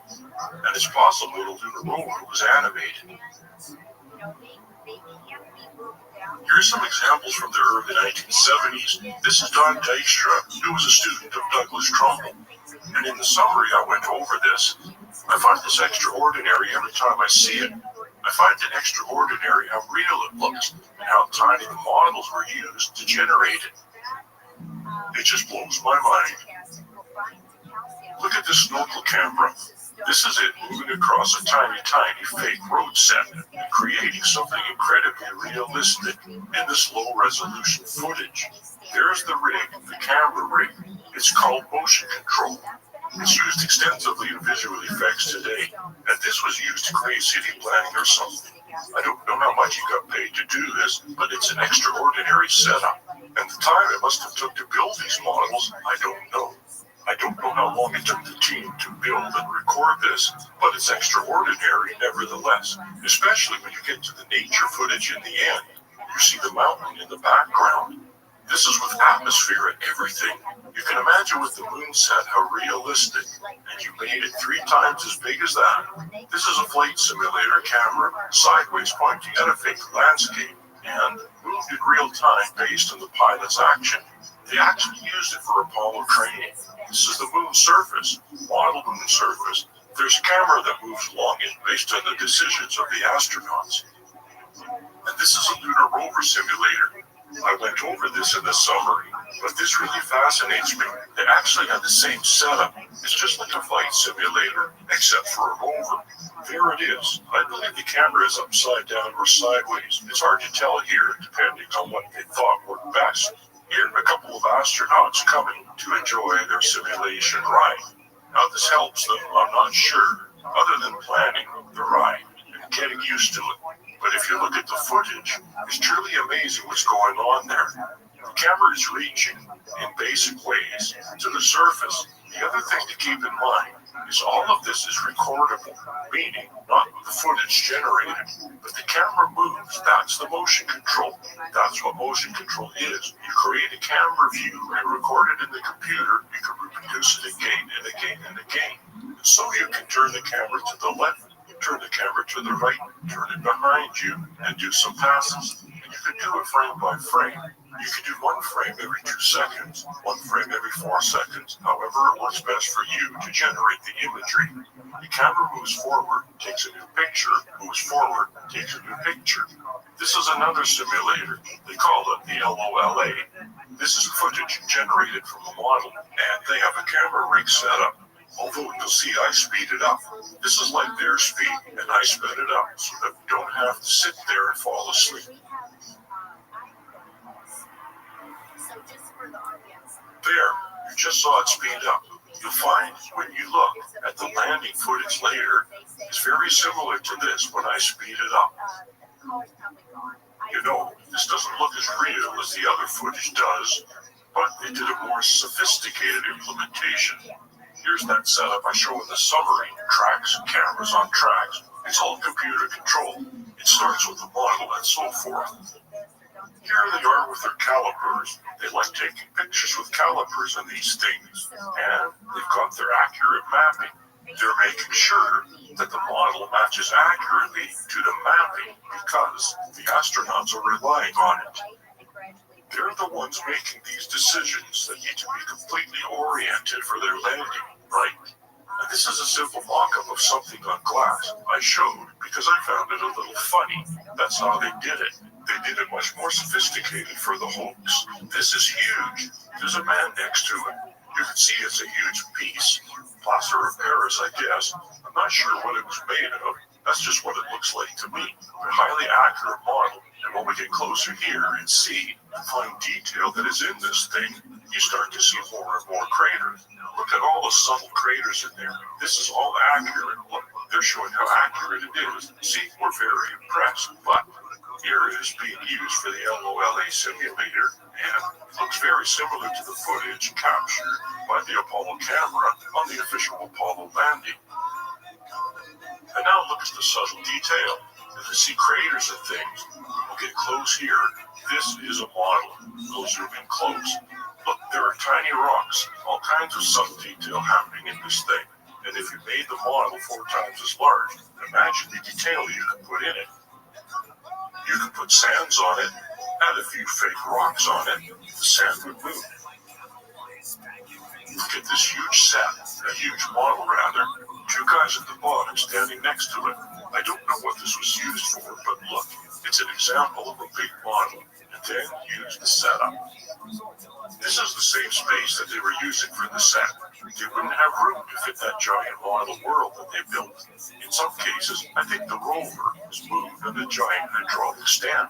They had a fake front setup with a camera setup. I I don't think necessarily it was in view, but it was used to generate shadows on the surface. So here, I think these photos were generated from a DAC camera. You can see in the middle one, there's a shadow of the antenna and a camera. Sometimes it's because of the shadows, some because they're on a set, but I believe they had a rig to generate shadows, so that when they projected it on a screen in front of the simulator, it had a shadow to make you think they're really there. Here's another example you can see, but it's rare, right? All of these images, they only have one shadow, so it's quite possible they take one frame at a time. It's just got a shadow in it. Fiber optics were used in the cameras. Possibly they had endoscopic kind of setup with the camera, and instead of doing this, like they did in Star Wars, they have these guys coming and going and animating. The camera animated. In fact, you'll hear Douglas Trumbull a bit describe how they did it on Back to the Future ride. I had no idea that they could do that, and no doubt he implemented something like that in the Apollo simulation, whatever they call the hoax. So instead of guys doing this, they had cameras, and maybe they had something in their bag of tricks. Move the antenna so that it projected the proper shadow. Here I'm showing an example. This is footage generated by filming of the models. A computer model, but it's an example nonetheless. Here we're in the simulated ride in front of the footage with no movement. And now we're going to use the same footage, and we're going to add a very simple movement, kind of like we saw in the rover simulator. And there's the rig moving a little bit. That's what's generating the image at the top. And here we're going to add a little extra little move. We're adding pops and stuff. And here you'll see that extra movement. It's not added to the original footage. I have been doing these as separate so you can see them as separate. Here we have a loose camera, as if it's on a stand that's reacting to the movement of the rover. And you'll see how it all comes together. This is the basic movement, the left image at the top. And now we will add what I call gross movement, where it's all kind of moving in and out of craters. Now we have the smaller movement, and it's a little extra. And here's where they loosened up the camera a bit. It's on its stem, it's reaching to the rig. And now we're on the room. It's pretty extraordinary how simple it is and how effective it is. Now you can even see the reflections in the antenna up there. I believe it probably had a 360-degree setup for any kind of reflections, and that's not that much more difficult. Let's look at the actual footage here. I'm not going to show it all to you, but you can see more in the appendix. It's quite extensive. I think it would be interesting in having someone go through and really nail down what is what. But I think that's, not necessary here. And this is why. There are a lot of things that landed on the moon, a lot of unmanned things. The rovers went pretty far. There are a lot of opportunities to see what the moon should look like. And when stitched together, I can tell you what the moon should look like. So those flipping through real quick are either low frame rate DAC or Hasselblad photos from the chest camera. This is Coast to Coast AM with George Norrie. So here, I stabilize these. It's amazing how unbearable it is to watch the actual footage. It'll drive you insane in shaking so much. I minimized the shaking a lot here. It had to be done by hand because the tracker doesn't like tracking this crap. But you can see it looks very similar to what I just showed you in regards to the virtual set of the simulator ride.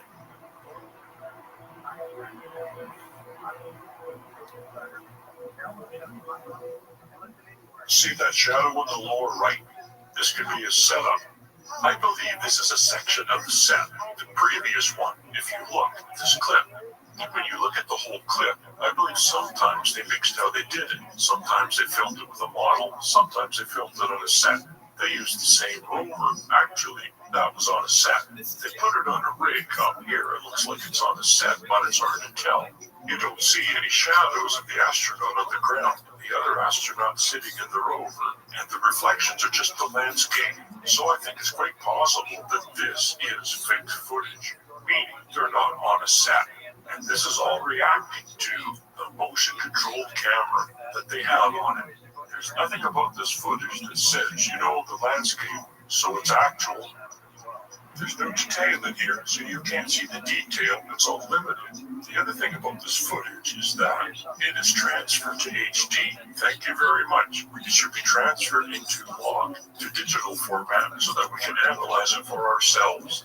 Perhaps somebody else could get that to happen. And there's a shadow on the ground. Either that was on a set, quite possible. They're kind of going in circles or actually done on a model.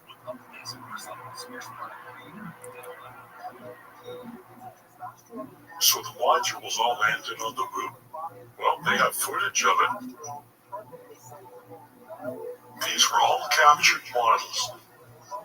I believe it was a model with sand on it, certainly where the module landed. And it was all filmed slowly, except for the landing part, when they had a simulator action, just like the simulator in blasted sand.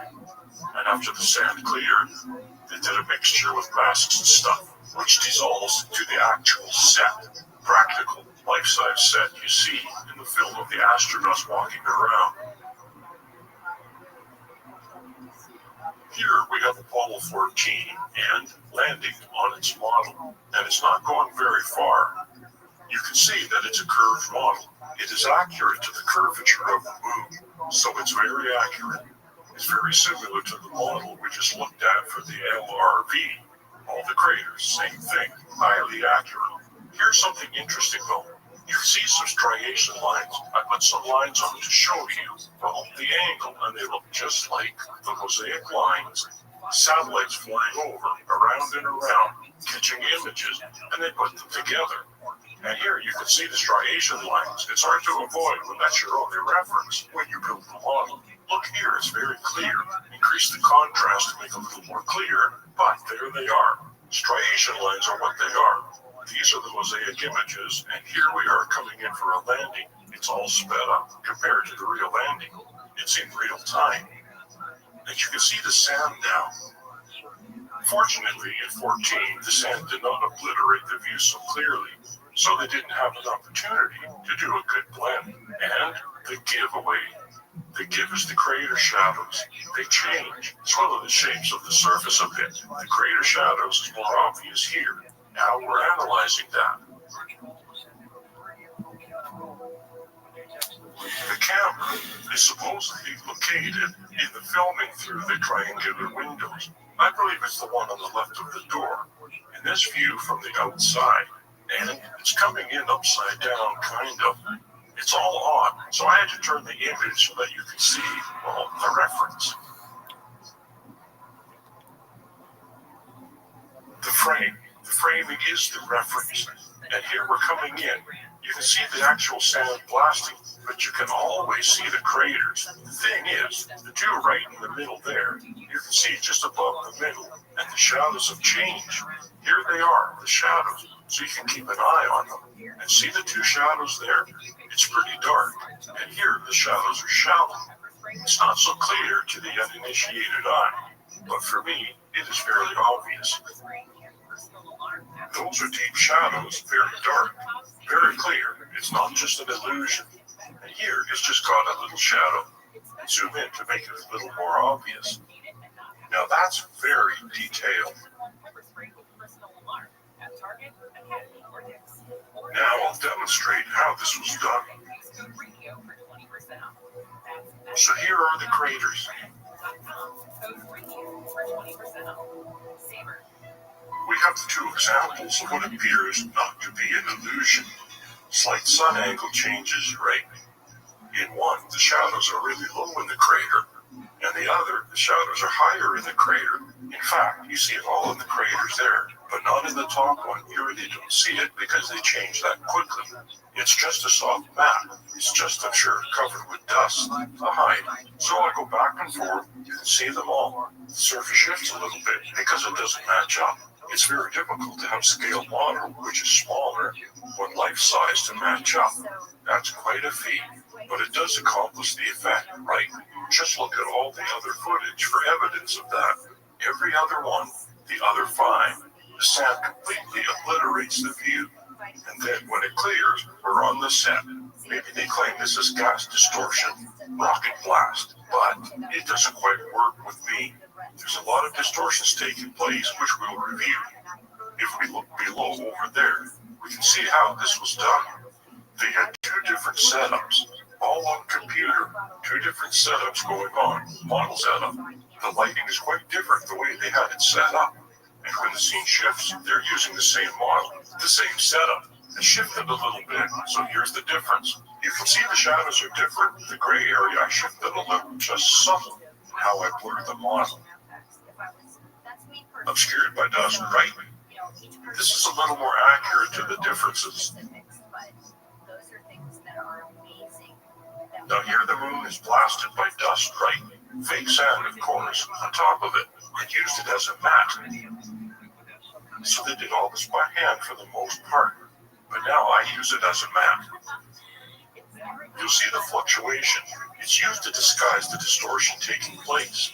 And simply because they're spraying sand out of the nozzle at the bottom. Had this been real, sand would still be lingering above. This is not what we are seeing here.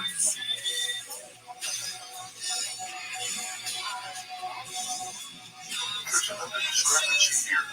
That's because one was a model and one was a life size. There's a change occurring here. The detail, I'm not quite sure what it is, as it fades in and then fades out again. But there is no reason for this thing to be changing like this. It's changing shape. I think Douglas Trumbull is likely the mastermind behind this.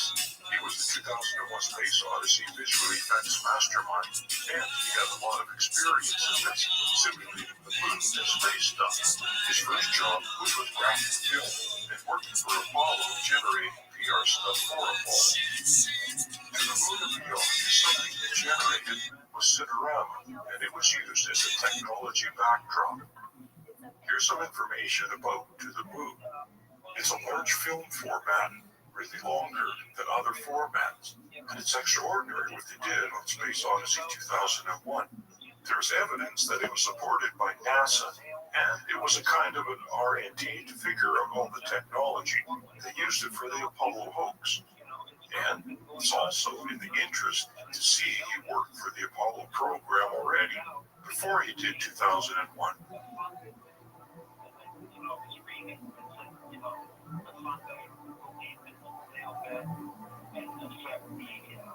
Again, it was a large format with the use of a fisheye lens and immersive cinema. That is, immersive cinema before the Apollo program. So he was already interested in it. It's quite extraordinary how his career parallels the ability to do all of the special effects needed to pull off this hoax.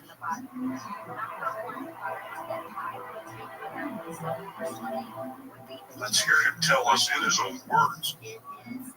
I'll get into it right away, and I'm going to take it pretty much chronologically, so I think it'll make a certain amount of sense.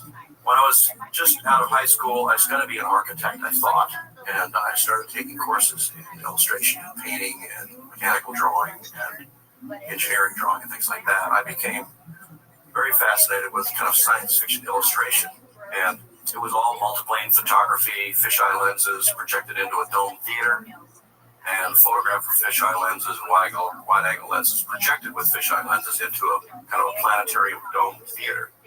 And the show was called To the Moon and Beyond. And Stanley Kubrick and Arthur Clarke saw this show, which I had done all the illustrations for, which were part of the multiplane photography. And Graphic Films got a job to start doing some preliminary early design work for 2001: A Space Odyssey, which at the time was called Journey Beyond the Stars in a very early draft. This is one of my early pencil sketches for kind of a lunar base. We'll see some similarity here to the horizon on the moon, the Earth in the distance, various kinds of lunar modules and stuff like that. An idea for a pod, which became like a pod in 2001. But I wanted to digress a little bit. So 2001. You have a little storyboard drawing. There's a lot of storyboard drawings we work with are very simple sketches almost, but you see shots in the movie, and then you see the moon bus. And that was one of my first tasks on 2001 as a young man. I was probably maybe 24, starting to detail these miniatures and trying to make them look photorealistic, even though they were just fiberglass models, not much detail.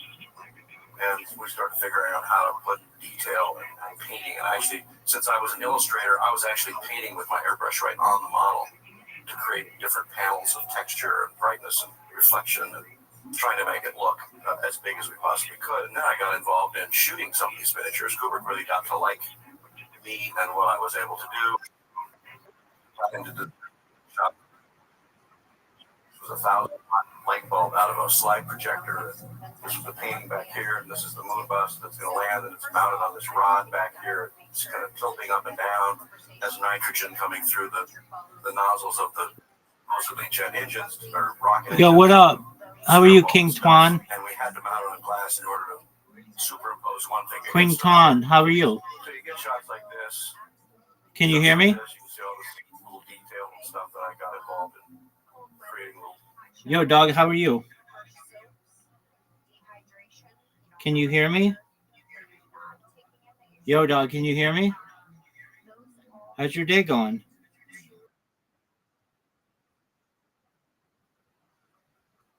Oh, tight. Okay, are you on Kick?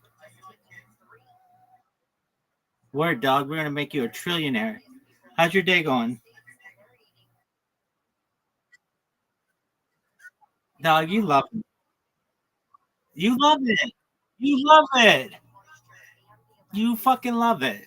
Your friend told me to do it. Your friend told me. No, you don't. You're right. But I do it because I'm your friend.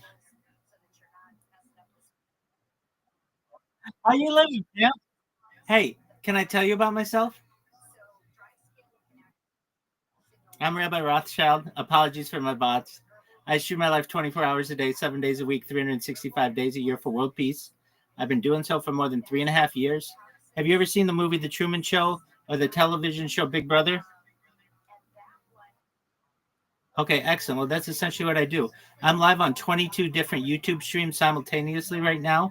The Economist magazine stated that data is Earth's number one resource, that data overtook petroleum in 2018 as Earth's number one resource, and I have more data archived online than anybody.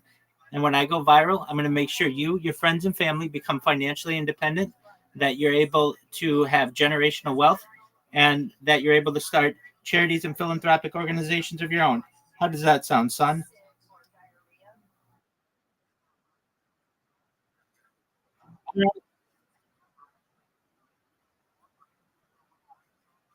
Dog, I have over 40,000 on Twitch, and I've got over.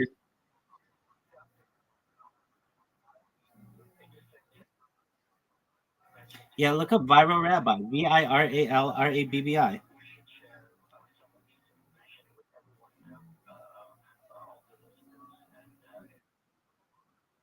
Word. No, go to ViralRabbi, ViralRabbi. I've got like 48,000 subscribers.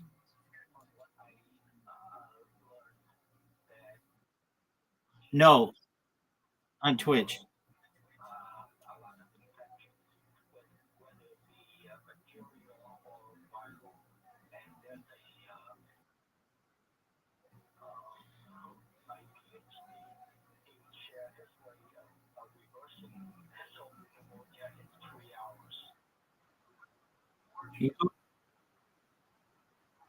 There you go. I've got 10,000 on Instagram.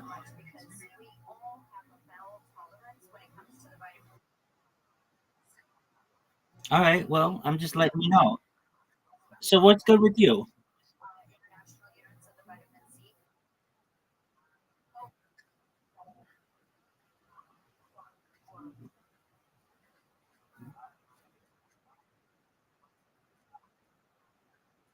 Word, dog.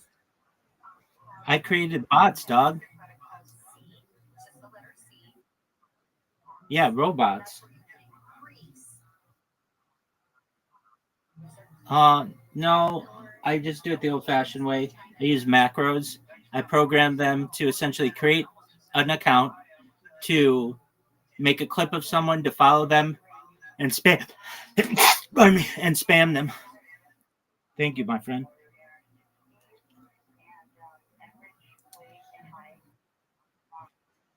That's what's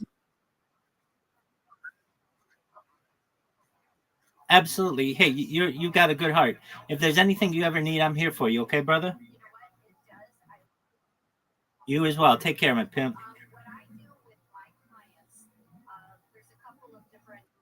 He's not my pimp. He's a pimp. I'm the pimp.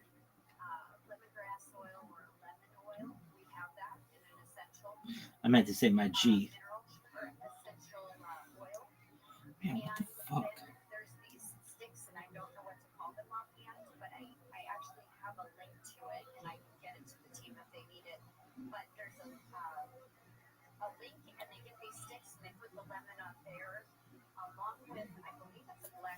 What a nice person. I thought he was gonna shit on me.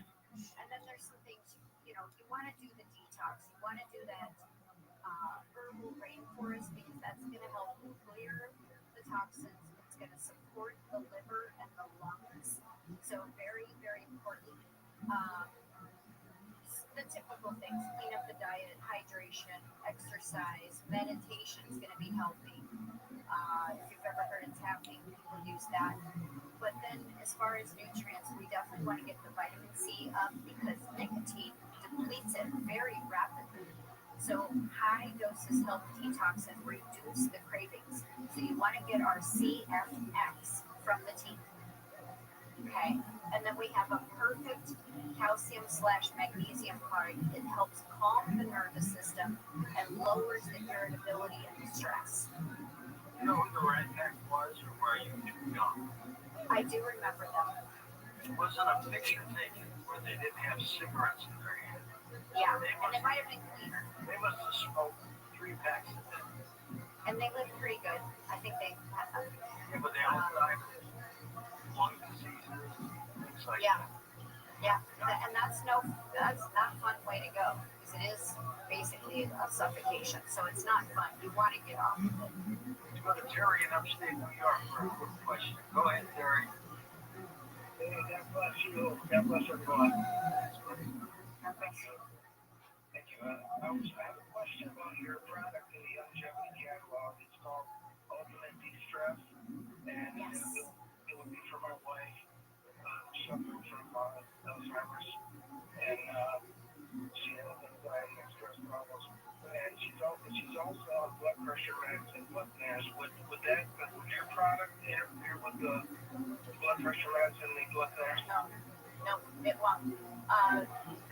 The De-Stress is one of my favorite products. It's fantastic. Now, she needs a hold on for her. She shouldn't schedule, but, the De-Stress, yeah. Man, you goofy. Word, girl. You mentioned Edgar Casey on a previous segment, and he taught that the mind, body, and spirit all had to be in balance for true healing, and he was right. That's one of my taglines. And so when stress hits the body, it will start to chew through the B vitamins and the minerals like crazy. And so that's why people feel frazzled, they get anxious, they get exhausted. And so de-stress, the letter D, and then stress, get it from the team, call in, and that will put the nutrients back where they belong, which is in the nervous system. And that is packed with B's, all the B vitamins and magnesium to the level that you need. Like there's specific dosing about that. And, it's what the brain needs, to calm down, be clear. Oh, completely, yeah. And this will balance out stress hormones. It's fantastic, the de-stress. Randy, do you take emails through the website? Yes, I do. Critical Health News.com is the website. Go ahead. Oh, I know you were going to tell me that. That one I can't remember. Maybe staff knows it offhand that they can send it. I feel like we made it Dr. Randy Shannon at Critical Health News. I'll have that next time. You can find it on the website. Randy, thanks, and thanks for filling in for Ben Hughes. Absolutely. I'm so glad that I got the call. Dr. Randy Shannon, pharmacist Ben Hughes, will probably join us in about 3 weeks. Doc Wallach is taking a hiatus for a while, and when he comes back, he comes back. So check in with him there. Up next is going to be The Coming of the Saucers, a republished book by Chanel Arnold, granddaughter of Kenneth Arnold, who in 1947 witnessed the series of saucer-shaped objects over Mount Everest. Daily show updates right to your inbox for free with Coast's own newsletter. Sign up today at coasttocoastam.com.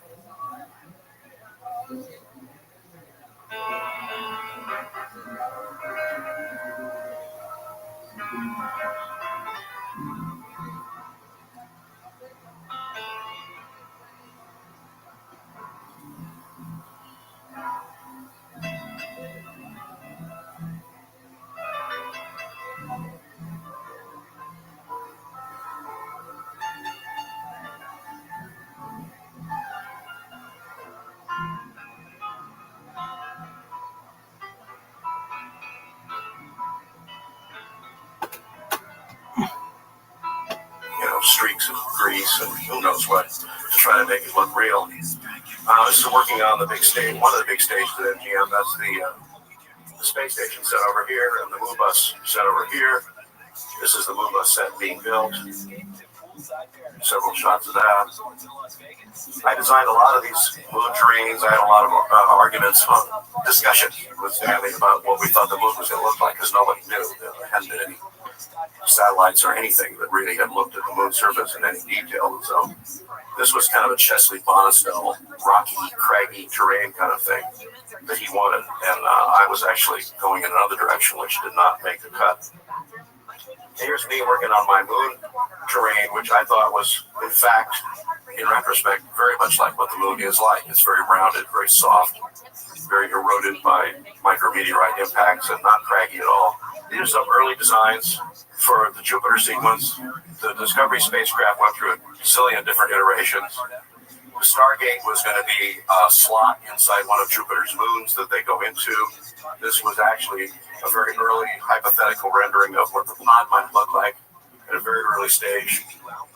This slot in one of Jupiter's moons was going to be another little universe down there that didn't belong in our universe, and they had to go down there.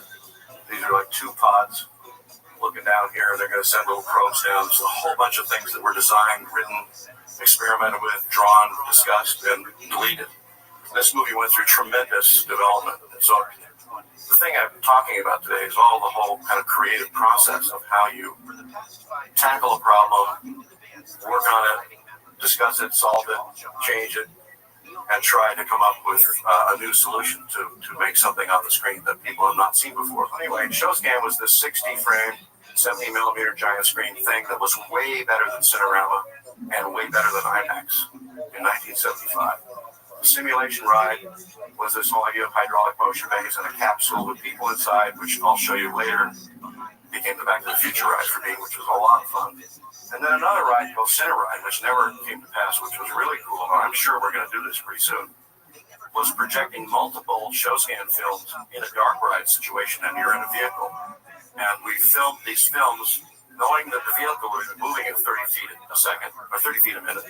And so we filmed it with the camera moving 30 feet a minute, and projected these films into domes, and it had foreground sets that were all moving in perspective to the perspective shift in the movie.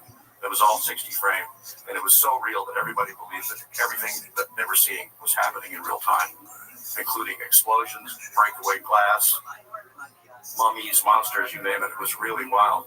We started developing special electronic 70-millimeter projectors that could run 60 frames a second electronically, did not have a mechanical Geneva movement in them. One of the things this ShowScan thing led to was an experimental film, which I'm sorry I can't show you, but we knew the size and shape of the screen And so I just devised this thing. I said, well, if we shoot in show scan and we project it in the exact same scale as the theater itself, I'm going to do this illusion. And so we had this scene where we projected a really bad movie on the screen that was kind of a fake documentary. They made everything go wrong that we could possibly think of. It goes out of frame, it goes out of focus, the film burns in the gate. It's just terrible and it fails. Then the projection leaves the projection booth, goes around the theater, comes behind the screen, turns on a work light back there. Because, screens are perforated. You can see through them. If there was a light back there, you can see the speakers behind the screen. So he does that. And so you see the speakers in there. There's this big roll-up door. There's a door he comes through, and he comes up to the audience and touches the screen, which is catching the light from these house lights, and starts talking to the audience, apologizing for screwing up the show. It looked absolutely real. It was indistinguishable from reality. And his feet are on the ground, and he's 6 feet tall, and it was all in scale to my theater. And heavyweight people like Steven Spielberg and George Lucas and Coppola, everybody came to my screenings. And when I would get to this point, they would get up out of their seat and start leaving the theater, shaking my head, say, Doug, whenever you get it fixed, give me a call. I'll see if I can get in my schedule to come back. And it wasn't until they were off to the side of the theater they realized they'd been completely fooled. And this, to me, was a really important moment in movie history. And this little movie called New Magic has actually been requested by the Academy to be archived there. And I'm hoping we can get it digitally scanned so we can show it again in high definition. Now we're working on an entry-level version of this, which will enable film students and colleges to do this kind of thing very inexpensively. And I'm working with a guy named Scott Lismondi at Hollywood General Machining and building a zero-gravity boom out of a porta-chip components. And this is under construction in LA right now. We're just about to test it right after Christmas. And it's a really cool thing. This whole little gizmo, can't use the word gizmo, device is going to cost about $5,000 instead of the original one that costs $250,000. So I've also been experimenting with digital single lens reflex cameras, which are quite amazing. If you've ever shot with a Nikon or a Canon, I'm using the Canon 7D with some Zacuto attachments. It's a very inexpensive camera. It's shooting full high definition 1K by 2K 24 frame movies very inexpensively, and I'm having good results with it. And my next step is I'm going to tear this camera apart and pull the chip out and build it into a new camera that will be able to be 2 chips side by side for a integrated 3D camera. Now, in the world right now, the red camera is the hot camera. It's not the only camera, but it's a good kind of mid-level priced camera, and I think we can start adapting this for 3D production as well, because the 3D cameras we're seeing these days are really cumbersome, awkward, and heavy, like the IMAX cameras have been, and like the Cinerama cameras were. So we're in an early phase of 3D.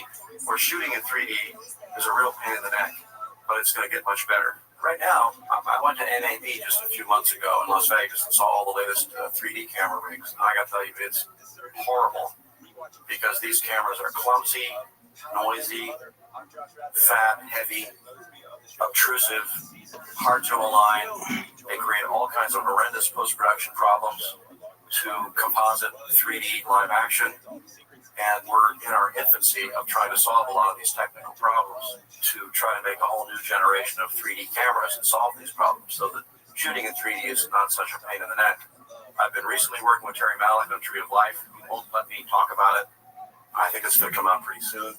There's one shot I'll show you, just a little hint. There's a Phantom camera shooting at 1,000 frames a second in a vat of water. You can imagine how much paint or milk or whatever might have been in there. And we're designing one version of that film, which is called Voyage of Time, which is going to be in IMAX theaters in about a year after that, which is going to be this spectacular space experience. Probably the closest thing to 2001 since then. And so we've been studying IMAX theaters, geometry, screens, projection. And this whole digital virtual studio I'm working on, which I want to do with my next film, is to build a stage that's designed with the zero-gravity boom. And everything is designed around that technology to automate the lighting grid so that we can do rehearsals on this and pre-light scenes and come back into our stage and reshoot. I'm even, hypothetically designing what a studio might look like if you did a whole bunch of these stages. There's a lot of advantages of the zero gravity crane, digital cameras, automated lighting, very limited sets, a very smaller stage, a smaller crew, faster shooting, increased production value, and lower cost. So there's a lot of benefits to working this way. So I'm working on this whole idea. I'm writing screenplays for this technology, and we hope to kind of clone this and make it happen all over the world. We have to get funding. I'm not going to go through this. It's more like a business presentation. It's okay if you call me a mad scientist. So the question is, who's behind this? Well, to start with, there's mission control, but almost no one was behind this. They were fooled along with us. There were perhaps a few agents in there. The only people talking to the people on the moon were the astronauts themselves. They were the ones that did all of the talking to these supposed astronauts on the moon. And that's not a real moon, by the way. And I believe that they were in the suits in the footage that we see, and they've been lying to us ever since. And not everyone in this picture landed on the moon, but I believe they were all involved one way or another, and someone could investigate that further. But in mission control, there were astronauts there, and they were the only ones that were allowed to talk to the astronauts. This is a camera controller. He is involved too, because obviously he's not the one controlling the camera. I suspect that he was possibly or probably involved in the fake footage camera movement. Why not? So, what is NASA? Is NASA real? I believe it is actually an intel operation with fake fronts. Intel likes to do this. You can say it was infiltrated, but I believe it was designed to be fake. In fact, all of them are. The entire space program is a front. Such companies say, yes, we're here for humanity, and yes, we put people in space, but no, we're putting spy satellites over the planet, trying to control the planet. It's an age-old technique of owning the sky. Yes, we try to communicate with the heavens, but we are in communication with the gods. Apollo is supposedly the god of light. NASA is not.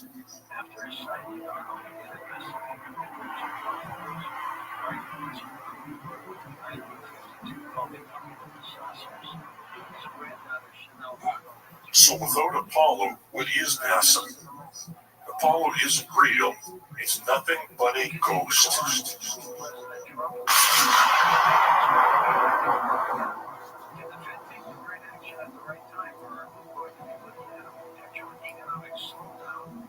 What the heck does this mean for your safety?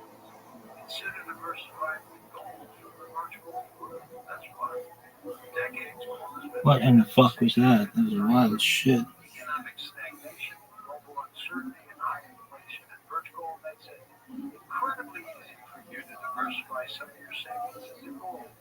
If you have an IRA or 401k, you can convert that into a tax-sheltered IRA and physical gold. Buy some gold. Fucking finally. Get educated. Virtual will send your free info kit on gold. Simply text the word coast to the number 9090 again. Text coast 9090. Consider diversifying a portion of your savings into gold. Text coast 9090.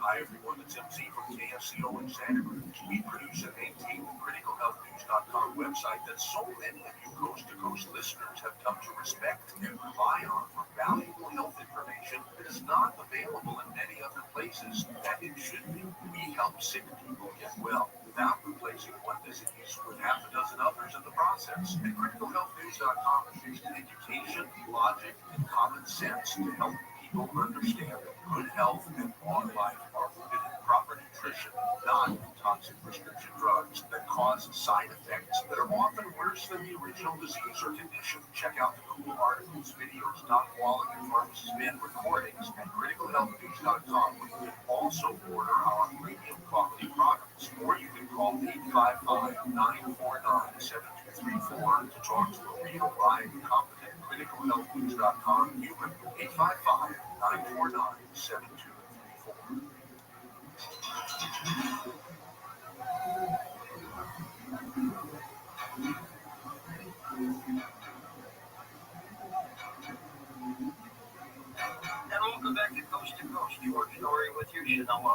Thus, an author, astrologer, granddaughter of ufologist, and American aviator Kenneth Arnold. He was the first person in the 20th century to report flying saucers and coin the term.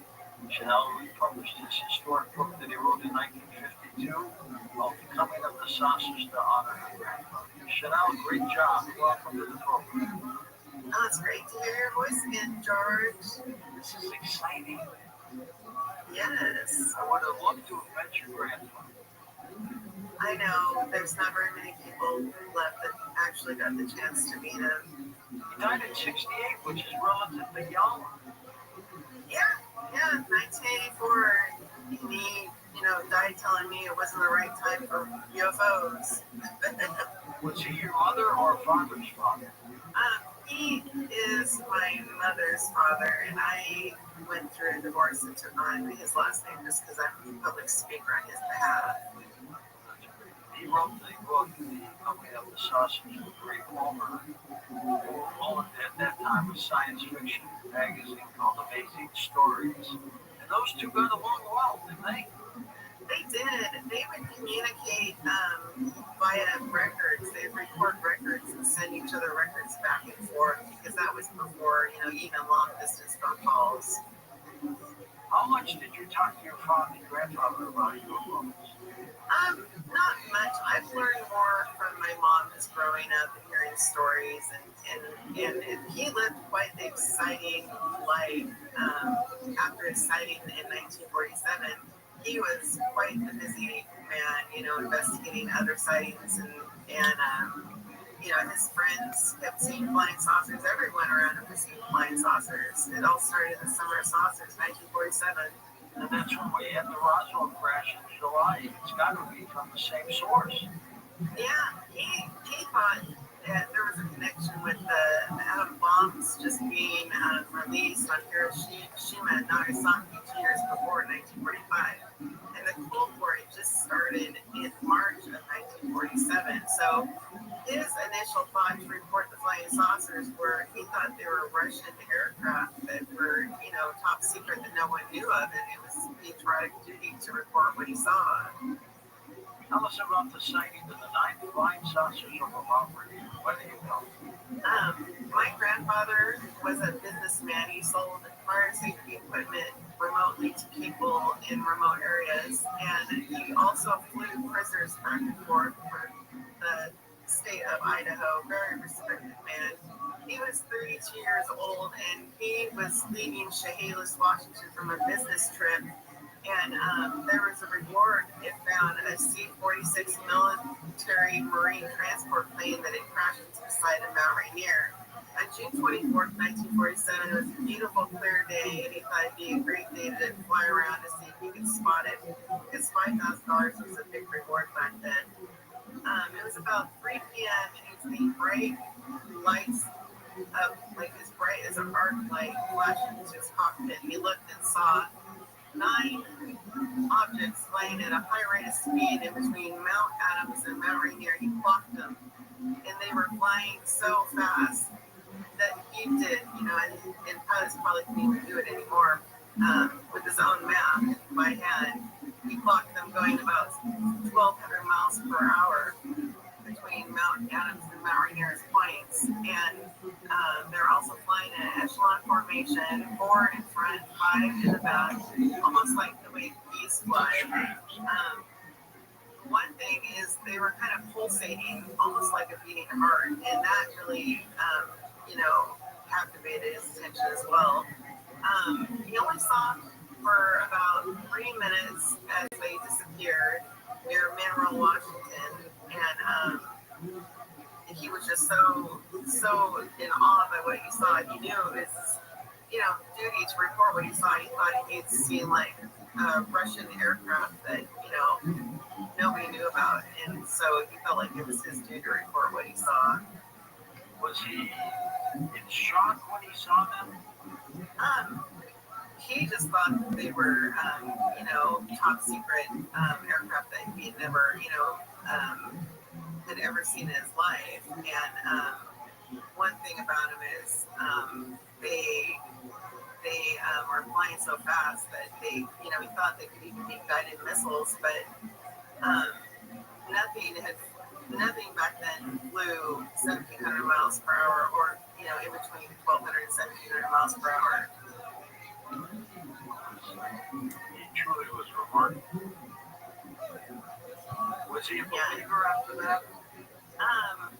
He definitely was, and his mail was gone through by a couple of military officials. The Air Force was created that year in 1947, and he got to know Lieutenant Brown and Captain Davison, and they were really concerned about some of the mail he'd gotten because he was famous overnight from like religious organizations, because they thought he was the prophet of the end of the world. It was so shocking. And he also got into like the books of Charles Ford. Charles Ford kept track of odd sightings people would have in newspaper clippings that he had put together in a book. And he thought that that he was 32 years old when this sighting happened in his life, and in the military Marine transport plane he was looking for had 32 people that had died in the crash. And he thought that there was a synchronicity about that. He was 32 years old, and the military Marine transport plane had 32 people that had died in it. And then they discovered the crash exactly a month after sighting on the 24th of July, and then they had the memorial for the Marines that died on the 24th of August, and he thought that was weird. It was exactly a month apart, each time. He also, carried a synchronicity card of like the with President Kennedy and President Lincoln. They had a lot of synchronicities with them as well. One had a secretary named Kennedy, one had a secretary named Lincoln, and he thought that synchronicities in life, were patterns that needed to be recognized. Is that a picture of your grandfather on the cover of the Coming of the Saucers? It is. It's the one that I republished. It has a picture of my grandfather holding his camera, which he often did, looking up in the sky for answers. In his lifetime, he spent $30,000 of his own money investigating flying saucers. He would fly and interview people, and it was really interesting. But then he had to get back to the real world of making money, and had to kind of calm down. But like the summer that this happened, he went and investigated Maury Island, and Ray Palmer sent him $200 to go investigate that in Seattle. And another pilot that had seen flying saucers after him, Captain E.J. Smith, was going to be there as well with Lieutenant Brown and Captain Davison, and they were all to meet in Tacoma, Washington, to investigate the Maury Island incident that happened on the 21st of June. There were these two individuals, Chrisman and Dahl. They were on a boat, and supposedly this flying saucer had fallen from the sky, killing their. Welcome. How are you, Sophie? Burning one of their sons. Excellent. And, How'd you find out about me?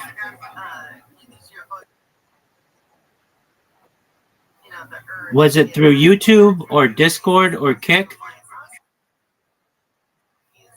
Okay. Well, how are you? I'm well, thank you. Just enjoying life. What's new? I'm programming robots on a phone.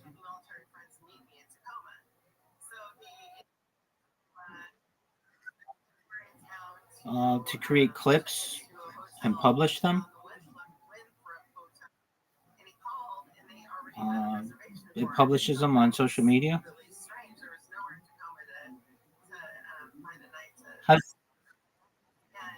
And other people's too.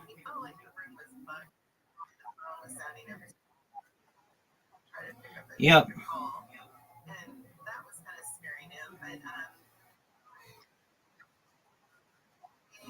Yeah, I'm doing it right saucer. Yeah. And they were given to Lieutenant Brad and Captain Davidson to fly back to Hamilton. Do you have an It depends. Ended up crashing with the parts of the flying saucer on it. Killing 2 military It depends. If you find a creator who needs clips made of them, they can pay you like $100 for 10 clips. So like usually like $10 a clip.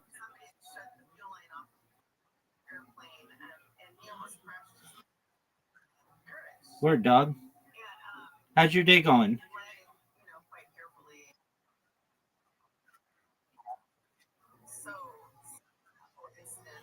Okay, what's going on with your?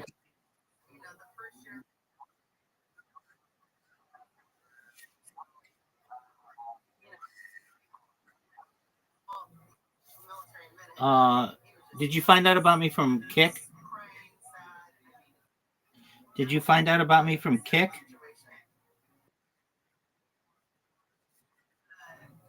You can.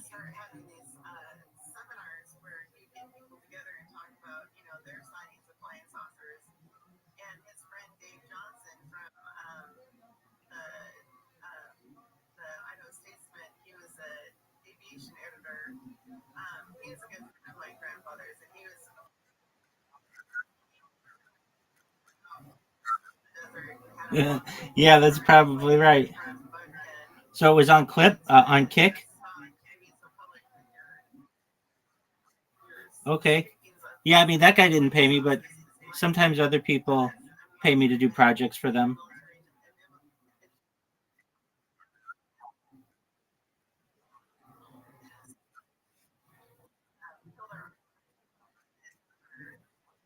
Oh yeah, definitely.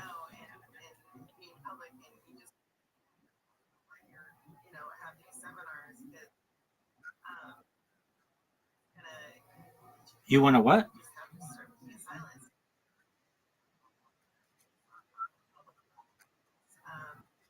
Absolutely. You're always welcome here. I stream my life 24 hours a day. So I'm always live. I do a lot of clips. I don't know if they're great, but I do a lot of them.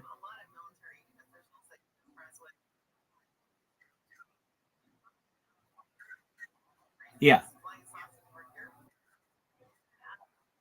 Thank you, my friend. I'll teach you how to do it.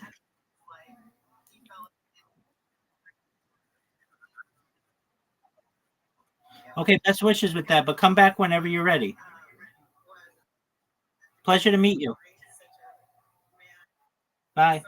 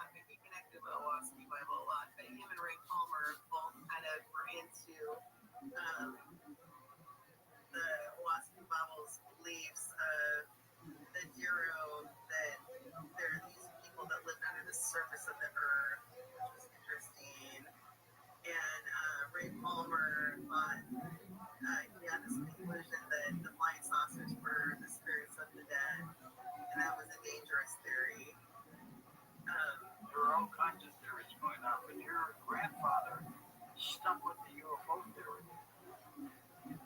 He had a lot of support. Oh, he did.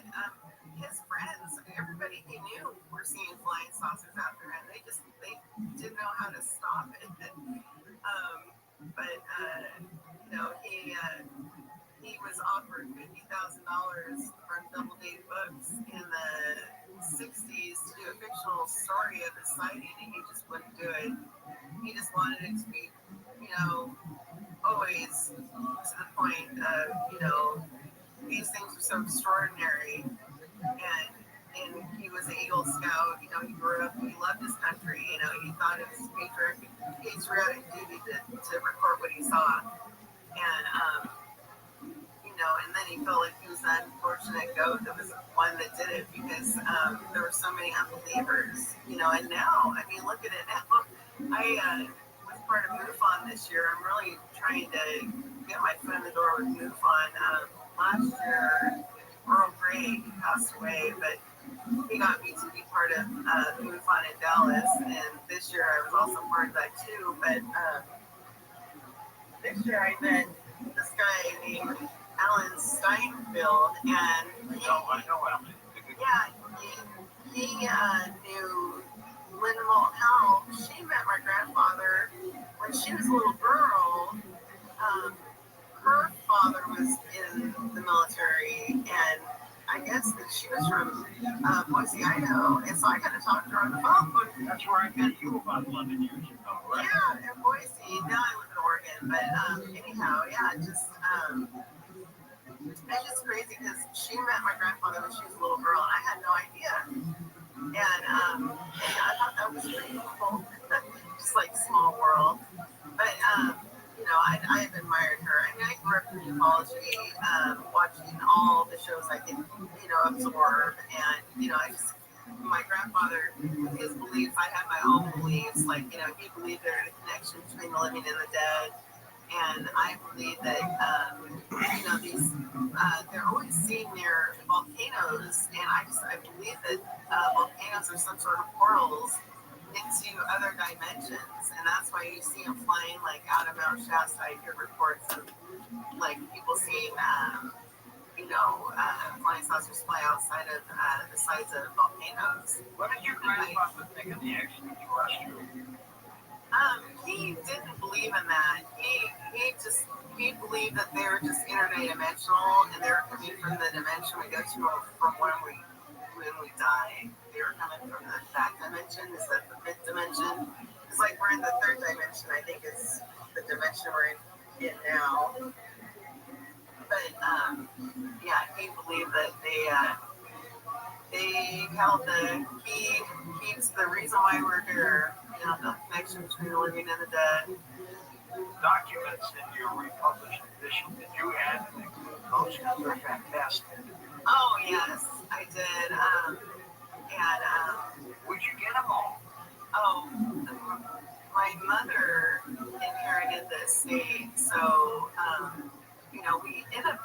I've heard it'd be good to donate all the records to Rice University, and I've told my mom that because we kind of want everything preserved. Throughout the years, there's been ufologists here and there that have like stolen stuff, and you know, he had a scrapbook, and there's somebody that my mom was writing a book with, and the guy just made copies of everything and sold it to some other guy for money. But you know, mom's really kept a good job keeping everything protected and safe, and I have some more stuff she's passed on to me, like, you know, Captain E.J. Smith that saw the flying saucers over Emmett, Idaho that he met doing the Maury Island investigation. All right, stay with us, and now we're going to take a quick break and come back and talk more about your grandfather, Kenneth Arnold, coming up the saucers. Coast Insiders, the new version of the Coast to Coast AM app, is now available for iPhone and now Android 4.0 and above. Listen live or on demand anywhere, anytime. Go to coasttocoastam.com and download it today.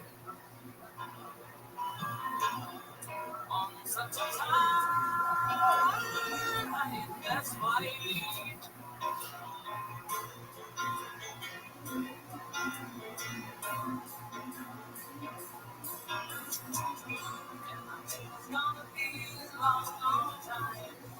Get into summer with iHeartRadio.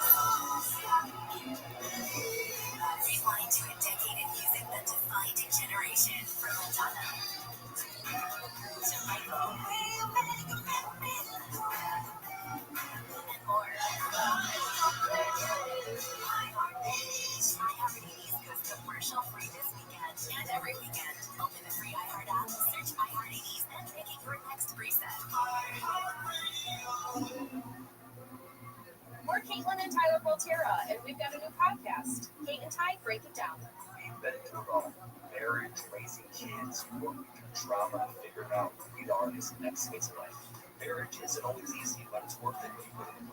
And then there's just figuring out how to survive being 30-something parents without losing your mind. So follow, rate, and review Kate and Ty Break It Down wherever you listen to podcasts. Listen on America's #1 podcast network, iHeart. Open your free iHeart app and listen now. Welcome. My name is Paola Pedrosa, a medium and the host of the Ghost Therapy Podcast, where it's not just about connecting with deceased loved ones. It's about learning through them and their new perspective. Listen to the Ghost Therapy Podcast on the iHeartRadio app. iHeart is America's #1 podcast network. Open the free iHeart app and explore podcasts like this. A few miles from the glass spires in Midtown Atlanta lies the South River Forest. In 2021 and 2022, the woods became a home to activists from all over the country. I found the struggle worth fighting for. Gathered to stop the nearby construction of a massive police training facility named Cops. There, in the forest, they built a different community. The forest occupation or things like that present a vision of a society where we can have what we need and support each other without being at each other's throats or being subservient to each other. Until one day, everything shatters. At approximately 9 o'clock this morning, as law enforcement was moving through various sectors of the property, an individual, without warning, shot a Georgia State Patrol trooper. What I heard was a full clip unload. It was just like a whole mess of shots, just like blasting off. From Wondering, Campsite Media, Tenderfoot TV, this is when we came to the forest. We got about 150 to 200 protesters that were in the office now. I'm not sure. Follow, we came to the forest. They seemed to get to that forest. Listen on America's #1 podcast network, iHeart. Open your free iHeart app and listen now. In the history of cinema, few films have been as successful as The Godfather. Francis Ford Coppola's gangster epic set a new standard, not just for movies about the mafia, but for movies in general. Although, if you talk to the people who made it, The Godfather's prospects for success were far from sure. In fact, before its release, they were pretty bleak. And they said, we're finished, this is over. The movie's not going to work, get rid of those guys. It's sad. Leave the Gun, Take the Cannoli. My co-host Marcio and I strip back the varnish of movie history and talk to never-before-heard-from sources to get at what really made the process so arduous. Leave the Gun, Take the Cannoli is based on my co-host Mark's best-selling book of the same title. And on this show, we call upon his years of research to help unpack the story behind The Godfather's birth from start to finish. We sift through innumerable accounts, many of them conflicting, and try to get to the truth of what really happened. Leave the Gun, Take the Cannoli features new and archival interviews. Francis Ford Coppola, Robert Evans, James Caan, Jimmy, what's coming next? That's right, you gotta wash you up and drive around a lot. Al Ruddy, said I got a call from these Italian guys. They must be a lot of trouble. Talia Shire. Everything was very obvious. And many others. We still aren't entirely sure what's true and what's not, but we can promise that our 10-part series gives everyone who is involved a chance to tell their side of the story. Listen and subscribe to Leave the Gun. Yeah, he quote my friend who has like 8 followers.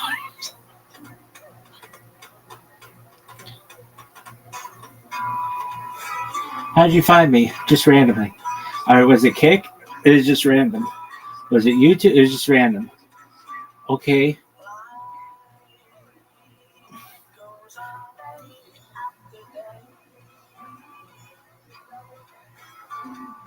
Oh man, I gotta take a shizzy.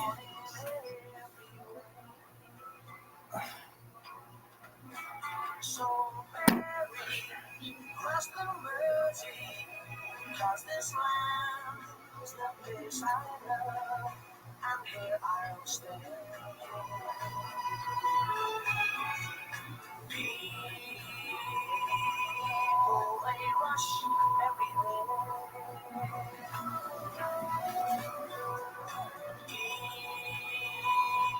Each with their own secret care. So Mary, cross the mercy and always take me there, the place I love. People around every corner, they seem to smile and say, we don't care what your name is, boy, we'll never take you away. So You're listening to Coast to Coast AM with George Norrie. We're going to take your calls next hour with Shannon Arnold as we talk about her grandfather and his UFO sightings. Get ready to make a call. Gina Salvati and Tom Dan Heiser this entire week. She's also the editor of the Whole Life Times digital magazine. She would love to send one to you electronically. We'd love to do that, George. Everyone is welcome to email me at Gina, that's Gina, @wholelifemagazine.com. Simple as that. Get it right out to them, and how long does that take? It'll be a couple of weeks, George. We're working on our autumn edition. Thanks, Gina. Thank you so much, George. ParanormalDate.com keeps cruising along. If you're eligible, sign up at ParanormalDate.com. At ParanormalDate.com, you meet the most fantastic people. Hi, I'm Tom. Hi, I'm Jennifer. What brings you here? Yeah, I'm here to meet someone who understands me. How so? Well, I'm into UFOs, ghosts, aliens, Bigfoot, conspiracy theories, the paranormal, that kind of stuff. But can't seem to find anyone who gets it. Oh, well, nice to meet you, Tom. I gotta go. Okay, I guess that's not your cup of tea. You sure? Very. Good luck with that. You can't meet anyone when I'm out. I really can't find a website for my unique interests. What's 1 and 2? Have you thought about ParanormalDate.com? What? Who are you? I'm a paranormal matchmaker, and it's ParanormalDate.com. It's a website for people looking for people like them. Stuff you like, remember? Interesting. I'll give it a try. Well, let's try this again. Hi, I'm Tom. Hey, Deb. Your profile on ParanormalDate.com looked very interesting. So you really saw a UFO? Oh, yeah. It was so intense, but not as intense as meeting you. It's an alien chasing flirt, but I kind of like it. Wow, this ParanormalDate.com thing. Isn't it alien chasing? Not you're an alien chasing flirt.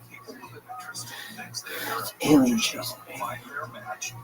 So if you're looking for that special someone with an interest in UFOs, ghosts, aliens, Bigfoot, conspiracy theories, and of course the paranormal, come to the dating site Inspired by George Norrie. It's always free to search, and if you decide to upgrade to our amazing new features, use promo code GEORGE for a great discount. ParanormalDate.com. You are not alone. Mars Mission 1 is a fictional book based on real-world facts that everyone hopes never happens. Author Christopher Lee Jones brilliantly brings us Mars Mission 1, available on Amazon.com. Bringing you real-world facts of what our world could look like without the Kessler effect continue to develop. The cliffhanging story. The first crew lands on the surface of Mars, for example, when a missile blows up a satellite, creating thousands of pieces of debris. That debris, sailing along at thousands of miles an hour, destroys more satellites up there, creating more debris on the non-stop chain reaction. Fuck. It's called the dreaded Kessler effect. Satellites are destroyed by the debris, cell phones fail, GPS fails, power failures. Life on Earth as we understand it may never be the same. Mars Mission 1, surviving the Kessler effect. Let's hope it never happens. Now available on Amazon.com. Mars Mission 1, surviving the Kessler.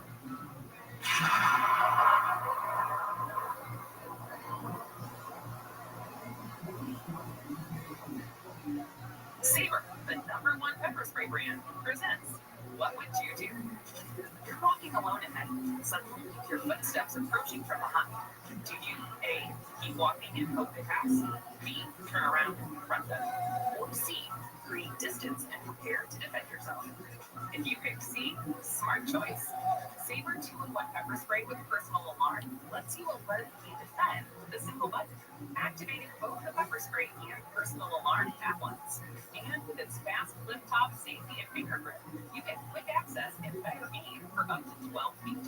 It's better to have Saber and not need it than need it and not have it. So look for Saber 2-in-1 pepper spray with personal alarm at Target, Academy, or Dick's. Or visit saberred.com now and use code RADIO for 20% off. That's SABRE red.com, code RADIO for 20% off. Saber. Live life confidently.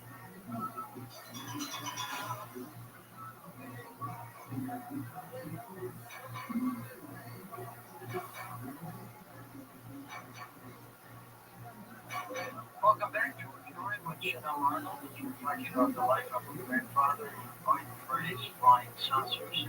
He thought for a time, Chanel, that they might have been like jellyfish skies, right? It's just the way they pulsated. They pulsated like a beating hardwood, and that just perplexed him. That's the reason why, one of the things he noticed about the way that they would fly and the way they were. Died of cancer. In 1984, yeah. He sat me down before he died, and he's like, think for yourself, honey, don't trust the government. This isn't the right time for flying saucers. I mean, he just knew that I was possibly going to speak on his behalf someday, and he was right. And it's just sad. It's in 1984. It wasn't like it is now. I mean, he was the pioneer of the phenomenon of flying saucers because he was the only believable person that was listened to about it. And that's why it was so important for him to meet Captain E.J. Smith, the United Airlines pilot that saw 9 flying saucers like him over Idaho. And they ended up being good friends, and that's what I was saying before the last cutoff was I ended up with a book that he autographed to Captain E.J. Smith of the Coming of the Saucers. I treasure it. So, you know if you ever knew the late Stanton Friedman, the ufologist?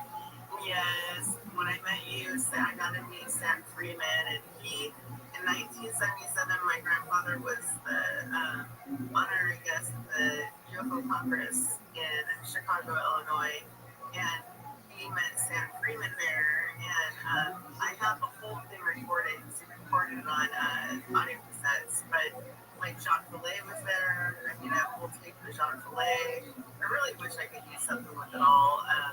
Because he had recorded the whole seminar. And, it's really interesting. I mean, as I said, I'm kind of becoming part of MUFON, and I found out at MUFON this year that we reverse engineered 10 flying saucers for the intelligence, and that blew me out of the water. I thought it was just Roswell and one other one, possibly, so. It might be all over the place, who knows. How long did Ray Palmer live? He died about 2 months after that 1977 UFO Congress in Chicago. And, he made a word called the Stymie Factor, and it described all the nameless, faceless people that are disbelievers. And they called it Ray Palmer called it the Stymie Factor. And that's just something that he had made up. I'm trying to find it right now just to quote. But, he definitely,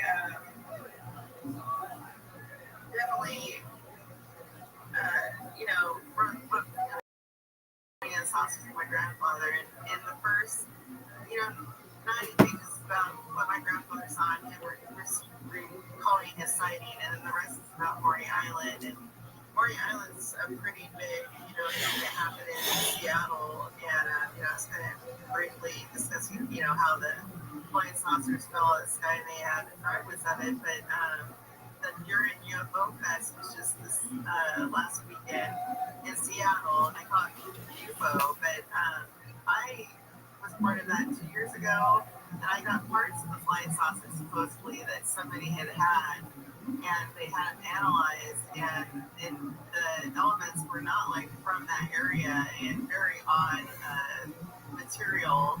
But I still have them, and I'm talking to another person about maybe having them analyzed. But the Maury Island people that wrote the book gave them to me, and they just believe that these are them. But what's sad is my grandfather had parts of the UFO that he had, and we have no idea, where it would be or where it is. But my friends in Seattle are making a movie about Maury Island, so I mean, my grandfather's going to be represented. So I'm proud of that. And the two, Air Force men that perished should be remembered. I mean, it was the first year the Air Force was made, and they were the first casualties of it. And supposedly the flying saucer that crashed at Maury Island. What do you think your grandfather would be saying today about all this UFO activity? Oh my gosh, he would be so relieved that finally, some truth's coming about, but we still aren't getting, messages from the government of what they really truly are. And they do know, just like the Epstein files. I mean, gosh, they know why they're here, and it's just sad that for whatever reason they don't disclose it, because it's probably gonna shake religion and shake, the whole world with the true meaning of why they're here. And someday we might know, someday we may never know. I mean, there was Atlantis once, and maybe they were so advanced that something had to change, and it's just we're such a huge Atlantis. We're so created, and we have universities, and we're supposed to be beyond these atom bomb wars that they're afraid that we're possibly going to have. That's why they appeared, because as I said, it's been 2 years since the atom bombs dropped, and my grandfather believed that had another connection to these flying saucers too. It's almost like when the bombs dropped, they were like, oh my gosh, what are those people, what are they doing now? And they had to start observing us closer, or maybe it ripped a hole in the dimensional time, or so there's these flying saucers are crashing because of the whatever we did when we let off the bombs. But they're pretty strong. Atom bombs are pretty intense, and I hope that we never have to use them in with war and whatnot. So what's your grandfather holding on the cover? Is that one of those old film cameras? Yeah, he was always looking in the sky with a camera, hoping to get a picture of a flying saucer. And in the book, he did have some pictures of some flying saucers that looked very similar to ones he saw. And he was so excited to have those photos. My mom still got them, and he wrote all over the back of them because they resembled exactly what he saw. And he also, sent President Truman telegraph about, the flying saucers and the true destiny and what they are here for. The public needs to know, he just felt like it was his duty to find the true meaning of what they were. And, he died pretty disappointed in 1984. But now we're just so advanced with our beliefs and what this could be that right before I almost ready to go to the ring. What did it mean to win the world championship in WCW? That was crazy. They didn't tell me until right before I went to the ring. Eric Bischoff and Hogan took me aside right before I almost ready to go to the ring. Hey, we're switching the belt. Hogan's going to put me over on national TV, not like a pay-per-view, just not like a live show on TV. Well, what's 100th Nitro? You just throw fans a little bone. You're red hot. Go, what's the finish of the torture rag? Just take the rag. So he goes, Hogan didn't put a lot of people over. We always got along really good. We still do. They let Hogan pick who we want to work with. He picked me. That was a massive respect from him for me. And I think the Roswell Museum wasn't right, but I found the Lewis County Museum in Washington. You ain't got a marker. And they have a whole section of the museum that shows my grandfather. And so I and they did the research, and they made You did it for what? movie I did called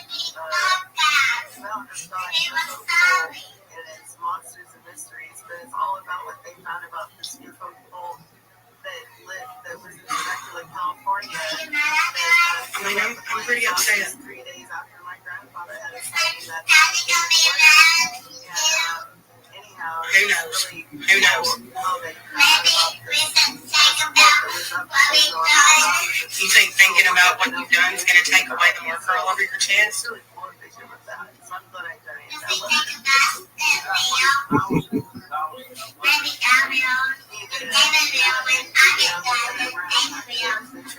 You are officially never allowed to use a marker again.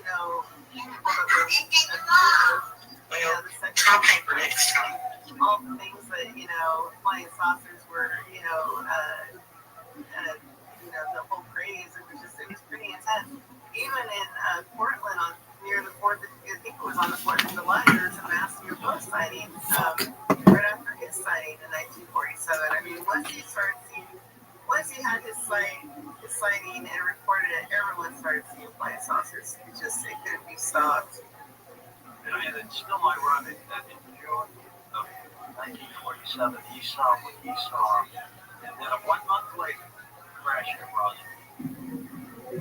Yeah, I mean, the Roswell happened 2 weeks after his sighting, and Roswell wasn't big until the, later 80s when it was brought back to the public's attention by Stan Freeman. But my grandfather, every year, he was the pioneer of flying saucers. He was the man that started it all. That's what they would call, his whole experience. He was the man that started it all. And he should be remembered for everything he sacrificed by having a sighting and giving up his privacy and being ridiculed. And he felt like he was Orson Welles, just because people didn't believe him. So. Did you know Dr. J. Allen Hynek?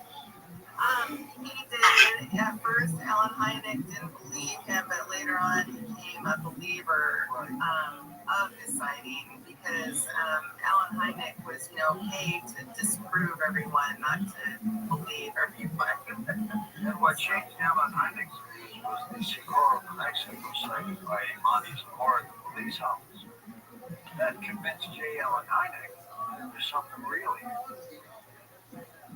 Yeah, I've heard of that sighting. And, when you have people that have a lot to lose, by saying what they've seen, it's definitely, you gotta listen. You gotta listen to the people that are, the respected, pilots and the police officers. I mean, they have a lot to lose by putting their careers online. Would you say that your grandfather died disappointed? He did. He died, unfortunately, very disappointed because he felt like he still didn't have an answer. And, it's posthumous now. I hope that he knows that he's respected and remembered on the other side. And I hope he's proud of me and, being a speaker on his behalf. When I called to get through to Coast with you in 2007, the lights in the bedroom I was calling into Coast on were flickering. And I told Paula Harris that.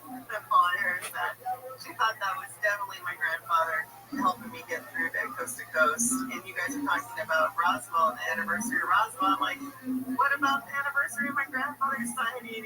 So that's kind of how I fell into the UFO. What kind of plane was he in? I called her an airplane, and it was just kind of like a small Cessna type aircraft, and yeah, I mean, there's a replica in the state of Washington, and they want me to get my picture taken in it. It's like near Port Townsend. It's like the very tip top of Washington. So eventually I'm going to get up there and sit in that airplane and get a picture taken. So does Linda Montanaro remember the meeting?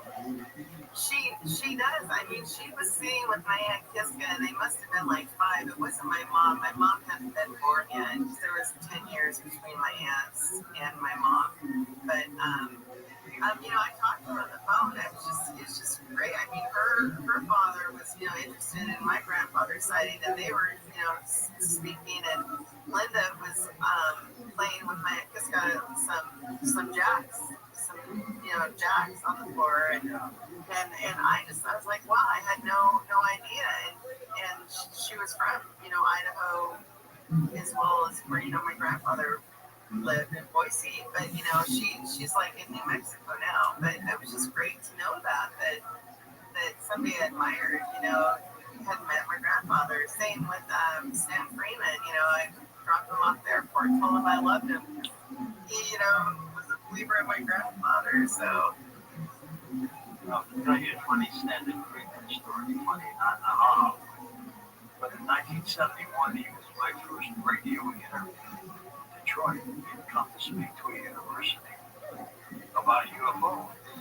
I went out and interviewed him, and I loved him. Stayed in touch with him. And then when he died a few years ago, I was the last guy to interview him because he was on stage in Columbus, Ohio. Oh, wow. First person that I interviewed I was the last person to interview. Unbelievable. Wow. I miss him. Yeah. People are here and they're gone too quick. Like Earl Grey Anderson, he got diagnosed with cancer and died 2 months later. It was just so tragic. But he believed in me. Documentaries being made? I do believe in the one that my mother was part of, and that was the 701 phenomenon. My mom's in that one. But and then they're just the Maury Island people are gonna make a Maury Island movie. Was your grandfather ever on tape? Well, I know there was this interview done of him, probably in the late 70s by England, film crew, but he. So it's out there somewhere. Stay with us. Chanel Arnold with us. As we talk about the life of her grandfather, the coming of the saucers. We're going to take calls with her. We come right back. Find out more about tonight's guest. Log on to coasttocoastam.com.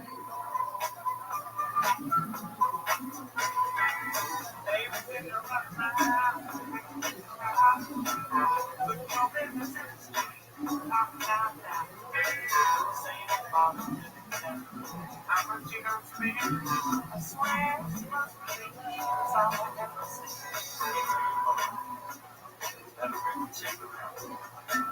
in the same Get into summer with iHeart80s.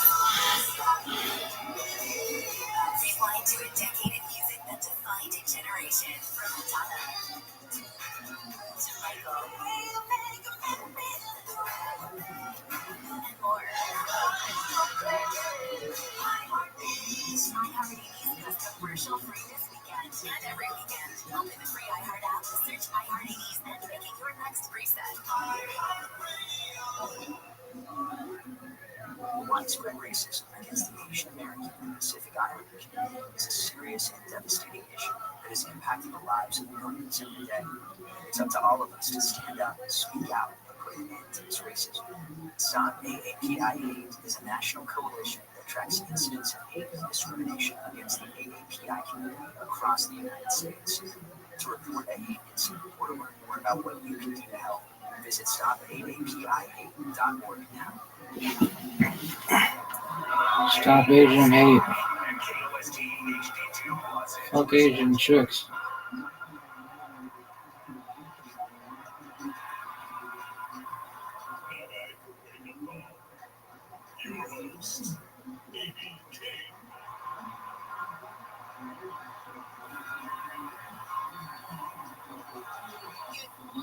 It's 5 o'clock straight up. This is your wake-up call for Wednesday, August 20th. I'm Amy King. We're live everywhere on the iHeart Radio app. Hope you're ready to start a fabulous day. It's going to be a hot one. Today's show is going to be very positive because I got a note on the talkback yesterday from a very nice man who said that yesterday's show was just depressing. You said it was horrible. In fact, listen, I'm going to play it for you if I can find it. Okay. But you know what? Sometimes the news just isn't happy news. And so you got to report it, right? So, okay, so give this a listen.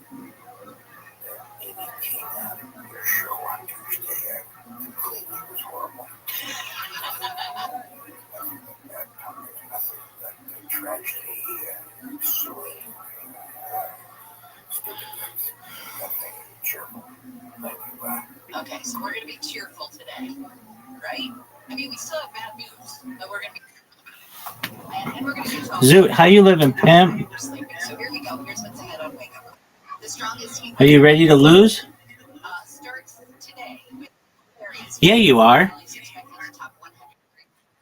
What up, pimp? Tomorrow's going to be the hottest day. LA Mayor city crews are on standby, ready to fight any heat-related emergencies. The husband of a woman who's You mean globally? Globally? Read and write? Maybe 10%? If that, yeah. Perhaps.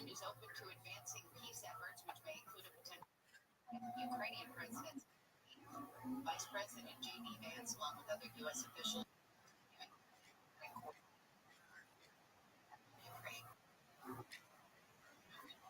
Ukraine is part of an EU security to an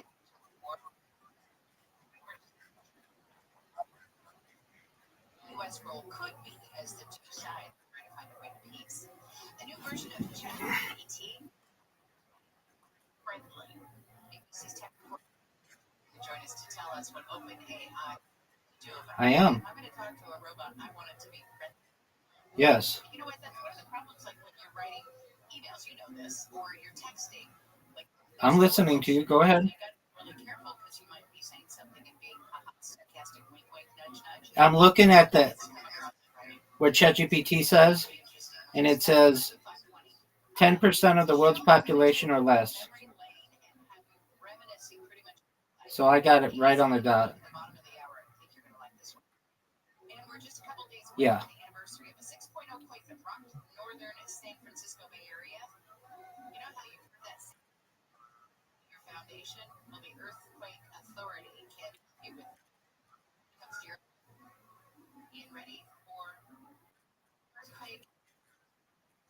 Yes, it was. Judea was. Yep.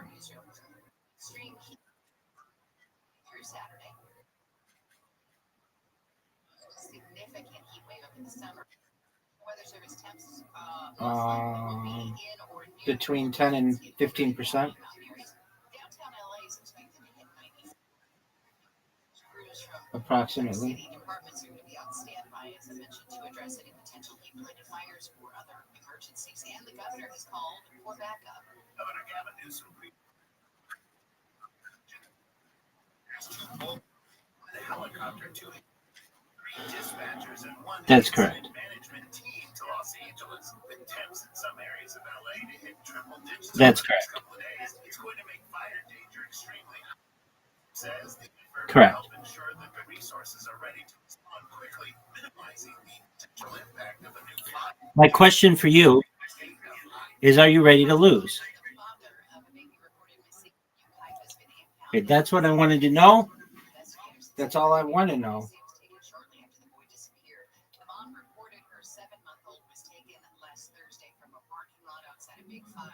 But detectives say she stopped cooperating when she was confronted about inconsistencies in her story. Parents' home was searched over the weekend. The father, Jake Harrow, was convicted of child cruelty in 2023. Zoot, you have an invitation. Let's see what you've got, dog. Officials are preparing for a November 4th vote after Governor Newsom called for changes to California's congressional districts. The election isn't locked in yet, but counties are already lining up. Are you going to go?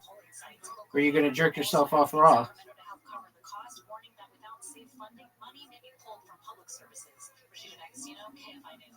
It's 5:06. Time to take a first look at your morning commute and say good morning to Will Colschreiber, who's looking You're up, for pimp. hours in Riverside on the 215. Yes, keep it positive. But we have 2 freeways closed. Oh, jeez. So there's that.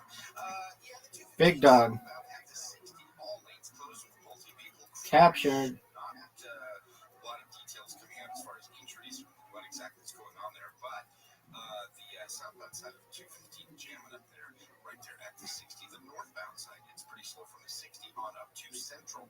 And then there is the issue on the eastbound side of the 60. You're up, pimp. The crash there from earlier this morning.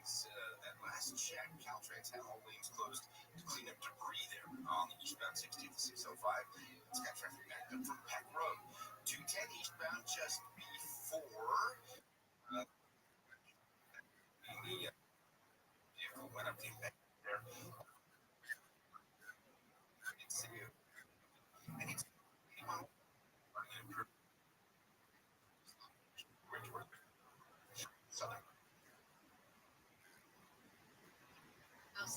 There you go, big dog. Good morning now to ABC's Karen Travers. So, Karen, President Trump is still working to arrange that face-to-face meeting between Russian President Putin and Ukraine's President Zelensky. And a big part of any kind of peace deal, according to, as we understand it from that meeting of the world leaders on Monday, would be a security guarantee. And that's sort of This is a close game, son. we don't want boots on the ground.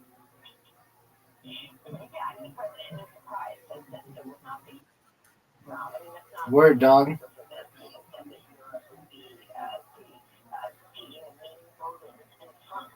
Are you proud of the way you just played?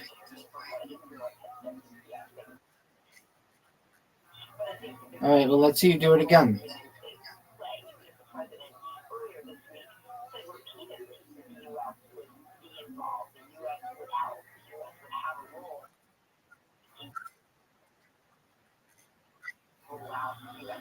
Word, dog.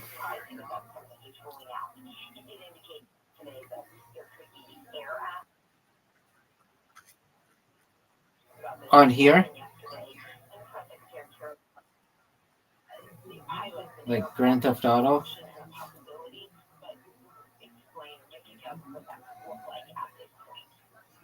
Karen, is this frustrating at this point because, you know, they want the talks to happen without basically spilling the tea on everything that they're talking about. Dog, look at these moves. It's your job to find out what the heck they're talking about. You're up, pimp.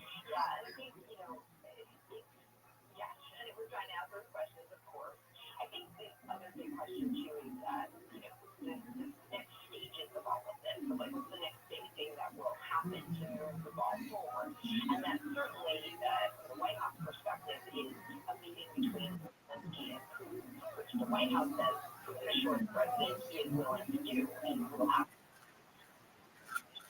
from the Russian side at this point. You're up, pimp. They have not said yes. They haven't said no, but they have not said, sure, let's do it next week, let's do it on this day. In fact, the public statement from foreign ministers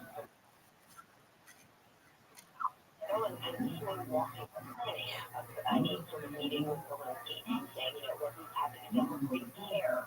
They have to first be handled at the expert level, and they work right. When you get the leaders all right. together, that is not let's meet on Friday. That is let's take a couple of weeks and plan this out. Now, the reason that is concerning to European leaders, for example, is, you know, what is the pressure on Putin right now to come to the table? President severe consequences of these fires on the table right now, according to what the president said in the day. Okay. So look at this move, Zoo. And see if you and the other reporters ever get any answer. I don't know if they like to play with men, but a lot of women like to play The Sims. We all want answers now. So it'll be interesting to see how this plays out. Zoot, it's over for you, son. Let's get back to some of the stories coming out of the KFI 24-hour newsroom. Lawyers for Kelmar Abrego Garcia are trying to get his criminal case in Tennessee dismissed, arguing that their client is being selectively and vindictively prosecuted by the Trump administration. Abrego Garcia was originally deported from the U.S. in what the Trump administration was a mistake. Remember, he got swept up in an ICE raid in Maryland, but then the administration later claimed that he was Okay, big dog, what do you want me to do about it, son?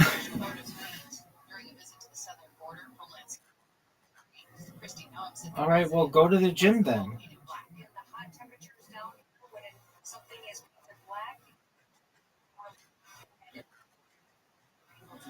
Noam said the cost of the wall's renovation was included in President Trump's One Big Beautiful Bill Act. North Carolina Governor Josh Stein has declared a state of emergency as Hurricane Aaron threatens the coast with flooding and high winds. NBC's Aaron Gilchrist says Aaron is not expected to make landfall. The storm is still really dangerous. You did not. Flick yourself, Zoot.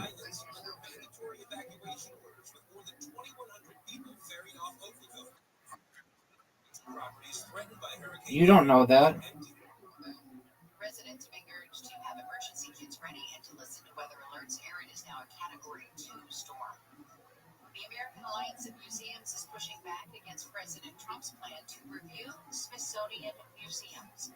ABC's Jonathan Carl says Trump wants museums to focus more on America's You're up, pimp. not how bad things were. The organization warned that Trump's actions, quote, represent a growing threat of censorship to the museums in the United States. The alliance says no president has the power to impose the kind of review that Trump is demanding. Walmart has recalled frozen raw shrimp sold in 13 states because federal officials have warned of potential radioactive contamination. Oh, good, something in story. The Food and Drug Administration asked Walmart to pull certain lots of new brand frozen shrimp when the agency detected potential contamination with a radioactive isotope known as cesium-137. Contamination was found in shipping containers and in a sample of breaded shrimp. The shipping containers and shrimp were processed by a company doing business as BMS Foods of Indonesia. New research says you shouldn't believe all the new research out there. A new study says shady organizations are pumping out fake or low-quality scientific studies on an industrial scale. Data scientists and journal editors and watchdog groups have been flagging more papers with fabricated data and doctored images. They say scientists hundreds. What up, pimp? Let's see what happens. Researchers say science relies on trusting what others have done before, and if the trend isn't stopped, Michael Crozier, KFI. You're up, pimp. It was a great move. I don't know. Is the show happy enough now?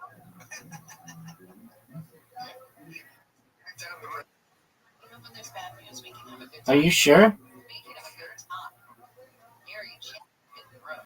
You don't know that. Gary and Shannon show is going to be broadcasting live tomorrow at 9 o'clock to 1 o'clock from BJ's Restaurant. You're up, pimp. Huntington Beach. That's at 16060 Beach Boulevard. Come on for a chance to meet Gary and Shannon, win some prizes. There's going to be BJ's. You're up, pimp. Dodgers tickets. Let's see what you're going to do. Gary and Shannon swag. Pimp, go. And good beer. That's tomorrow. Pimp. BJ's Restaurant Brewhouse. Are you going to go? Beach Boulevard. You just fucked up, son. ChatGPT apparently isn't very friendly. ABC's tech reporter Mike Dubusky is going to join us to tell us what OpenAI. It's over for you, big dog. Big dog, it's over for you. Big dog. Zoo, you're done, son. Zoo, you're done. Zoo, it's over for you. You got spanked, baby.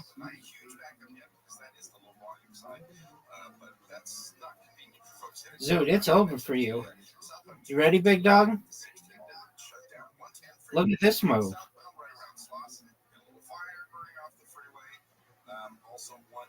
Look. All right, well, do it after this game. Do it after this game, son.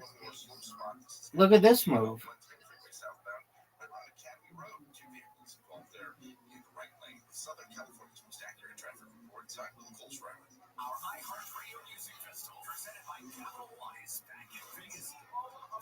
You're up, pimp.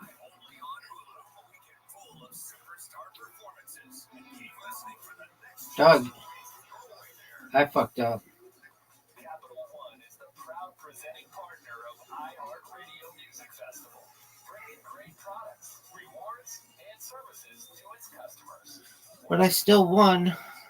Go check your shit, dog. This is the iHeartRadio Sports Report. In baseball, the New York Yankees tied a franchise record by hitting 9 home runs in a 13-3 win over the Tampa Bay Rays last night in Tampa. The game was delayed nearly 2 hours by rain, but the Yankees came out swinging with Aaron Judge, Cody Bellinger, Giancarlo Stanton going back-to-back in the first inning. This is the second time this season the Yankees have hit 9 homers in a game, making them the first team in Major League Baseball history to do so twice in a season. Bobby Witt Jr. hit his 100th. What the fuck did you just say, dog? The youngest in Royals history to reach that mark. Kyle Schwarber and Shohei Ohtani each homered to stay tied at 44 for the National League home run lead. Dog, what did you just say? Jones has been named the Colts starting quarterback, making Anthony Richardson's future with the team uncertain. Joe Flacco is the starter for Dog. the Browns at age 40. Saints head coach Kellen Moore said competition between Tyler You said Fox in the boxer? I'm Andy West with your iHeartRadio. What the fuck does that mean? Open the free iHeartRadio app for the best sports stations in the country and the most sports podcasts with the biggest personalities in the game on demand. Dog, what does that mean? Taking your kids to their first baseball game.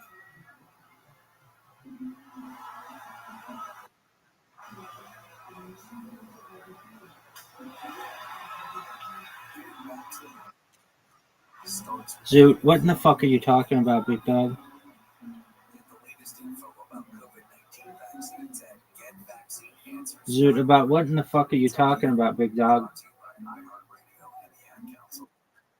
The free iHeartRadio I'm doing something. for music, radio, and podcasts all in one. Discover What up, pimp? hundreds of thousands of titles.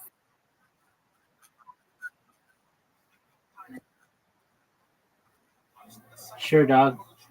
The whole fucking continent's an escape room for an American.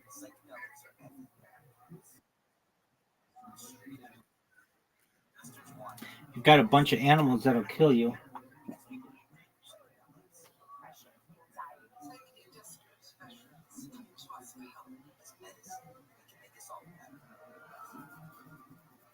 Have you ever been in an escape room? Did you do well? Right. I just want people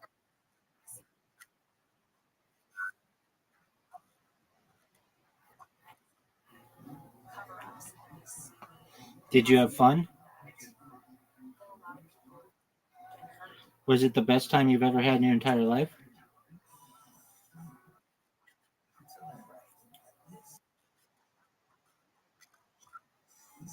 What was it? What did she give you?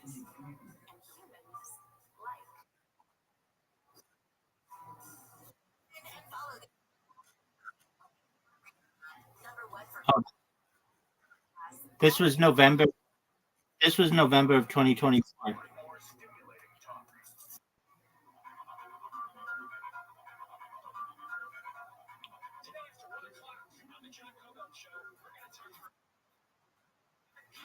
Okay, why don't you hit her up?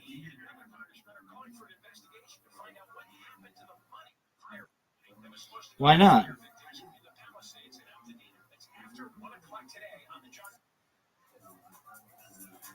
It's 5:20 on your Wednesday morning wake-up call. Oh yeah, this was the chick who just wanted your money. Goes into effect this morning in Florida Valley, San Gabriel Mountains, Antelope Valley foothills, and the 5 and 14 freeway corridors because it's called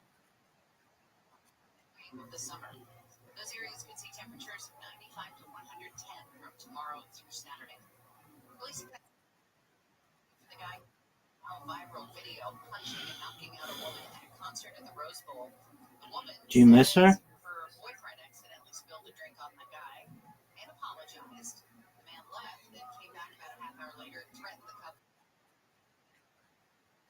repeatedly knocking her unconscious. She hot as fuck. State lawmakers are pushing to lift a ban on the use of public funds for election campaigns. The bill would appear on the November So that's a no. 26th ballot if it passes through the legislature. Supporters say the California Fair Okay. Elections Act would create Hey, Zoo, remember? Doug, remember you were going to get pictures of yourself for social media, and then you always say you're going to do it in 2 weeks? What the fuck happened to that? No, don't give me that bullshit.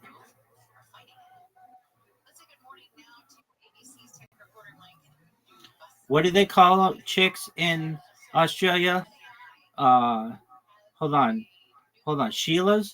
Get yourself a fucking Sheila, dog. That's basically the size of it. So 2 weeks ago, OpenAI launched GPT-5. This is basically their late. This is that they build. Wait, who? Wait. What do you mean? That powers ChatGPT or some of their image generators or video. They say it in Crocodile Dundee, dog.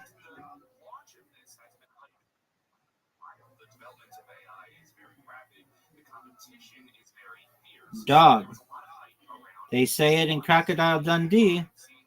Just exactly how far forward OpenAI is going to leap again in this very competitive race. But about 2 weeks after it launched, many have found it to be not quite what they expected. The previous model, which was called GPT-4o, was known for being pretty upbeat, giving really enthusiastic responses to users' questions, pumping up the person who asks the question and kind of complimenting them occasionally. Maybe this verged into the strange and dangerous territory that many psychologists have said is one of the real pitfalls of talking to these AI models. Dog, they said it in Crocodile Dundee.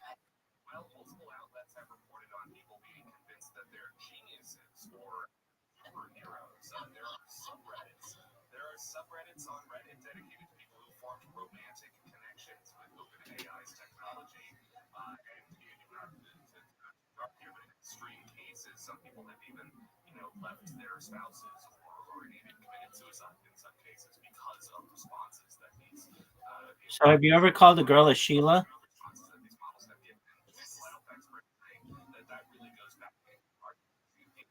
Have you ever called a girl a Sheila? Why not?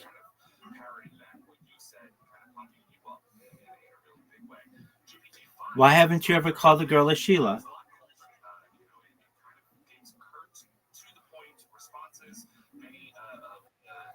It's just a question.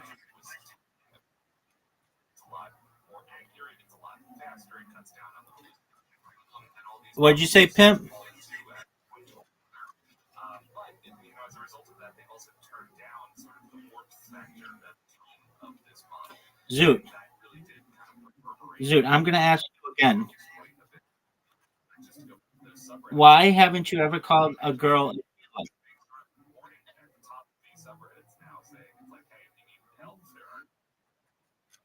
Why is it disrespectful?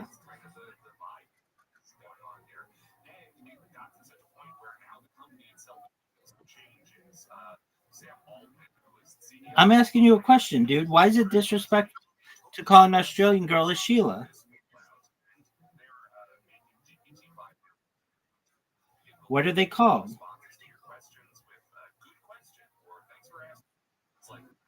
Okay, but why wouldn't you call a girl a Sheila?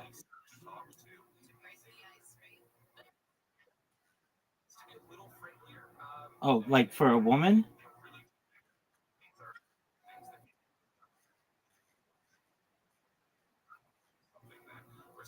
Why not?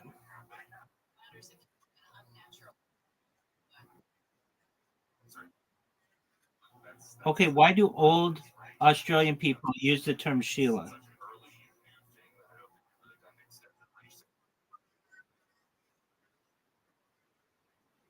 Oh, is that why?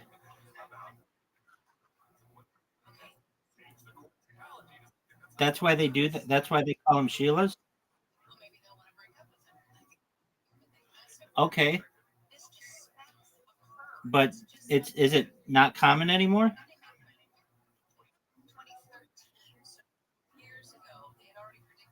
Have you ever met an Australian chick named Sheila?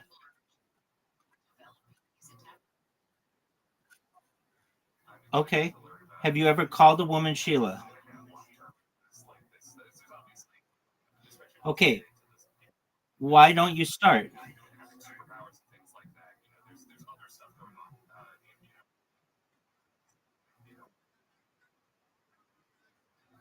Okay. But I mean, maybe it's like a good thing. Maybe you should bring it back.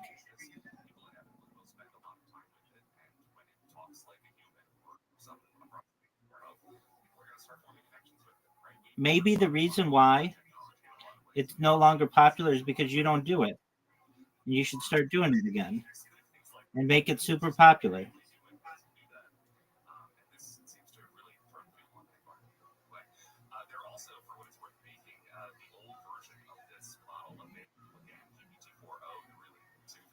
Does that sound like a plan?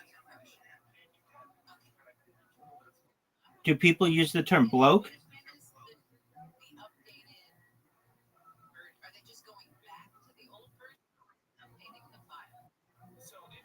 Yo, dog, I just asked you a question. Do people use the term bloke?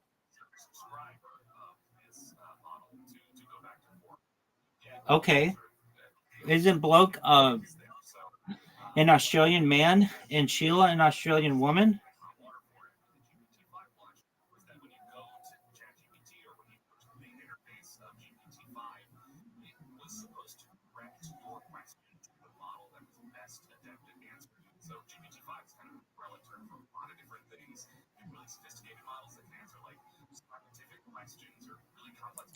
Dog, you are really sensitive on this Sheila word.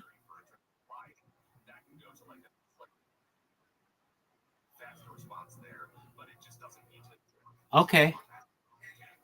But they use the term bloke? Isn't that kind of sexist?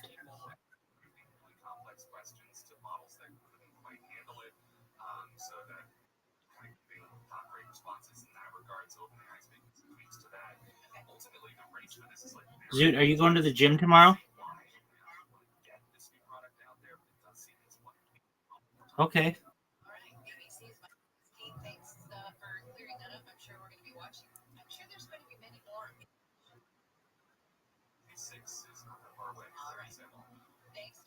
When are you going to get your pictures taken?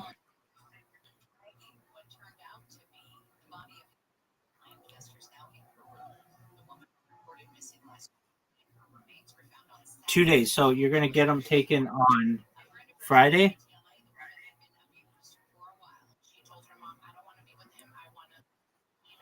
Okay. Are you really going to do it?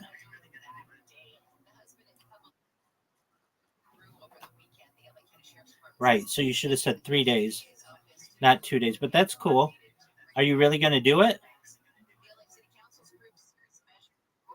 Why not?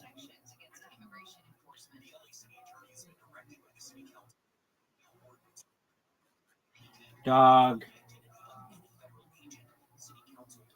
You can do that really quickly.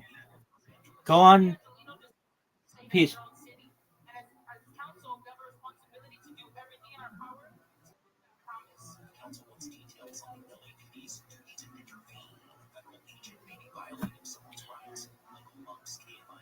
California's seen a drop in homelessness in some areas. Santa Cruz County reports a 20% drop in homelessness from 2024. LA County has a 4% decrease, and Contra Costa County is down 26%. But 1935. chronically homeless numbers have risen. Governor Newsom credits state investments for the trends, despite criticism from the California State Association of Counties over funding cuts. Last year, Newsom allocated $1 billion for homelessness, which has reduced to zero this year. He plans for $500 million in homeless housing assistance and prevention funds next year. Mark Rothschild, KFI News. Staff at Los Angeles General Medical Center are looking for anyone who might recognize a patient who's been in their care since July 31st. He was found in the Torrance area. His is 5'7", 166 pounds, and is possibly around 35 years old. If you know anyone missing who matches that description, they're asking you to call LA General. That's got to be just a scary thing. You know, our very own Stavush, the technical director for Tim Conway and Mo Kelly, he got in their car wreck a couple weeks ago. His ID burned up, and they didn't know who he was. He was a John Doe for about 9 hours. I honestly think about that every time I walk out of my apartment. You know, do I have my ID on me? What if something happens? You never know. Yeah. All right. So if you know who that might be, give a call to LA General. When we come back, Amy's on it. It's a show that's going to take you down memory lane and have you reminiscing pretty much your whole life. Hopefully it'll be a nice positive for you. Remember, we're keeping it positive today.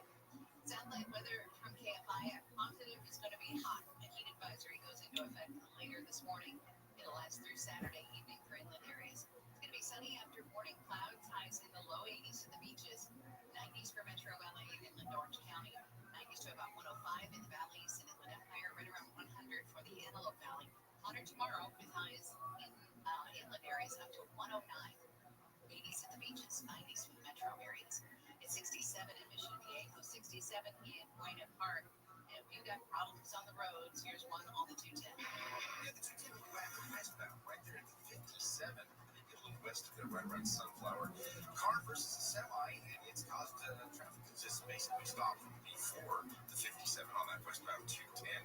Also, we've got reports. This is troubling at 91 freeway eastbound to 215. Driver says somebody threw a rock off an overpass through the windshield there. So they are investigating that. Again, that's the eastbound side of the 91 right there. Got the 215 in Riverside. Got some issues on the southbound 5. If you are coming down from the Santa Clarita area, southbound 5, the Calgrove off-ramp as well as the 14 truck lanes closed for Caltrans work for another half an hour. So it's supposed to reopen at 6. That's causing delays as you approach there on the southbound side of the 5.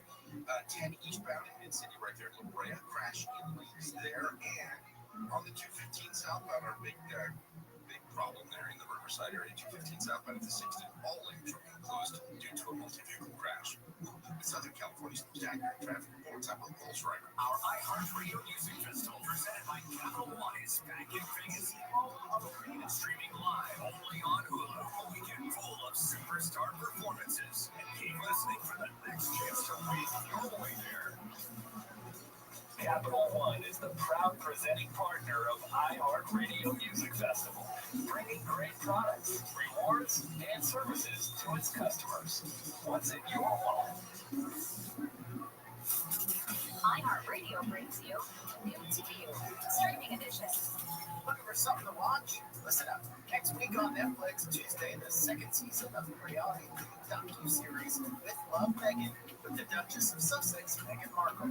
Next Wednesday, the launch of the Netflix docu-series Katrina, Come Hell and High Water. Next Thursday on Netflix, the season 2 debut of the kids' animated series Marvel Mysteries. Season 2 of the romantic drama My Life with the Walter Boys, as well as the new Netflix mystery comedy The Thursday Murder Club, starring Helen Mirren, Pierce Brosnan, and Ben Kingsley. Next Friday, the premiere of the Netflix documentary Unknown Number, The High School Catfish, as well as the new Spanish mystery series Two Graves. Next Tuesday, the launch of the docu-series Really Red-Handed, stealing America's most famous pair of shoes. Next Wednesday on Hulu, the debut of the reality series Love Thy Nader. Next Thursday on Hulu, the premiere of the documentary Imported. Next Friday on Apple TV Plus, the launch of the music competition series K-Pop, as well as season 2 of the kids show Shape Island. Next Monday on Disney Plus, the debut of the movie Lego Disney Princess Villains Unite.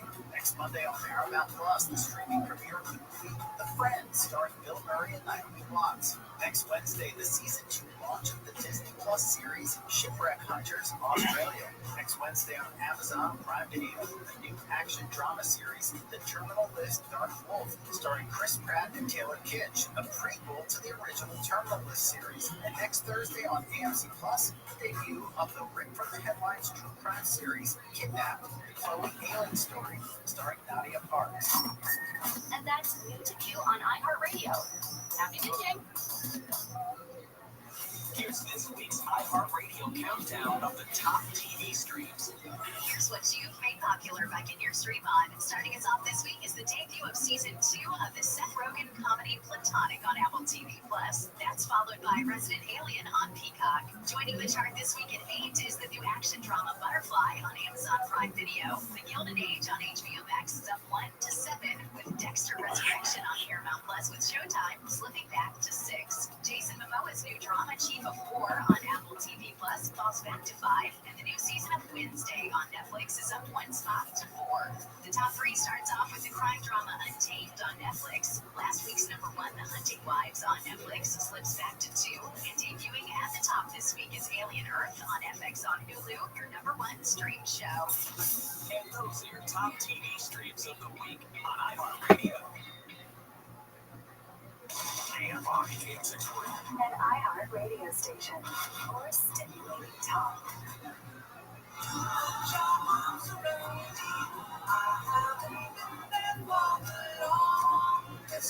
It's 5:37 on your wake-up call this Wednesday morning. Good morning, I'm Amy King. Thanks so much for starting your day with us. Here's what we're following in the KFI 24-hour newsroom. LA schools are taking extra steps to keep kids cool during the heat wave that is descending on Southern California. Those steps include modifying recess and lunch schedules to minimize outdoor exposure, rescheduling or modifying high school athletic events and outdoor clubs, making sure air conditioners are working, and preparing portable units in case those air conditioners fail in the classroom. Boxer Julio Cesar Chavez Jr. is in jail in Mexico after being deported from the U.S. He was arrested Monday. Chavez Jr. was picked up by federal agents outside his home in Studio City last month for overstaying his visa 4 days after he lost a fight at the Honda Center in Anaheim. The Trump administration's confirmed that it will take a closer look at Smithsonian Museum. Trump said on Truth Social, there's nothing in the museums about brightness and too much about how horrible our country is and how bad slavery was. He used the same process used on colleges and universities. Apparently, Trump added, this country cannot be woke because woke is broke. At 6:05, it's Hannah on the news. Answers to what went wrong and how Palisade Tire was handled. Our Ron Bill's going to tell you about that.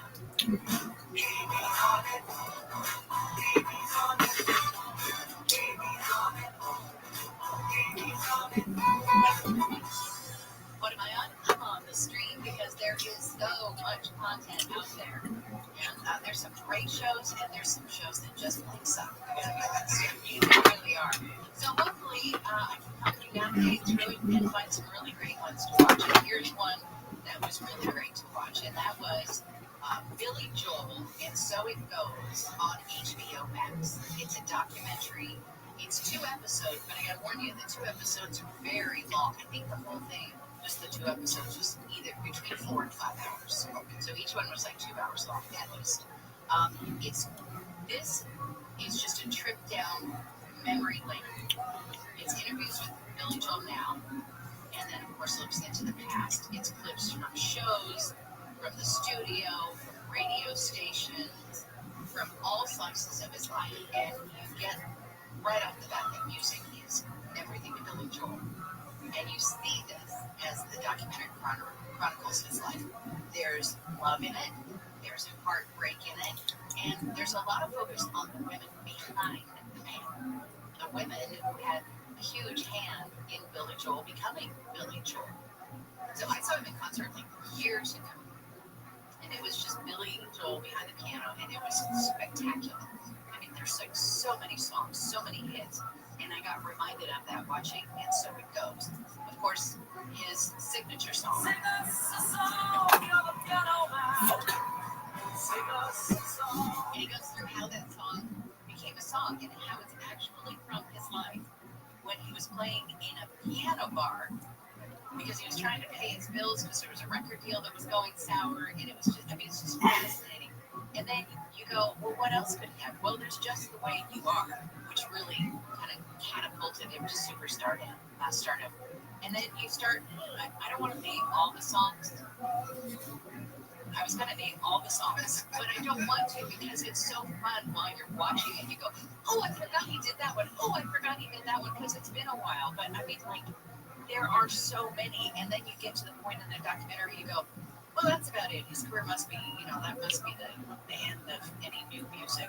And then there's more, and then there's more. It's just so interesting, and you get caught up in the emotion of the music, and also just enthralled with how talented he is. What's your favorite Billy Joel song? Just the Way You Are, I think, is my favorite.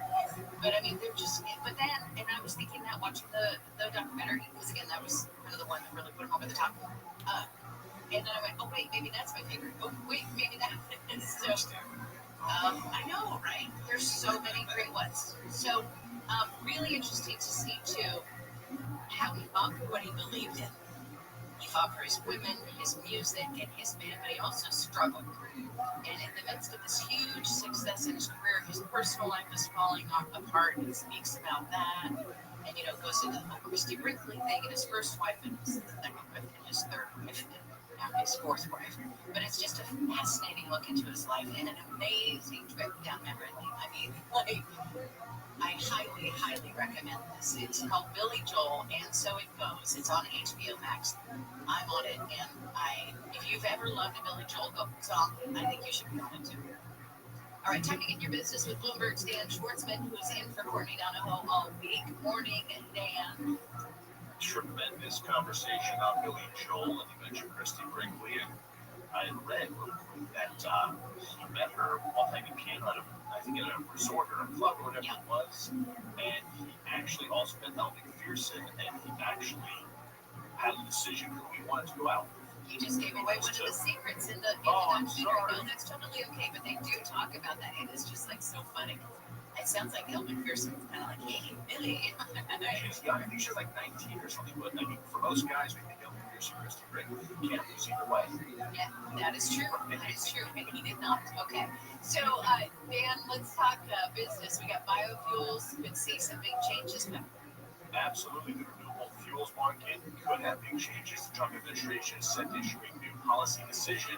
Bloomberg learning that the EPA is expected to rule on dozens of pending petitions from small oil refineries seeking exemptions from ethanol biodiesel blending mandates, while farmers and crop processors want to make sure more corn, ethanol, and vegetable oils are blended into fuels as they're facing low prices and the impact of tariffs. Some refiners, though, Amy, complain that the blending obligation is a costly burden, so that could become a battle on Capitol Hill. So they're saying that it's available, but if they have to do it, it can be a problem. Yeah, they don't want it. Oh, okay. But obviously the farmers do, because they want to sell more whole corn and vegetable oils, obviously, to make more money because they're suffering right now. But I think for the consumer to not have to blend would actually make it cheaper for us. Okay. Weight loss drug maker, maybe business isn't so great. What's up? It's not. Novo Nordisk is implementing a global hiring freeze. The company is looking to cut costs to regain its footing in the competitive weight loss drug market. The Danish drug maker's workforce ballooning to more than 78,000 people as the company rushed to reduce production of popular obesity drugs, Wegovy and Ozempic. Novo, by the way, about to be overtaken by rival Eli Lilly in weight loss drug sales this year. So not good news for Novo Nordisk. And I can't even probably wrap my hand or my fingers around or my mind around how much money those drug companies are making off this right now. Oh, billions. And, they just came out with this thing yesterday. I think it was Novo saying that if you pay cash, you'll get Ozempic for half price every month. $499. That's a nice car, by the way. What are we looking at for the markets today? Right now, well, Wall Street seems to be heading for a foot day of losses. Investors, Amy, they're backing away from the tech stock rally. NASDAQ futures are right now down 65 points, about a third of 1%. S&P's down 8.5 points, or a tenth of 1%. Dow is essentially flat. It's down 4 points again. It is essentially flat. Okay. We'll keep watching it, and we'll get your business again tomorrow with Bloomberg's Dan Schwartzman. Have a great day. You as well, Amy. All right. When we get back, you've heard the saying, it'll shake you to your foundation. Well, the Earthquake Authority can help you with that, literally, with your foundation when it comes to your home. We'll be checking in with the Chief Mitigation Officer for the California Earthquake Authority. That's coming up next. Now let's check in with Will. Still working on a crash. It's in Riverside on the 215. Beautiful freeway close on the 215 southbound right there at the 60. Multiple vehicles involved in a wreck there. And let's see, traffic at this time is backed up almost to, looks like you go past Central on the southbound side, northbound side. Some spectators slowing as well. So hopefully they'll get that out of your way shortly because that's the low volume side, but it's really stacking up. Westbound side of the 91 pretty slow from the 15 on out past the 241. Then it does get better for you. Big problems in San Dimas, westbound side of the 210 freeway. Right around Sunflower, we've got a crash in lanes that has messed up your drive from before the 57 on that westbound 210. You'll start to see brake lights right there at San Dimas Avenue. And the westbound 60 in Ontario, right around Milliken, Caltrans working on the lanes there. It's going to be that way until this afternoon, causing some slowing for you with Southern California's most accurate traffic reports. How will those run? Our iHeartRadio Music Festival, presented by Capital One, is back in Vegas, home of Arena, streaming live only on Hulu. A weekend full of superstar performances, and keep listening for the next chance to win your way there. Capital One is the proud presenting partner of iHeartRadio Music Festival, bringing great products, rewards, and services to its customers. What's in your wallet? iHeartRadio Earth is here with a new way to enjoy our beautiful planet. Energy consumption is a primary contributor to a changing climate, producing around 27% of greenhouse gases in the United States. Save money and energy at home by turning off your computer completely before you go to bed. Brought to you by iHeartRadio Earth and the National Environmental Education Foundation. To find more tips for smarter, sustainable living, or to take action in your own community, go to iHeartRadio.com/Earth. Find your iHeartRadio everywhere. There are hundreds of ways to experience iHeartRadio at home and on the go, beyond the iPhone and Android app and at iHeartRadio.com. Here's another way to connect to iHeartRadio. Amazon Fire TV supports iHeartRadio with a beautiful big screen display while you enjoy your favorite music, radio stations, and podcasts. Make sure you link your iHeartRadio account and use voice controls for easy navigation between content on iHeartRadio. iHeartRadio on the big screen is easy to control from the remote or with voice controls, and it provides large cover art on the screen. You can sync with your iHeartRadio account for seamless listening between your devices. Your iHeartRadio music, radio stations, and podcasts now on your big screen TV, Amazon Fire TV, and the Fire Cube. Check it out for free now. iHeartRadio. Anywhere you want to listen, iHeartRadio is there. iHeartRadio. The free iHeartRadio app is #1 for music, radio, and podcasts all in one. Discover a new podcast from our library of hundreds of thousands of titles. Here's an iHeartRadio podcast preview. She was our idol. It was like, wow, Margaret, you're so cool. Joanna Chad, our female lawyer, you're stunningly beautiful. We wanted to grow up and Margaret. My two bosses Bosses. said Margaret was killed. I said, what? I was shocked. On the street. They promote this image of small town America. My two bosses. And maybe the reason they haven't made an arrest of Margaret is because they're not looking at themselves. You don't give up on these cases. You need to catch it wherever it is so that we're not going to do this again. But do you really know what that means? So turn it around. This is Gone South, a documentary podcast series by C13 Originals, a Cadence 13 studio, written and narrated by me, Jen Lipinski. Season 1, Who Killed Margaret Coon?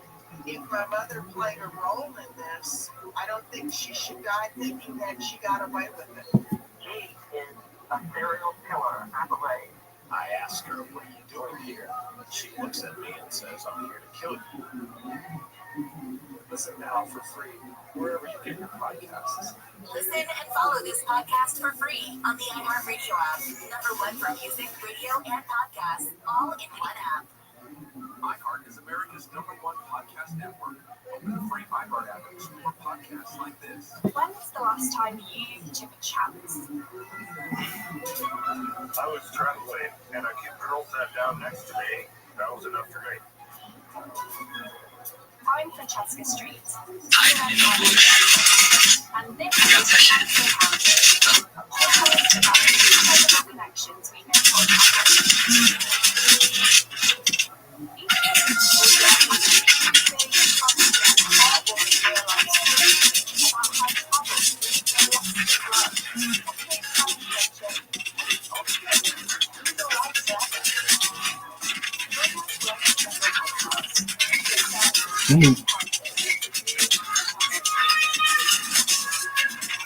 Let's fucking go. I got that shit. Now we here.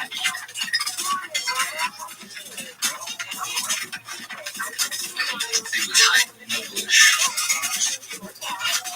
This way, right?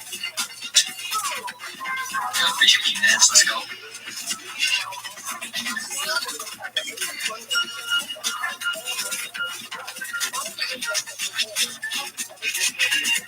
Thanks for the follow.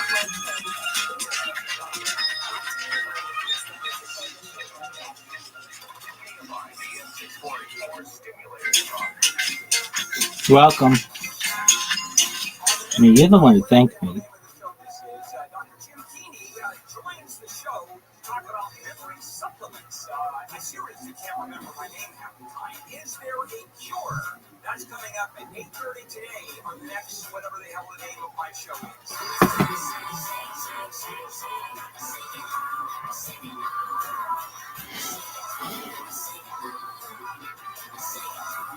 It's 5:53 on your Wednesday morning wake-up call. Here's what we're following in the KFI 24-hour newsroom. LA schools are taking steps to keep kids cool during the heat wave that's descending on Southern California. It includes adjusting schedules so the kids aren't outside, rescheduling or modifying athletic events, and making sure the air conditioner's working. And if they're not, making sure that there are portable air conditioners. More than 360 members Damn, girl. of UCLA's Jewish community have sent a letter to the UC Board of Regents to speak out against the Trump administration's $1 billion anti-Semitism settlement with the university. They say the punishment levied against UCLA is misplaced. Attention Fallout fans, the trailer for season 2 has dropped and a release date has been announced. The second season is based on the video game franchise. It's going to be released December 17th. Walter Goggins is back. So is the original cast, and there's a new member of the cast, Macaulay Culkin. We're just minutes away from a handle on the news. This could be a sign that TikTok isn't going to be banned. The president just got a TikTok account. Let's say good morning now to the Chief Mitigation Officer for the California Earthquake Authority, Janelle Mumby. Good morning, Janelle. Good morning. So when the shaking starts, the big question is your home braced to make it through the shaking? And that's where the California Earthquake Authority comes in. You can help make sure that your home does make it through. That's right. We have a program that provides grants of up to $3,000 to help people who live in older homes that's pre-1980, whose houses are not properly anchored to the foundation. We give a short little study over the door on the crawl space they need to have plywood on it. So the great news is we have a grant program with up to $3,000, and it's open today. It opens today. Okay, so if you want to apply for up to $3,000, let's talk a little bit about the bolting thing, because I wanted to kind of paint a picture of what can happen with shaking, especially in the older homes. The problem, of course, is that these homes were designed and constructed before we knew a lot about how houses performed in earthquakes, and so they didn't have the same building codes that we have today. They don't have the same protections. So they may have some bolts that they use for construction, but they really don't have sufficient bolts to keep that house from sliding off the foundation. And then, of course, if they do have those short stud walls, those stud walls can just topple over. So that's why the plywood comes in. And it's a relatively simple process. It takes about 2 to 3 days for a contractor to do. It's about $5,200. That's the median statewide for this particular retrofit. And we also have a supplemental grant for income qualifying households who have an income of $89,040 or less. People get additional funding. And once again, it is a grant, and we've done over 33,000 retrofits across California. Okay, and so then, Janelle, the difference between having your house bolted to the foundation and not having your house bolted to the foundation can mean a difference of total destruction at this point, right? Yes, it's interesting because some of these houses, they are able to lift them back up and put them on a foundation, but it is hundreds of thousands of dollars. And in the Napa earthquake, we found houses that came off their foundation, on average, were not reoccupied 2.5 years after the event.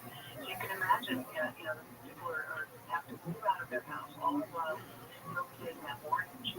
So really, really catastrophic, disruptive damage, and the retrofit really is a simple process. We'll give you the information on what to do, and of course we'll give you some financing to assist. And then we're very excited that we're introducing rental and income properties. It used to be that you had to be owner-occupied, and now it can be a rental or income property. 1934, boo. Landlords giving you a holler. And in this case, it sounds like it's an ounce of prevention thing. Like you could spend a couple thousand now, or you can have your home have hundreds of thousands of dollars worth of damage when they're shaking. That's exactly right. Okay, so Janelle, this sounds really cool. How is it paid for? Okay, so this is paid for. The California Earthquake Authority has a kind of fee funding for it, and then we leverage that with FEMA funding. So we're using FEMA funding, and that's a grant to us, and then that money is going into California Homes to make them more resilient. Okay, and where do we rent the line? EarthquakeBraceBolt.com. Very simple to find. Even if you just put it in Richmond, my house in California, it's going to pop up to the top, and registration is open to October 1st. Not first come, first served, don't panic. Okay. Lots of time to go on and check it out. Okay, and is this open to everybody for the $3,000, and then as you mentioned, supplemental if you have a certain income? Right, so you need to be in one of our zip codes. You'll find that we are in the majority of the zip codes of high hazard up and down the coast and across the middle of the state, the Garlock Fault. You need to have a pre-1980 house and basically have this pretty good condition. It's not a slab on grade, it's not a focus steel side house. It's a house with a crawl space that needs this particular retrofit. Okay, that's such a great program, and we all need to be prepared for the shaking. Janelle, again, give the website if you would. EarthquakeBraceBolt.com. Okay, and that's open up today, so have a couple of minutes. Go sign up. Janelle Maffei, the Chief Mitigation Officer for the California Earthquake Authority. Thanks so much. Thank you, Amy. I really appreciate it. All right. What a great thing that you can do. It'll protect you, and like when you think about your whole house, just like if there's jolts, boom, boom, boom, boom, and then your house just falls off the foundation. Right off the foundation. Right off here. Okay, this can prevent that. Let's get back to some of the stories coming out of the KFI 24-hour newsroom. The LA City Council has voted to oppose state legislation that would make it easier to build homes near transit stops. Bill 79 supporters argue creating residential density near train stations and high-traffic bus stops solves a couple of problems. It adds more housing and connects people to their communities. The City Councilwoman Monica Rodriguez disagrees. She says it gives too much power to the state. SB 79 would essentially say that one size fits all, and it takes nothing into account about the work that the city of Los Angeles has engaged in. The vote at City Hall was 8-5. Some council members argue the bill makes sense, or at least should be considered, because LA has not done a good enough job building housing. Michael Lumps, KFI News. LA County District Attorney Nathan Hochman is going to be honoring 3 people who went above and beyond for fellow residents. At the Westchester YMCA later this morning, Hochman is going to recognize a woman who intervened when a family member attacked another family member. Also a convenience store worker who helped stop a woman and her baby from being kidnapped, and a construction worker who stopped someone who randomly attacked a coworker. I think we should do that more often, recognize the heroes. NASA's Webb telescope has found a tiny new moon around Uranus. The moon spotted in February appears to be just 6 miles wide. Scientists say they think it hid for so long because of its faintness and because it's tiny. Uranus has 28 known moons that are named after characters from Shakespeare and Alexander Pope. This is KFI and KOST HD2 Los Angeles, Orange County. Satellite weather from KFI, as I've been mentioning, here comes the heat. Sunny and hot after some areas of low clouds and even dense fog in some areas. Highs will be in the 80s at the beaches. Upper 80s to low 90s for Metro LA and Inland OC. Upper 90s to 105 in the valleys and Inland Empire. Around 100 for the Antelope Valley. Overnight lows in the 60s and 70s, then even hotter tomorrow with highs in the mid-80s at the coast, low to mid-90s for the metro areas, and up to 109 in the valleys, 104 in the IE, 107 in the Antelope Valley. and it's going to be hot all the way through the weekend. 69 now in Costa Mesa, 68 in Fountain Valley, 67 in Studio City, 69 in Claremont. Live from the KFI 24-hour newsroom, I'm Amy King. This has been your wake-up call, and if you missed any Wake Up Call, you can listen anytime on the iHeart Radio app. We've been checking out this crash. The 210's playing us this morning. Let's go back to San Diego.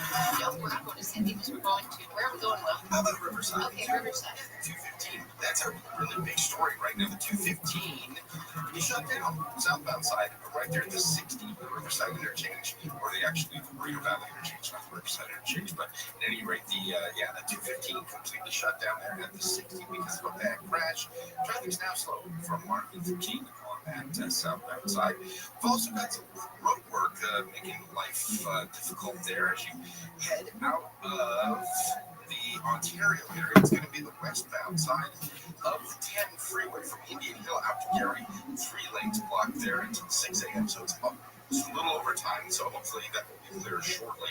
Also, we've got some issues. If you're trying to get through San Dimas 210 freeway, this will be the 210 westbound right there near the 57. Car versus a semi just past the 57 there, and that is jammed up traffic all the way into San Dimas as you continue westbound. And that earlier problem looks like it has cleared on the 10 freeway in City Vista eastbound side crash right around La Brea. With Southern California's most accurate traffic reports, I'm Will Volkswagen. Americans pay about $5 billion to control termites and repair their damage every year. Many people underestimate exactly how much damage they do. Call Pacific Coast Termite today at 800-PACIFIC for a free home inspection. Certain restrictions apply. No tinting, no double bagging your food, no pet sitting. Mention KFI and get 10% off termite treatments and a 2-year guarantee on their work. Call 800-PACIFIC, 800-PACIFIC, or go to PacificCoastTermite.com today. My Friday schedule, pool, tan, Flamingo Fridays, repeat. Now your top reasons to visit Orlando. Think pink, have a drink, and party like a rock star. Flamingo Fridays is the best nighttime pool party in SoCal. Number 2, Gather the Draw, live September 6th. Get tickets now. And the number 1 reason. Midweek mischief just feels good. Skip work and book your midweek stay for a special price. Morongo, good times. The real estate market feels more uncertain than ever these days. Homes are sitting longer for sale, prices are falling, and sellers are outnumbering buyers like never before. Do you want to sell your house now, but worried about it sitting on the market for too long? Call Wedgwood Homes first to discuss your options. Do you have a house that needs repairs? Ready to downsize, relocate, or sell an inherited property? Dealing with rental headaches or financial stress? Wedgwood Homes offers a fast, reliable, all-cash offer. Wedgwood Homes buys homes as is, no repairs, no commissions, no hassle. Close in as little as 3 days or on your timeline. Skip the stress and traditional wisdom. Call Wedgwood Homes. Our offers are firm and no last-minute price drops like other cash buyers. Call 800-307-2010 for your no-obligation all-cash offer. 800-307-2010. That's 800-307-2010. Southern California's trusted home buyer for over 40 years. Or visit us at WedgwoodHomes.com. Number 1 on your car radio preset and the new and improved iHeart Radio app. Free never sounded so good. KFI AM 640.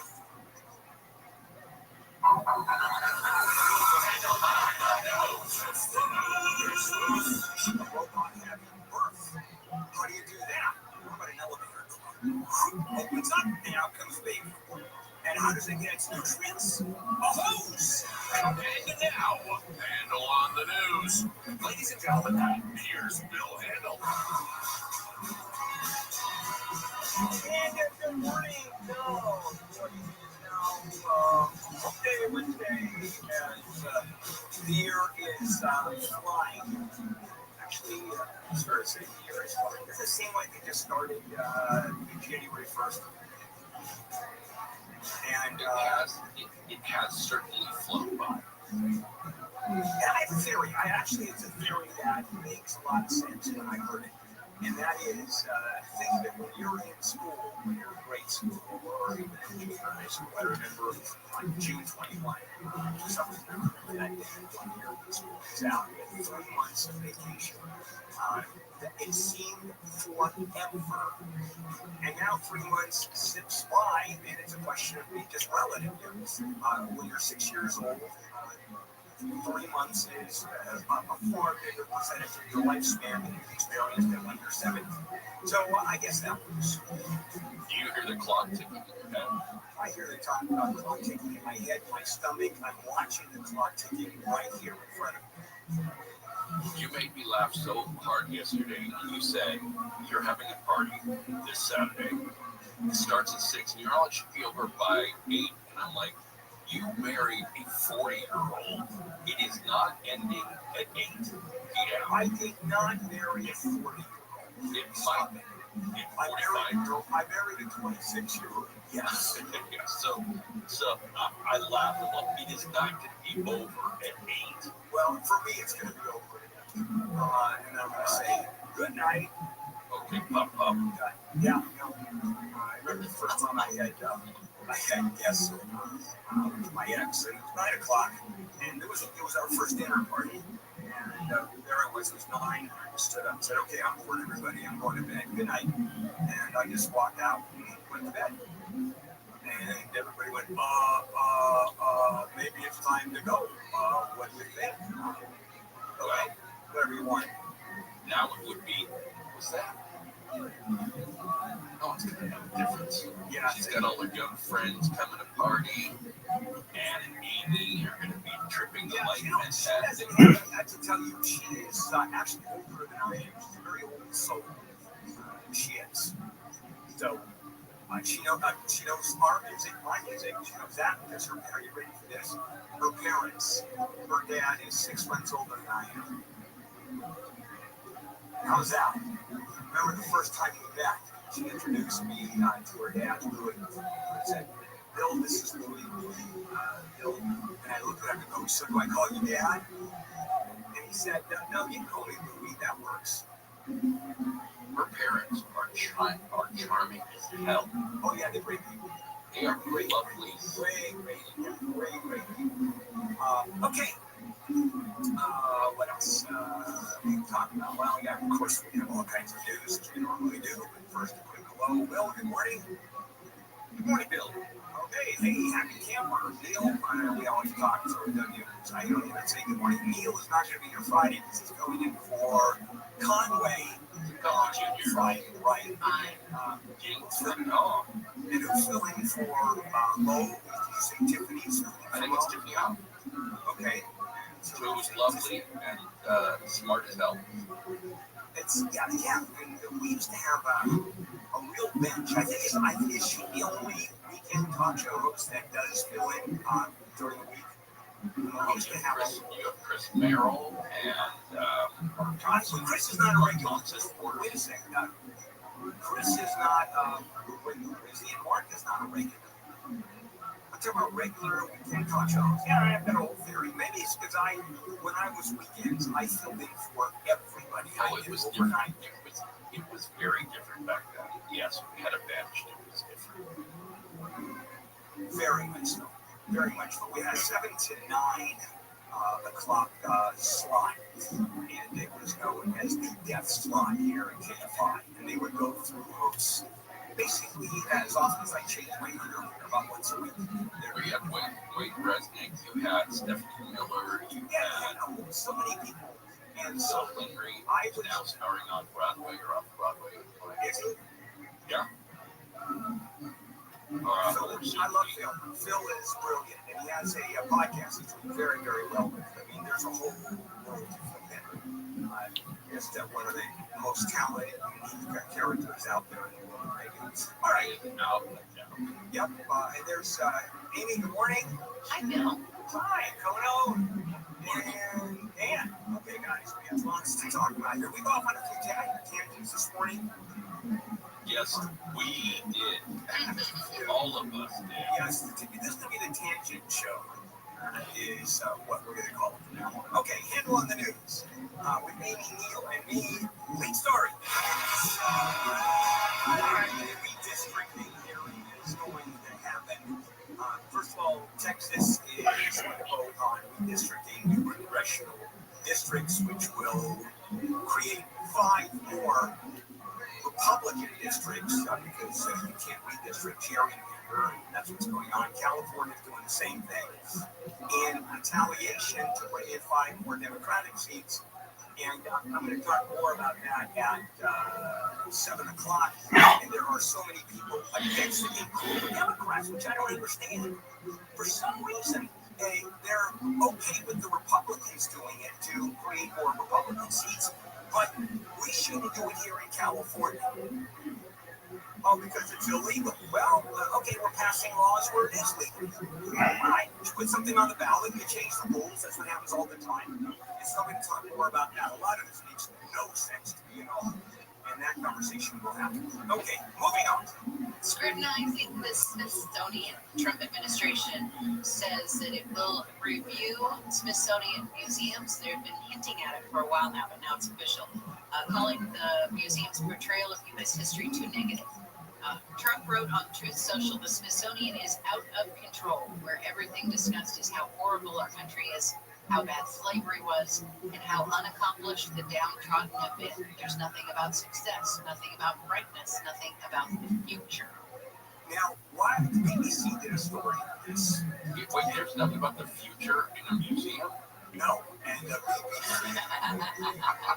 BBC did a story, and what they were filming at the time was a replica of Neil Armstrong going down the lunar lander, and what he said is the last step. As there's nothing about how great America is, Trump says, and there, but then quote, that's one small step for white men and one giant step for mankind. It was right there, and I went, yes, that makes sense. Anyway, he's going to tear it all apart. Slavery is, it's not all bad. Yeah, the Holocaust Museum, too, is going to talk about some of the designing and how stripes were slimming.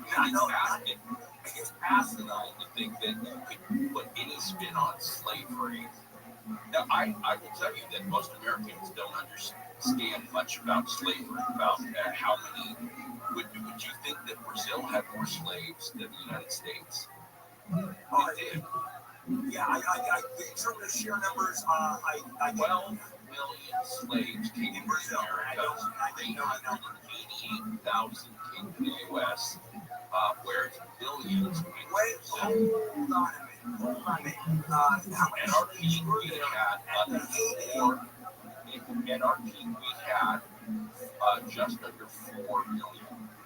Yeah, I don't know if that's but 388,000 came over, and then the rest of them were born here. Well, no, and then they appropriated to almost 4 million. Actually, even more than that, they were actually bred to create more slaves. Oh, it's horrific. There's no spin, but most people would assume that the United States had more of that 12 million original that came to the Americas, and it's not the case. Those things are important, but you can't spin slavery into something good. And you can't say, people are always talking about the bad part of slavery. I don't know why this is, I don't understand. I certainly can see the argument that we should spend more time. It's an argument. I don't know if it's true or not. More time talking about our freedoms and the future, and really concentrate on the great part of America. I don't have a problem with that. But downplaying slavery is, and other parts of it, by the way, civil rights. That's not that big a deal. And downplaying the negative parts of America. We have tons of negatives. I mean, tons. Yes, every country does. And our greatness should come from admitting those things and not reliving them by owning up to them and saying this will never happen again. Hey, Siri. How many slaves were there in the South during the Civil War? No, okay. Georgia, 462. Virginia, 490,000. Mississippi, 436. So we're talking just enough states. We're talking 5-6 million. So, I mean, there were obviously massive amounts. Okay, at the peak, it was under 4 million. We got 388,000 in the first 12 million that came in.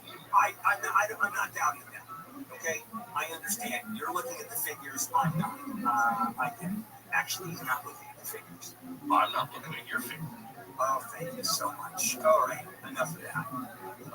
We'll be back. We'll do that at 7:20, by the way. I'm going to be able to jump in and correct it every moment at 7:20. All right, Amy, what's going on? Keep the tone right. Our newsroom, the strongest heat wave of the summer in Southern California today, with inland areas, mountains, and valleys. We need a battle on the map. Degrees for the next several days. The husband of a woman whose body was found over the weekend in the Angeles National Forest has merely left the country. And the White House has confirmed that No, so you're asking questions is about open to advancing peace efforts, which may include potential and Ukrainian president. you're probably going to say, oh, there's a question on that. Yes. At the bottom of the hour, we'll check out that problem in Sunland coming up next. If you got into a car accident, a slip and fall, you've been injured, It's called the game. Oh, okay, it's not the that's not the worst. Right, go on now. Let's keep this going. Put more in. I mean, it's going to be a win here and here. And we'll start telling you about how much money the insurance company is going to pay you and actually start negotiating. And then maybe you call me on Saturday or what you think, and I'll tell you you're out of your mind. When you're negotiating with an insurance company, you're negotiating with people that are just experts, truly, and not paying you money. This is what they do. This is their wheelhouse.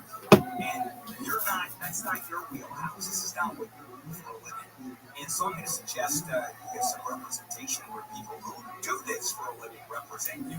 By the way, it doesn't cost you anything. They take a percentage of what they settle for. A lawyer, you're nuts not to have someone represent you. And I'm going to suggest handleonthelaw.com. That's why I created this website, handleonthelaw.com, to help people who are in that position. So if you've been injured in a car accident or slip and fall, it's not your fault. Visit handleonthelaw.com. From the Odoo.com Weather Center, Odoo, the only business software you need. Sunny after the burn-off, highs in the 80s at the beaches, 90s to 105 inland. This report brought to you by Positive Coaching Alliance. From the Southern California Toyota Dealers Traffic Center, St. Warren the Pump with Toyota's full lineup of fuel-efficient vehicles. We've got a crash in Sunland on the 210. Issues this morning, and this is one of them. The 210 freeway should head westbound. This is going to be we lived near the hospital right before you get to the hospital there. Crash there with all lanes blocked. All lanes closed for a vehicle crash there. One of them is overturned. So a big mess there in the Sunland area as you get westbound on the 210. It's jammed up from Sunland Boulevard. Other issues include this problem that we've been talking about in San Dimas, Glendora area. It's also on the 210 freeway. 210 westbound, this is going to be right near Sunflower, where we have now just the two right lanes blocked. For a while, it was all lanes, but now it's just the two right lanes. Westbound 210 there, jammed from San Dimas Avenue, also making for a slow drive northbound side of the 57. We've got some issues as well in Moreno Valley, the Moreno Valley Riverside area, 215 this time, 215 freeway. As you get southbound right there at the 60, we now just have one lane open. One lane. We had all lanes closed. One lane is open. Traffic jammed up getting out of Riverside all the way back to University with Southern California's most accurate traffic reports. I will close right. Got issues with youth or high school sports? Positive Coaching Alliance can help. ECA, a national nonprofit, offers more than 1,000 free online resources for youth and high school sports coaches, parents, students, and administrators. Visit ECADeadzone.org. This report is sponsored by OPOLaw.com. Susan Owen here from OPO Law. If your vehicle took a hit, your body probably did too. Pain can show up days later. Don't ignore it. You handle the healing, we'll handle the rest. Call 888-OPO-WINS or OPOLaw.com. Hey, those Pally High, short for Palisades High, those kids are going back to school. Their school's burned to the ground. So they're going back to the only campus they now know for the last 6 months, which which is Sears. They thought they were going back to pound. To pound. To pound. They're going back to pound. You know, I don't think so. They're going back to Sears. Tim Conway Jr., they're Americans. He's going to school. This afternoon on KFI and AM 640. More stimulating talk. Have you been impacted by the Southern California wildfires this year? You don't have to recover alone. Join us for the Ashes to Answers, a wildfire expert panel event August 21st and 23rd at the Westin Pasadena. The event is free and hosted by the Rise Relief Project. We support those impacted by the wildfires with supplies, resources, and emotional care. Get real answers about insurance claim recovery, rebuilding your home, and your real estate options. Learn how to speed up your recovery and find out if you qualify for a wildfire class action lawsuit. Our team of experts, legal advisors, and community partners will be there, offering resources, support, and critical aid. In times of crisis, you need more than hope. You need help you can count on. Rise California. Relief, intervention, support, empowerment. Call 800-484-RISE or visit RiseReliefProject.com to RSVP. Register now and receive a free gift of check-in August 21st or 23rd. 800-484-RISE. The IRS finally caught up with Louie. I paid my taxes in 8 years. I owe the IRS a lot of money. Louie was in deep trouble. We're going to take your house, put it in your bank account, garnish your pay. They don't care. They're going to take your paycheck. Louie found out about Optima Tax Relief, the leading tax resolution firm. A+ rated by the Better Business Bureau, they've resolved over $1 billion for their clients. Optima Tax, they help me. They calm me down. They make me feel comfortable, and I trust them. Louie has a lot to be thankful for. I don't know the IRS anymore, and I was able to live a comfortable life, a better life. It was because of Optima Tax. For tax help you can trust, call Optima now for a free consultation. Take it from Louie. If you owe the IRS, don't go alone. Give Optima Tax a call. They can help you. Call 800-764-6022. 800-764-6022. 800-764-6022. Optima Tax Relief. Testimonial from an actual client. Some restrictions apply. For complete details, please visit OptimaTaxRelief.com. You may not believe it, but leaving it better than you found it begins at home. For your next camping trip, get the exchangeable, zero-waste 1-pound propane cylinder. Find a retailer at littlecamper.com/radio. Little Camper, what feels good? There's a way sickness news town. You must excise it. Dig into the deep earth. Cut it out. From iHeart Podcasts and Women Miles from Aaron Mankey, this is Havoc Town, a new fiction podcast set in the Bridgewater audio universe. Listen to Havoc Town on America's #1 podcast network, iHeart. Follow Havoc Town and start listening on the free iHeartRadio app today. KFI AM 640. More stimulating talk. Coming up on the next episode of the Gary Chapin Show. There are a number of guys, and that number is increasing, who are choosing to be single dads. That's coming up this morning after 10.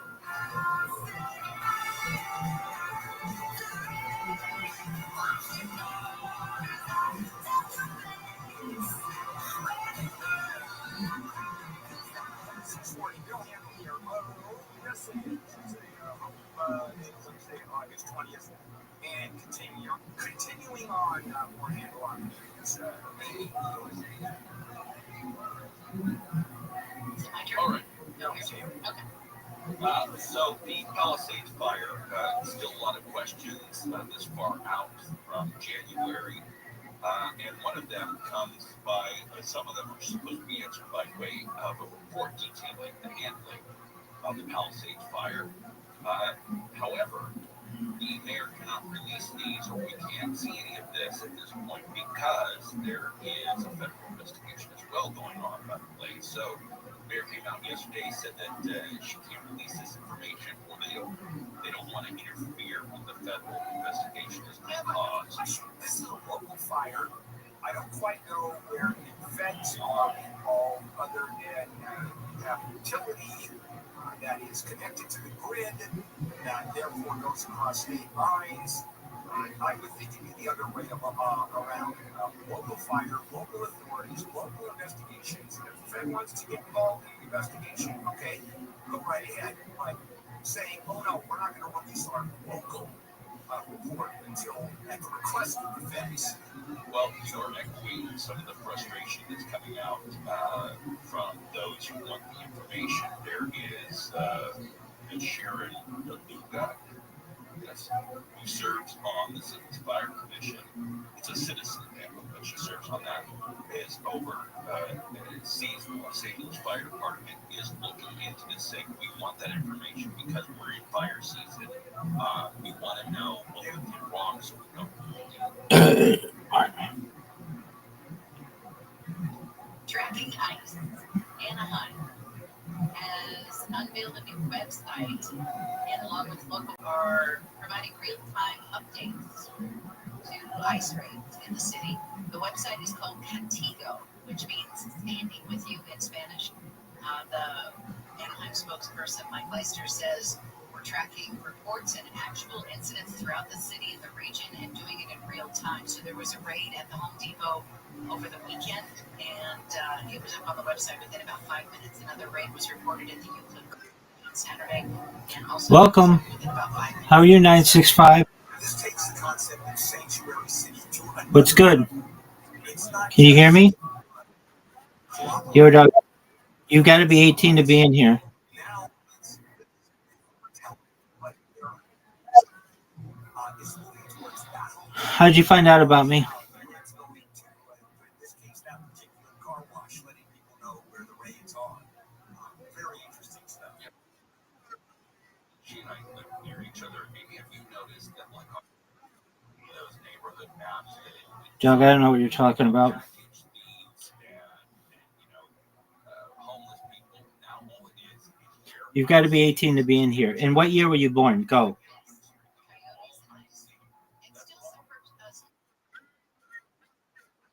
Okay. Okay, you're not 18, so you have to leave. Bye.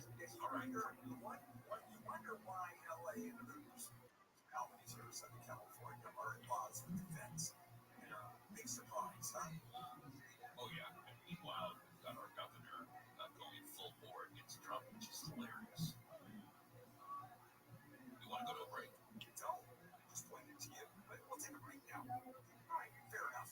We'll take a break and come back, and then we'll kick it off. In the meantime, with Amy in the KFI News Center.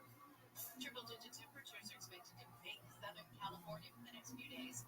The National Weather Service has issued an extreme heat warning. It starts today and runs into the weekend. Temperatures in the valleys are forecast to be up to 109. Temperatures several degrees hotter in desert areas. Downtown LA is expected to hit 94. Forecasters say outdoor activities should be avoided. Governor Newsom is mobilizing fire engines, bulldozers, hand crews, and a helicopter as the hottest heat wave of the summer descends on SoCal.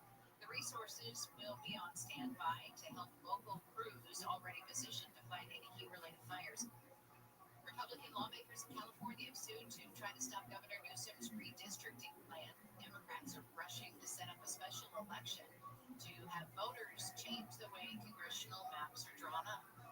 Republicans say California's constitution requires bills to be in print for 30 days, but that safeguard was ignored. Assemblyman James Gallagher says Newsom undermines democracy at every turn. If we believe that elections should be fair, if we believe that redistricting should be done by citizens in an independent way and not politicians, then we stick by those principles. The Republican lawmakers say they have filed a petition with the California Supreme Court to stop the legislature from violating the rights of the people of California.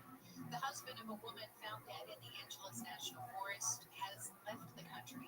Body of Lancaster resident Sheila Gutierrez was found on Saturday. The LA County Sheriff's Department believes her husband, suspected of killing her, has fled to Peru. Gutierrez's family says Josimar Cabrera kept changing his story ever since his wife went missing more than a week ago. First he claimed ICE took her, then he said she left with another man, then he said she'd been in an accident. Authorities say video shows Cabrera dragging something large wrapped in fabric. Gutierrez's body was found wrapped in similar material. Daniel Martindale, KFI News. A woman in LA has been charged with stalking for allegedly using email, the internet, and the phone to intimidate two separate people.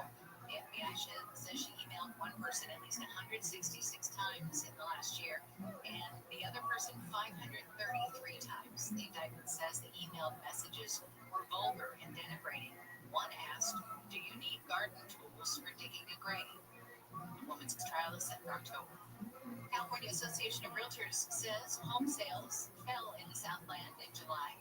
Closed escrow sales of single-family detached homes totaled a seasonally adjusted annualized rate of almost 262,000.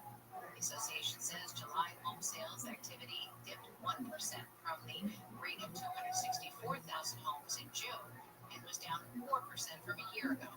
Home prices have fallen as well, with the median selling price of a single-family home in LA County at $884,000.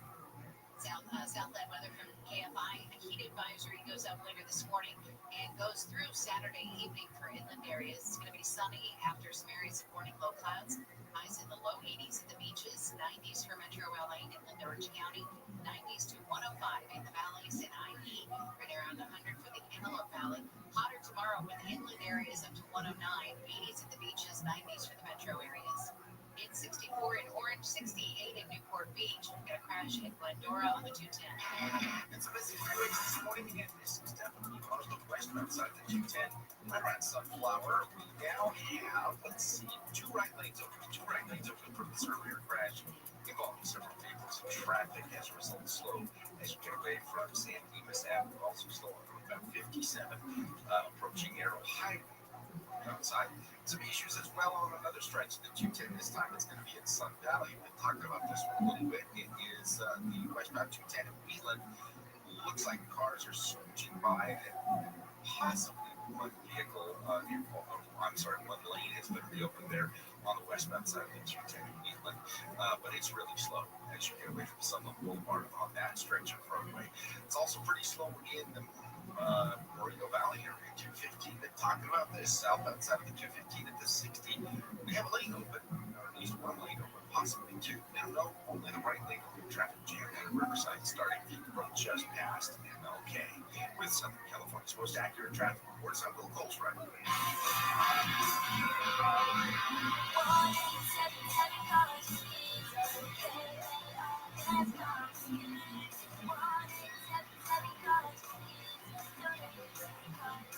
Call 1-877 Cars for Kids to reach a friendly live agent. Donations super easy, and your car can be picked up as soon as tomorrow. Call us now, 1-877 Cars for Kids.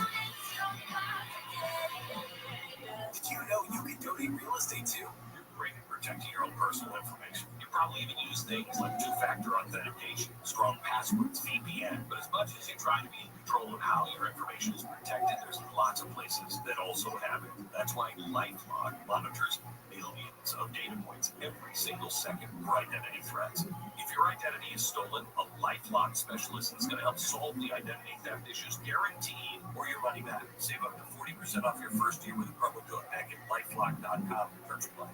Decisions determine results. So which path do I want to take? Help people in need, or stand on the sidelines watching? Worry about how to pay for school, or have my education paid for? Push myself and learn new skills, or stay the same? My decision is to serve part-time with the Army National Guard, and my results will be life-changing. What will you decide? Go to NationalGuard.com to learn more about part-time service.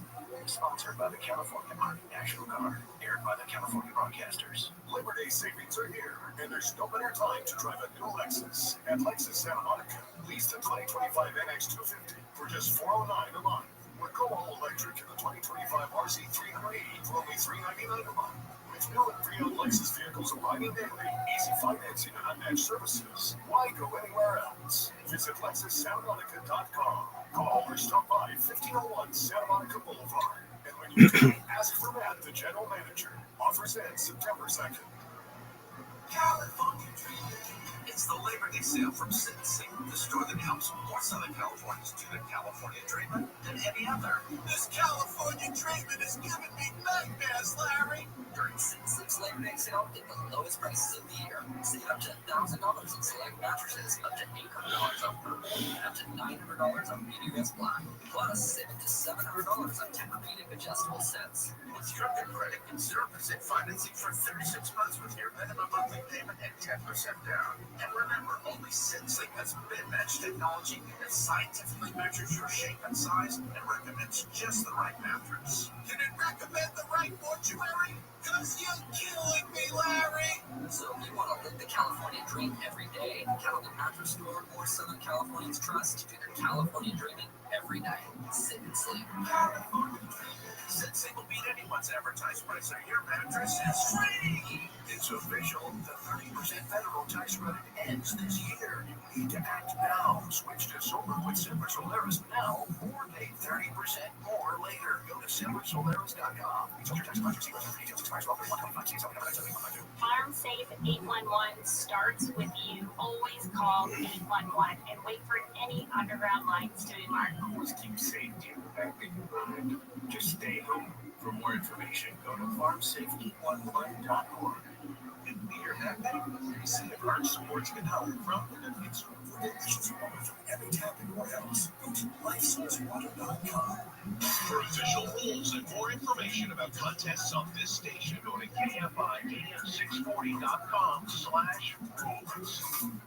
Nobody covers it like KFI. Extreme heat-related illnesses and even fatalities are a possibility. Temps in some areas of LA to hit triple digits over the next couple of days. Fire danger extremely high. State officials are preparing for a November 4th vote after Governor Newsom called for changes to California's congressional districts. Counties are already lining up ballot printers and polling sites. KFI News is on it. The president wants the wall painted black. It gets even warmer, and it will make it even harder for people to climb. Trump said the cost of the wall's renovation was included in President Trump's One Big Beautiful Bill Act. KFI AM 640, your number one preset for breaking news in Southern California. KFI AM 640, more stimulating talk. Tick-tock, I'm ballin', walking with the dots, Billy Rocket, hit the ball, poppin', lock it like a clock, it hoppin', straight flow, KFI AM 640, Wednesday morning, August 20th. Neil and I were just talking during the break about how depressing life is. Depressing I am. And we decided, and I was talking about technology. Neil's our tech wizard. And then he said, yes, you are relative to everybody else on the show.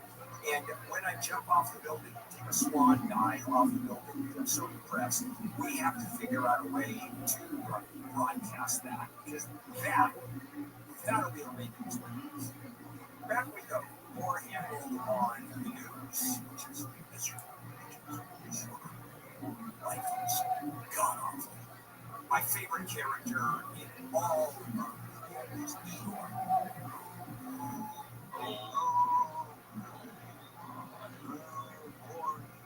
You know what? I'll tell you something. I saw and bought $2.99 for a dozen eggs. How's that for life? Look it up. $2.99. Okay, fair enough. And did you look at the company that's producing them? Yeah, the they're Salmonella Egg Company. Joe's House of Eggs. Okay, moving on. They're all different sizes, colors, but more. And Also, Walmart shrimp is on sale. Oh, that's another one. We'll talk about that. That's a great story. Okay, moving ahead. Gosh, all right. So, all you kids, don't worry about it. Your president's on fleek, yo.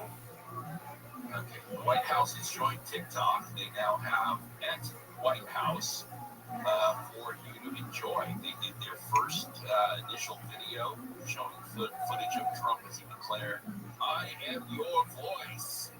So, and then typed in America, we are back. What's up, TikTok? Yo, Press T in his house. Woo! He was against TikTok until he realized that TikTok had a lot to do with his win, bringing young people to the Trump side. And which credits to his boy, right? Yeah, actually, Barron, yeah. Absolutely.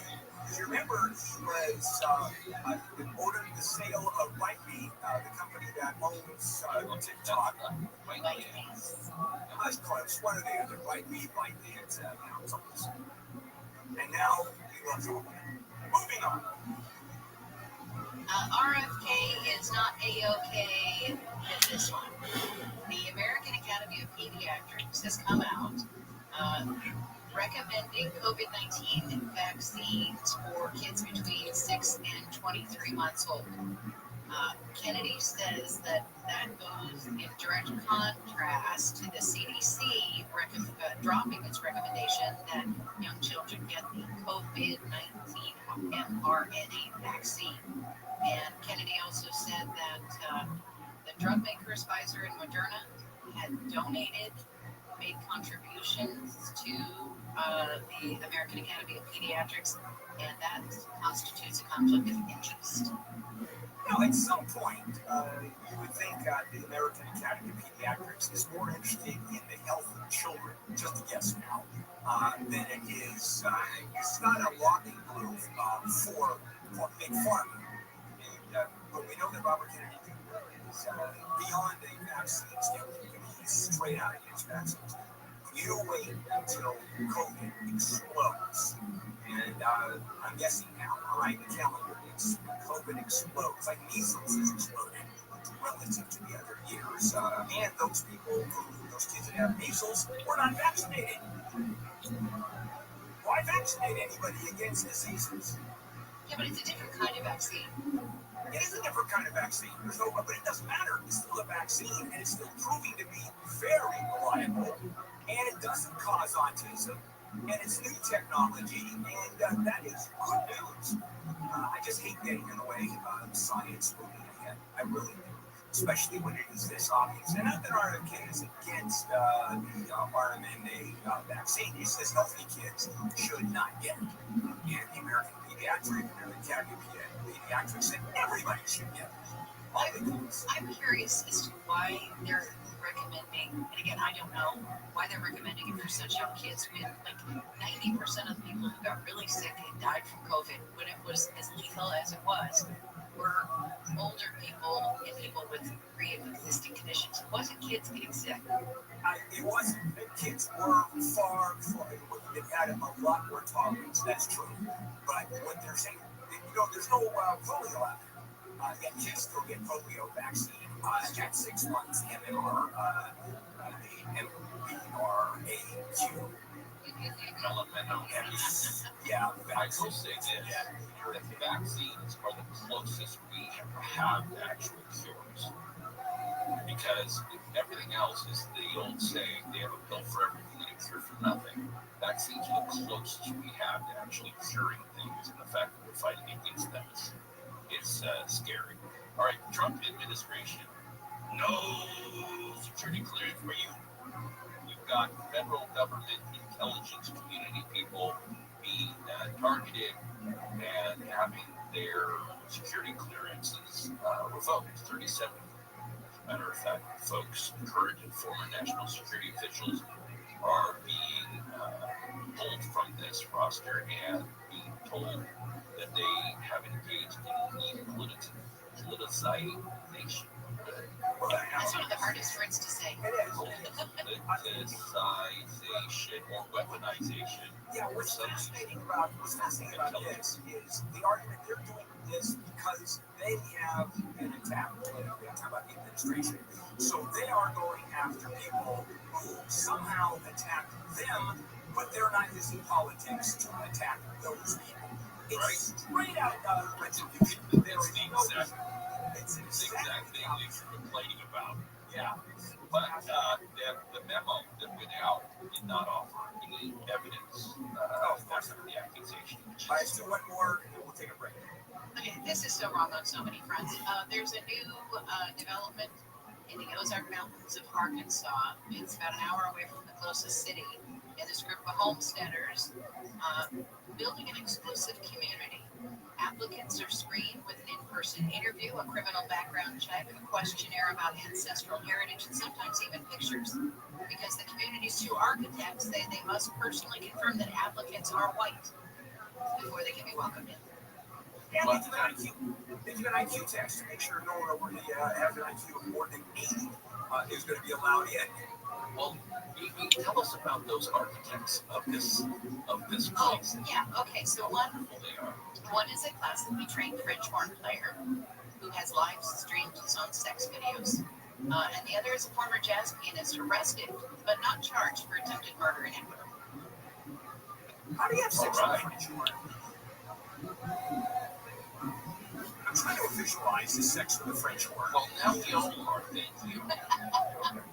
Let's take a break. I have a couple of ideas. Yeah, we're coming back, everybody. Yeah, it depends on how big you are and which side you. Okay, let's do it. Amy in the KFI newsroom.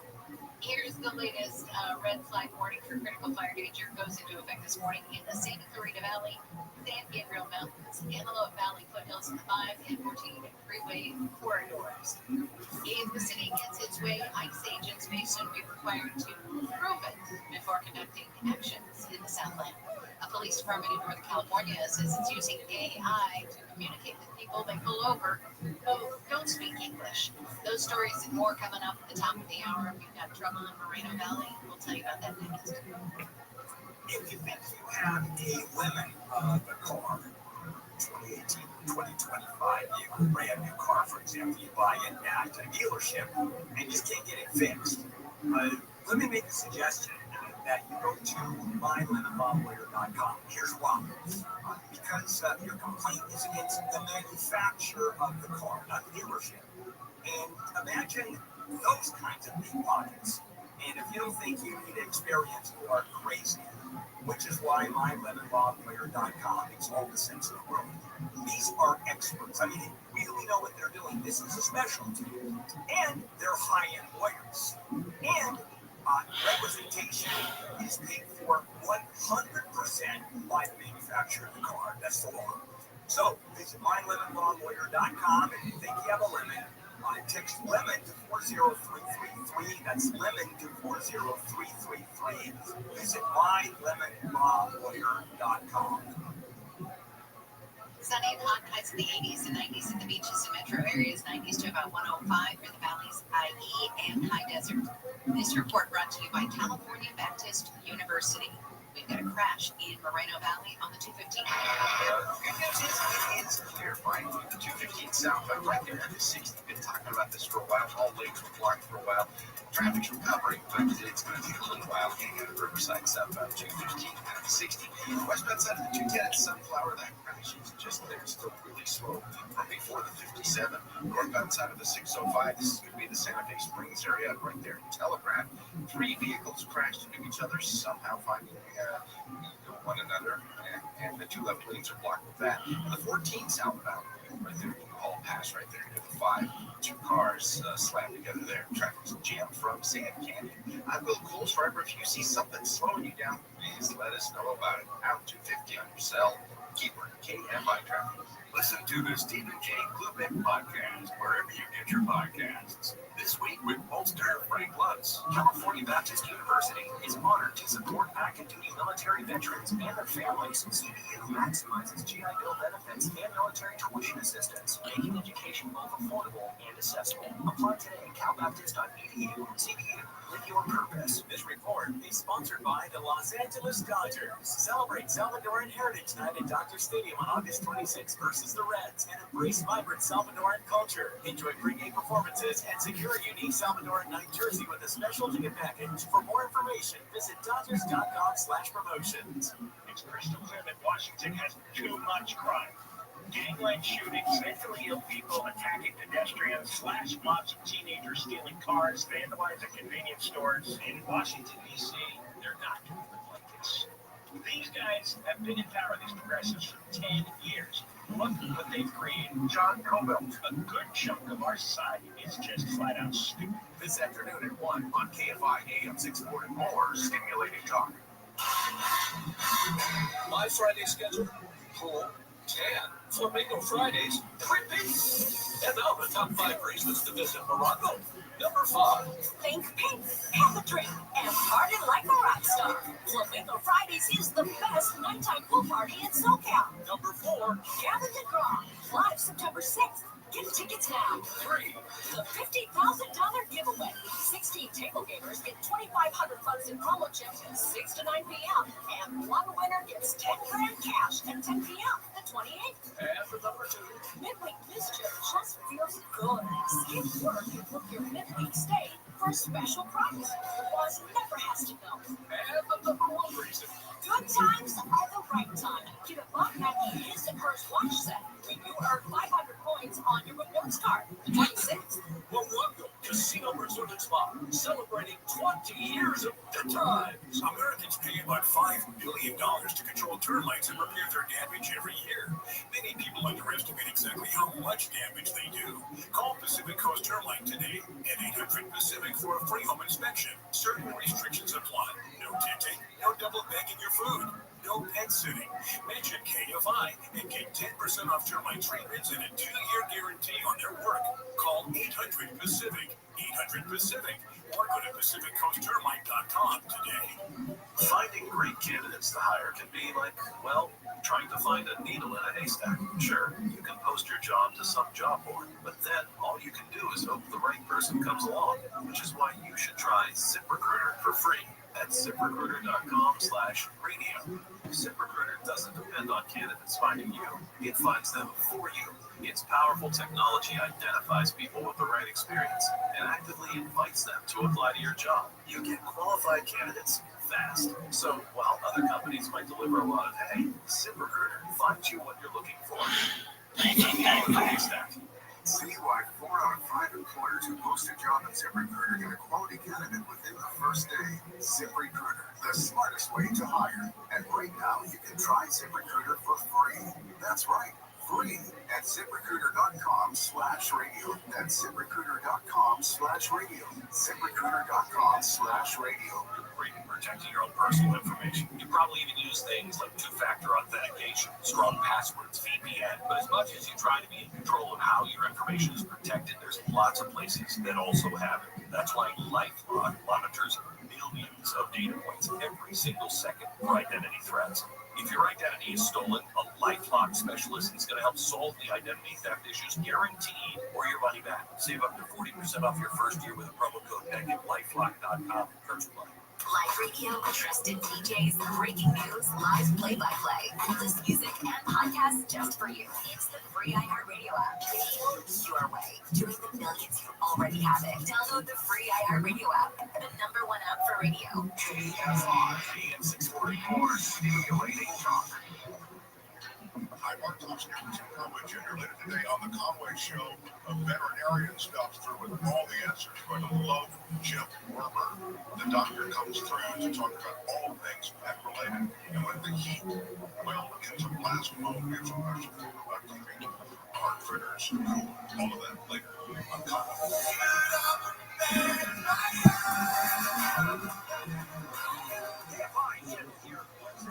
August 20th, and so we finish it up. Handle on the news. Amy Neal. Everybody's going to get investigated, even the police. So you have DC officials saying that the police stats that we've talked about here on the program about violent crimes dropping in Washington, D.C., well, they're getting some pushback. And, of course, Trump says that even the federal takeover that he has been pushing. Well, the Justice Department is now working with Washington, D.C. police crime. So it's unclear what crimes the Justice Department could accuse D.C. police officials, I guess, manipulating federal data, that type of thing, fraud-ish, something like that. But they're being investigated. Yeah, I'd like to know where the police do get their figures, as they keep track of these figures, whether they exaggerate or not. However, the feds control in Washington. Make you break your promise. You're too stubborn. That felons were carrying. I have yet to see. Compare this to last week. Compare this to last month with the one of federal intervention. I don't know those numbers. But we're not getting those numbers. In comparison, you need to know. specifically, but I was watching a show last night. Again, I don't have them sitting in front of me, so I don't know where they came from. But they were saying that both carjackings and armed robberies were down. Like, isolated incident with these people. It's like this was their content. They were doing this 24/7. So I think the question for me is, how is that not against TOS, and why was it allowed to continue for so long? Do you know what I mean?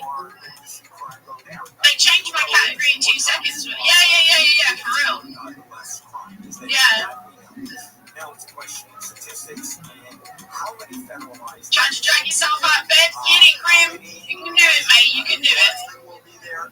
We don't know at this point.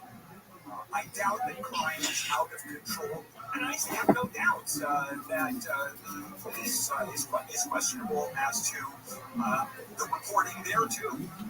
So you question both. I have no idea who's telling the truth. FBI has one number, and police have another number. The state has another number. FBI just calls the numbers that are given to them by local jurisdictions. They're not going out and doing their own numbers. But the balance here is not. You can stop crime easily. You put curfews on people so they can't leave their home. You have a police state. The whole balance is about us being able to enjoy our freedoms and have the lowest crime possible. Okay. If it's glowing, don't eat it. I know that making a joke about it. It's actually pretty serious. The FDA is warning people to not eat raw frozen shrimp sold at Walmart because of possible contamination by cesium-137, which is a radioactive isotope. I know it was found in a shipment of imported frozen shrimp from an Indonesian company that uses the business name BMS Foods, yet it's being sold in Walmart. And officials have detected the radioactive isotope at 4 ports across the country, including the Port of Los Angeles. Yep. Also, the other brand name is Blue Glowing Scroats. You have to. Oh, it's under great value at Walmart stores. Yeah. Great glowing scroats. Yeah. So you don't need night lights in the house. On the outside. Every grave across Southern California, people have these shrimp around their neck. All right, Italy, one of the biggest glaciers is melting. So much so they can't even measure the way they have for 130 years. They have to do it remotely now. Hot summer, geologists discovered that the simple stakes used to benchmark, they measure like wooden stakes in certain areas and seeing how they can track each year all of those things.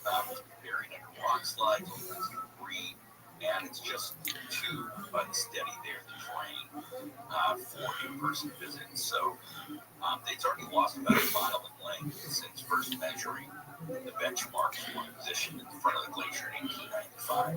Go to the Mindenhall Glacier up in Alaska, where it used to be 2 blocks, and you'd be on it. Now it's 3 miles down the road, where it has retreated that long, or that far back. It's really depressing. It's gotten to the point where we have more ice in LA than they do in Alaska. Good night, everybody. Yeah. Okay, we're done, guys. Coming up, California Republicans are pushing back on the Democrats' timeline for redistricting, and I want to talk about that.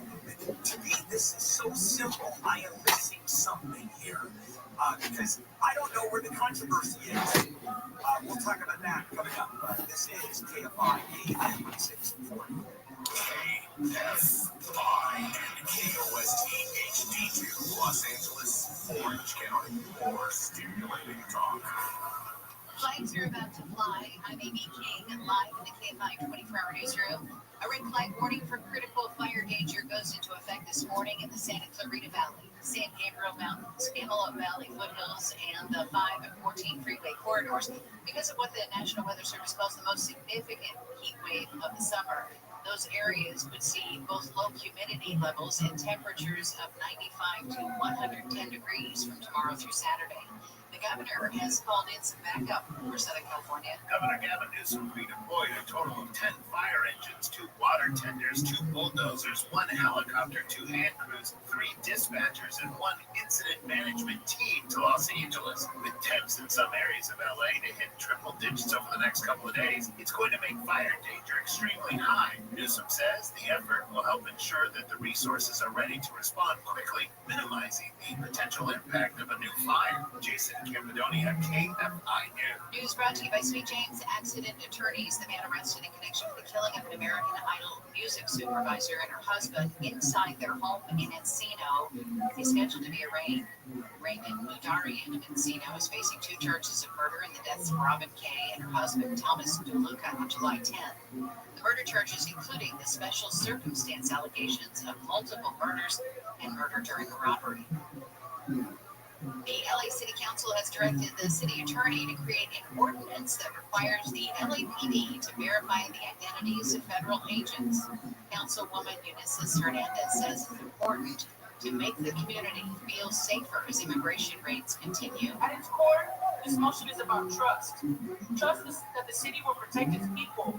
Trust that our immigrant communities will not be left alone in moments of fear and uncertainty. The council has also voted to seek information from the federal government on immigration actions in LA since January. Council members may want clarity on the LAPD's duty to intervene when a federal agent might be violating someone's right. Lawyers for Kilmar Abrego Garcia are trying to get his criminal case in Tennessee dismissed, arguing that their client is being selectively and vindictively prosecuted by the Trump administration. Abrego Garcia was originally deported from the U.S. after the Trump administration said he was caught up in a raid by mistake, but then later alleged that he was a member of a gang. He's now facing human trafficking charges. Police in Huntington Beach say the woman who shot an employee in a California closet's warehouse was a co-worker. Police say Lucero sent Pedro Castro opened fire on 2 co-workers, wounding one and missing the other. About 2 hours later, she was pulled over by Southgate police officers who shot her to death after she allegedly pointed a handgun at them. The man who was shot at the business suffered major injuries but is expected to survive. Motive is unclear. Daniel Martindale, KFI News. A police department in Northern California is using an AI tool to help communicate with non-English speakers during traffic stops. The technology is embedded in an officer's body camera. Campbell Police Captain Ian White says theirs is the first department to use the technology. This is cutting down those language barriers. I think from the standpoint the way we look at it, it's about providing a better level of service. The AI system supports more than 50 languages and records interactions for potential court use. Southland weather from KFI. Here comes the heat. It's going to be sunny after some areas of low clouds and even dense fog. Highs will be in the 80s at the beaches. Upper 80s to low 90s for Metro LA and inland Orange County. Upper 90s to 105 for the valleys and IE. Right around 100 in the Antelope Valley this afternoon. Overnight lows in the 60s and 70s. It's going to be even hotter tomorrow. Tomorrow should be the hottest day of this heat wave. Mid 80s in the coast. Low to mid 90s for the metro areas, up to 109 in the valleys, 104 in the IE, 107 in the Antelope Valley. It's 63 in Anaheim, 64 Redondo Beach, 62 in Santa Clarita, and 68 in Rancho Cucamonga. The KFI market report, the Dow is down 9 points, the NASDAQ is up 241, the S&P 500 is trading down 35. We've got slowing in Temecula, 15. Miles outside of the 15 as you get away from the 215. All the way down to Temecula Parkway, just a parking lot. We had an earlier motorcycle crash. It is gone, but the slowing is left over. And sorry about that. It's a tough haul through there. We've got listeners tipping us off to some problems out there.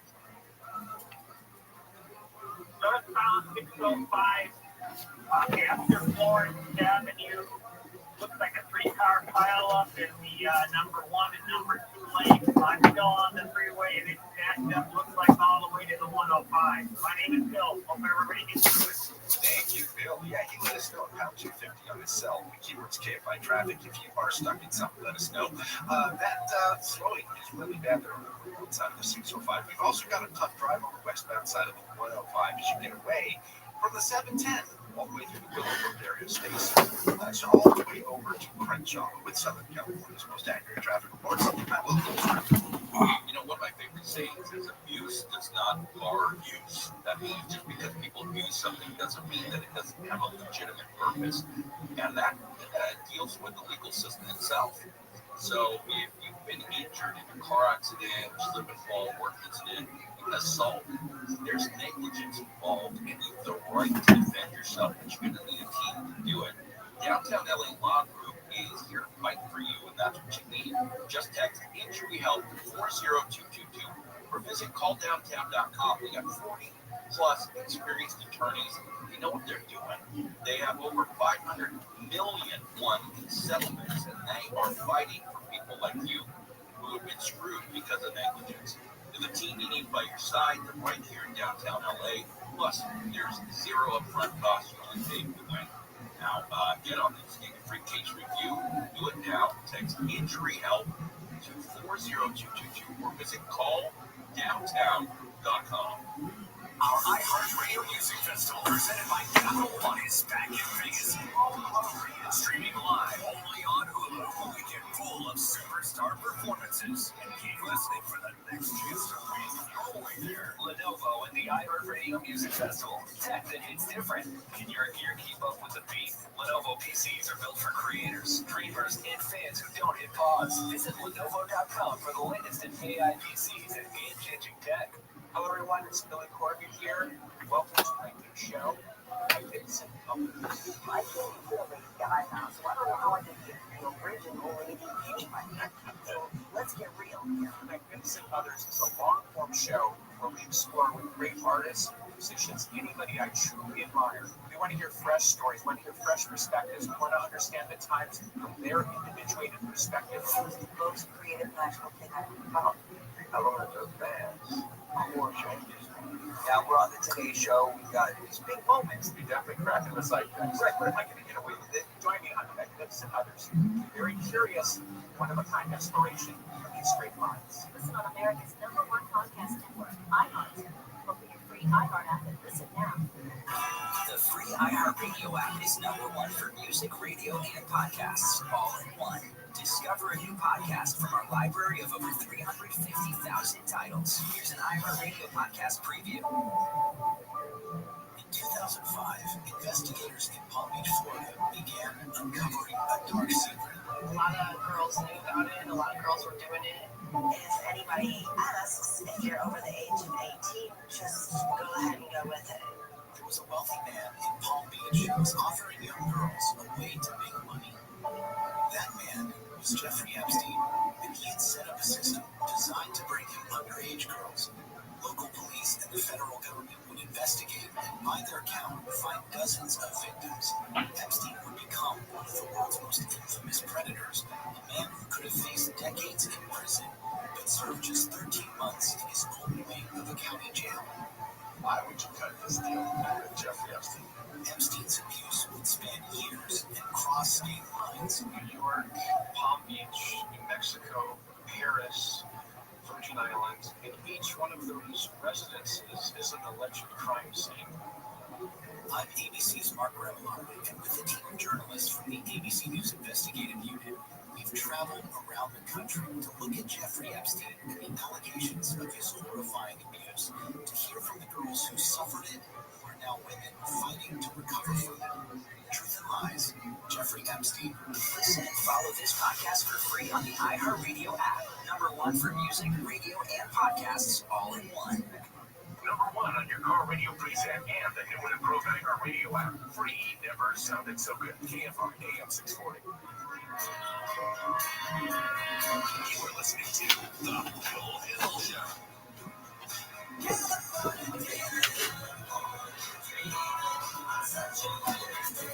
KFR AM 640. Bill Hill here. It is a Wednesday morning, August 20th.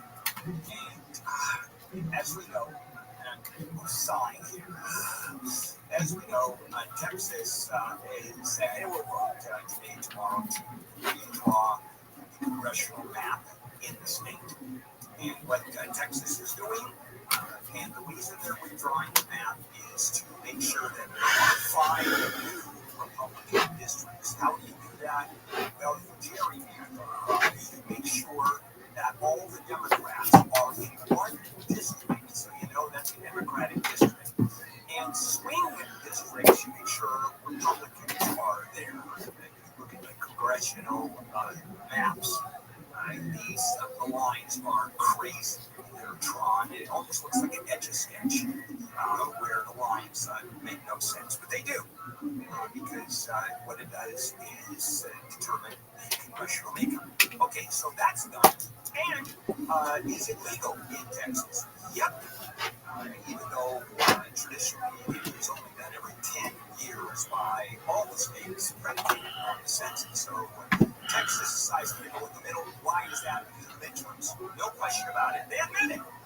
We're doing this because we want to make sure we'll keep our majority in the midterms. So in response to that, Newsom says, okay, we are going to redraw our congressional map. So we're going to add 5 Democrats to our congressional districts. And I can see the Republicans fighting this, and they're coming up with all kinds of crap ideas and refuse to accept the fact that this is a straight response to Texas. Oh no, it's illegal. You're not paying attention to the people in the state of California. California has laws that don't allow this to happen. What California has done is to make sure there isn't that happening where you have parties that determine the congressional district. It's an independent commission that we have in California that determines where the congressional districts are drawn, and it is a non-partisan, objective group of people that make that happen. In Texas, they don't pretend to be nonpartisan. So now you have Republicans that are saying, well, what Newsom is doing is illegal, violating the law. You have these congressional rules where the nonpartisan committee is going to determine, and that's the law, and therefore you're breaking the law. I've got news for you. They're not breaking the law. There is a method in which the commission can be overruled, and it is by a ballot on the November, a special election in November. That is going to take place. The Republicans are screaming unfair, unconstitutional. Now, why is it okay in Texas? They divert that. They deflect from that. That has nothing to do with Texas.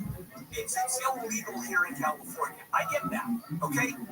As a backdrop to all this, what I don't get is how unpopular this is among groups in California, Democratic groups. What are you doing? Do you literally sit back, if you are a Democrat, and let Texas redraw that map so it virtually guarantees that the Republicans win the midterms? And they're going to the courts. And the Republicans are going up to the California Supreme Court. I think they're taking it to the U.S. Supreme Court and arguing that it's unfair because the public hasn't looked at this. There hasn't been enough hearings. The public hasn't had enough time to look at this. And therefore, the law, if it is changed, should be determined to be illegal and unconstitutional. And if it is passed, and Newsom is pitching this, if it is passed by 2/3 in both bodies, by the way, California has supermajority of the Democrats, so that's going to happen.